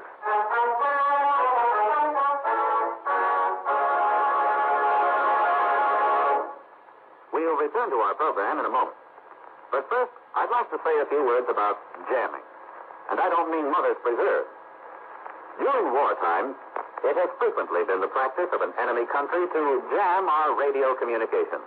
That is, to cut into our broadcasting with broadcasting of their own so that our radio messages cannot be received with any degree of clarity.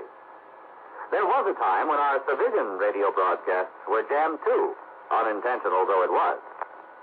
As you can imagine, it was quite a mess, and still could be. Can you imagine what would happen today if there was no coordination among our many radio and TV stations? Or if the telephone companies didn't cooperate? When radio broadcasting first began in our country, each station chose its own call letters, power, and spot on the dial. It wasn't long before 2 or 3 stations would try to come in on the same spot, and the poor listener couldn't understand a thing he heard. So, to get things organized, the Federal Communications Commission was born. Licenses were issued to each station and to qualified operating engineers. The same thing now applies to TV stations. Today, a radio or TV station may request certain call letters, and if no one else has them, the call letters are issued. But power and the spot on the dial are restricted by laws of nature, and the FCC engineers don't have much choice in what they tell the station operator he can or cannot do. With the telephone and telegraph, however, the situation is different. The FCC makes sure the rates are fair both to the company and to the consumer, and that all the independent companies work together so that someone in Japan or Germany, for example, can call someone else in New York with practically no delay or trouble. So the next time you pick up a stateside broadcast loud and clear, or hear everything your family says to you over the telephone, just remember that you have the Federal Communications Commission to thank.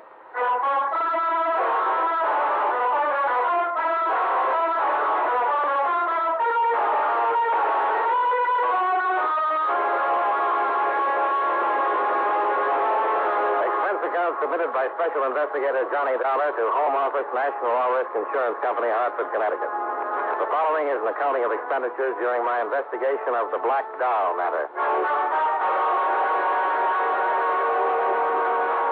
Expense account item 1, $189.95.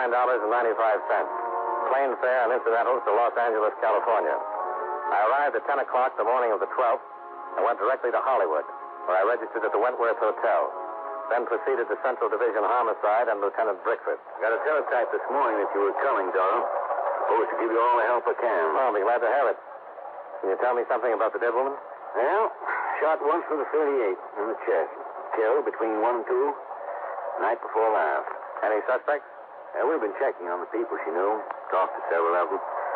Couple, Mr. and Mrs. Lyon, a girlfriend, Miss June Fisher. She'd seen her during the day, but can't tell us very much. The Lyons hadn't seen her for several days. They couldn't give us any reason why someone might kill her. We've got some more names we've got to run down. Boyfriend, William Carnes. Works for Timken Aircraft. Test pilot. Girlfriend says Carnes and the dead girl started seeing each other about 2 weeks ago, but she didn't believe it was anything particularly serious. She was killed in her apartment. Yes. Killer entered by back door, ripped the screen, but wasn't robbery. Nothing was touched. Somebody just walked in and killed her. Well, that's the way it looks. Lab hasn't come up with anything that'll help so far. No prints. They got the bullet, but we need the gun. What did she do with that night? Well, that's something we still got to find out. We are pretty sure she went out. There were some clothes on the chair, slacks and a coat. Wouldn't wear the coat around the house. What about this boyfriend? I was going out to talk to him this morning. I wanted to check on him first. Pilot in the last war. Went to work for Timken right after he was discharged. Seemed like a pretty solid citizen. A lot of citizens are pretty solid until they kill somebody. Yeah. Well, you want to run out the field with me? If you don't mind. Well, not a bit. Give me somebody to talk to.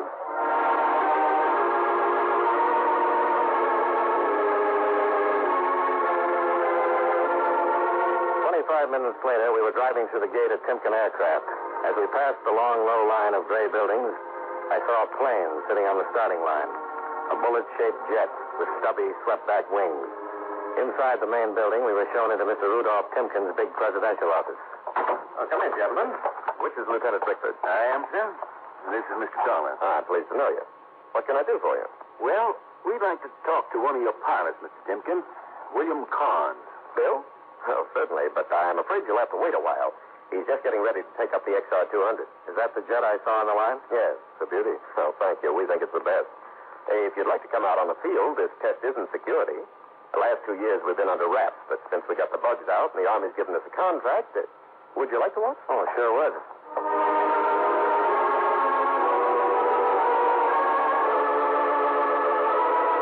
Timken took us out in the field, and we watched the jet take off and climb toward the west.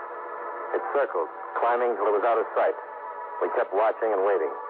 A cool breeze was coming in from the ocean, and the sun was warm on our faces. Finally, we saw it. Here he comes. Can't even hear him. He's traveling faster than sound. Do you fly, Mr. Dolar? Only when I've got an expense account. How fast would you say he's going? You'd be very surprised, Lieutenant. Even the Army was.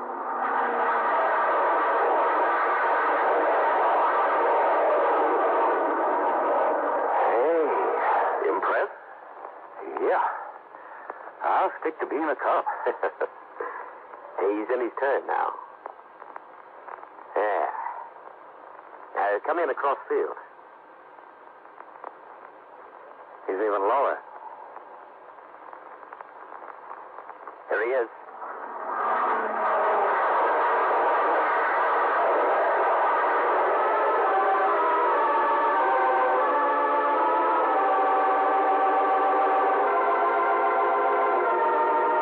We waited on the field until William Carnes landed the plane.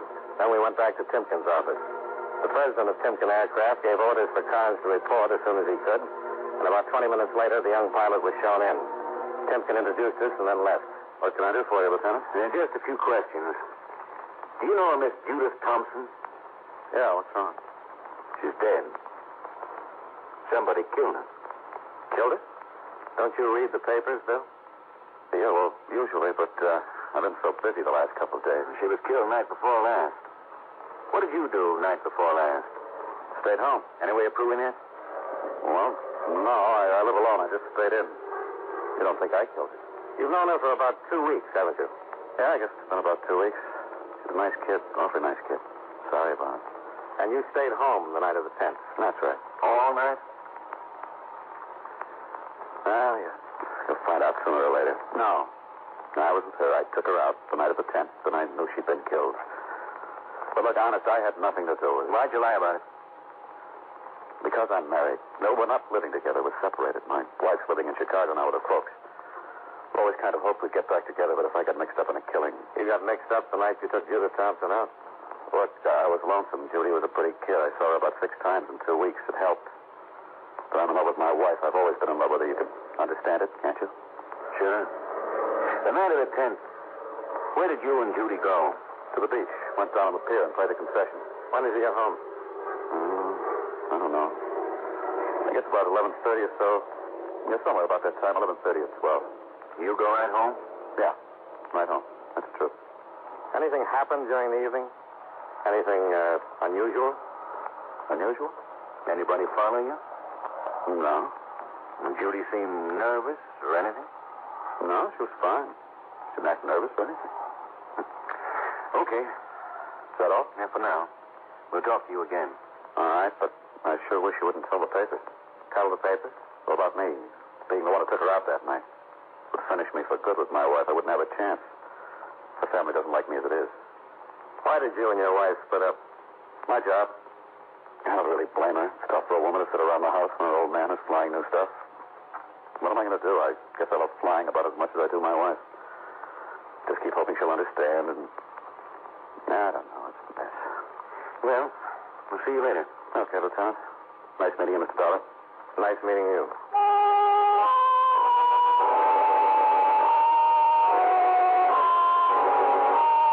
We left Carnes sitting in the big office and located Timken.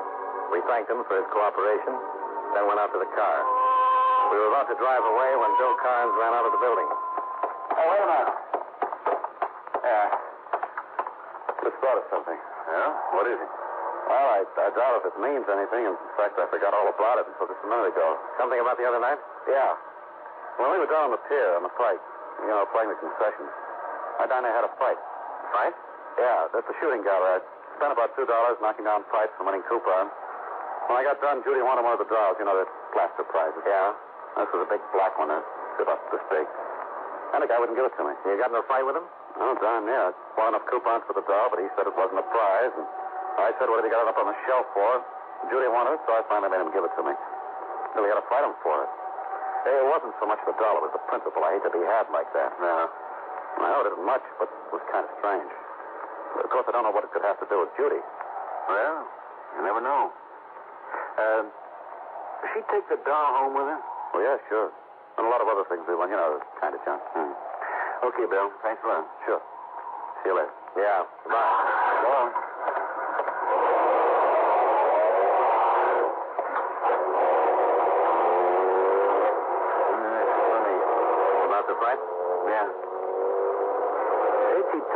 doll home with her. Why? Wasn't it in the apartment? No. All the other junk from the pier was. I remember it scattered all over the dresser. Scattered? Yeah. But no big black doll. You were right. About what? That is funny.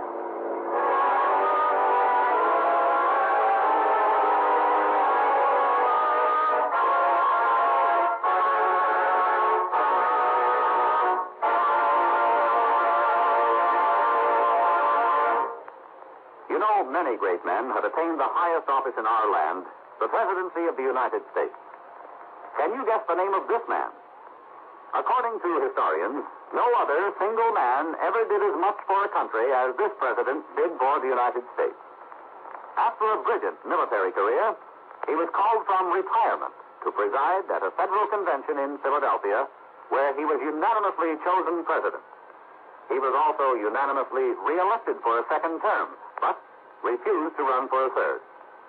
Although a Federalist, he named a man from another party, Thomas Jefferson, as Secretary of State. If you don't have his name by now, here are two more clues.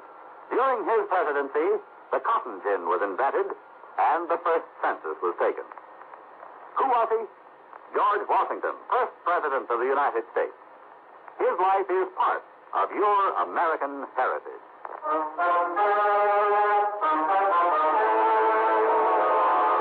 And now, with our star, John Lund, we bring you the second act of yours truly, Johnny Dollar.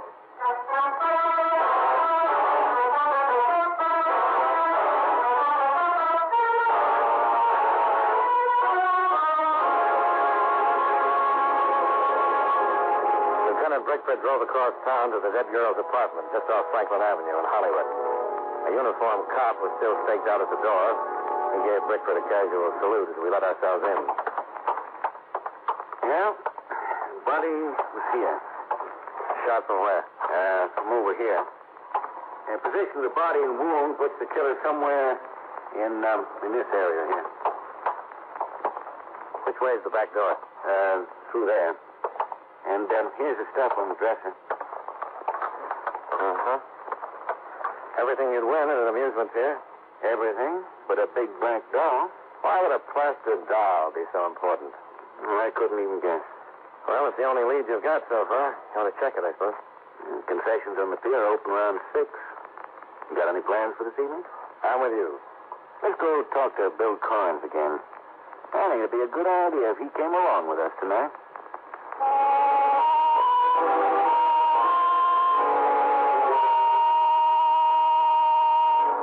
We left the dead girl's apartment and drove back across town to Bill Carnes' home near the Timpkin Aircraft Factory. Bill met us at the door and showed us into an attractive living room. Did you find out any more about Judy? Not yet. We'd like to know some more about your argument at the pier. Well, I told you just about everything. It started over the doll. That's right. You're sure Judy had the doll with her when she went home? Well, yeah, I'm positive. Saw her take it into the house, had her arm full of that stuff we want. The doll was the biggest of the bunch. You can't remember anything unusual about the doll? Unusual? No? No, it's just a big black doll about this big, holding an ashtray. You'd know this guy again?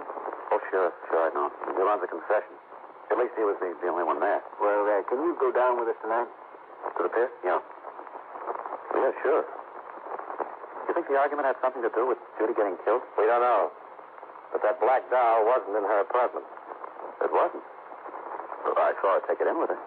Well, it looks like somebody else took it out.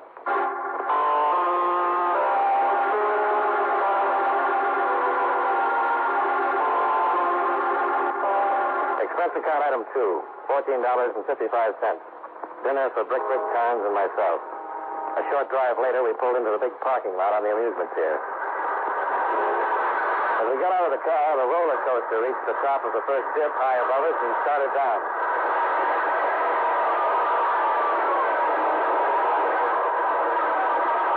We crossed the parking lot and walked out on the pier. I haven't been down here in a long time. Where's the shooting gallery? It's down at the other end. walked the length of the pier until we reached the shooting gallery where Bill had won the Black Dow. All right, step up and sign that up. The man running the concession was in his late 40s, short, stocky, and bald. We stopped a few yards away. That's the man? No, he's not the one. All right, come on, boys. Turn it up. There's 6 shots per port. What can we win? Anything on the shelf. On the top shelf, one just like it. How about the big Black Dow? Sure, but you gotta hit all the clay pipes. Well, go ahead, darling. Aren't you going to try it? If you don't hit them all. Okay. Let me see. There you are.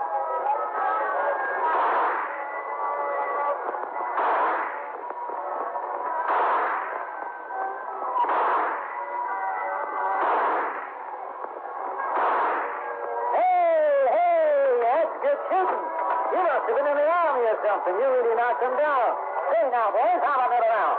No, I'll just take the Dow. Sure, how about you boys not going to let him show you up now, are you? He already did. Another round and you can win a cup and a cigarette. Just the Dow. Okay. There you are. There you are. The way you shoot, you could win anything I got here. Say, you the only man who runs this place? Yeah, why? You weren't running it 3 nights ago. What do you mean? The taller guy, younger than you, nasty disposition. He was here then. Oh, you mean Charlie? If that's his name. Yeah, he just works for me. Where is he? Why, what's with the examination? We just want to know where he is. Oh? Are you a cop? Why? Well, hey, you act like a cop. You win yourself a dolly. Where is he? I don't know. He quit. When did he quit? Last night. What's his full name? Charlie Gilbert. Where can we find him? I don't know. He worked for you and you don't know where he lives? That's right. I gave him a job one night. Didn't ask him where he lived. Why did he quit? How do I know? He quit. Said he was through and took his pay. Ain't nothing illegal about that, is there? You ever been arrested? Me? You? No. I want you to tell me everything you know about Charlie Gilbert.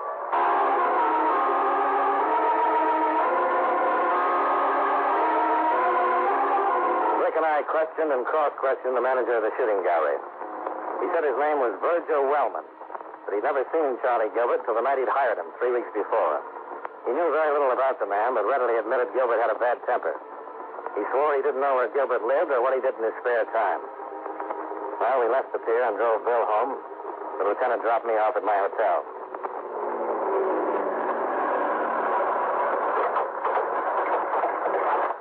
Oh, thanks. Thanks for the dinner.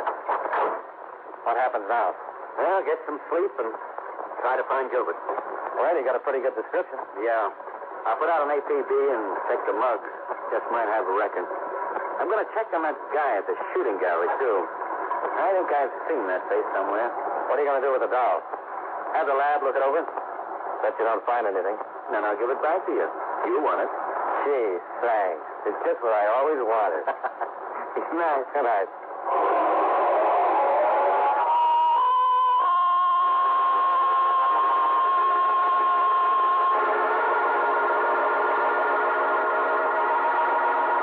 I went to my room, climbed into bed, and tried to put the puzzle together. After a half dozen cigarettes, I gave up and turned off the light. I felt as though I'd hardly fallen asleep. Okay. Yeah. All right, sure. Johnny Dollar. This is Blakeman. Oh, hi. Hey, what time is it? 2 o'clock. Goodbye. Hey, wait a minute. Nothing important. Okay. Let me wake up. Well, this will wake you up. About an hour ago, they hauled a man out of the ocean. Been shot twice. About 36 hours. Who is he? I don't know. No identification. Nothing in our file on his print. So we sent for a kickback from Washington. Why is this corpse so important? Because he fits the description Carnes and Wellman gave us. Gilbert? Yeah. And I went through the mugs and came up with an identification on the guy who was running the shooting gallery tonight. I knew I'd seen him before. Who is he? Right name's Virgil Shelton. Wellman's an alias. Got a narcotics record. Served 5 years. Only been out for a couple of months. Well, that sounds interesting. How about the dead man you found in the ocean? Carnes coming in to make an identification? Already sent for him. You coming down? Right away.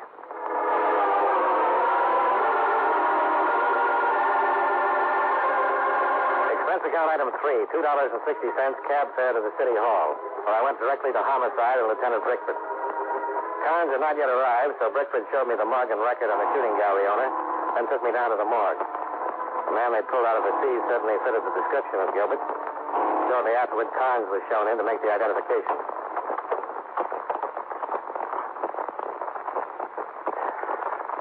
Yeah. That Gilbert? That's the man I had the argument with. You sure? Yeah. I'm sure. Lieutenant, he said he'd been dead about 36 hours. Close. And he was killed shortly after the girl was. Yeah. Here's the kickback we were waiting for, Dollar.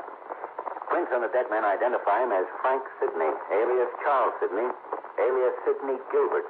Alias Charles Gilbert. Yeah. FBI wants him, narcotics rap. Well, it sure gives him something in common with the guy at the shooting gallery, then, huh? Let's take another ride down to that pier.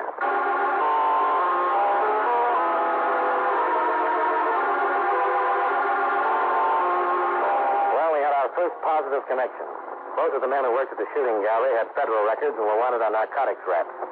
Now all we had to find out is why the girl was killed, who did it, and how did the missing black doll figure. Bickford told Sergeant Hardy to take Carnes home.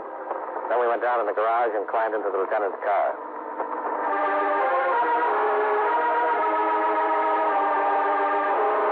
25 minutes later, we were back at the amusement pier. The concessions were all closed. The entire pier was dark except for a few work lights at the entrance. We walked to the shooting gallery and stopped. Could be a front. Yeah, it could. The lab find out anything about the doll? No thing. Well, remind me to give it to you. Yeah, I'll tie a string around my finger. Yeah, let's take a look around back. You know, I got a hunch. About the doll?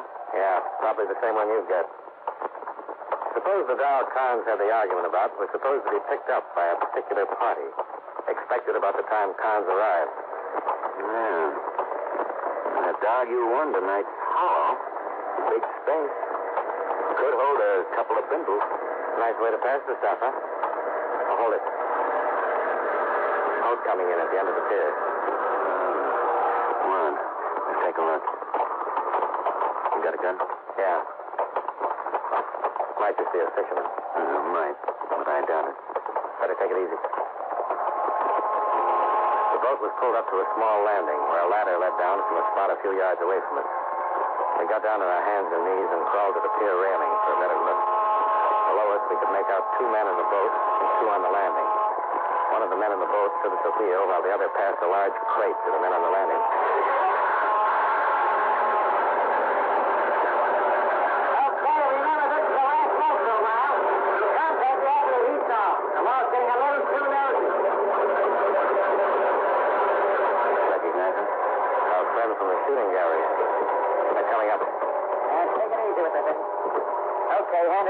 Okay. Now let's get out of here. We gotta be in Fresno by 7. Hold it right there. Look out! Look out!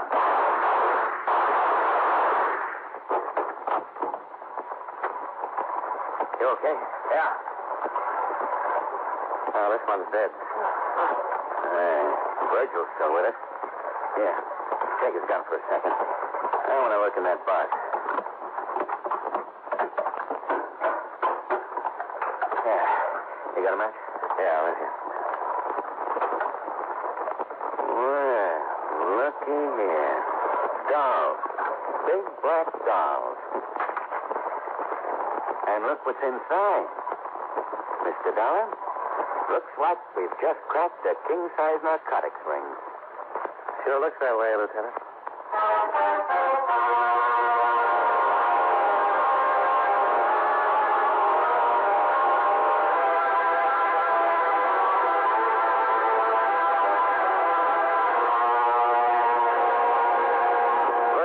Lived long enough to tell us the whole thing.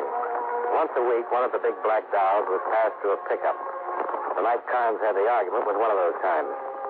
Gilbert knew he couldn't take a chance on a fight that would bring the police, so he gave Carnes the doll, closed the shooting gallery, and followed. Judith Thompson surprised him in the act of stealing the doll, and he had to kill her. Virgil Wellman knew Carnes would be able to identify Gilbert, and with a murder, the police would be sure to investigate. So he killed Gilbert and dumped him off the pier.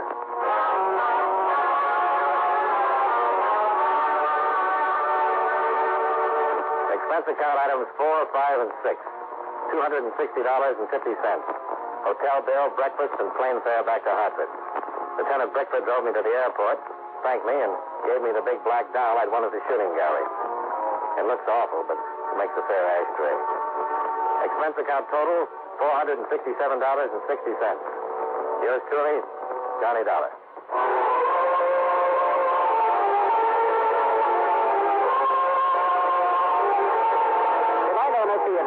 You've been listening to some of the best in radio drama with Suspense and Johnny Dollar.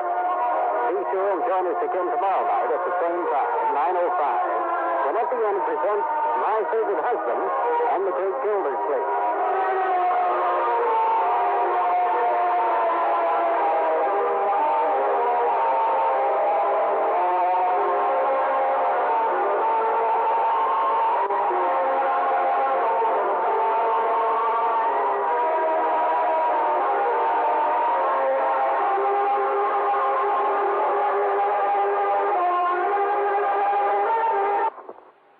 We tip our hats tonight to our partners at CBS.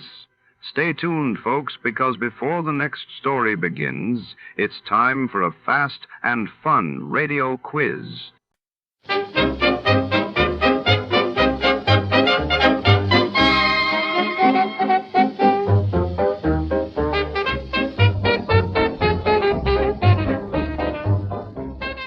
Tonight, in the Bobby Foster matter, we're drawn into the hushed corridors of a bustling downtown brokerage office where fortunes are made and trust is a commodity as rare as gold. When a trusted employee vanishes along with a suitcase full of negotiable bonds, suspicion and danger ripple through the polished marble floors and glass-walled offices, with every ticking second secrets threaten to shatter the fragile facade of prosperity and respectability.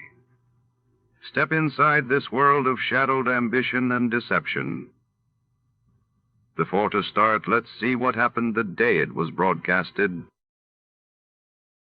It was August 19, 1956. That day, the world was gripped by the dramatic resolution of the Suez Crisis as leaders debated the fate of the canal while in the United States. Headlines buzzed with news of Elvis Presley's explosive performance on national television, stirring both excitement and controversy. John Lund as Johnny Dollar. Walter Jackson, Johnny.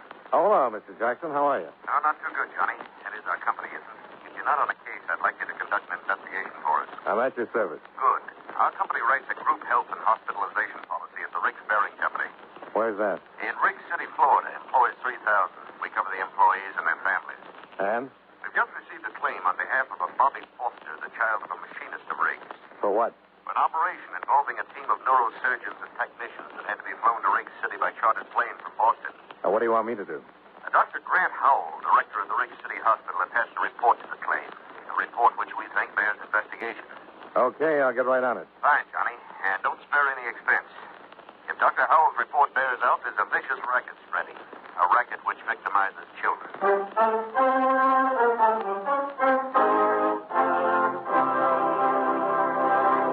At this point in our program, I'd like to give you something to think about.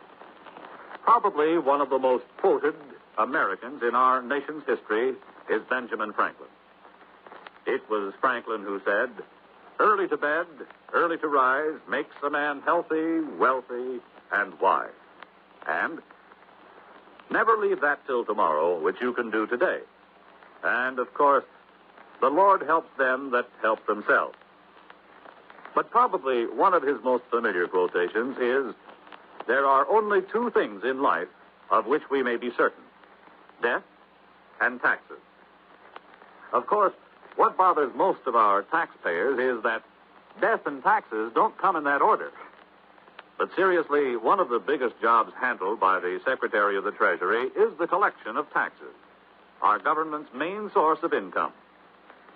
The government raises money through the Bureau of Internal Revenue, which collects income taxes, excise taxes, amusement taxes, and other federal taxes. The Bureau also checks to see that you haven't paid too little and, believe it or not, that you haven't paid too much. Another way the government raises money is through the Bureau of Customs, which levies taxes on imports which are sent here from foreign countries. But although the Treasury Department collects the money, it is Congress, the men we send to Washington, who actually says who will pay taxes and how much. And that's one thing from which none of us can escape.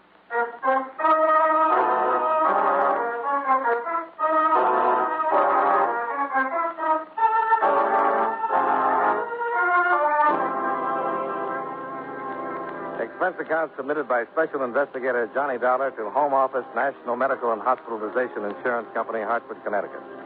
The following is an accounting of expenditures during my investigation of the Bobby Foster matter. Expense account item 1, $85.56, plane fare and incidentals between Hartford and Miami, Florida. Item 2, $2.60, bus fare between Miami and Riggs City, a spick and span little town with coral white streets shaded by tropical trees. I registered at the Kachubi Hotel, then went directly to Dr. Howell's office in the modern air-conditioned hospital.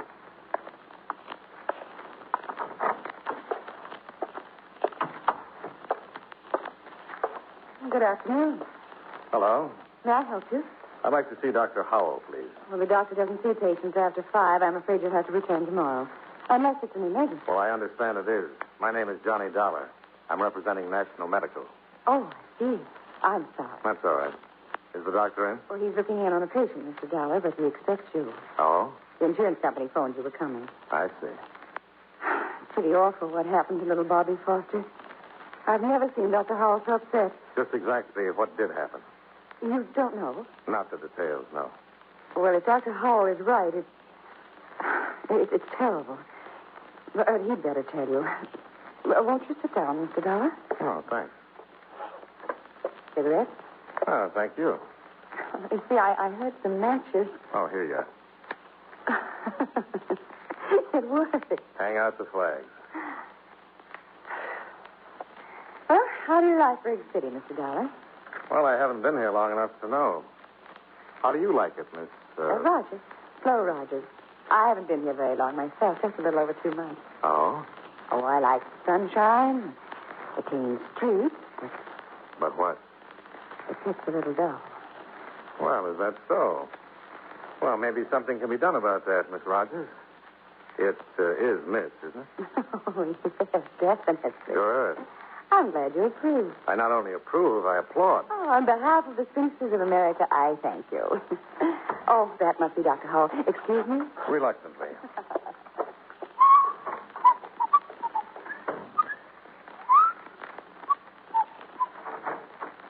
The doctor will see you, Mr. Dollar. Thank you. Oh, come in. Come in. Have a seat. Thanks, Dr. Howell. Well, your company acts fast. Only mailed that claim day before yesterday. National Medical feels it's an unusually high claim, You Doctor. suggesting I padded it? Oh, certainly not. But a team of neurosurgeons flown down from It is Boston... necessary to save the boy's life, I assure you. Well, don't misunderstand, Doctor. National Medical isn't challenging your professional opinion. I should hope not.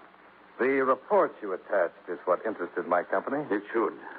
Should interest the whole country. I didn't have the opportunity to read it, Doctor. Perhaps It's you... a potential child killer, Mr. Dollar. A vicious, unscrupulous racket, capitalizing on panic, fear. Well, come with me.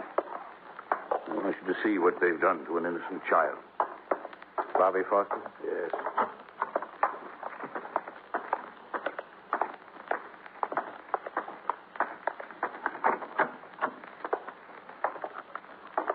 Any change, nurse? No, Doctor. Well, there he is, Mr. Dollar. A 5-year-old boy, victim of a panic-stricken parent and a criminal operator. What are his chances? We won't know until he comes out of coma, if he does. And then? For complete recovery, no chance. For partial recovery, a fair chance. Bobby Foster will be paralyzed. You said a criminal operator. Who? If I knew, Mr. Dollar, I wouldn't bother with reports to insurance companies. I've been a doctor 40 years now. Seen a lot of pain and tragedy. But this... Let's go back to your office, Doctor.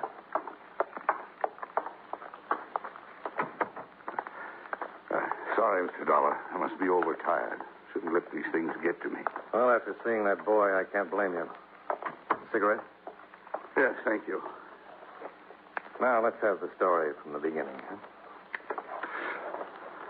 Well, we had a polio scare here recently. Some of our children came down with fever, headache, sore throat, symptoms resembling polio. Was it polio? No. But to confirm my diagnosis, I called in a polio specialist from Miami. Meanwhile, epidemic rumors spread through the town. Parents got panicked. He held a mass meeting. For what purpose? They demanded I inject every child in town with gamma globulin. That's the polio preventive? Yes. And did you? Certainly not. Gamma globulin is impossible to get unless a genuine polio epidemic is threatening. The government has to ration it carefully because one whole blood donation is required to manufacture a single injection. You know how many demands there are on the whole blood supply these days. Of course. Well, to get to Bobby Foster's case, I was called to the Foster home last week. Found the boy in a coma. He had all the symptoms of embolism. Of what? Cerebral embolism, caused in this case by an air bubble entering a blood vessel and being carried to the brain. Well, that would cause paralysis, wouldn't it? Yes, and possible death. And so you called in the neurosurgeon? I didn't feel qualified to undertake such a specialized operation. Well, just how did the air bubble enter the boy's bloodstream? Through criminal carelessness, by way of a hypodermic injection. Any proof? Well, the needle mark's still on the boy's arm. And you have no idea who injected Bobby? None. But I know this. Other children in this town have been injected, too. Oh? In their cases, fortunately, no harm was done. Well, surely Bobby's parents know who injected him.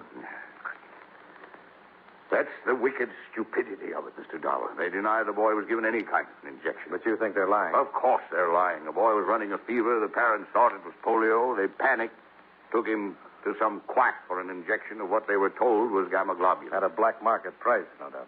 To a frightened parent, price would be no object, Mr. Dollar. Well, I'll see the boy's parents. They can be persuaded to tell who's behind this racket. You're wasting your time, Mr. Dollar. I've tried repeatedly. They refuse to admit their responsibility. Afraid criminal charges will be brought against them? Perhaps. But they have another child, a girl, 7. You're thinking the girl has been threatened if the parents talk? I wouldn't put anything past the ghouls who operate this racket, Mr. Dollar. Yes, it would figure, Doctor. Well, thanks. I'll check with you if I turn up anything. Just do that, Mr. Dollar, and be careful. I always am. And you ease up, huh?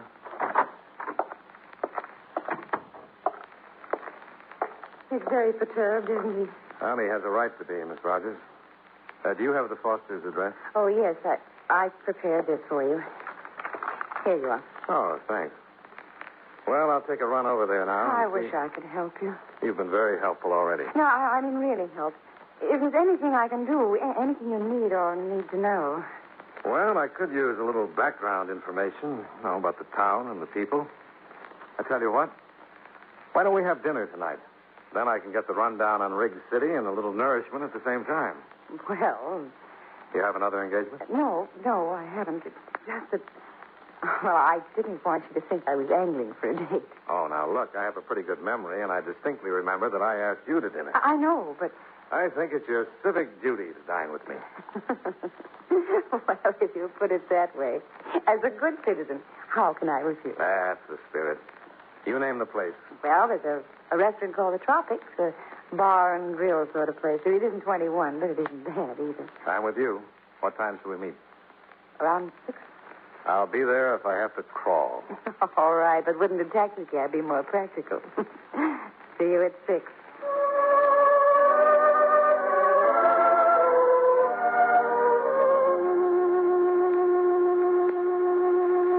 I left the hospital with the sound of Flo Rogers' laugh still rustling in my ears. It occurred to me that Riggs City might be a very pleasant place under different circumstances. I hailed a cab and ran up expense account item 3, 75 cents.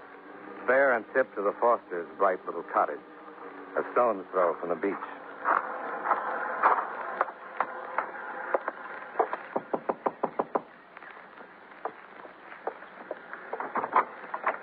Yes?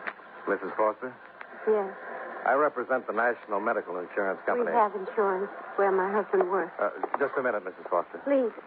I said we already have medical insurance. Yes, with my company. Oh, I'd like to talk to you. May I come in? no. That is, my husband is It'll at only home. take a minute, Mrs. Foster. If it's about the premiums, I can't help you. They're supposed to be deducted from my husband's paycheck. It's about Bobby. I can't answer any questions. You have to see my husband. I think you have the information I need What information? about the injection Bobby had. The one he that nearly didn't- caused his death. No. You're wrong. Bobby didn't have an injection. Dr. Howell says the needle mark is still on the boy's arm. No. Is someone threatening to harm your other child if you talk? Please, go away. Please. You have a moral obligation, Mrs. Foster. I can't answer any questions. Other children are being victimized, too. Could end up in the hospital like your son. Only half alive because their parents were panicked into buying phony drugs from the black market. We were so worried that Bobby had polio. So worried. Who gave Bobby the injection? I can't tell. I can't. You've got to tell. But our little girl, Margaret. They said they... That's enough. I didn't tell him anything, Edward. Get inside. Where's Margaret? Inside, I said. Oh. So you're Bobby's father. That's right, mister. I'm Johnny I Jock. know who you are, insurance company detective. Investigate. Have it your way, but get off my property. Did they threaten your little girl if you talk? I'm warning you. You can get police protection, Foster. Just name the man who gave Bobby that shot. I don't know what you're talking about. Now, you get off my place. Use your head, Foster. You're covering up for the worst kind of scum. Talk. You owe it to your son, to the other kids that are being victimized. All right, Dollar. I warned you to get out. Now, don't be a fool, Foster. I warned you. Get up. I didn't come here to brawl with you, Foster. I'm investigating... I said get up. Get on your feet and clear out of here. Since you asked me so nicely, sure.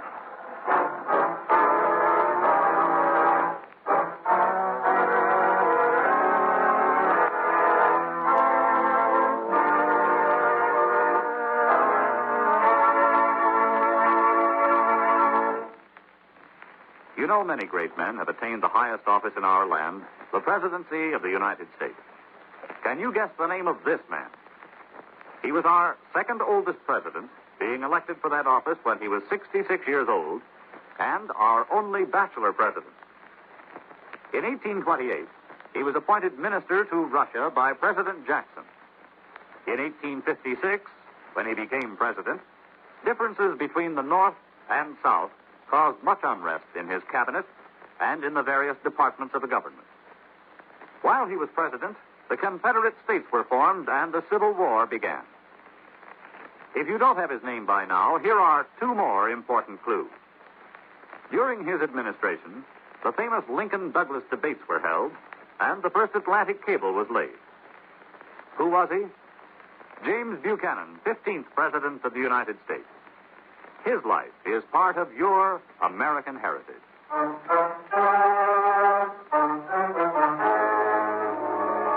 And now, with our star, John Lund, we bring you the second act of Yours Truly, Johnny Dollar.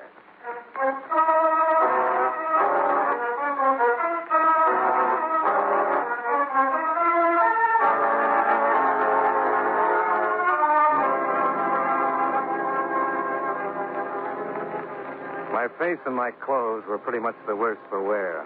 I went back to the Kachubi Hotel for a shower and a change and a little elementary first aid. It helped, but not much.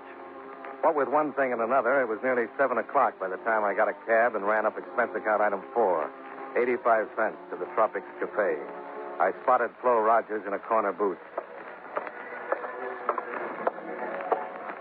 Well, hearty greetings and humble apologies. Good evening. Don't apologize. After all, you're only an hour late. I'm sorry. I had a little repair work to do. Repair work. Johnny, what happened to your face? I was overmatched. I lost the decision, and it wasn't close. Someone beat you up? Well, that's one way of putting it. Mr. Foster did the honors. But why? He thought I was a little too inquisitive. Oh, Johnny. He must be an awful man. No, he's a frightened man, frightened out of his wits. His little girl's life has been threatened. What? How do you know? Mrs. Foster was on the verge of admitting it when her husband barged in. Oh. Oh, well, what are you going to do now? Starting tomorrow, I'm going to question every parent in town. Do you think other children have been infected? Well, Dr. Howell thinks so, and his figures. A group of grifters move into a family town, spread polio rumors around, then make a killing selling phony gamma globulin shots to parents who are scared silly for their children's health. Johnny, Yeah? you're going on with this investigation? Why, certainly. In spite of what's happened to you already, you're determined to go on? Why, sure I am. What are you driving at, Flo? I guess I'd better tell you then. Tell me what. Well, tonight when I first came in, I sat at one of those little tables near the bar. You see, that one over there, behind the jukebox. Yeah? So? I heard the bartender whispering to a man. Well, what did he say to him? He was telling him where to take his child for an injection. An injection of gamma globulin? I think so. I couldn't be sure. I couldn't hear everything he said. Where did he tell the man to take his child? Did you hear that? No, I told you he was whispering. The man he was talking to. Is he still around? No, I don't see him. Did you know him? No, it's just one of the customers. Okay. Thanks. Where are you going? To dig my elbows in that bar. You run along home. We'll have that dinner some other time. Promise you'll be careful. On my honor. I wouldn't want anything to happen to you. That makes two of us.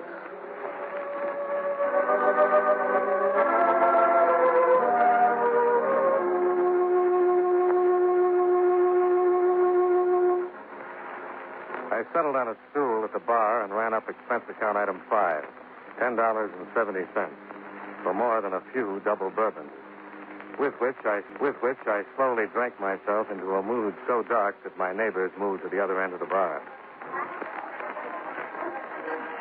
Hey, Skinny, come here. Name's Mickey, sir. I told you before. Well, I'll show you this. So what?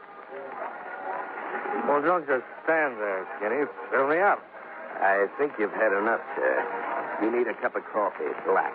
What I need, you can't get for me, pal. Nobody can. You sound like a man that's got woman trouble. What do you mean, woman trouble? Why, my little wife is the finest, sweetest... Yes, sure. You're crazy about her and the kids, too. How do you know I got kids? Well, you're the type. Family man. No kid. No kid. Now, look, I'll get you that coffee and then a cab to take you home to the kids. Okay? Okay. Hey, wait a minute. Come here. Yeah? You're a swell guy, Skinny. You understand when a man's got trouble. Yeah, sure. Forget it. Just that my kids are sick. Wife is worried half out of her mind. I had to get out of the house. Had to get away for an hour. You say your kids are sick? Yeah. Wife's scared of polio. What does the doctor say? Oh, a lot of mumbo-jumbo.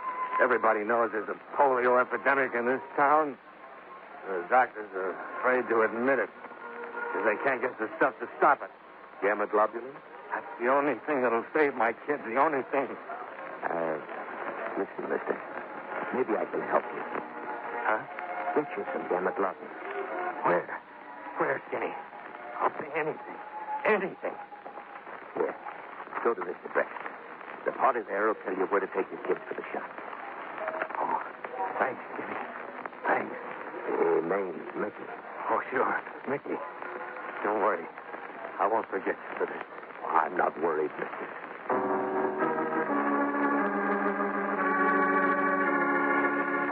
I left the Tropics bar and piled into a cab. On the way to the address Mickey had given me, I stopped at a highway diner and ran up expense account item 6, 30 cents for a carton of steaming black coffee. Not that I was in need of sobering so much. I just wanted something to take the sudden chill off my spine. If you've ever had a date with a grave robber, you know what I mean. It was 2 a.m. when the cabbie dropped me at the driveway of what looked to be a deserted beach house. I paid him off. Expense account item 7, $1.20 tip and fare, and started up the drive toward the vine-covered gate. That's far enough, Dollar. Who's there? Oh. Just shut up or I'll snap your neck, Dollar. Foster! That's right. Don't give me any trouble. Okay. Ease up. Whatever you come along easy and no funny business. Yeah. All right. Put your hands behind your head. clasp them. Don't turn around. Okay. Where's your gun? I didn't bring one. You got less sense than I thought, Dollar. I had my reasons. Let's go out the gate. My car's down the road.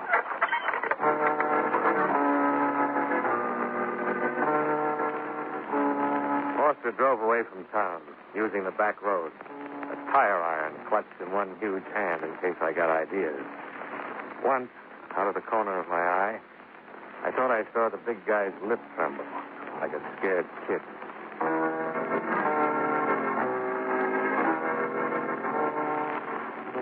He finally pulled up beside a long, sleek auto trailer, parked in a lonely beach cove. He motioned me out and followed me to the door.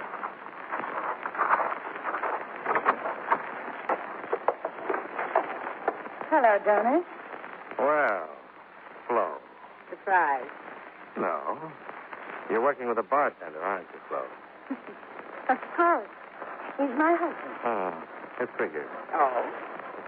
Come in and tell me, Johnny. And please be good. Just as long as you have that gun pointed at me. I'd hate to, but I'd never can. That figures, too, Flo. Foster, wait in your car. Oh. Cozy, these trailers. Mickey and I like this, huh? Sit down, Johnny. I'll fix your drink while we wait for it. No, thanks. Oh, you're pouting. You're disappointed in me. Not very. Tell me, why weren't you surprised to find me here? On the way over here, I got to thinking. This afternoon, when I met Foster, he already knew my name.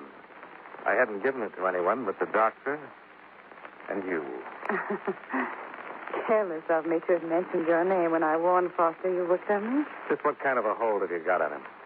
His little girl. You've kidnapped her. Oh, no, Johnny. We're just keeping Margaret for a little while. You see, the Fosters have been very responsive to Mickey's warning. But then you came into town. And drastic measures were in order. We haven't harmed Margaret. How did you get her? Foster came by the hospital after you left.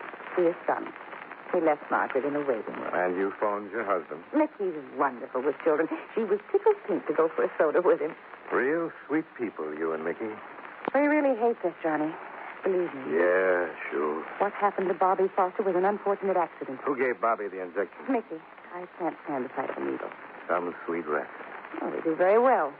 Traveling from place to place, taking jobs. Following the epidemics like a pair of buzzards sailing astray. Self-righteousness doesn't become you, Johnny. What do you charge for a shot? $50. What's in them? Nothing harmful, just colored water. And once in a while, an air bubble. That was an accident. I'll take the gun, Flo. Oh, Mickey, I didn't hear you drive up. Everything all right? Foster did exactly as he was told. Good. Hello, Dollar. You play a lousy drunken father. I'm usually better, but tonight I didn't extend myself. Huh?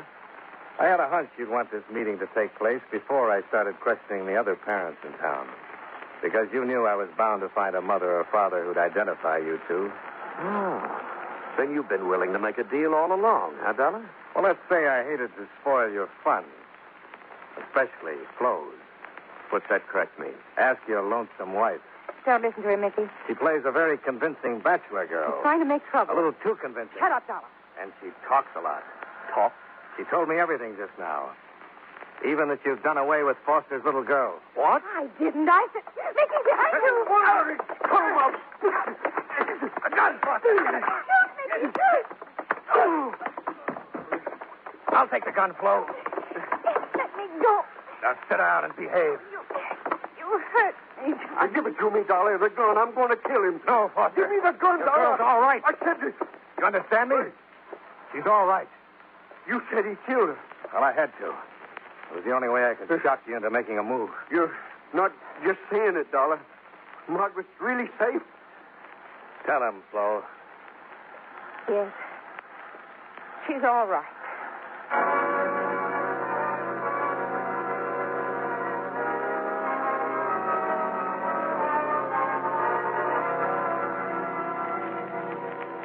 This case deserves publicity, Mr. Jackson. Lots of it. Scared parents make easy dupes for operators like Flo Rogers and Mickey. And when innocent kids end up the victims, it's intolerable. Dr. Howell tells me that all the gamma globulin manufactured goes to the Office of Defense Mobilization, where it's distributed to local health departments who in turn pass it on to MDs only.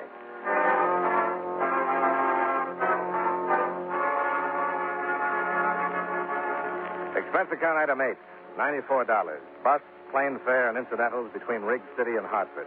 Expense account total, $196.96. Yours truly, Johnny Dollar.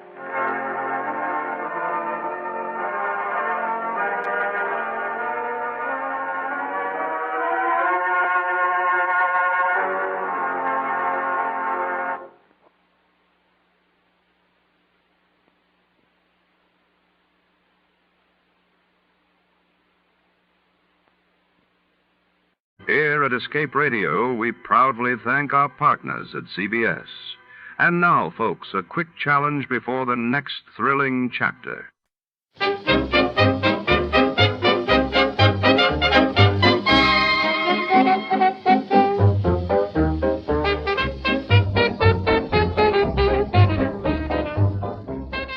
Tonight, under the flickering neon lights of the Los Angeles Museum of Antiquities, a chilling mystery unfolds when a priceless Himalayan artifact rumored to be the preserved hand of the abominable snowman vanishes during a stormy winter gala. Suspicion seeps through marble halls and shadowy exhibit rooms. Our detective steps into a labyrinth of icy clues, hidden motives, and ancient legends where danger lurks behind every glass case. What secrets lie frozen within these walls?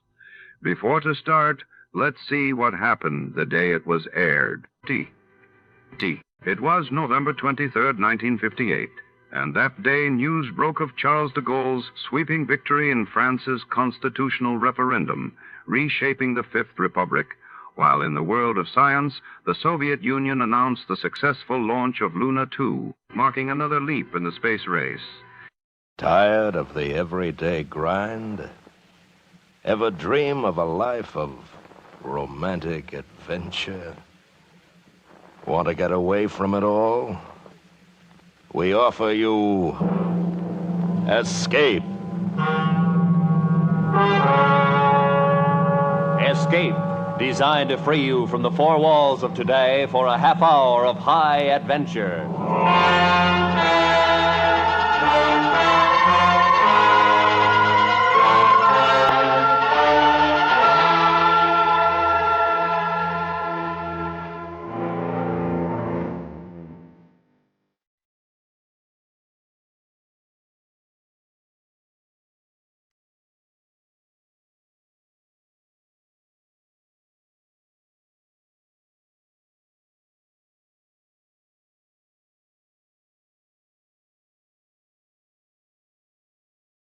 So listen now as Escape brings you Anthony Ellis's exciting story, The Abominable Snowman.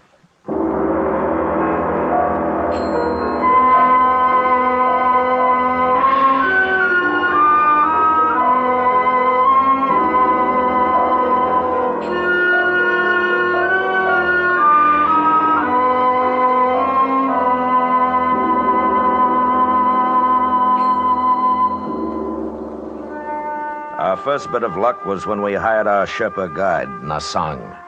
That was in Darjeeling. When I told Nasang what we were after, he hesitated for a moment. And then he said, "The Sahibs have not come to climb Shomolungma?" "Oh, no, we're a little late for that. It's already been done. The other two Sahibs and myself are here for the reason I told you." Meto Kangmi? That's right. The Sahibs always hire me to climb the mountain with them, but never this. Are you afraid of them? I have seen one. You've seen one? Yes, many of us have seen them. Wait a minute. Alan. Yeah. What's up? I'm interviewing a Sherpa in here. He says he's seen one of the things. Hey. Where's Frank? Went out to get some tobacco. Oh, all right, come on in. I think this is our man. All right. Nasang, this is Mr. Ferris. Sahib? Hello, Nasang. Nasang was telling me about what he'd seen. Go ahead, Nasang. It has a face that is evil. And when it saw me, it uttered a strange cry and bounded away. Sometimes leaping, sometimes running with great strides. It was dusk. and after a moment I lost sight of it in the snow. Where were you? With the French expedition. It was at 19,000 feet on Chomolungma. How far were you from it? 30 feet, perhaps 35. You're sure it wasn't an ape? I am sure. There is no ape in the Himalaya to make such a track. What about bears? This too I have been asked. But does a bear walk always upon its hind legs? Well, that's enough for me. Alan? Yeah, he'll do. Yeah. But if you want the job, Nasang, you're hired. You are going to try to capture a Yeti? Yes. It will be a difficult thing, but I will serve with you.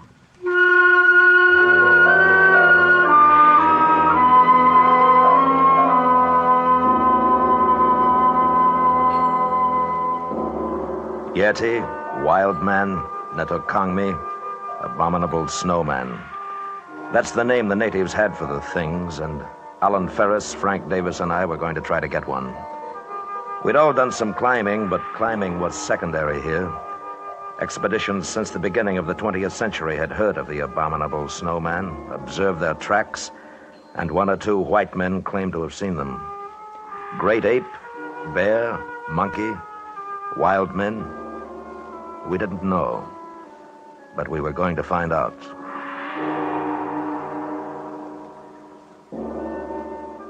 Four weeks later, we were in the Rongbuk Valley for our interview at the monastery with the Lama. The journey from our base had been uneventful, the weather was good, and our spirits were high. From the Lama's window, we could see the great peak of Everest in the distance. Why, gentlemen, do you desire to capture Netokangmi? Because, sir, we believe it will be an invaluable aid in our prehistoric research. That is, if these things are in any way human. And for this reason, then, you have formed the expedition? Yes. You are all familiar with climbing? Yes, we are. You would need to be.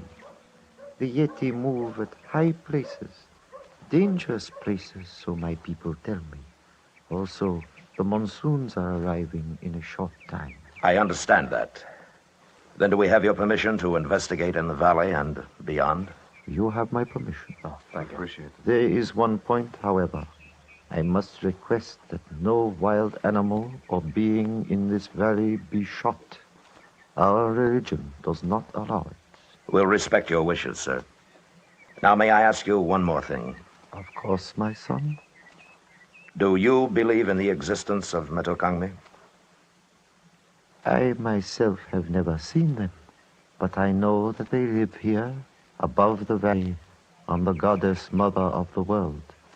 It is also true that at least 5, and possibly more, inhabit the upper Rongbuk and its glaciers. Thank you. Do you have porters? Our guide Nasang is hiring them now. Yeah. I trust that he meets with good fortune.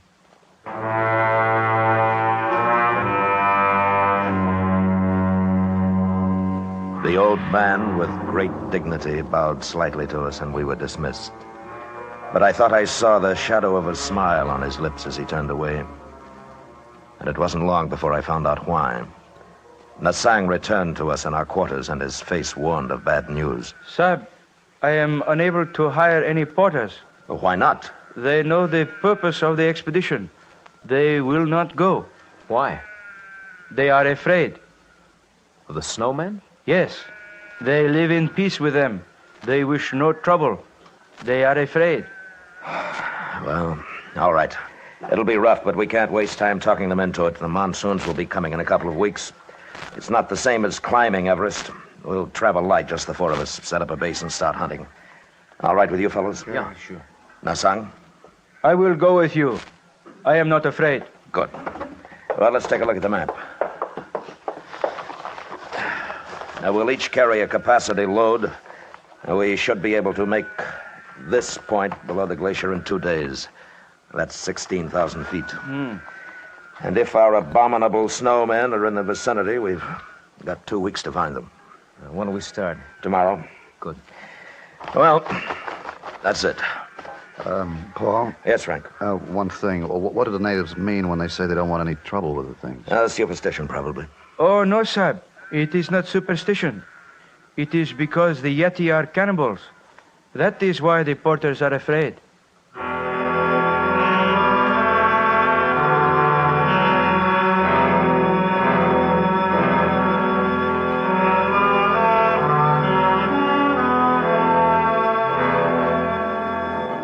The weather turned ugly the day we left the village. A cold Tibetan wind blew down from the west, and with our heavy packs, it took us much longer than we'd thought to arrive at the point just below the Rongbuk Glacier. We set up our camp and made ourselves as comfortable as we could. The next morning wasn't so bad. There was a heavy overcast, a promise of snow, and the peak of Everest looming over us was shrouded in clouds.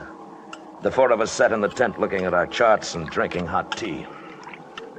I figured it'd be easiest if we started at the East Glacier. It's only about 3 miles from here, and with the weather as stinking as it is, we won't run too much of a risk. What do you think, Paul? Well, that sounds all right. What do you say we split up? You and Nasang, Alan and me. We'll work up on either side of the ridge, here. And if we spot any tracks, fire 2 shots. Yeah, good enough. Now, the big thing, though, no matter what, don't shoot at the thing if you do see it. Okay? Okay. All right. If we lose touch with each other, we'll meet back here at 5. All right, let's get going.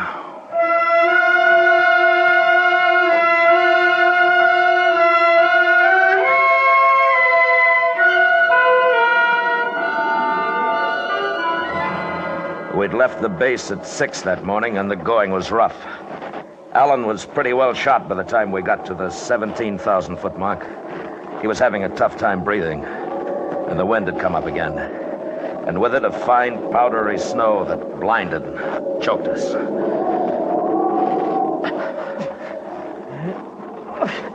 Hey, I gotta take 5. All right. Here, move over here. It might cut some of the wind.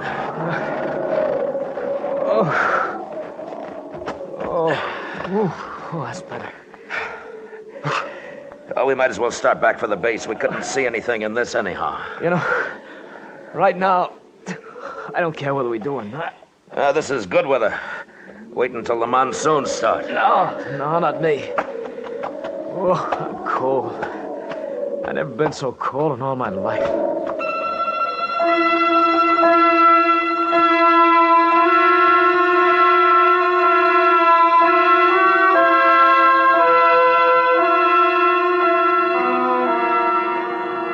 We stayed in the half shelter of an overhang for 10 minutes.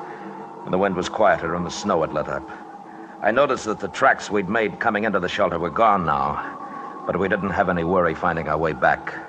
I figured that Frank and Nasang had met pretty much the same thing on their side of the ridge, and we'd meet them at the base. So Alan and I picked ourselves up and started off. Boy, I thought I was in pretty good shape, but up here, boy, I'm nothing. Paul, I'm tired again. We'll just take it easy going down. You haven't got frostbite, have you? No, not yet, but... What? The left there. Yeah. They're not our tracks, are they? Not unless you took your boots off on the way up. Must have just passed by. It must have seen us. Yeah. Come on. We were looking at a set of tracks newly made in the fresh snow. And they'd passed so close to our shelter that the thing must have known we were there. They weren't the tracks of a bear or an ape, but more like a splay-footed naked foot. The tracks of the Abominable Snowman.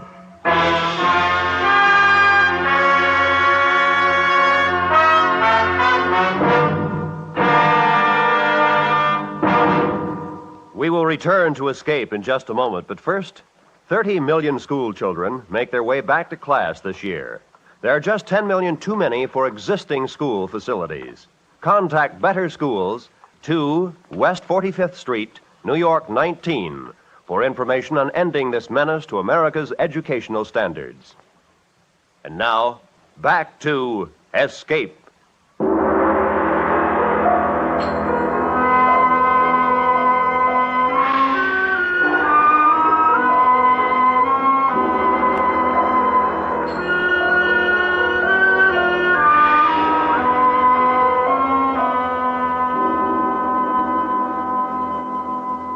We began to follow the tracks, and for a while, perhaps 150 yards, it was easy.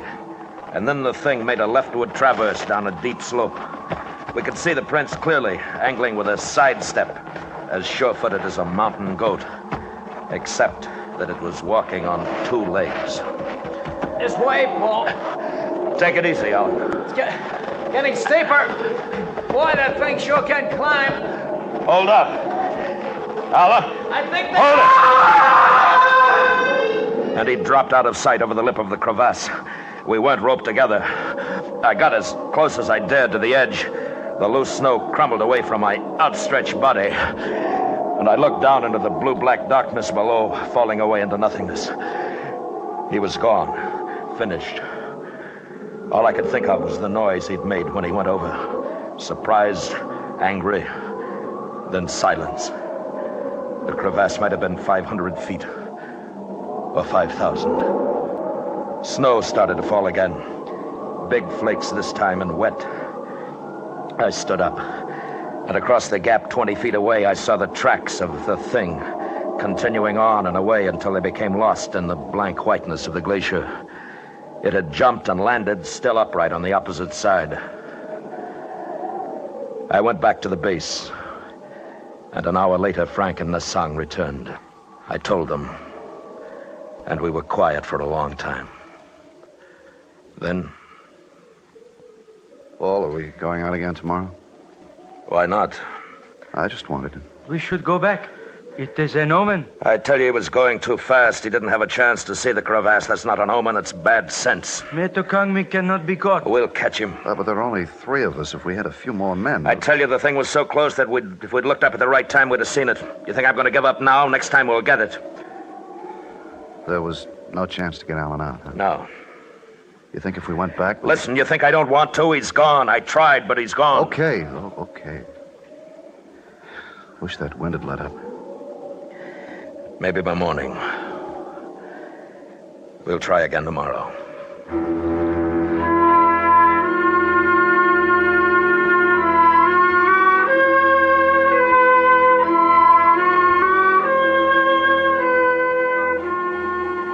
It was cold that night, and somehow colder because Alan was gone. I heard Frank tossing around, and I knew he was thinking about a body broken and lonely, lost somewhere in a deep and dark place. In the morning, the 3 of us packed our gear, camera, food. It was a light pack. And we started up again. This time to a crest above the ridge. It was tougher than it looked, and we weren't even halfway up before we had to rest. And as I looked to the west, I saw clouds boiling up. Not white, but somber, threatening. And below, the valley looked grim, ugly gray. And then the sun was gone. And we kept on going up. And then I had a strange feeling. It was nothing I could see, nothing I could hear, only a sensation of being watched, followed. Wait a minute. See something? No. I have felt it too, Sahib. Something following us? Yes. It is Metokangmi. How do you know? It can be nothing else. At this height, there is nothing else that lives. Maybe it's curious. No, don't turn around, Frank. Listen. When we get up to the crest, you 2 flop down. Stay in sight of the slope here. What are you going to do? Move around the hump and watch. If it thinks we're all together, it may come close enough to give us a chance to get it. You better watch your step.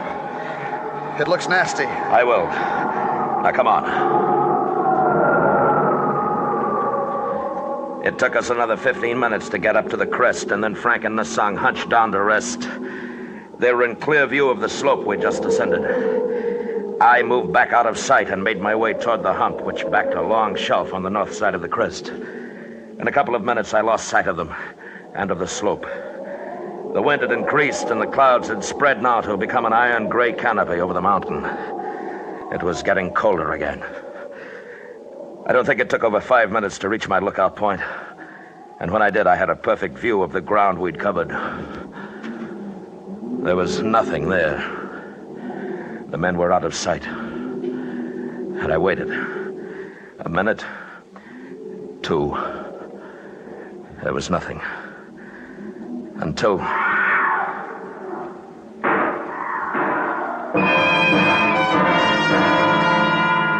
It came, carried on the wind, a cry and then shots.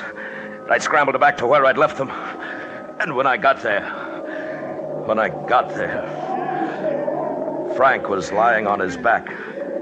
And I couldn't look at what was left of his face. There were terrible deep rents in his clothing, and he was dead. The song lay huddled a few feet beyond, a gun in his hand. Sahib. What is it? What? Metokangmi. It came from behind us. Came from behind us.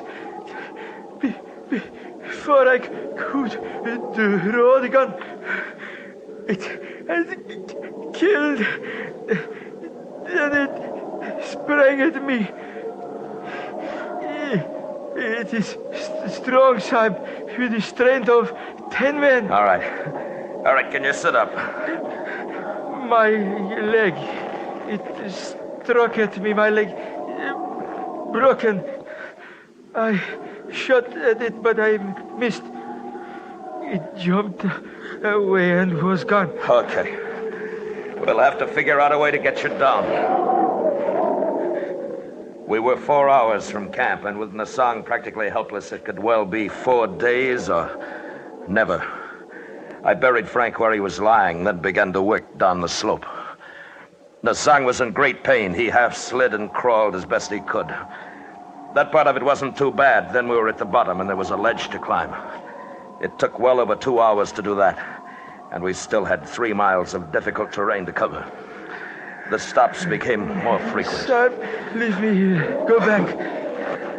No. My leg is frozen. There is no feeling anymore. I shall not live much longer. Don't be a fool. After a rest, you'll be able to go on. Soon the night comes. If we are both caught here, we both die. There will be snow, much snow. Leave me, son. No, we're going back together. Please, let me sleep. Let me sleep here. I cannot go on. You've got to, Nasan. No more. The ridge is only about a half mile from there. It won't be too bad.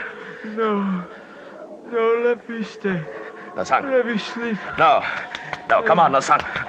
Come on, you're not going to sleep. Sahib, You'll be all right. Behind you, Sahib. I turned, and for an instant I saw it outlined against the snow, crouching, of medium height. It was covered with thick hair.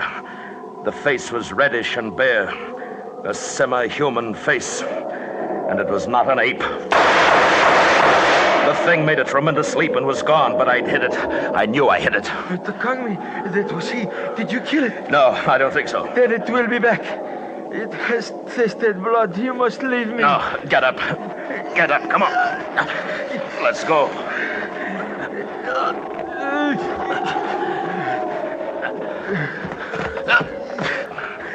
The song. I am very sorry, Sahib. Will you ask the Lama to make a prayer for me? Sure I will, Nasang, but... Give my pay to my wife in Darjeeling. I'm sorry, Sahib.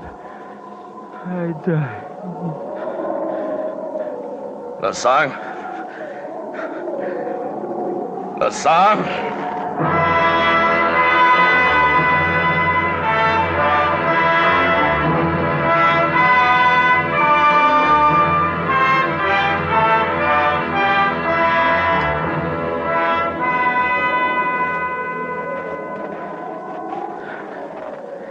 And the darkness came, and with it shadows in the snow.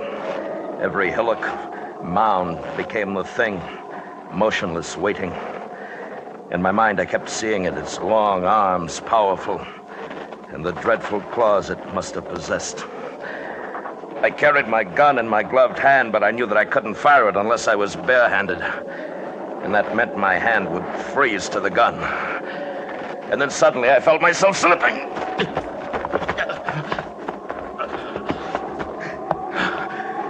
It was a short incline, but when I reached the bottom, the gun was gone. I'd lost it. I've got to find it. I've got to find it. And I saw a glint of metal in the snow 10 feet away. And at the same time, above me at the top of the bank, the thing. It stood swaying a little, looking down at me. I moved slowly, inched my way toward the gun. And as I drew closer, I kept my eyes looking up. But it didn't move, only stared down at me. And I thought I saw its little eyes glittering. And I thought, if the gun's frozen now, if it's frozen, it doesn't fire. And I was nearer to it, near enough to take off my glove. But that moment in which I'd have to bend to pick it up, that's when it would leap down at me, tear my throat out, tear, and I had the gun and I pulled the trigger.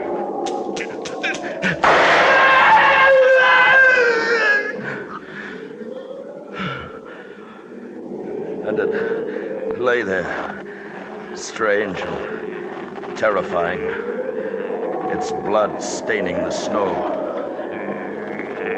And it looked at me.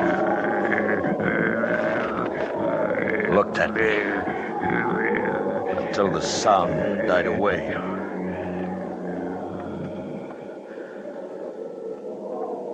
It was dead, but the eyes kept on staring. It must have been the shots that loosened the snow and ice on the ridge above. I heard the sound, and I ran.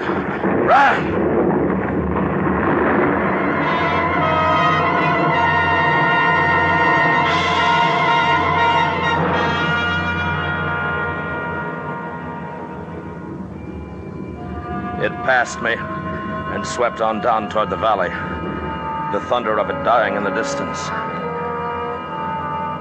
And when I went back, there was nothing there.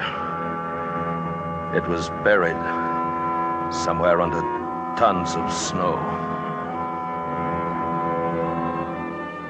I made my way back to the Wrong Book Village.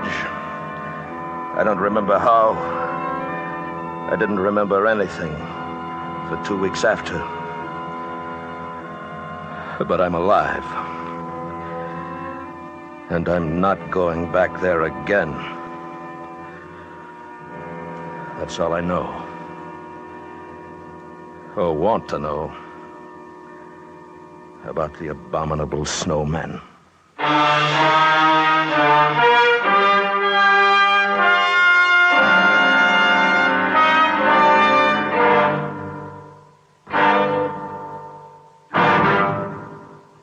Escape has brought you The Abominable Snowman, written and directed by Anthony Ellis, starring William Conrad as Lane. Featured in the cast were Anthony Barrett, Hy Averback, Jack Crucian, and Edgar Barrier. The special music for Escape was composed and conducted by Leith Stevens. Next week. You are a passenger aboard a submarine making its last peaceful voyage across the sea. While unknown to you, the captain has a plan, which, if it succeeds, will mean for you and the entire crew a fate from which there can be no escape. So listen next week, when Escape will bring you Marion Mosner and Francis Rosenwald's exciting story, The Log.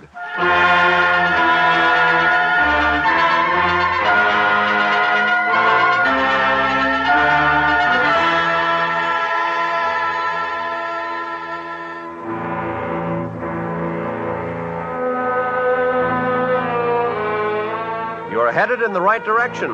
The station is right. The network is right, too. Check all timepieces and then check your local radio schedule.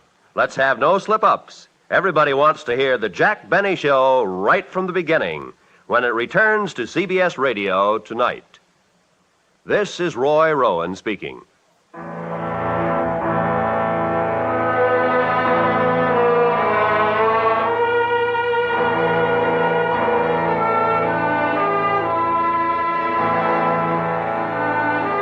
This is the CBS Radio Network.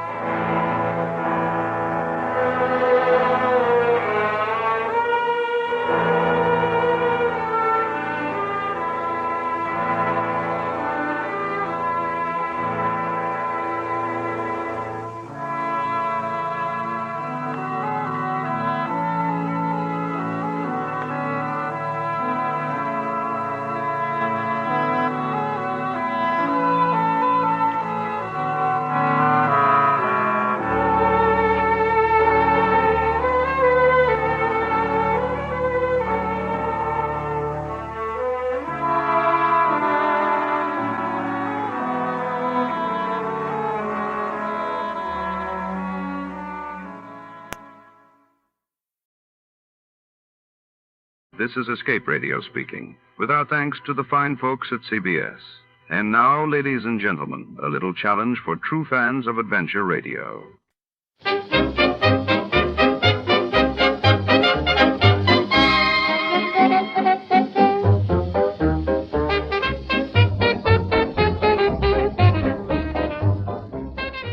Tonight, the shadows fall across the Caribbean as we descend into the infamous Pirates' Bank of Port Royal, Jamaica. It's 1692, and beneath the golden chandeliers and marble floors, treasures and secrets change hands among corsairs and corrupt officials. But when a vault is found empty at dawn, a web of betrayal and greed threatens to unravel the notorious city's criminal underworld. Get ready for double crosses and a chase through opulent halls and hidden tunnels before. To start, let's see what happened the day it was aired.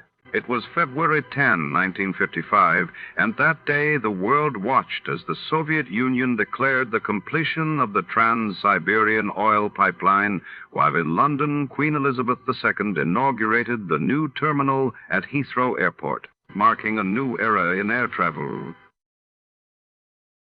Tired of the everyday routine? Ever dream of a life of romantic adventure? Want to get away from it all? We offer you Escape. Escape, designed to free you from the four walls of today for a half hour of high adventure. Tonight, we escape to a sunken city which lies with its fabulous treasure chests at the bottom of the sea, and to the lust for gold of a crew of men who were willing to die or to kill. As Gildow tells it in his exciting tale, Port Royal, a story suggested by Lieutenant Harry Reesberg's book, I Dive for Treasure.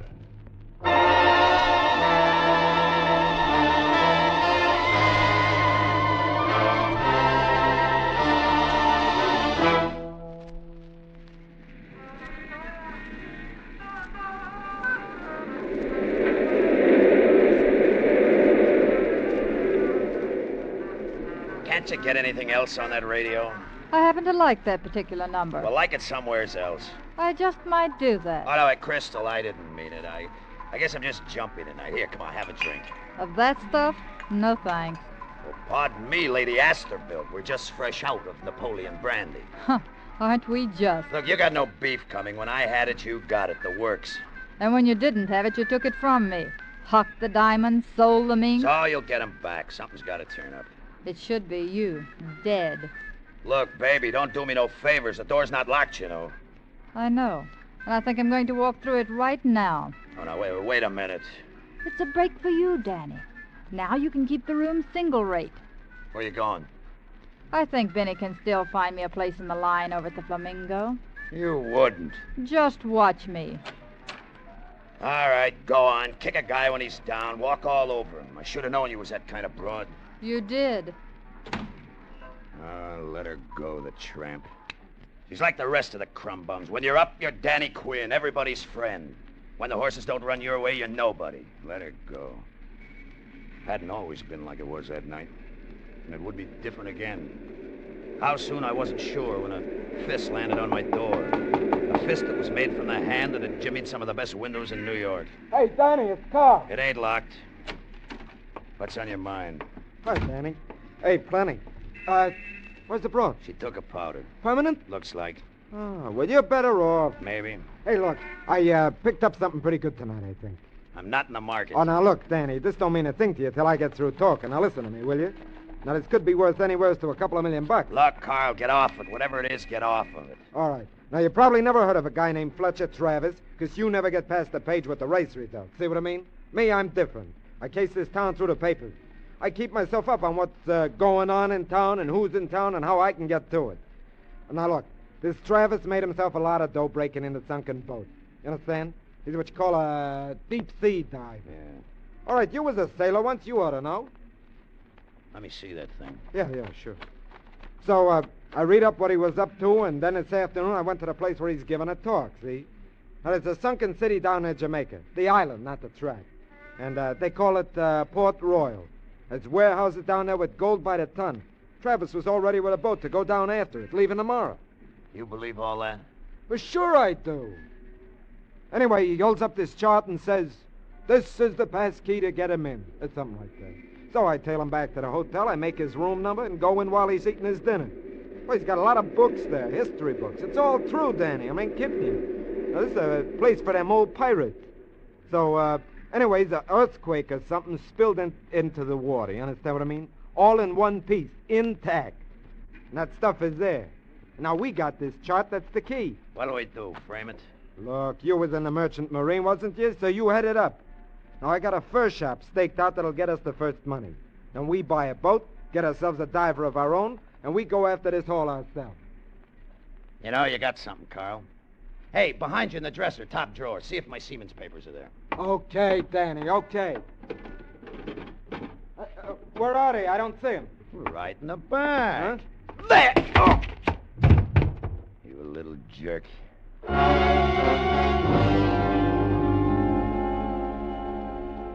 There's a difference between being a gambler and a second-story man. I know what to do with that old chart if there was anything to it. But what I would do would be legal. I'd let Carl wake up by himself and read the stories about his job in the late finals. They printed enough to make me pretty sure that the dope on this sunken city, Port Royal, was on the level. Millions. So after the police cleared out of his hotel, I went calling on Fletcher Travis. Who is it? My name's Danny Quinn, and I got something that belongs to you.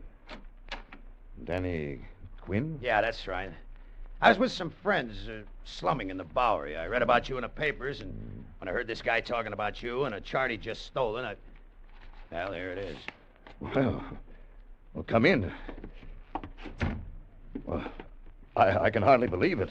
Well, this chart here is... Yeah. I heard from this guy. It sounded pretty important. I caught up with the guy on the way out and roughed him up a little. Well, I don't know how to thank you. This chart Wait a minute. Look, it's easy to thank me. I want to cut in on this deal. I want to go with you on the trip. You go with us? Well, sure, it's in the cards. I told you, I read about you in the papers. I was interested then. Now this happens like fate. I run into the chance to get this chart back to you.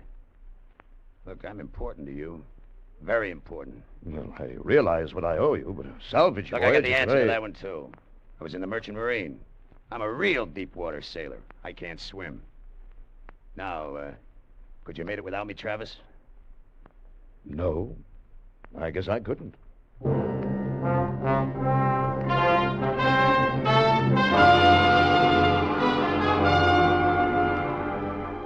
It was quite a feeling heading out into the big Atlantic swell.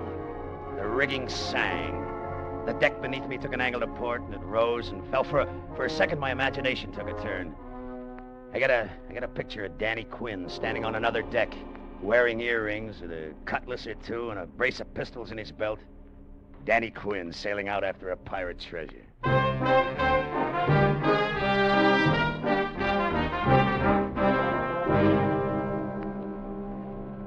I thought it would be a good idea if we all got together tonight, gentlemen, since according to Captain Matson's estimate, we'll be over Port Royal early tomorrow morning. You're still holding to that, Captain? The barometer hasn't lied to me yet, Mr. Travis.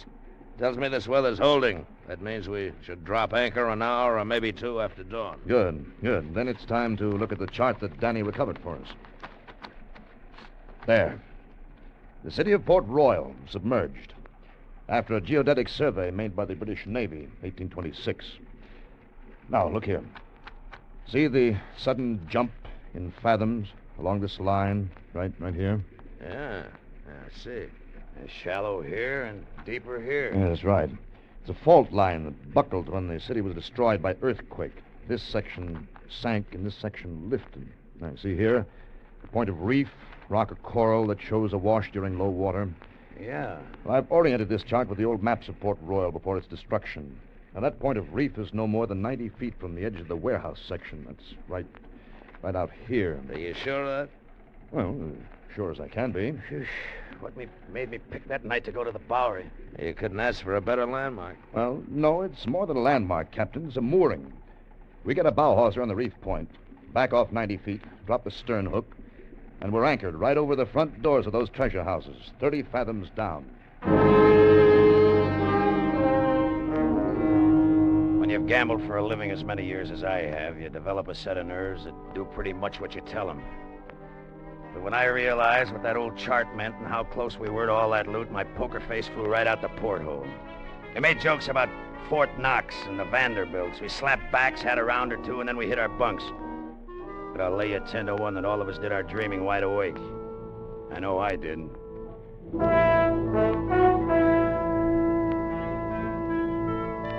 Millions of dollars. 30 fathoms under our keel. We were like men in a daze when we